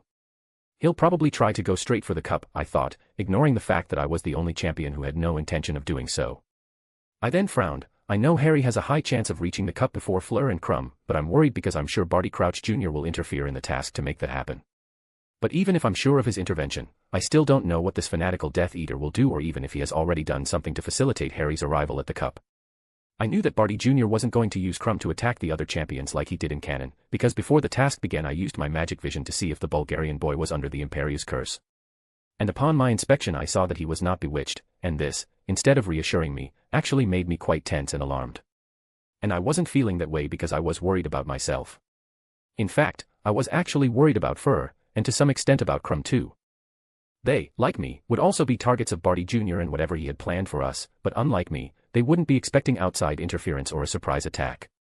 And I knew that anything Barty Jr. would do to try to stop us from reaching the cup would be much more lethal and dangerous than the maze challenges. TSK, I knew I should have done more than just have Nick spy on him. I clicked my tongue, irritated with both the situation and myself. But shaking my head I decided to push that feeling and my worry for Fleur to the back of my mind, and so I returned my attention to the maze. And looking around I noticed for the first time the spot where I had stopped, seeing that I was in a somewhat open circular area. And in front of me I could see that there were 3 paths that led to different directions of the maze. Okay. I feel the magic of many magical creatures around me, and I also feel that the paths ahead of me will lead me directly to some of those creatures, I thought, quickly analyzing the situation. And in my mind I began to consider my options, reflecting on which path I should follow. Well, it doesn't really make that much difference which path I choose. I can feel that all paths will lead me to the end of the maze somehow, I thought, feeling a little calmer. And besides, it's not like I actually want to win the tournament. I actually just need to pretend that I'm trying to reach the cup until I accidentally run into Harry, and then after that I'll just need to convince him that we should both win the tournament together. And after doing that we will both have to touch the cup at the same time to be teleported to the graveyard, and there I will be able to continue with my mission and true objective, and after going over my plan in my mind I nodded. And looking back at the 3 paths in front of me, I decided to choose one of them at random, and the path I chose ended up being the one to my right. Well, until I find out what Barty Jr. has prepared for me and until I accidentally meet Harry, I'm going to have to spend some time wandering around the maze. And what better way to spend my time here without looking like I'm not trying to win the task than by facing the dangerous and deadly creatures of the maze? I thought, a small smirk appearing on my face. This smile of mine then began to turn into a wild smile, with me feeling anticipation and excitement growing inside me. And just the thought that I would have some fun and action facing magical creatures made my blood boil. Heh, I guess it's time for me to release all the energy and tension my body has been accumulating these past few days, I thought, feeling my body and instincts screaming for release. And then, knowing what I had to do and without wasting any more time, I ran in the direction of the path I had chosen, continuing my run through the great maze of hedges. And now that I was moving through the maze again I started heading towards the closest magical signature I was feeling, and after running for a few seconds I saw a curve appear in the path a few meters in front of me. Crossing this distance in a few steps I prepared to turn at this curve, but before I did so I felt a horrible and disgusting odor reach my nose. And along with this foul odor I heard the sound of air being cut off, and that sound was approaching me faster and faster until I caught a glimpse out of the corner of my eye of something coming towards my face. And reacting on instinct I immediately ducked, which turned out to be the right decision, as that something was actually a large wooden club that whizzed past just inches from my head, with enough force to break a brick wall. And after dodging this club I threw myself forward, rolling on the ground before stopping half-crouched but already in a fighting position, facing my attacker. Hey, Hagrid really didn't hold back when choosing which magical creatures would be placed in the maze, I thought, looking at the creature that was in front of me. The creature that had tried to attack me was a large, ugly adult mountain troll, who was as robust as the others of his species and stood a little over 3 meters tall. And this troll, after realizing that he hadn't managed to hit anything with his club, looked at it confused, before turning around, looking back and seeing me completely unharmed. Grr, the troll grunted, looking at me with a confused yet very angry look. And looking at this troll I couldn't help but think that fate was playing a game with me. Of course the first creature I'll have to face in the maze is the same species as the first creature I faced and killed when I entered the wizarding world, I snorted, amused by the irony of the situation. End. Chapter 486, Chapter. After realizing that his first attack had failed, the irate and irrational troll ran towards me with his club raised, snorting and growling like a wild animal. And seeing the fat, ugly creature coming towards me like an out-of-control truck, I raised my wand, preparing to cast a spell on him. Centum Sicare. I waved my wand in an X, casting the spell silently. And as soon as I did that, everything that was 10 meters in front of me was cut and sliced into hundreds of pieces, and in this case the only thing that was in that range of my attack was the mountain troll. And when my spell hit him some cuts and tears appeared on his skin and on the dirty rags he used as clothes. And obviously these cuts were not enough to kill the troll, since its skin was very tough and resistant. However, my spell was not completely ineffective, as it also hit his club, cutting it into several small pieces. And besides destroying his weapon, my spell also hit the troll's eyes, which were one of the few sensitive parts of his body, not being resistant to damage and magic. Arg, the troll growled in pain, dropping what was left of his club as he brought his hands to his bleeding eyes. And the pain and lack of vision caused the troll's furious advance to turn into a confused, disoriented sprint. And even blind, the big creature continued coming towards me, and in just a few steps he was already in front of me. But to avoid him I just took a step to the side, seeing the creature trip over its own feet, falling violently to the ground with a grunt. And before the troll had a chance to recover I raised my wand and pointed it at him again, aiming for the back of his neck. Iris Integra, I cast the spell, which when it hit the troll's head practically disintegrated it. And with that I took the life of the irrational creature, ending our fight that lasted less than 10 seconds. Mountain Trolls 0, Ethan Knight 2, I joked, twirling my wand between my fingers. And as I stared at the large dead body at my feet I felt a stirring in my senses, with my magic radar picking up a disturbance beginning to emerge in the maze. And stopping I focused on my senses, trying to figure out what was happening. When I did this I felt several magical signatures moving wildly through the maze, and I realized then that all this commotion was actually being caused by the magical creatures that were coming towards me. It seems like all the noise that my fight with the troll caused caught the attention of the other magical creatures nearby, I thought, feeling like the creatures were approaching my location quickly. And knowing that they would arrive in this area of the maze in a short time, I decided to start moving again, mainly because it would be stupid to remain in this place where it would be easy for all the creatures to gather and corner me. But instead of running away to get away from the magical creatures I decided that I would go directly towards them. Well, I was already going after these creatures anyway, but now they're just making my job easier by coming to me, I thought, shrugging nonchalantly. I then turned and looked ahead, focusing on a certain point in the maze as I saw something that was not possible to see with the normal eyes or vision. Heh, looks like I found my next victims, I smiled, using my magic vision and senses to see through the hedge walls. And now that I had found my new targets I began my hunt again, with the intention of showing these creatures who was the real predator and who was the prey in this maze. In the stands, with my family. As the tournament continued, everyone in the stands and outside the maze were watching the task through the large mirrors floating in the sky. And in the main stands, a very peculiar and eye-catching group was attentively watching the scenes that were playing out in the large two-way mirrors, focused on seeing everything that was happening with two specific champions who were from the same school. I knew Ethan was a talented wizard, but looking at him now I don't even have words to describe how impressive he is, my mom commented in wonder, watching me defeat another dozen magical creatures. Yes, he looks like a magical warrior defeating all those monsters, my dad said with an excited glint in his eyes. And Penny, who heard the two, couldn't agree more with their words. Heh, my grandson really is amazing, and he also knows how to put on a good show, she said with a proud smile. Yes, Nick nodded amused, and it looks like he's decided he's not going to hold back this time like he did in the other tasks. And hearing Nick say this, Ted and Andy looked at each other, blinking in confusion. He was holding back on the other tasks, they thought in shock, before turning to the immortal Frenchman. But before any of them could ask Nick what he meant by that, their metamorphmagus daughter began to speak, interrupting them. Well, Ethan may be putting on a show and all, but I still think he's pretty unlucky to be running into all these magical creatures, Dora said, biting her lip in worry as her blue hair turned orange. I wouldn't exactly say he's unlucky. Remus began to say, drawing attention to him. Ethan hasn't faced any creature that really posed a danger or even a challenge to him so far, and any traps or spells he encountered in the maze weren't enough to stop him.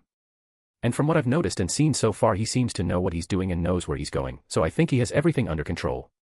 And Nick, who knew me better than Remus, nodded at his words, And in fact I'll go even further by saying that Ethan not only knows where he's going, but he also has a goal, and that goal seems to be to hunt down every magical creature in the place, he said. And everyone in the large group, with the exception of my parents, Penny and Sirius, were surprised to hear this. Ah. Are you sure about that? Ted started to say with a strange look. Ethan has no reason to do that since he is in a competition and has a task to complete. And besides, he wouldn't be crazy enough to go hunting the creatures in the maze, would he? He asked, looking uncertainly at the other people in the group. And hearing his question, everyone who knew me at least a little looked at him with blank faces, as if this had been the stupidest thing they had ever heard. Look, Ethan is full of mysteries and he is also very unpredictable, but if there is one thing I know and understand about this boy it is that he is completely and irrecoverably crazy, Sirius said with a serious face. Yeah, he's right. Ethan is not sane at all. Totally insane. And even my parents were agreeing with everyone's answers. Everything they said is true, my dad said, with my mom beside him nodding. And the reaffirmation that I wasn't the most sane and balanced person in the wizard and muggle world put an end to everyone's doubts about Nick's assumption, making them realize that he was probably right about my goal. And seeing that practically everyone in the group and even my family thought I was crazy, Ted just sweated. What the hell has this kid done or been doing to make everyone think that about him, he wondered, not sure if he wanted to know the answer to this question.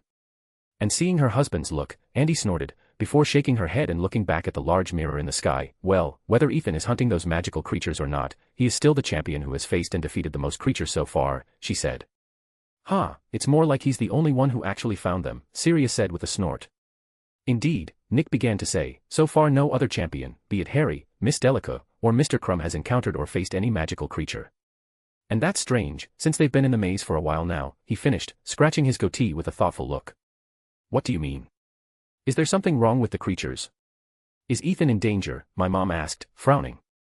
Well, I don't know, Nick replied, calmly analyzing the situation. The only thing I can say for now is that something is attracting the magical creatures in the maze to Ethan, and that something could be the noise of the fights, the smell of blood from the dead creatures, or something else. And because of that he will probably continue to face many creatures until the end of the task, especially if he continues to go after them like I think he is.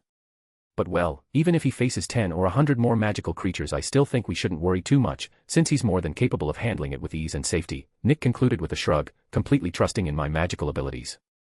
Yeah. I guess you're right, my dad nodded slowly, but the tone of his voice showed that he didn't seem to be so sure. However, Nick's explanation alleviated the concerns of everyone else in the group a little, and after that, everyone looked back at the mirrors, deciding to pay attention to what was happening in the maze. And my mom, who was watching me closely, saw me effortlessly defeat one creature after another, and this made her feel a certain relief, seeing that I could actually take care of myself. But even though she knew I was powerful and had confidence in me, that still wasn't enough to completely calm her anxiety and worry. Come on Ethan, stop playing with these magical creatures and grab the cup so this task can finally be finished, she thought, clenching her fists on her lap. End. Chapter 487, Chapter. Back to the maze. Petrificus totalis, I said, casting the spell at an imp and paralyzing it. I then created a shield, protecting myself from a large rock thrown at me by a troll. And looking at this troll I saw it preparing to throw another rock at me, but before it did that I pointed my wand at it, and from its tip a cloud of toxic and deadly gas came out, heading towards it.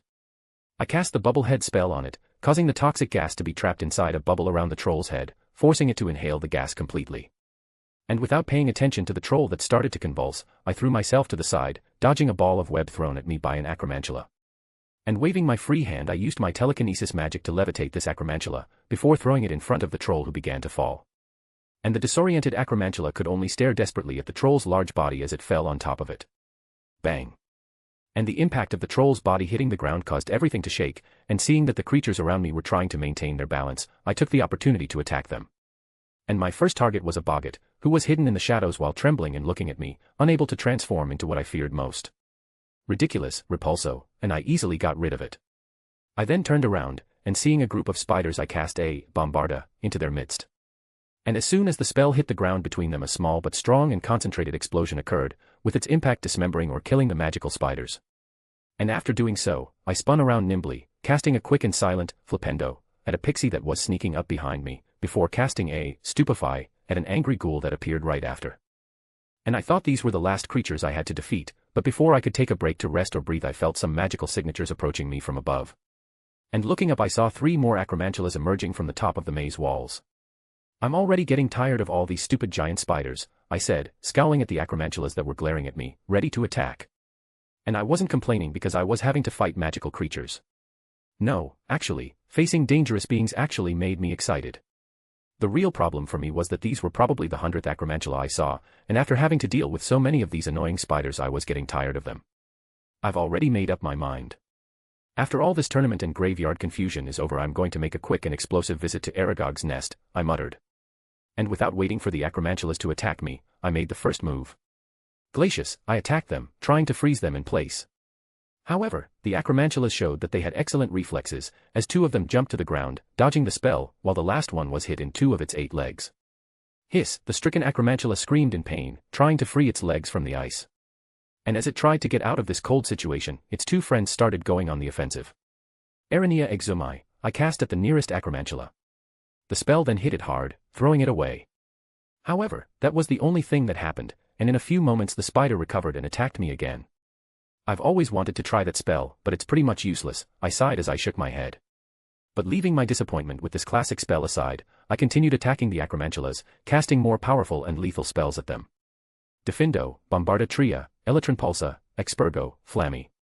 And with this sequence of spells the 2 giant spiders didn't have the slightest chance to attack me or even defend themselves, and in a few seconds they were completely destroyed. I I think I exaggerated a little with the violence, I thought, looking at the dead acromantulas. Or what was left of them.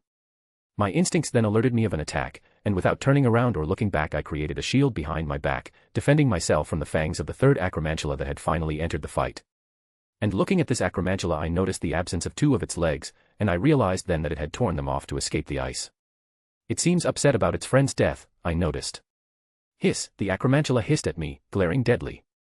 It then spat a moss-green liquid in my direction, and knowing it was its venom I used a shield to protect myself, before stepping to the side, seeing a ball of web pass by me.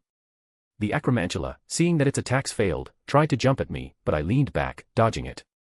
As it passed over me I used my wand and a scalpel charm to cut the acromantula's side, which fell to the ground screeching painfully. And before the injured and very angry creature could continue attacking me I decided to end the fight. And swinging my wand vertically I cast a spell that created a sharp blade of wind, and this blade of wind went towards the acromantula at great speed. The arachnid creature, which already had reduced mobility due to the lack of two legs and the cut on its belly, was unable to even react to the attack, being easily hit by it. And with this powerful and lethal wind spell I cut in half the last acromantula and last remaining magical creature. Seeing the acromantula's dismembered body fall lifeless to the ground I was finally able to relax a little, realizing that the fight was over. I finally have a few seconds to breathe, I said, feeling a little tired after so many fights. I then stretched lightly, in an attempt to relieve the tension and stress that my body and muscles had accumulated. And while I was doing that I decided to look around, and when I saw the state this part of the maze was in I couldn't help but widen my eyes slightly. Good thing there are repair magic, or else the Quidditch teams would try to burn me alive for turning their Quidditch pitch into a war zone, I said with a slightly embarrassed look. But shaking my head I decided to focus on something else, and so I looked at the dead or stunned creatures around me. I think I've lost count of how many creatures I've defeated, I muttered. It had been at least 20 minutes since I began my wild hunt through the maze, and in that time I had encountered and faced many magical creatures. And some of these creatures were very dangerous or were creatures of darkness, and so I made a point of not holding back against them, exterminating them as soon as I saw them. However, the other remaining creatures did not pose such great dangers or were not as vile and despicable, and so I simply stunned them or took them out of combat, not wanting to take any more creature lives than necessary. However, now that I looked around I saw that there were more corpses on the ground than stunned beings. And I realized that not killing too many creatures would be a very difficult mission, since it seemed like most of the creatures in the maze were those in the kill without remorse category. Well, I've already defeated many magical creatures, perhaps even more than necessary, so I think I'll avoid any more confrontations with those creatures from now on. And besides, I've been here in the maze for quite some time now, so I think it's time for me to start my plan and start looking for Harry, I thought. And with that I decided to expand my senses a little more, wanting to track Harry's location in this great maze. And as I prepared to look for the green-eyed boy, my senses picked up some magical signatures approaching the place I was, and I knew that this was the next wave of magical creatures arriving. Looks like my search for Harry will have to wait a little longer, I sighed. And with that I prepared myself for the fight that would follow, maintaining my focus while letting my magic flow along with my senses. But just as I used my senses to feel everything around me I noticed an abnormality in the maze and the creatures in it. Why are the walls of the maze moving so suddenly? And why does it seem like this wave of magical creatures has more creatures than the other times? I wondered, grimacing slightly. End. Chapter 488, Chapter. The maze walls moving was not surprising, as they were made from a living magical plant that was chosen precisely because of this ability, with the intention of making exploration through the maze even more challenging. But the walls should move one at a time in a medium time interval, and they should also do it randomly. However, this time almost all the walls near me within a 10-meter radius were moving, and I could feel that they were arranging themselves in a way that would eventually trap me in this part of the maze. And if the maze going crazy wasn't enough, I could feel many creatures of various species that should have been violent and predatory running in groups towards me, when actually they should have been attacking each other. Okay, this is getting weird, I said, realizing something was wrong. And now that I had stopped to think about it a little more carefully I realized that things had been strange almost from the moment I entered the maze. All the chaos caused by my fights would obviously end up attracting the attention of other creatures and attracting them to me, but now I had realized that after a while in the maze I started to encounter many more creatures than expected or normal. That doesn't make sense, I thought grimly. The maze is huge, so the sound caused by my fights shouldn't reach the furthest parts of it, nor should it attract the attention of the magical creatures that were in those places. But now it seems that all the creatures in the maze, and I mean all of them, are either close to me or coming towards me, and realizing the strangeness of the situation I felt like cursing. Something is happening in this area of the maze, and I know that whatever is happening, I am the target. And I'm also pretty sure I know who's behind this. I narrowed my eyes. And as I thought about how to prove whether my suspicions were correct, I felt a vile and disgusting sensation overcome my senses. Soon after, a magic signature that I had become quite familiar this school year entered the range of my magic radar. And this magic seemed to bring a disturbing and chaotic energy, causing me to immediately become alert. Damn, I knew it, I thought, turning to look back at the long maze path. Because of the distance and the fog that covered the maze, it was almost impossible to see anything, but with my good vision I was able to see the figure of a person at the end of this path. Step. Thud. Step. Thud. Step. Thud. Step. Thud. This person was walking calmly and slowly towards me, with me only hearing the sound of his irregular footsteps that were quite characteristic and the sound of the roars and grunts of the creatures in the maze in the background. And while this was happening I stood where I was, looking at him completely attentive and alert, holding my wand tightly. And even though he was moving slowly, it didn't take long for him to reach me, stopping 5 meters in front of me. I already knew who this person was from the moment he entered the range of my senses, but I still wanted to confirm his identity with my own eyes. And now that he was close to me I could finally get a clear look at his appearance, seeing an old, scarred face that all the students in the Dada class were used to. "Professor Moody," I said, looking at the imposter in front of me with disdain and coldness. And hearing me say his name, False Moody smiled. "Hello Mr. Knight," he said, in a friendly, casual tone that failed to hide its malice and cruelty from me. And hearing my name come out of his mouth I narrowed my eyes at him, with a frown appearing on my face as I entered a combat stance, ready to initiate an attack if necessary. And seeing this Barty Jr. just smiled even more, and his smile seemed somehow almost maniacal and insane. In the stands. POV, third person. At the same time that all this was happening in the maze, something strange was also happening outside of it, causing a commotion in the stands. Huh. What happened? Where is the champion knight? Are the mirrors defective? Why can't we see the maze anymore? Practically everyone in the stands was feeling confused or upset, yelling, complaining, or looking around trying to see if there was anyone who could tell them what was going on. And the reason for all this fuss was because the mirrors that were showing Hogwarts' main champion, which in this case was Ethan, suddenly stopped transmitting images. A few seconds ago everyone was seeing Ethan standing in the middle of a maze area full of magical creatures he defeated, and the next instant everything went black. And this bothered a lot of people because until now the only champion who was doing something really interesting and exciting was Ethan, who was on a frantic hunt for the creatures of the maze. And now that they had lost their source of entertainment, everyone couldn't help but complain and feel dissatisfied. What's going on? Why aren't the mirrors that were showing Ethan working anymore? Sarah asked, confused and worried. And Joshua beside her looked at Sirius, the creator of mirrors, with an anxious look. This wasn't supposed to happen, was it? He asked. No. It wasn't, Sirius replied as he frowned. He then looked at an area near the entrance to the maze, where there was a group of people from the ministry who were in charge of the equipment that controlled the mirrors. And this group made up of 3 wizards and 2 witches seemed to be as confused as the people in the stands, looking with panic at the control equipment, which was a stone tablet with various symbols and runes that glowed slightly. Pest, what's going on? Bagman, who had paused in narrating the task, asked them in a low voice. We don't know, one of the wizards replied, waving his wand frantically over the stone tablet. We suddenly lost connection with the mirrors in that area of the maze. And you can't get the connection back to them? Bagman asked, starting to feel nervous. We are trying, Mr. Bagman, but it is proving difficult, another wizard replied this time. Yeah, and even if we are able to do so, it will probably take some time, the first wizard added. And hearing this Bagman cursed under his breath. Shit, he said, before turning to look at the audience in the stands, seeing that they were already starting to feel dissatisfied and irritated. And hearing the complaints of several important and influential people who were watching the task, Bagman began to sweat with nervousness, and then he looked back at the wizards and witches in charge of the control equipment. But what about the other mirrors in the maze? Those who are monitoring the other champions. Are you still connected to them? He asked hopefully. Yes sir, they are still working normally, a short witch nodded. And with the confirmation that the other mirrors were still working, Bagman sighed in relief. Great, so while you guys try to solve the problem with the mirrors in Mr. Knight's area, start transmitting the images from the mirrors that are monitoring the other champions, he said. And hearing his order, the 5 ministry officials nodded, before turning to the control equipment again. And not a second after that, the 4 large mirrors that previously showed nothing but the reflection of the audience began to transmit the situation of the other competitors in the maze. Even though the audience was still a little upset about not being able to watch Ethan in action, at least now they could go back to watching the task, and that made almost everyone's complaints lessen. And seeing now that things have calmed down, Bagman felt calmer. Luckily the problem was partially solved, he thought, taking out a handkerchief to wipe the sweat on his forehead. But while Bagman felt relieved that the problems were being resolved, those close to Ethan felt their worries and anxieties increasing with every second that passed without information about the amber-eyed boy. POV, Ethan. Back in the maze I continued to stare at the dark wizard in front of me, alert for any sign of suspicious movement from him. This motherfucker, I knew he was the one behind all these strange things happening in the maze, I thought, mentally cursing the one who had stolen the face of the old Aura Mad-Eye. And without knowing that I was cursing him in my mind, Barty Jr. started looking around at the area of the maze we were in. "Well, you made a big mess here," he commented, looking at the defeated creatures and the destroyed place. And after inspecting everything around us with his normal eye and magical eye, both of his eyes fixed on me. "Now I see you're more impressive than I thought, my boy," he said, looking me up and down. "Heh, and I'm sure that's very frustrating for you, isn't it?" I said, looking at him mockingly. "Having an impressive 14-year-old boy messing up your meticulously laid plans must suck."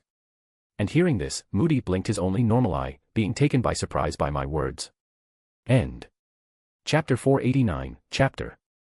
After hearing my accusation, Moody froze for a moment, feeling the shock of my words hit him as he blinked in a daze. However, this only lasted for a few seconds, and after recovering from the shock he looked at me, trying to pretend he wasn't surprised by what I said. "I don't think I understand." "What did you mean by that?" Barty Jr. began to say, with a fake look of confusion on his face. "Why would I be frustrated? And what plans are you talking about?" And listening to his questions I snorted, because I could tell he was trying to look calm, but I could feel that internally he was panicking. "I don't know. What about the plans that involve putting Harry's name in the Goblet of Fire and forcing him to participate in the tournament?" I asked back, looking at him disdainfully. And again my words shocked him. "Mr. Knight, I don't know what your tal—" He started to speak again, but I cut him off, not letting him finish his sentence. "Enough with the acting, Professor Moody," I said, looking at him coldly. "We both know you're here for a reason, and that reason isn't to tell me how awesome I am, so let's get down to business." And after I said that, Barry Jr. closed his mouth, remaining silent as he looked at me intently. And I could tell by the calculating, cautious way he was looking at me that he was trying to analyze me and the situation. The silence between us continued for a while longer, and with my empathy I could feel Barty Jr.'s agitated emotions slowly calming down. "Heh. Hee. And after a few seconds of silence Barty Jr. suddenly started laughing, making me blink in confusion. He. Ha ha ha. Ha ha ha ha ha ha ha. And then his light laughter quickly turned hysterical and maniacal, making him look like a real madman, which in a way he was. And now it seemed like he wasn't even bothering to try to look like Moody anymore, and this change made me wary, because I knew things were going to get serious now. "Ha ha ha, amazing. Truly amazing," he said between his slowly fading laughter. "It's no wonder that practically everyone considers you the most talented wizard of this generation." "Well, thanks for the compliment," I said, looking closely at Barty Jr. who was calming down from his Joker moment, "but actually all of these people are wrong." "Oh, are they?" Barty Jr. asked, smiling curiously. "Yes, they are wrong because I am not only the most talented wizard of this generation. I am actually the most talented wizard of the last 3 centuries, at least," I replied, shrugging as if this were a true fact. And my arrogant and bold answer didn't anger the Death Eater, and he didn't even mind it or think I was joking. In fact, after hearing me say that, he just looked at me with a thoughtful look, before nodding. "Well, maybe you're right, and that's what makes you so different and special compared to others of your race," he said, saying the last part with a certain contempt and disgust. "Oh sure, obviously the racist would have to talk about the mudbloods and filthy muggles he hates so much," I rolled my eyes. "Come on man, don't you Death Eaters have anything else to do besides complain and cry like a bitch because you're being surpassed by people with no magical heritage and new to the wizarding world?" I asked, not hiding the mockery in my tone. And what I said probably would have made Barty Jr. angry or offended, but he didn't pay attention to anything else I said after I said 2 specific words. "Death Eaters." Fake Moody repeated, his eyes widening slightly. "How do I know you're a Death Eater?" I interrupted him, completing his question for him. "Well, that's a secret for me to know, and for you to never find out," I smiled mischievously. And hearing this Barty Jr.'s right eye twitched in irritation. "Cheeky brat," he thought. And without knowing his thoughts I continued, "But well, what I can tell you for now is that it wasn't that hard to find out that you're a Death Eater. Just like it wasn't that hard to find out that you weren't the real Alastair Moody," I said. And hearing this information, false Moody blinked for a moment. "So you know about it too?" he muttered, nodding to himself. After that he looked back at me, and I could see that there was a glint in his eyes. "Well, since you already know that I'm not the crazy old Auror, then I have no more reason to continue hiding my identity." "Oh." I raised an eyebrow.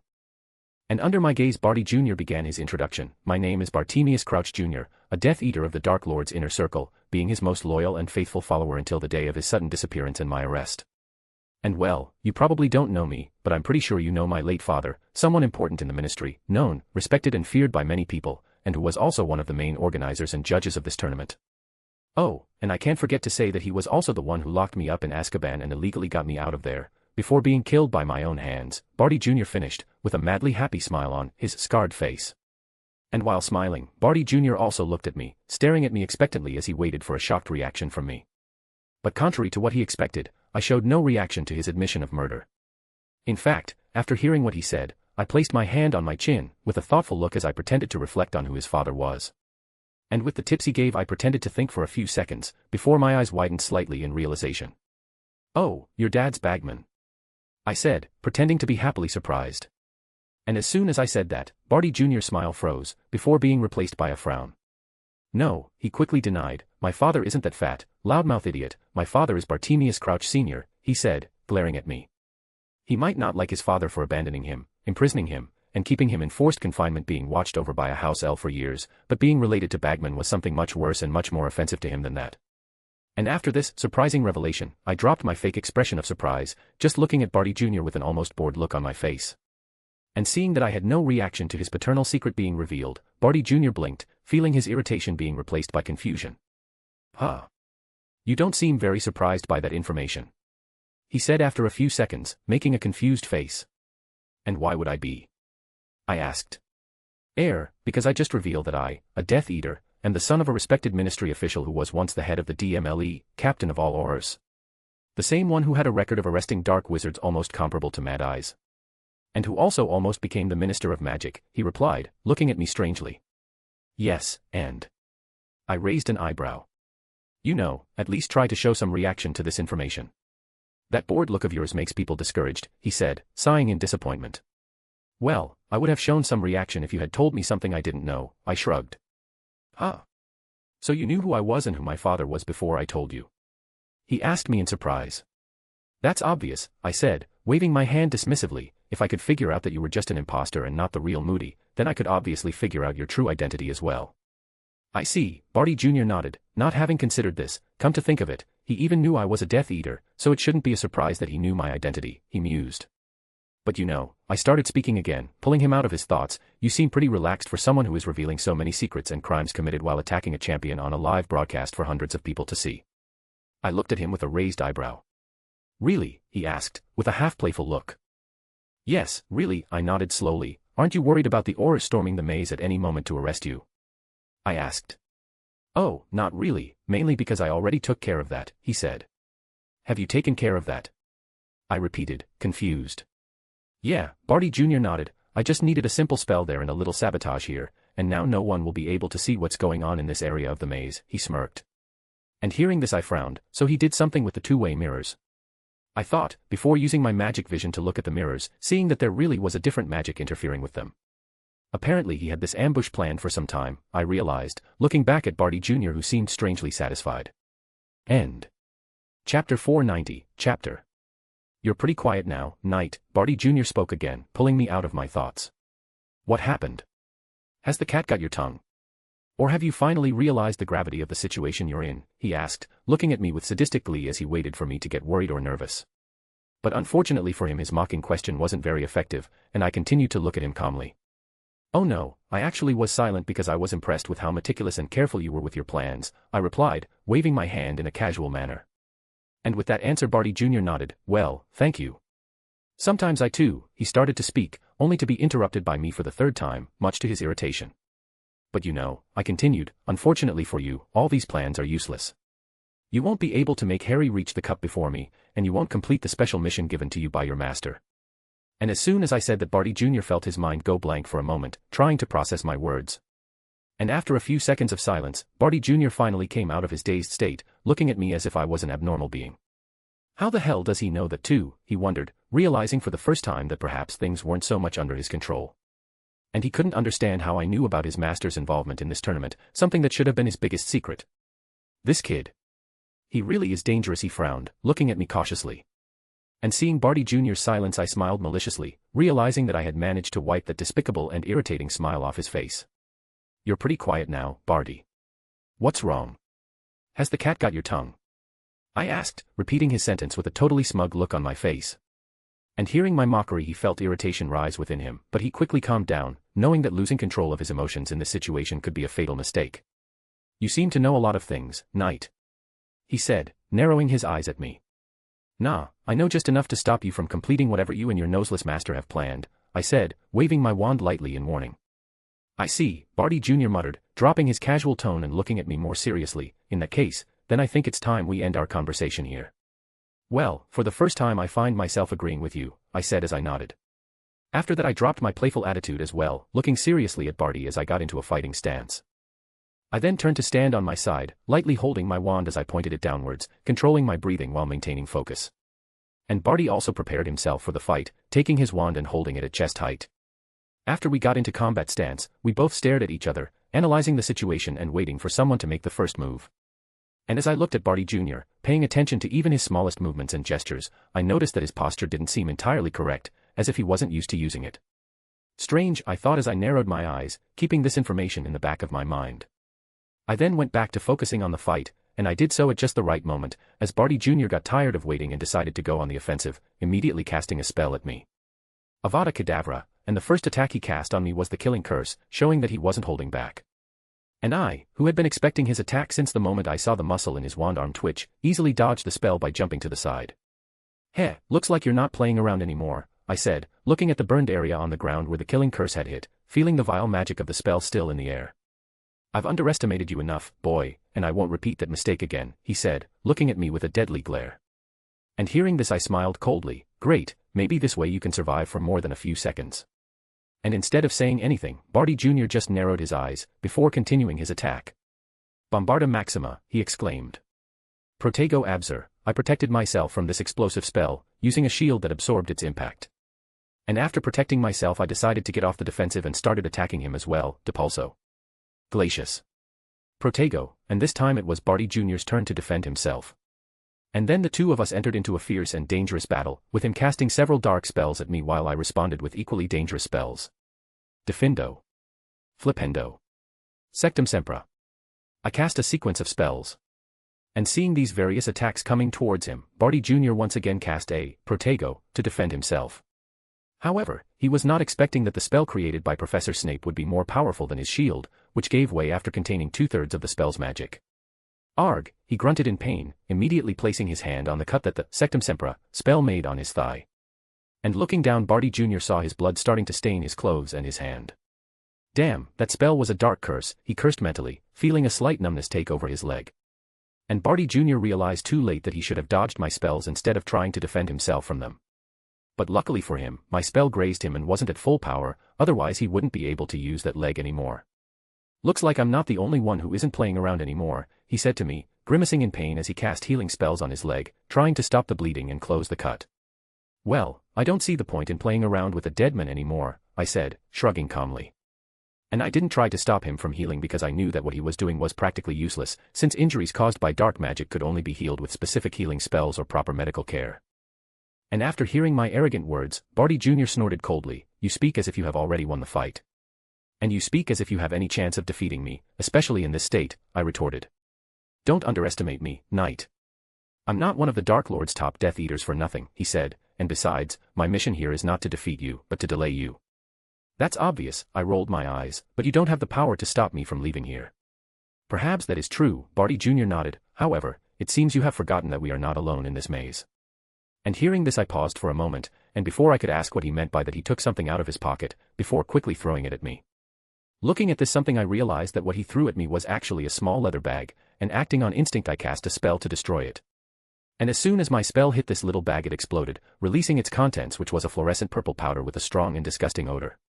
And not wanting to be hit by this unknown powder I took a step back, shaking my hand and wandlessly casting a wind spell, which pushed this powder away from me and spread it throughout this area of the maze. "What the F?" I started to say, before I felt the ground start to shake. And realizing that there was something strange going on I focused on my senses, and when I did so I felt several non-human magical signatures around me. And feeling these magics I immediately understood what was happening. Damn it, the creatures from the maze.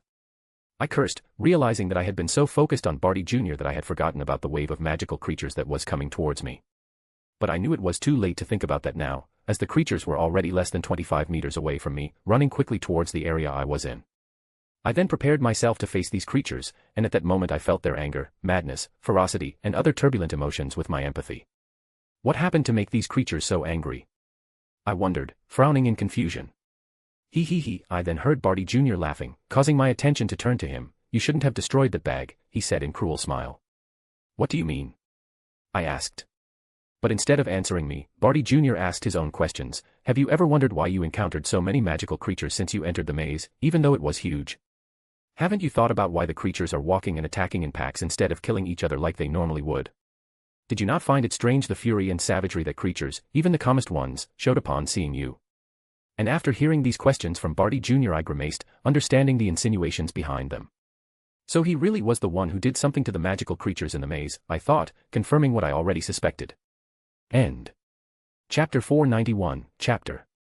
After reflecting a bit on Barty Jr.'s questions I looked back at him, seeing that he had used this break in battle to recover a bit from his injury. But I didn't worry too much about it, as there was a more important matter on my mind now. So you were the one behind these strange things happening in the maze, I said, not asking but stating a fact.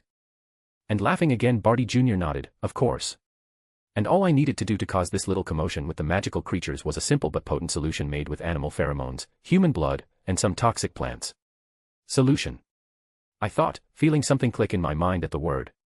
And I didn't have to think about it for long, because soon after Barty Jr. decided to answer my unspoken question. And well, as it happens, the leather bag you just destroyed contained all that was left of that solution, and the amount in it was enough to affect even an adult dragon. And unfortunately for you, by destroying the bag you ended up spreading the solution throughout this entire area of the maze, and now this place has become a large and attractive lure for all the crazed magical creatures in the region, he concluded, with a sparkle in his eyes as he smiled creepily at me. And after hearing this information, I couldn't help but frown, before I began to look around carefully. Looking at the area around me I saw that the fluorescent purple powder, which I now knew was some kind of deadly aphrodisiac, was spread all over the place, almost completely covering the ground and hedge walls. And with my senses and my magic vision I could see the magic of this solution activating and starting to act now that it was in contact with the air. The unpleasant and strong odor that I had felt before coming from this solution became even more noticeable and potent, and even though I wasn't a magical creature I could feel its effects trying to confuse and control my heightened senses. Fuck, I cursed mentally, a frown on my face. And not wanting to be affected by the magic of this solution, I shook my head, before activating my occlumency and letting my magic flow through my body, blocking and repelling its effects. After properly protecting myself from this purple powder, I looked back at Barty Jr., seeing that he was calmly watching me, with emotions of mischief and satisfaction coming from him. He knew I would react and attack on instinct if I thought he was attacking me. He was waiting for me to destroy that bag. I narrowed my eyes. In the end, I fell for his ploy, I thought, realizing that I had been tricked by Barty Jr. And I didn't have time to continue thinking about it anymore, as I had sensed that the furious and wild magical creatures had finally arrived at my location. Looking at Barty Jr. I saw that he was still staring at me intently, and this made me realize that he had no intention of running away when the creatures attacked us. So this is how it's going to be, I thought, realizing now that he was going to stay here as another target just to lessen my chances of victory. Putting himself in danger just to complete his mission. He really is one of Noseless Mort's most loyal servants, I snorted. Roars. And with that last thought of mine the angry creatures finally arrived in this area of the maze. There were many creatures of many species, and at a quick glance I counted at least 30 creatures around me, and all of them as soon as they arrived began to sniff the air or lick the powder that was on the floor and walls. And not even a second after that I began to feel these creatures' emotions rapidly becoming more agitated and violent, and even their magic was becoming turbulent and volatile, as if it wanted to explode out of their bodies. The crazed creatures then noticed my and Barty Jr.'s presence, and a bloodthirsty, predatory glint flashed in their eyes.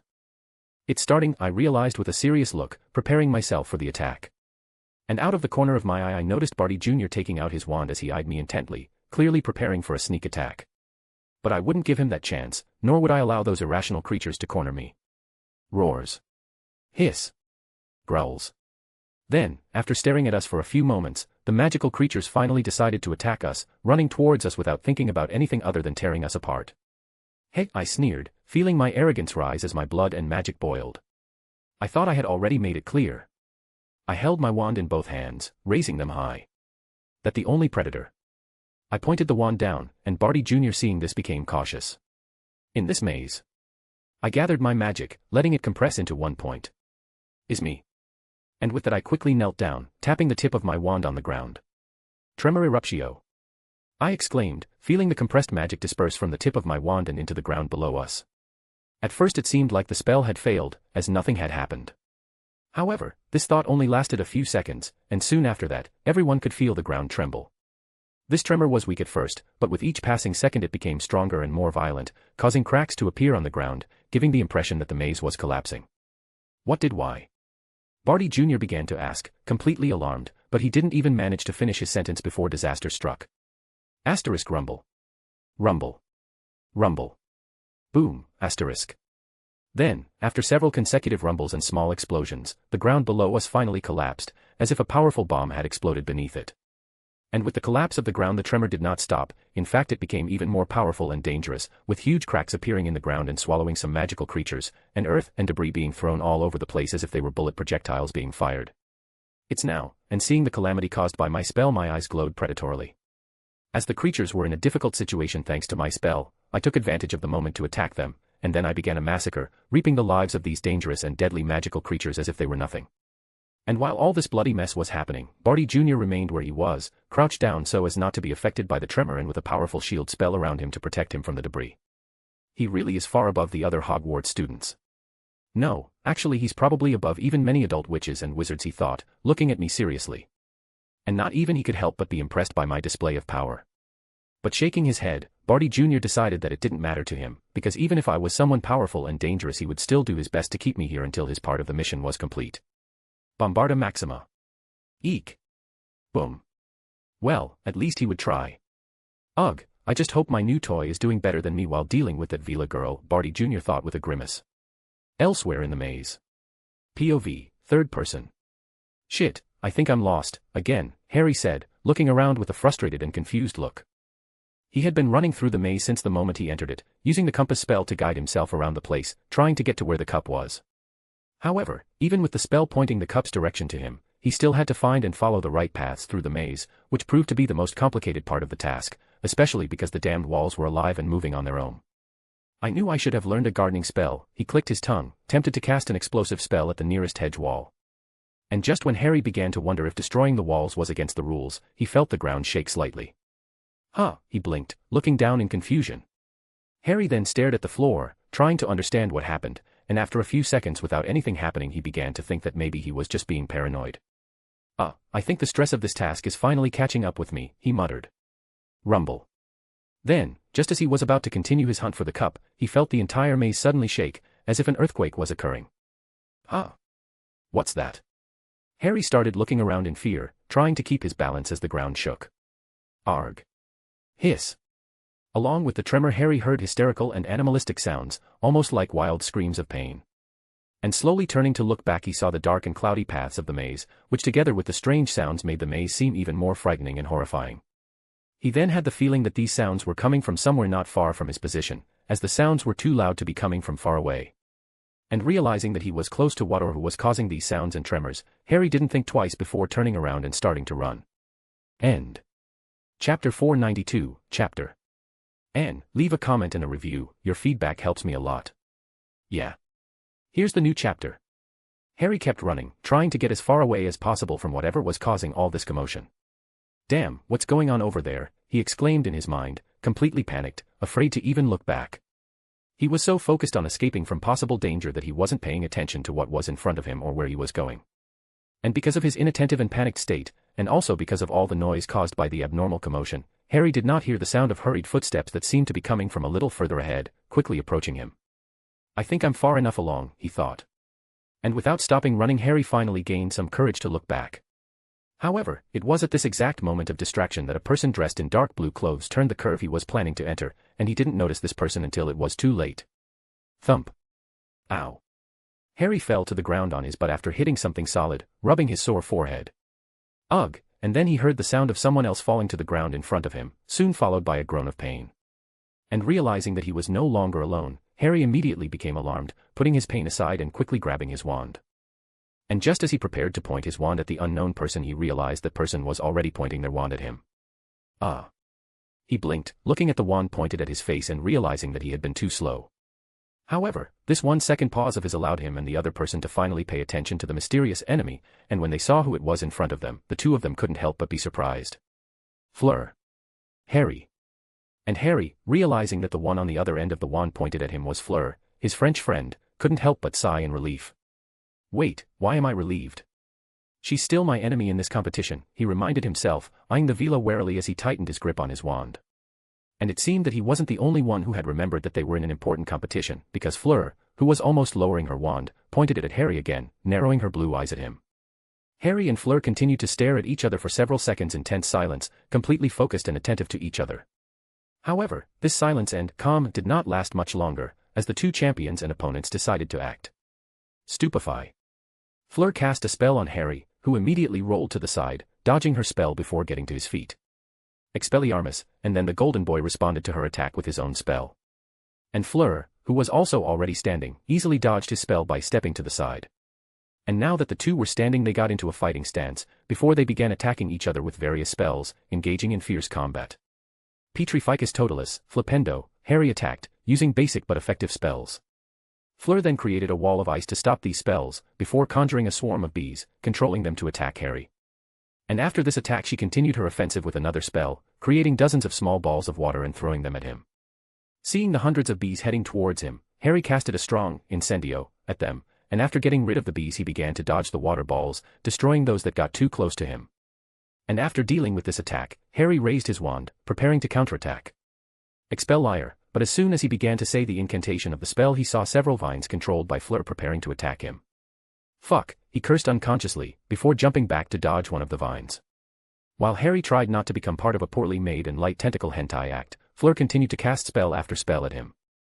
And under the French girl's fierce attack, Harry found himself cornered, finding it difficult to defend himself or even react to her spells. He then began to realize that he was being pressured by Fleur more and more by the minute, feeling that he might end up losing the fight if things continued like this.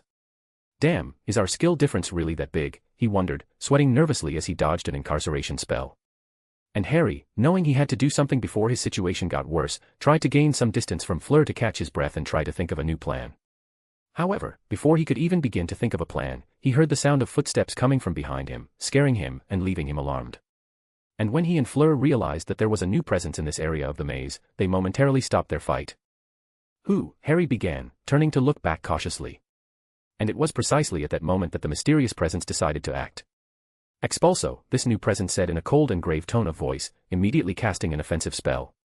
And Fleur and Harry, who had stopped struggling because of the sudden intrusion, blinked in surprise at the attack, before quickly snapping out of their dazed states. Harry, who was the closest to the new enemy, quickly cast the Protego spell to protect himself, creating a small, weak shield that was the best he could do with his current capabilities. However, this proved unnecessary, as after creating a shield he saw the spell pass harmlessly through him, showing that he was not the target of the mysterious enemy. And looking at the direction the spell was heading, Harry realized that it was actually aimed at Fleur. And Fleur, seeing the spell heading towards her, didn't show any concern, as she also already had a shield ready. Bam. The spell hit Fleur's shield, which easily contained the attack, but even after doing so she did not cancel it, afraid that she could be attacked the moment she did so. And now that the mysterious enemy's first attack had failed, Fleur and Harry were able to take a good look at him, quickly recognizing his serious, frowning look. Crumb, the two thought, blinking a little in surprise. However, after thinking for a while, they realized that it wasn't that surprising that the mysterious attacker was Crumb, since he was one of the only people in the maze besides them and Ethan.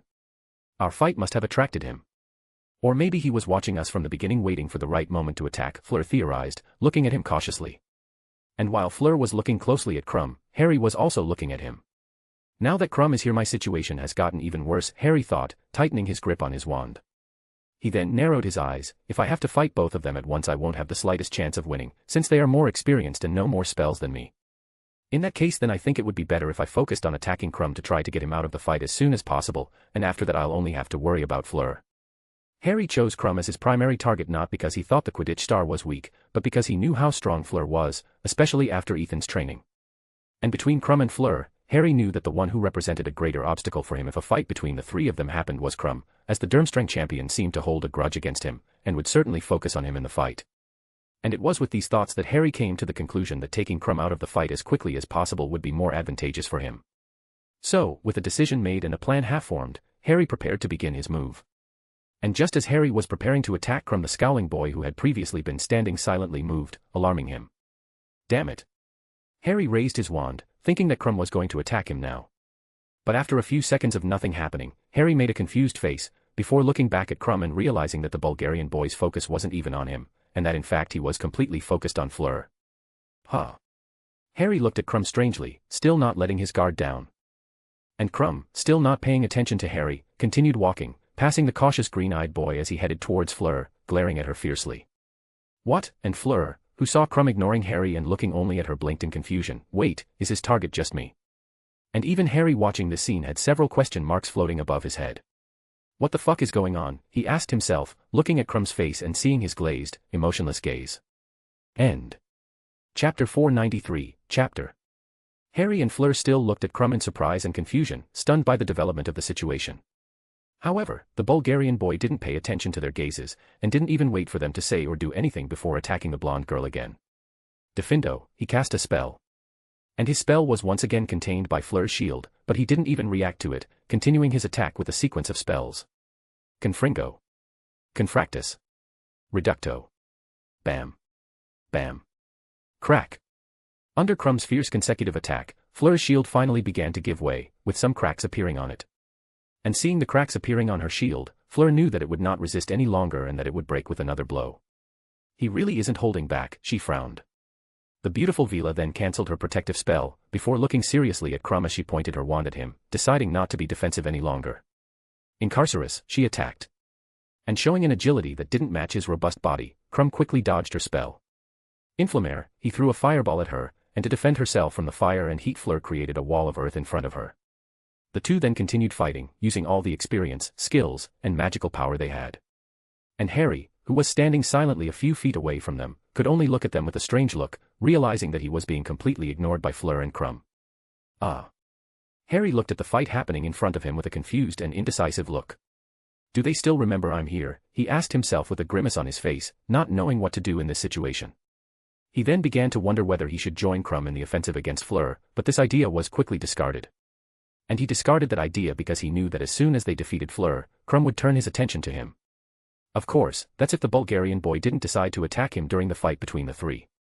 And besides that reason, Harry also didn't want to intimidate Fleur, who was his friend, in an unfair 2-on-1 fight, and he also didn't want to join forces with a guy who always showed displeasure or contempt for him. Maybe I should attack Crumb together with Fleur, he mused, before shaking his head, realizing that this option also had its risks. You know what? Why am I still thinking about joining this fight? He asked himself, pursing his lips. Right now they're fully focused on fighting each other, so I should take this opportunity to get out of here and go back to looking for the cup. And realizing that the situation had become favorable for him, Harry made his decision, turning around and silently heading towards one of the paths in the maze. And already on this path, Harry immediately started running, without looking back, while ignoring the noise of the fight and the flashes of the spells, focused only on one objective, which was to reach the end of the maze and get the damn cup. Some time later. Huff, huff, Harry panted, turning into another path as he continued his search for the cup. He had been running non-stop for at least 3 minutes, having moved away from the clash between his two rivals in the tournament. And as he ran, Harry tried not to think about the fact that he had abandoned the fight, running away while leaving Crumb and Fleur to face each other alone. But even though he tried not to think about it, he couldn't help but feel that he should have stayed there, and that there was something strange about the whole situation. Harry felt a sense of distress, a nervousness, an uncomfortable feeling in his chest that told him something was happening, and that something was definitely not good. Come on, Harry, just let it go. For now you just have to focus on finding the cup and winning this competition, Harry said mentally to himself, shaking his head. However, his attempt to focus on something else didn't help much, and he couldn't shake the bad feeling he felt, a feeling that grew with every step he took away from the fight that was taking place between the two foreign champions. Damn, what's happening to me? He asked himself as he mentally cursed, realizing that he couldn't continue his search like this. And in a stressful moment like this, Harry immediately thought of one of the people he most admired and trusted, a person who always seemed to have an answer or a solution for practically everything. What would Ethan do in this situation, he wondered. And while trying to think about what Ethan would do if he were in his place, Harry unconsciously remembered the classes that he, Hermione, Ron and Fleur had with the crazy, genius boy. And thinking about these classes, Harry remembered that his friend from Ravenclaw always told them that in a fight or in a serious situation they should always trust their instincts. Trust my instincts. He repeated in his mind, I need to trust my instincts. And letting that sentence sink into his mind, Harry slowly stopped running, deciding to put his search for the cup aside for now. Now, standing in the middle of the maze, the green-eyed boy took a deep breath to catch his breath, trying to calm down and control his emotions. And after managing to calm down a little, he closed his eyes, ignoring everything around him and focusing on himself and only himself. And now, what do my instincts tell me? He asked himself, trying to feel something inside him without even knowing what that something should be. And after 30 seconds of standing still, he couldn't help but frown, realizing that the only thing he felt was the uncomfortable and alarming sensation in the back of his mind. Why am I having this feeling? And why does it feel like my whole body is telling me to go back to that place? He asked himself quietly, opening his eyes and looking down with a confused and frustrated expression. Harry didn't understand what was happening to him, but he knew for sure that the reason for his distress had something to do with Fleur and Crumb's fight. And knowing that the answers to his questions were connected to this situation, he decided to reflect on everything that happened before he ran away from the fight. Let's see. First there was that weird tremor followed by those scary screams and roars, and after that I found Fleur and fought her briefly, before Crumb showed up. After Crumb showed up he ignored me and started attacking Fleur, and then the two started fighting. And in the end I left them both fighting each other before leaving that place, starting my search for the cup again. And remembering all these moments in his mind, Harry realized that there was something strange and abnormal about them. Wait. Why did Crumb decide to attack only Fleur at that time? And actually, why did he attack her in the first place when the person he doesn't like is me? He wondered, frowning. Harry may not have known Crumb very well, but from the little interaction he had with the Bulgarian champion he could easily tell that he was someone quite spiteful and angry. Of course, it wasn't impossible that Crumb decided to attack Fleur because of his strategy, wanting to eliminate the champion who represented the biggest threat to him at that moment. But even if that was the reason, it still wouldn't explain why he ignored Harry completely, as if he wasn't even there. This doesn't make any sense. Something is very wrong with this, Harry muttered thoughtfully. He then tried to think of a reason for Crumb's actions, and as he thought about it he remembered the look on Crumb's face when the Quidditch star had walked past him. That look. He didn't just look focused. Actually, it looked more like he was glazed over or completely hypnotized, he realized, remembering Crumb's empty, cold eyes. Wait a minute, I've seen people with that look before. And in Harry's mind he immediately thought of the first Dada classes with Professor Moody, where the Exorer taught the students about the unforgivable curses. And between these classes, Professor Moody demonstrated in practical classes one of the curses that was the least lethal and most controllable, casting it on several students. And these students, after being under the effect of this curse, had the same glazed and empty look as Crumb. No. It can't be. Harry thought, his eyes widening as the pieces fell into place in his mind. Crumb. He's under the Imperious curse. And reaching this conclusion he felt a shiver run through his body as he broke out in a cold sweat, with his breathing stopping for a moment. And in his mind he could only think of one thing. Fleur is in danger. End. Chapter 494, Chapter. Back with Fleur. After Harry left, Fleur and Crumb continued to fight fiercely against each other, without even taking a break to rest or catch their breath. And they were so focused on their incessant fight that they didn't even notice the departure or absence of the black-haired, green-eyed boy. In fact, even if the two of them realized that Harry was no longer there they probably wouldn't even care, since they were completely focused on defeating the opponent in front of them. Huff. Huff. Fleur breathed heavily, starting to feel tired after fighting and using magic for so long. And as she tried to catch her breath she looked at her enemy, frowning slightly when she saw that Crumb seemed strangely calm and not at all tired compared to her. TSK. He's more powerful and resilient than he looks, she thought irritably. And she didn't have time to think about it anymore because she had to jump back to dodge a cruel bone-breaking spell that Crumb cast. And looking at the place hit by this spell that bordered on dark magic, Fleur saw the broken ground and the charred grass, and she knew with all certainty that if the spell had hit her it would have done great damage to her. And he sure isn't holding back, she grimaced, noticing the danger contained in this attack. Fleur had already realized that the difference in skills between her and Crumb was not that great, and that in fact she surpassed him in most combat aspects. However, the fact that the Bulgarian boy had more raw power, resistance, and knew more lethal and dangerous spells than she did made him a difficult and dangerous opponent. I can't let this fight drag on any longer. I need to defeat Crumb as soon as possible, she thought. Then a determined glint appeared in her eyes, and if he's not holding back then I don't see any reason to hold back either. And now that she had made her decision she gripped her wand tightly. Concentrating her magic, Fleur prepared to use a spell that used a destructive and powerful element, and that combined very well with her Vila nature and characteristics. Let's see how you handle this, she thought, before pointing her wand at Crumb. Incendio, she said the incantation in a firm, decisive tone of voice. And from the tip of her wand came a powerful jet of orange fire that had its power and effectiveness increased to the maximum. Aqua Eructo, and Crumb was unfazed by the flames that were heading towards him, responding to her attack with an equally powerful jet of water. With these two spells being cast they quickly met, colliding with each other and creating a sort of elemental tug-of-war. And as the two spells collided, a lot of steam was created, further obscuring the vision of the two champions in this dark and misty maze. But even though Fleur couldn't see very well what was in front of her, she could still feel her spell weakening, being suppressed by Crumb's spell that used the opposite element to hers. URG, she grunted, putting more power and effort into her spell, nearly exhausting her magical reserves. However, this didn't do much good and the advantage in this dispute continued to be Crumb's, which made her click her tongue in irritation. And realizing that in this confrontation of spells she had lost, Fleur cancelled her spell, before throwing herself to the side, dodging the jet of water. And after dodging Crumb's Aqua Eructo, Fleur fell into a half-crouched position, narrowing her eyes at Crumb as she gripped her wand tighter. Even though he's the champion with the lowest score, he certainly shouldn't be underestimated, she thought, trying to ignore her tiredness as she stared at him with a serious gaze. Fleur then saw that the steam caused by their spells began to dissipate little by little, and now with clearer vision she saw that a small puddle of water had formed below Crumb's feet, making his eyes narrow with a calculating glint. And without giving Crumb time to make any movement she raised her wand. Glacius! Fleur exclaimed, quickly casting a freezing spell on the puddle of water. And as soon as the spell hit this small puddle it froze almost instantly, trapping Crumb's feet which were in direct contact with the water. Ugh! And feeling the cold on his feet Crumb grunted with a grimace. The Durmstrang student then tried to move, only to realize that he couldn't. Heh! Fleur smiled slightly, seeing that her little plan had worked. And seeing that Crumb could no longer move, Fleur pointed her wand at him again, preparing to use her remaining strength and energy to cast one last spell at Crumb, wanting to quickly end this fight. But just as she was about to cast a stunning spell, Crumb did something that left her wide-eyed. Ugh! Crack! Crumb, under Fleur's gaze, began to try to forcefully free himself from the ice that held his feet. And even though the ice was solid and resistant, due to Crumb's strength and insistence it began to crack. Asterisk crack. Crack, asterisk.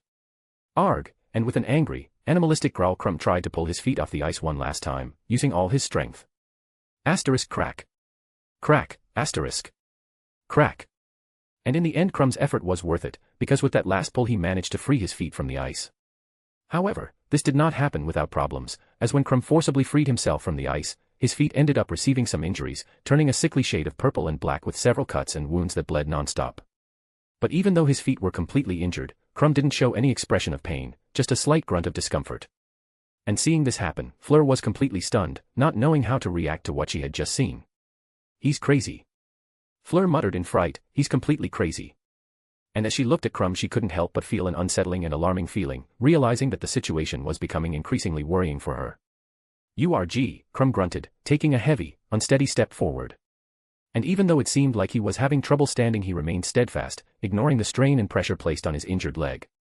He then continued walking forward step by step, moving very slowly but with a completely focused and cold gaze. And seeing the scowling boy walking towards her, Fleur again pointed her wand at him, before quickly starting to cast spells at him, trying to keep him away from her. However, Fleur's fatigue and dazed state made her spells weaker and more erratic, and because of this, Crumb was able to easily defend himself against them. And as Crumb advanced, defending himself from Fleur's spells, the blonde girl began to retreat apprehensively, until her back hit one of the hedge walls. Damn it, she cursed, feeling a pang of panic rise inside her. Fleur had noticed for some time that there was something very wrong with the Durmstrang student, and even though she didn't know exactly what that something was, she knew that it represented a real danger to her. And knowing this, and realizing that she was completely cornered by Crumb, she couldn't help but feel distressed and worried. What do I do now?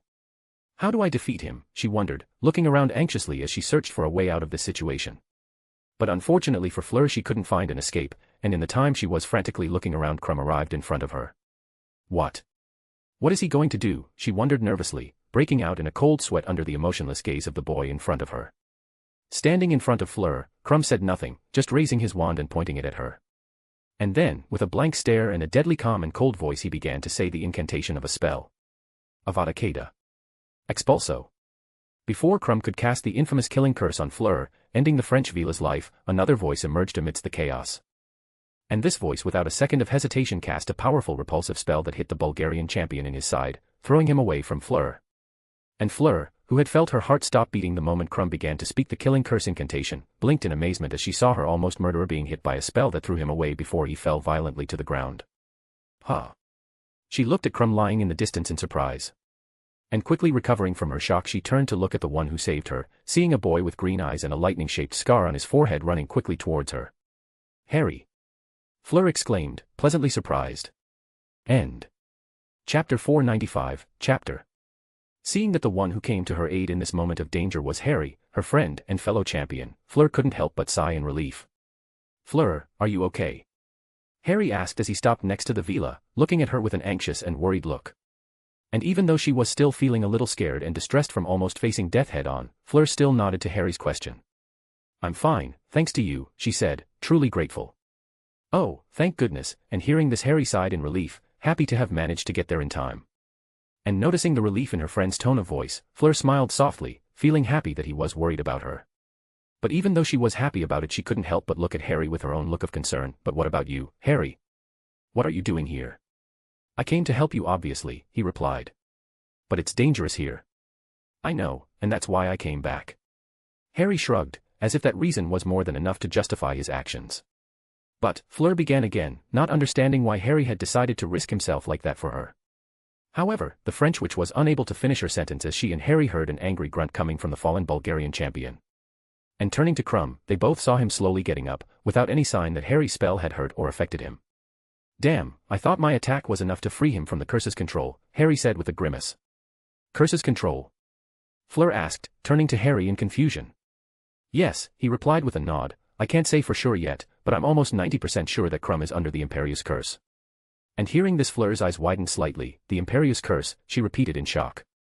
Aha, Harry nodded again with a heavy look. And with the confirmation that she hadn't heard Harry wrong, she quickly turned her dazed gaze to Crumb. Is someone controlling him with the Imperious Curse? She wondered in her mind, finding it hard to believe. However, she began to compare Crumb's appearance and actions with those under the effect of that curse, and after some reflection she realized that Harry was probably right in his assumption. I knew there was something weird about him, but the Imperious Curse, she thought, a grimace on her beautiful face, that sure makes things a lot more complicated and dangerous. And she was right, because the moment Crumb recovered from Harry's surprise attack he once again fixed his eyes on Fleur, before raising his wand and pointing it at her. Fractus, and without any warning he attacked. Protego. Harry then stepped in front of Fleur, creating a fragile shield that was just enough to stop the spell before it broke, pushing Harry back slightly. Ugh. I knew I should have trained that spell more, he said with a groan. And even though he was still feeling the impact of Crumb's spell, he was already on standby, waiting for another attack from him. However, after waiting a few seconds, he realized that Crumb had not yet attacked, and looking at the Bulgarian wizard, Harry saw that he just stood there, staring in silence and with his eyes glazed over at Fleur who was behind him. Huh. Harry blinked in confusion. Why isn't he attacking? And he didn't have time to think about the reason for Crumb's inactivity because Fleur pulled his arm, before starting to drag him somewhere. Come on, we have to get out of here, she said, running quickly towards the nearest path in the maze, with Harry following behind her. What followed was a frantic chase, with Harry and Fleur running and going through various paths and passages in the maze while Crumb chased them. And this would have continued for some time longer, but unfortunately for the Hogwarts and Beauxbatons champions the last path they took led to a dead end. Damn it, we're trapped, Harry swore, scowling at the large wall of hedges in front of him. And Fleur also frowned when she realized they were cornered, but instead of staring at the wall she turned to the entrance they came from. Raising her wand she then began to create a barrier at the entrance, wanting to prevent Crumb from reaching them, at least until they thought of an escape plan. And seeing this, Harry stopped staring at the hedge wall, turning to help Fleur reinforce the barrier. Okay, I think this barrier will hold him for a while, Fleur said, lowering her wand as Harry did the same. And just as she finished saying that, something powerful struck the barrier, causing it to tremble slightly. The two looked at the barrier in alarm. Ruptuos, and then they heard Crumb's hoarse voice, before another attack hit the barrier, followed by another, and another. He's already here.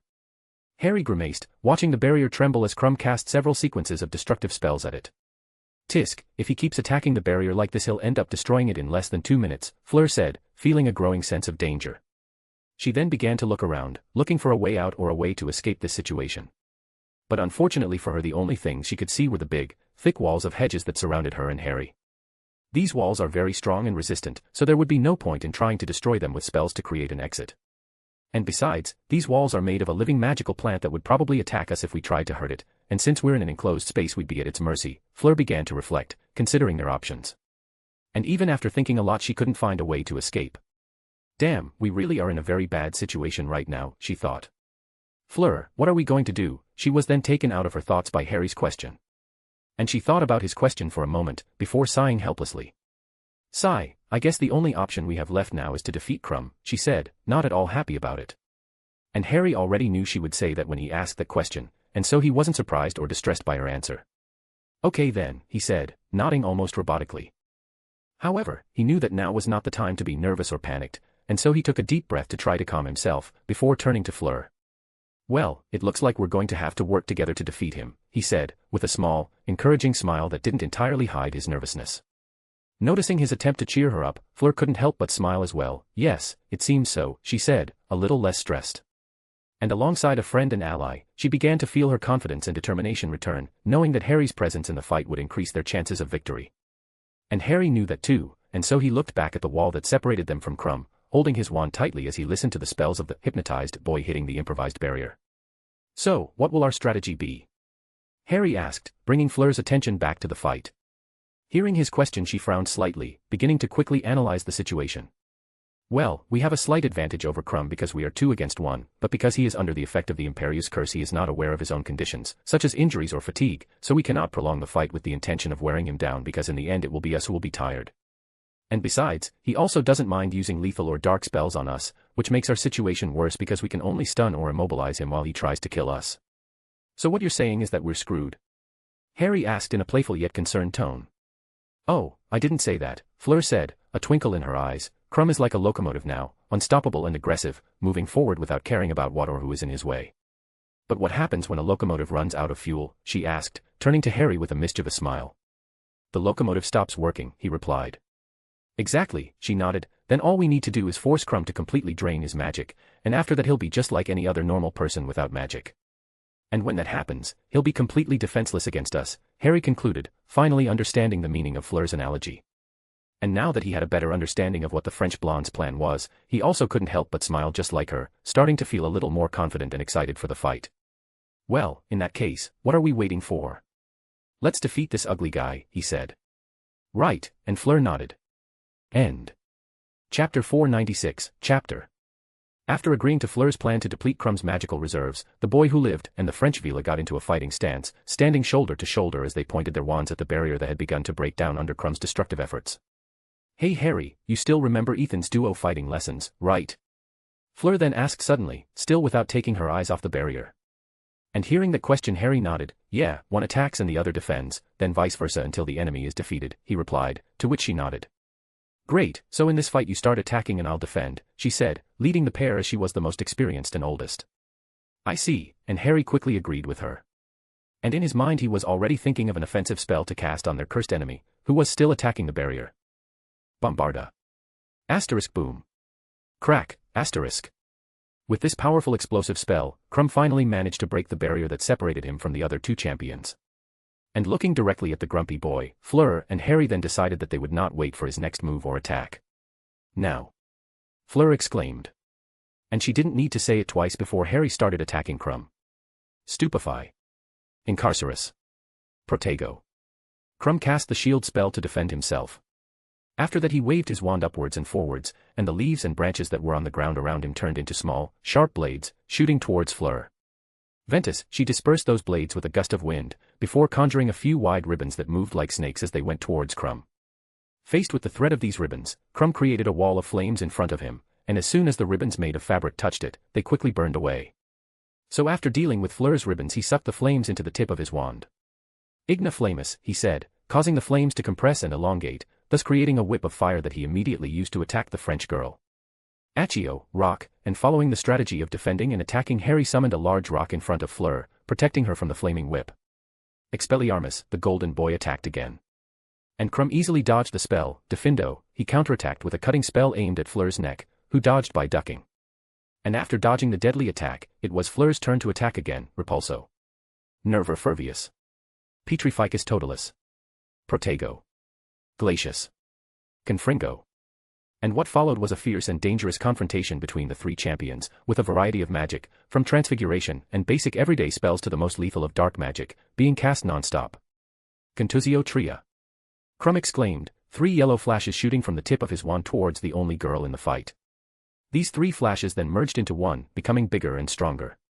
And then the spell hit the shield Fleur had created with a loud, echoing bang, and the impact caused by it was so powerful that it forced her to take a few steps back. Ugh, Fleur grunted as she steadied herself, feeling a slight numbness in the arm that held her wand. Damn, my shields are getting weaker as time goes by, and if things continue like this I don't know if I'll be able to defend myself from Crumb's next spell, she thought, pursing her lips as she felt her sense of urgency increase. And these thoughts of hers were momentarily and rudely interrupted by another dark spell from Crumb that again targeted her, which forced her to jump to the side to dodge it. TSK, and why do I feel like Crumb is only casting spells at me? It almost seems like he's not even attacking Harry, she made an irritated face. But the moment she finished that thought she paused. Then in Fleur's mind she began to remember everything that had happened so far in this 2-on-1 fight. And quickly analyzing the fight she realized that she couldn't remember any moment of Crumb trying to kill, hurt or even hit Harry, and this new discovery made her eyes widen slightly. Wait. He's really not attacking Harry, she realized in a daze. And in fact in her memories whenever Harry took the lead in the fight, making himself an easy and obvious target, Crumb would suddenly stop attacking or attack her instead, I think I get it. The one who cursed Crumb probably commanded him to attack only me while ignoring the other champions, she concluded, her eyes shining in realization. Now with this new and important information, Fleur quickly reformulated their fighting strategy, before turning to Harry, who was holding Crumb during the time she was thinking. Harry, forget about the duo fight strategy. You just focus on attacking while I defend, she yelled at him. Fine, and without questioning the change of plans he just nodded. And narrowing his eyes, Harry began a new wave of attacks against Crumb. Expelliarmus. Stupefy. Confusio. Aquamenti. Protego. Crumb defended himself from the first 3 spells before having to dodge the last one. And while he did this, he didn't even look at Harry, as if the defeater of the Dark Lord wasn't even there attacking him. And still without paying attention to Harry, Crumb attacked Fleur for probably the 100th time in a row. Huh. Harry, frowning, noticed the strangeness in Crumb's actions. And it didn't take long for him to come to the same conclusion as Fleur, that Crumb was ignoring him and focusing on her at the behest of whoever controlled him. And upon realizing this, Harry put aside any caution and fear he had, and began casting spells at Crumb even more quickly and intensely. Ugh! Crumb grunted as a shock spell grazed his waist. The numbing, electrifying sensation coursing through his body caused him to pause his actions momentarily. And in this time when Crumb was recovering from Harry's spell, the green-eyed boy and the French Vila saw that Crumb had finally started to breathe with difficulty, which showed that even if his mind didn't realize his tiredness, his body still felt it. Maybe his body will give out before we even need to drain his magic, Fleur realized with some hope. And Crumb probably noticed this too, because the air around him suddenly changed, becoming more serious and tense. The cursed wizard then adjusted his posture, before beginning to gather and concentrate all his magic into one point. After gathering all his magic, he slowly raised his wand, and without any surprise he pointed it at Fleur, who immediately became cautious. With a cold glare, Crumb pulled his wand arm back, the tip of his wand glowing menacingly. And as soon as the glow became strong and dense enough, he pointed his arm and wand aggressively forward. Arg, he growled, casting a dark spell that produced a powerful jet of dark orange light from the tip of his wand. Seeing the spell coming towards her, Fleur did not dodge this time, deciding to respond to this attack with her own spell that created a jet of cyan light. The two spells then met, colliding in mid-air and creating another tug-of-war between the two. However, this time Fleur was not alone, and when Harry saw her facing Crumb's spell, he quickly came to her aid. Joining her in the magical tug-of-war, a jet of scarlet-red light shot out from his wand, clashing with Crumb's spell as well. And unexpectedly, his and Fleur's spells ended up merging into one, creating a powerful and brilliant jet of magenta light that practically tripled the power of their spell. URG. Crumb gritted his teeth with the effort it took to maintain his spell. And he wasn't the only one having trouble maintaining the spell. Fleur was also feeling her already low strength and magic draining quickly as time passed. However, this did not affect the advantage they had over Crumb, as Harry alone was managing to hold his own against him in this tug-of-war, even suppressing the Durmstrang wizard. And this showed everyone that he wasn't just an ordinary boy unlucky to be in this tournament, and that he was actually just as strong as the other champions. Amazing, his magic is more powerful and dense than ours. Fleur thought in wonder. She also noticed that even after all this time fighting and using spells, Harry showed no signs of magical exhaustion, which meant that his magical reserves must be immense.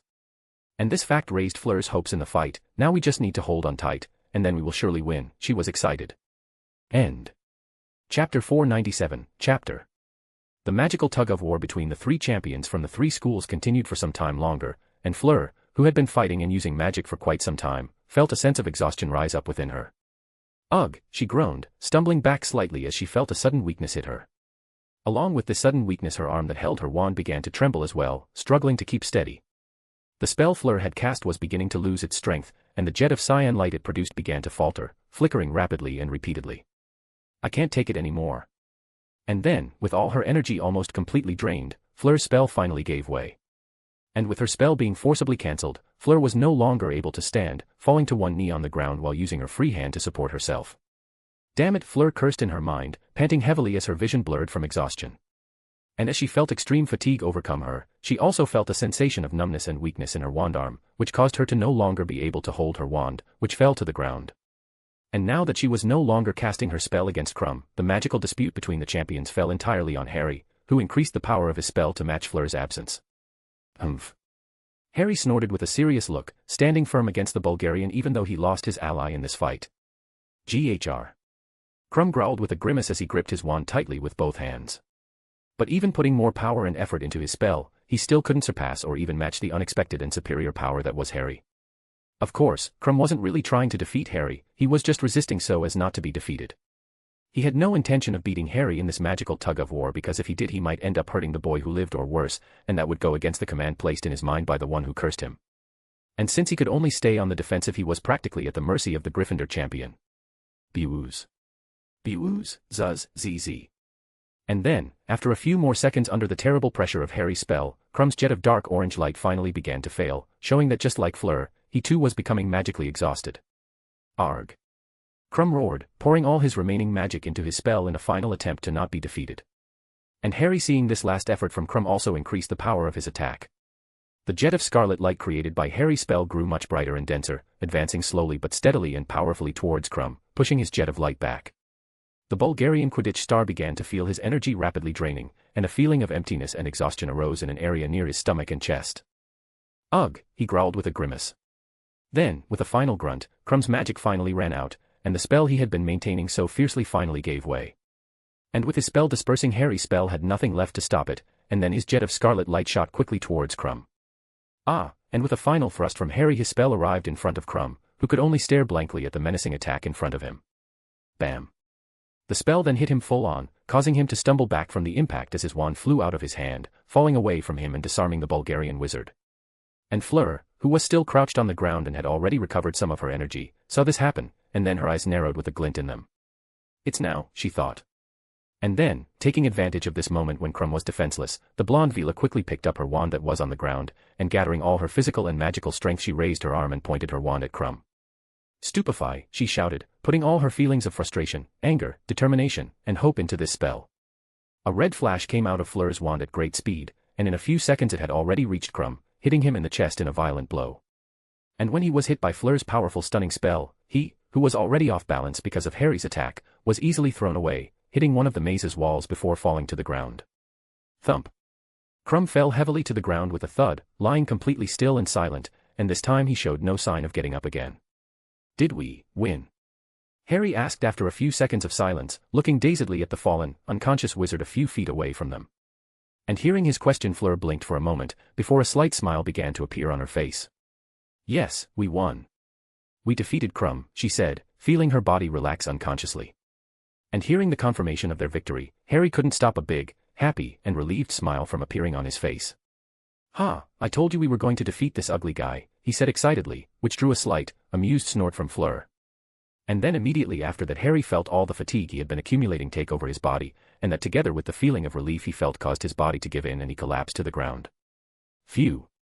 I think that's enough fighting for me for today. He sat down heavily on the ground, letting out a long sigh of relief and satisfaction yet tiredness.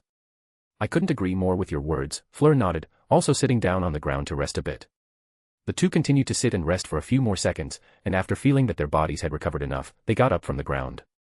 And now standing, the two began to approach Crumb, and even though they knew that the scowling wizard was unconscious, they still did not let their guard down, walking cautiously towards him with their wands at the ready. Already facing Crumb's fallen body, Harry kicked him lightly, checking to see if he was really knocked out. I don't think he'll get up this time. At least not anytime soon, he said after confirming their enemy's status.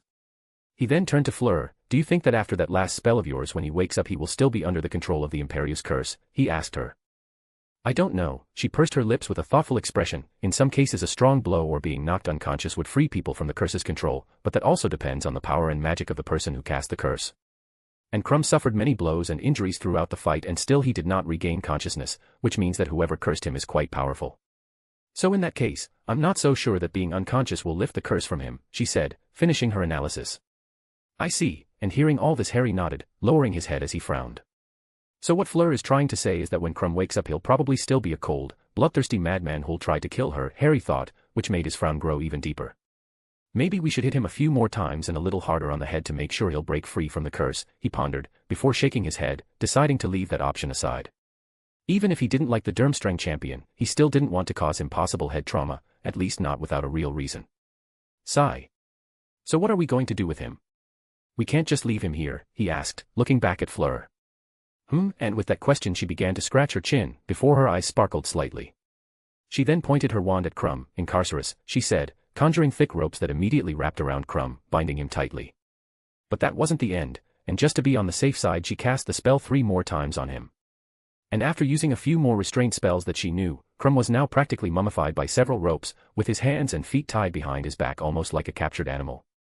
Well, I think this will keep him contained for a while, Fleur said after finishing her work, nodding satisfied to herself. Harry looked at Crumb's tangled situation with a strange look. I hope Fleur doesn't have a fetish for this BDSM stuff, or else Ethan is really going to have a hard time with her, he thought with pursed lips. And as for how he knew what BDSM was, well, let's just say that being roommates with Seamus and Dean gave him a broader view of certain aspects of romantic relationships. End. Chapter 498, Chapter. Harry continued to stare with a strange grimace at Crumb and his peculiar situation, but he was quickly pulled out of his thoughts by Fleur, who raised her wand high and sent a few red sparks into the sky. The red sparks that shot out from the tip of her wand then rose up into the sky, breaking through the layer of mist that covered the maze and shining brightly in the night sky, visible to all those outside. Well, with that some teacher or ministry employee will quickly come here to get Crumb out of the maze, and after seeing this message they will know what to do with him, she said, putting away her wand. Hearing the part about a message, Harry blinked in confusion for a moment, but then he looked down and saw that in an area on the floor next to Crumb was written, Imperious Curse, in magic, which was obviously Fleur's work. Do you think they'll believe us about Crumb being under the Imperious Curse? Harry asked uncertainly.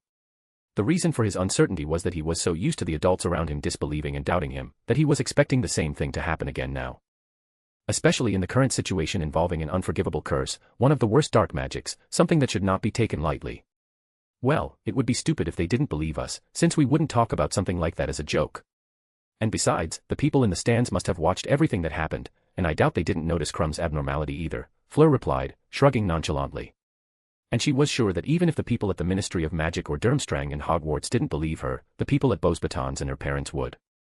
Fleur's response caused Harry's eyes to widen slightly in surprise. Oh. I had forgotten that people were watching us, he said, before looking up at the two-way mirrors that were floating above the walls of the maze. And he then began to wonder if his family had seen the whole fight between him and Fleur against Crumb, and if they had found his performance satisfactory and good. Would it be really weird if I waved to my family through the mirrors, he wondered, knowing that it wasn't just them watching him at this moment. But shaking his head he pushed those random thoughts aside, looking back at the French blonde beside him. Well, since everyone is watching us then I guess we shouldn't worry about Crumb anymore, he said, now feeling more at ease. Yeah, and Fleur nodded at that. After that, the two no longer knew what to do or say, falling into a slight silence. However, this silence did not last long, as it was soon broken by Fleur. You know, the two of us make a good duo, she commented. And remembering how efficient and powerful they were in the fight against Crumb, Harry couldn't help but nod. I agree, he said, before pursing his lips, but I guess I can't take too much credit for it, since a lot of our good performance was because of you. Harry, don't underestimate yourself, Fleur began, the main reason we defeated Crumb was because of you. And I actually have a feeling that if you were fighting him alone you would still beat him. And besides, I'm the one who can't take much credit for our victory, since I didn't do much, neither when I was fighting alone nor after you showed up, she said, shaking her head with a self-deprecating smile. Now you're the one underestimating yourself, Fleur, Harry said, it was you who planned our strategy, you who led us in the fight, and it was you who dealt him the final blow. Well, since that's the case, it was you who saved me, you who kept Crumb on the defensive for practically the entire fight, you who suppressed him when I was already weak and without magic, and it was you who disarmed him, Fleur said back, with a slightly raised eyebrow. If we consider the whole fight, you were very important, and that is something you cannot deny, she concluded. Hearing this, Harry shook his head, smiling wryly, you know what, how about we accept that we were both important in the fight? Fleur pretended to think for a moment, before nodding, okay, I think I can accept that, she said, with a small, amused smile. And it was even a little strange and funny to see the two arguing while trying to give all the merit and importance in the fight to each other, saying that the most significant and main role was not theirs. And the Gryffindor Golden Boy and the French Vila knew how strange they were being, because after they finished talking they stared at each other for a few seconds, before starting to laugh. And at this moment, while the boy who had always considered himself inferior and less important than others, and the girl who had always felt insufficient and belittled laughed, they couldn't help but feel that the understanding between them and their friendship had become stronger and firmer. Having real friends is really nice, Fleur thought happily as she stopped laughing, wiping a tear from the corner of her eye. And in her mind she already considered Harry one of her main friends, not that she had many friends to begin with. Of course, she still considered Ethan her best and most important friend, with him being the one she trusted, depended on, and felt most comfortable being around. However, the feelings she had for him went far beyond friendship, blossoming into a clear and strong feeling of love and affection that only grew with the passing of time. And considering the fact that she planned to turn her and Ethan's friendship into something more romantic, it wouldn't be wrong to say that there was a free friend spot for Harry. But returning to the present moment, after Harry and Fleur's laughter stopped they felt the atmosphere around them become lighter. And then, without saying another word, the two looked at Crumb again, who was still tied up as if he had been the victim of some sex maniac. Well, since we've already dealt with our grumpy colleague here, I think we'd better get back to looking for the cup, Fleur said, reminding them both that the task was still going on. Realizing that they had been there for a long time, Harry nodded. Yes, I agree, he said. He was then going to ask Fleur what they would do next, but her next words made him freeze for a moment. In that case then I guess this is where we part ways, she said. And that sentence made Harry feel the light atmosphere quickly dissolve, suddenly becoming more tense and heavy, making him nervous. However, he didn't want Fleur to notice his nervousness, so he nodded slowly. Yeah, he said, a forced smile appearing on his face. And Fleur, who was preparing to go back to looking for the cup, stopped, noticing a certain strangeness in Harry's tone of voice. Then with a curious look she turned to look at the boy who lived. Huh. She raised an eyebrow, noticing that Harry seemed strangely tense and anxious, even though he tried to hide it. We've already defeated Crumb, so why does he look like he's worried about something? Strange. It's not like he's still in danger, she thought. But as soon as she finished that thought her gaze fell on Crumb again, and she realized that in fact the danger had not passed, since Crumb was just a puppet, and whoever was controlling him was still out there, probably planning something else. Wait a minute. And it was in the next instant that Fleur's eyes widened slightly, as she remembered something that almost everyone seemed to have forgotten. She remembered the Halloween night that started the entire Triwizard tournament, where an underage boy had his name spat out by the Goblet of Fire, turning him into a champion in the competition. However, this boy, who was Harry, was an anomaly in the tournament, and he should not be competing. That strange situation caused many to theorize about what had happened, and everyone's assumption was that someone had put Harry's name in the goblet with the intention of putting him in danger during the tasks, so that he would be seriously injured or even die. And Fleur realized that now in the third task it would be the mysterious criminal's last chance to actually do something against Harry. And the cursed Crumb they had just defeated proved that this criminal was already acting, and he obviously had no qualms about using dark magic as evidenced by the Imperious Curse. Wait, but if the criminal wanted to hurt Harry, why did he stop Crumb from attacking him? She asked herself confused. But then she began to theorize that perhaps this was part of a much more evil and dangerous plan involving Harry, and that was certainly more worrying. Well, it doesn't matter what this criminal's plan is, what matters now is that Harry is in danger, she frowned. And with this notion, Fleur, who had developed a strong friendship with Harry, realized that getting the cup and winning the tournament was no longer that important. Well, it's not like I have any hopes of winning the tournament with Ethan competing too, she thought with a small snort. End. Chapter 499, Chapter. Harry, like Fleur, had also come to the conclusion that all the strange things happening in the maze were connected to the person who put his name in the Goblet of Fire. And he had realized this the moment he discovered that Crumb was under the Imperious Curse, and now that they had dealt with this threat from Durmstrang School, he knew that there would probably be other dangers awaiting them until the task was finished. In a situation like this, it was to be expected that Harry would be anxious and distressed, but the fact that Fleur, and probably Ethan, were also in danger made him even more worried. Of course, he knew that Ethan was strong and that he knew how to handle himself in the face of danger, but that didn't alleviate any of his worries, because the one who was after his life didn't mind killing the other champions.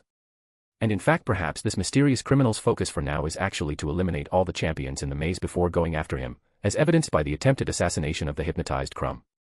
Knowing all this, Harry felt a growing sense of fear, worry, and guilt overcome him, since everything dangerous that was happening in the maze was happening because of him. So even without knowing it and obviously without intention, Harry had put his two friends in great mortal danger. But now that Fleur had said that the two of them should separate and each go their own way to find the cup, he couldn't help but feel tense and worried, while at the same time feeling a certain relief, as being with him would probably put Fleur in even more danger. Well, at least this way the unknown criminal might leave Fleur aside and focus only on me, he thought with a slightly guilty look. Since Fleur was neither an empath nor a legilimens, she was unaware of Harry's thoughts or his distressing feelings of worry and self-loathing. And even if she did know, she would simply dismiss his concerns with a dismissive wave of her hand and also tell him that he shouldn't feel guilty about anything, as she already knew the danger she would face by entering the tournament when she put her name in the goblet. Besides, having a psychopathic dark wizard try to kill her wasn't his fault at all. The only people who could be blamed for this were the tournament organizers who didn't take more serious and safe measures to protect the goblet, and the damn criminal who was causing all this chaos. But well, returning to the present moment, Fleur's eyes shone with determination and seriousness, and she decided in her mind that she would not abandon Harry in this dangerous situation. And now with a new conviction Fleur decided that they would face the maze and its threats together until they, or Ethan, found the cup.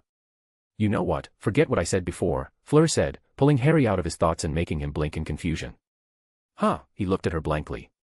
Seeing his confused look, Fleur began to speak again. Look, we are practically exhausted and without magic after so much fighting, and from here on we will probably have to face more challenges in this maze. So taking that into consideration I realized that it would be better if we kept walking together, that way we would have a greater chance of reaching the end of the maze or at least getting out of here alive and without getting too hurt. Besides, we already know that we make a good duo, so it wouldn't be impossible for us to reach the cup, and when we find it we can then decide who will keep it and win the tournament, Fleur finished saying, nodding at her simple yet accurate analysis of their situation. Hearing this explanation, Harry knew that the Vila girl had raised good points, and that staying together really was the best choice they could make, but even so he couldn't help but grimace.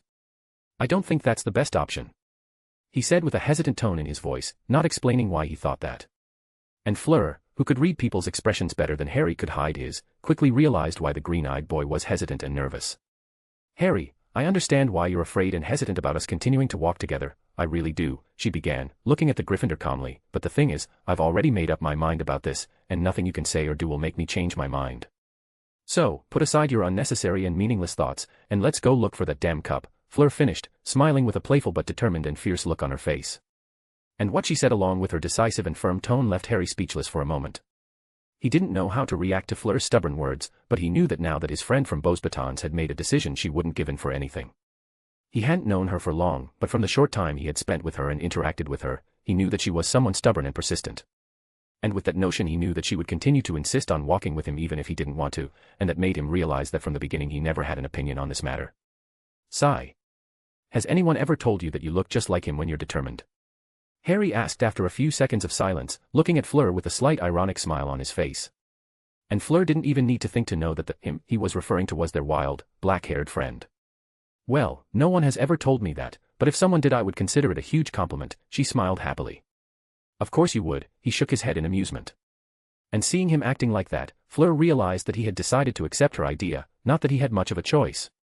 But now that he was no longer resisting or hesitating to continue exploring the maze alongside her, Fleur realized that they had to start moving, as they didn't know when or how the mysterious criminal would strike again. Well, since that's all settled I think we should get back to looking for the cup, she said, changing the subject and receiving a nod from Harry. And with Harry's nod of agreement Fleur turned, looking around the area where they were until her gaze focused on one of the maze paths that was closest to them. Okay, then let's go. We have a fucking task to finish, the blonde girl proclaimed, before starting to head in that direction. Hearing Fleur's vulgar language that did not match her beautiful and delicate appearance, Harry could only shake his head with an ironic look, before following her. And so the two champions from two different schools began their exploration through the dangerous and treacherous maze, searching together for the cup that would end this deadly task and tournament. Outside the maze. That was one of the most incredible and spectacular fights I have ever seen. I agree. That was exciting. These three are very talented. Talented and powerful. Yeah. These were some of the comments that could be heard coming from the people in the stands, with practically everyone who was watching the tournament talking about or applauding the fight they had just seen. Just as Fleur had said, her and Harry's fight against Krum was broadcast to the entire audience in the stands, with the teachers, students, ministry staff, and guests seeing everything that had happened to them from the moment Harry bumped into Fleur. And after seeing how these three champions faced each other in this dangerous, fierce, and dazzling magical fight, everyone couldn't help but praise and applaud them. And they also began to feel that this task really deserved to be the last and most important one, and that it was worth coming all the way to Hogwarts, and in some cases all the way to Britain, to watch it. I wasn't expecting the two of them to join forces in this fight, nor that they would have such good synchrony and synergy between them, Professor Flitwick, who was on standby outside the maze, said, looking in surprise at the large mirror that showed Harry and Fleur running around the place looking for the cup. Yeah, Professor McGonagall beside him nodded, also looking at the large mirror. They really worked very well together. And that fight was magnificent, she said, and there was a hint of pride in her gaze as she looked at her green-eyed student. Hearing this, Professor Snape, who was next to the two, snorted in derision, finding the two's praise of Potter completely biased and unnecessary. But even though he didn't like the arrogant boy, he couldn't help but feel a little impressed by him, realizing that maybe, just maybe, Harry really did have some magical ability. And that was the only positive thing that Professor Snape could think of about Harry, but beyond this small positive impression that he would deny existed at all costs, Professor Snape also felt that there was something wrong with the whole situation. TSK, he narrowed his eyes, looking seriously at Lily's son who was running beside the French witch. End.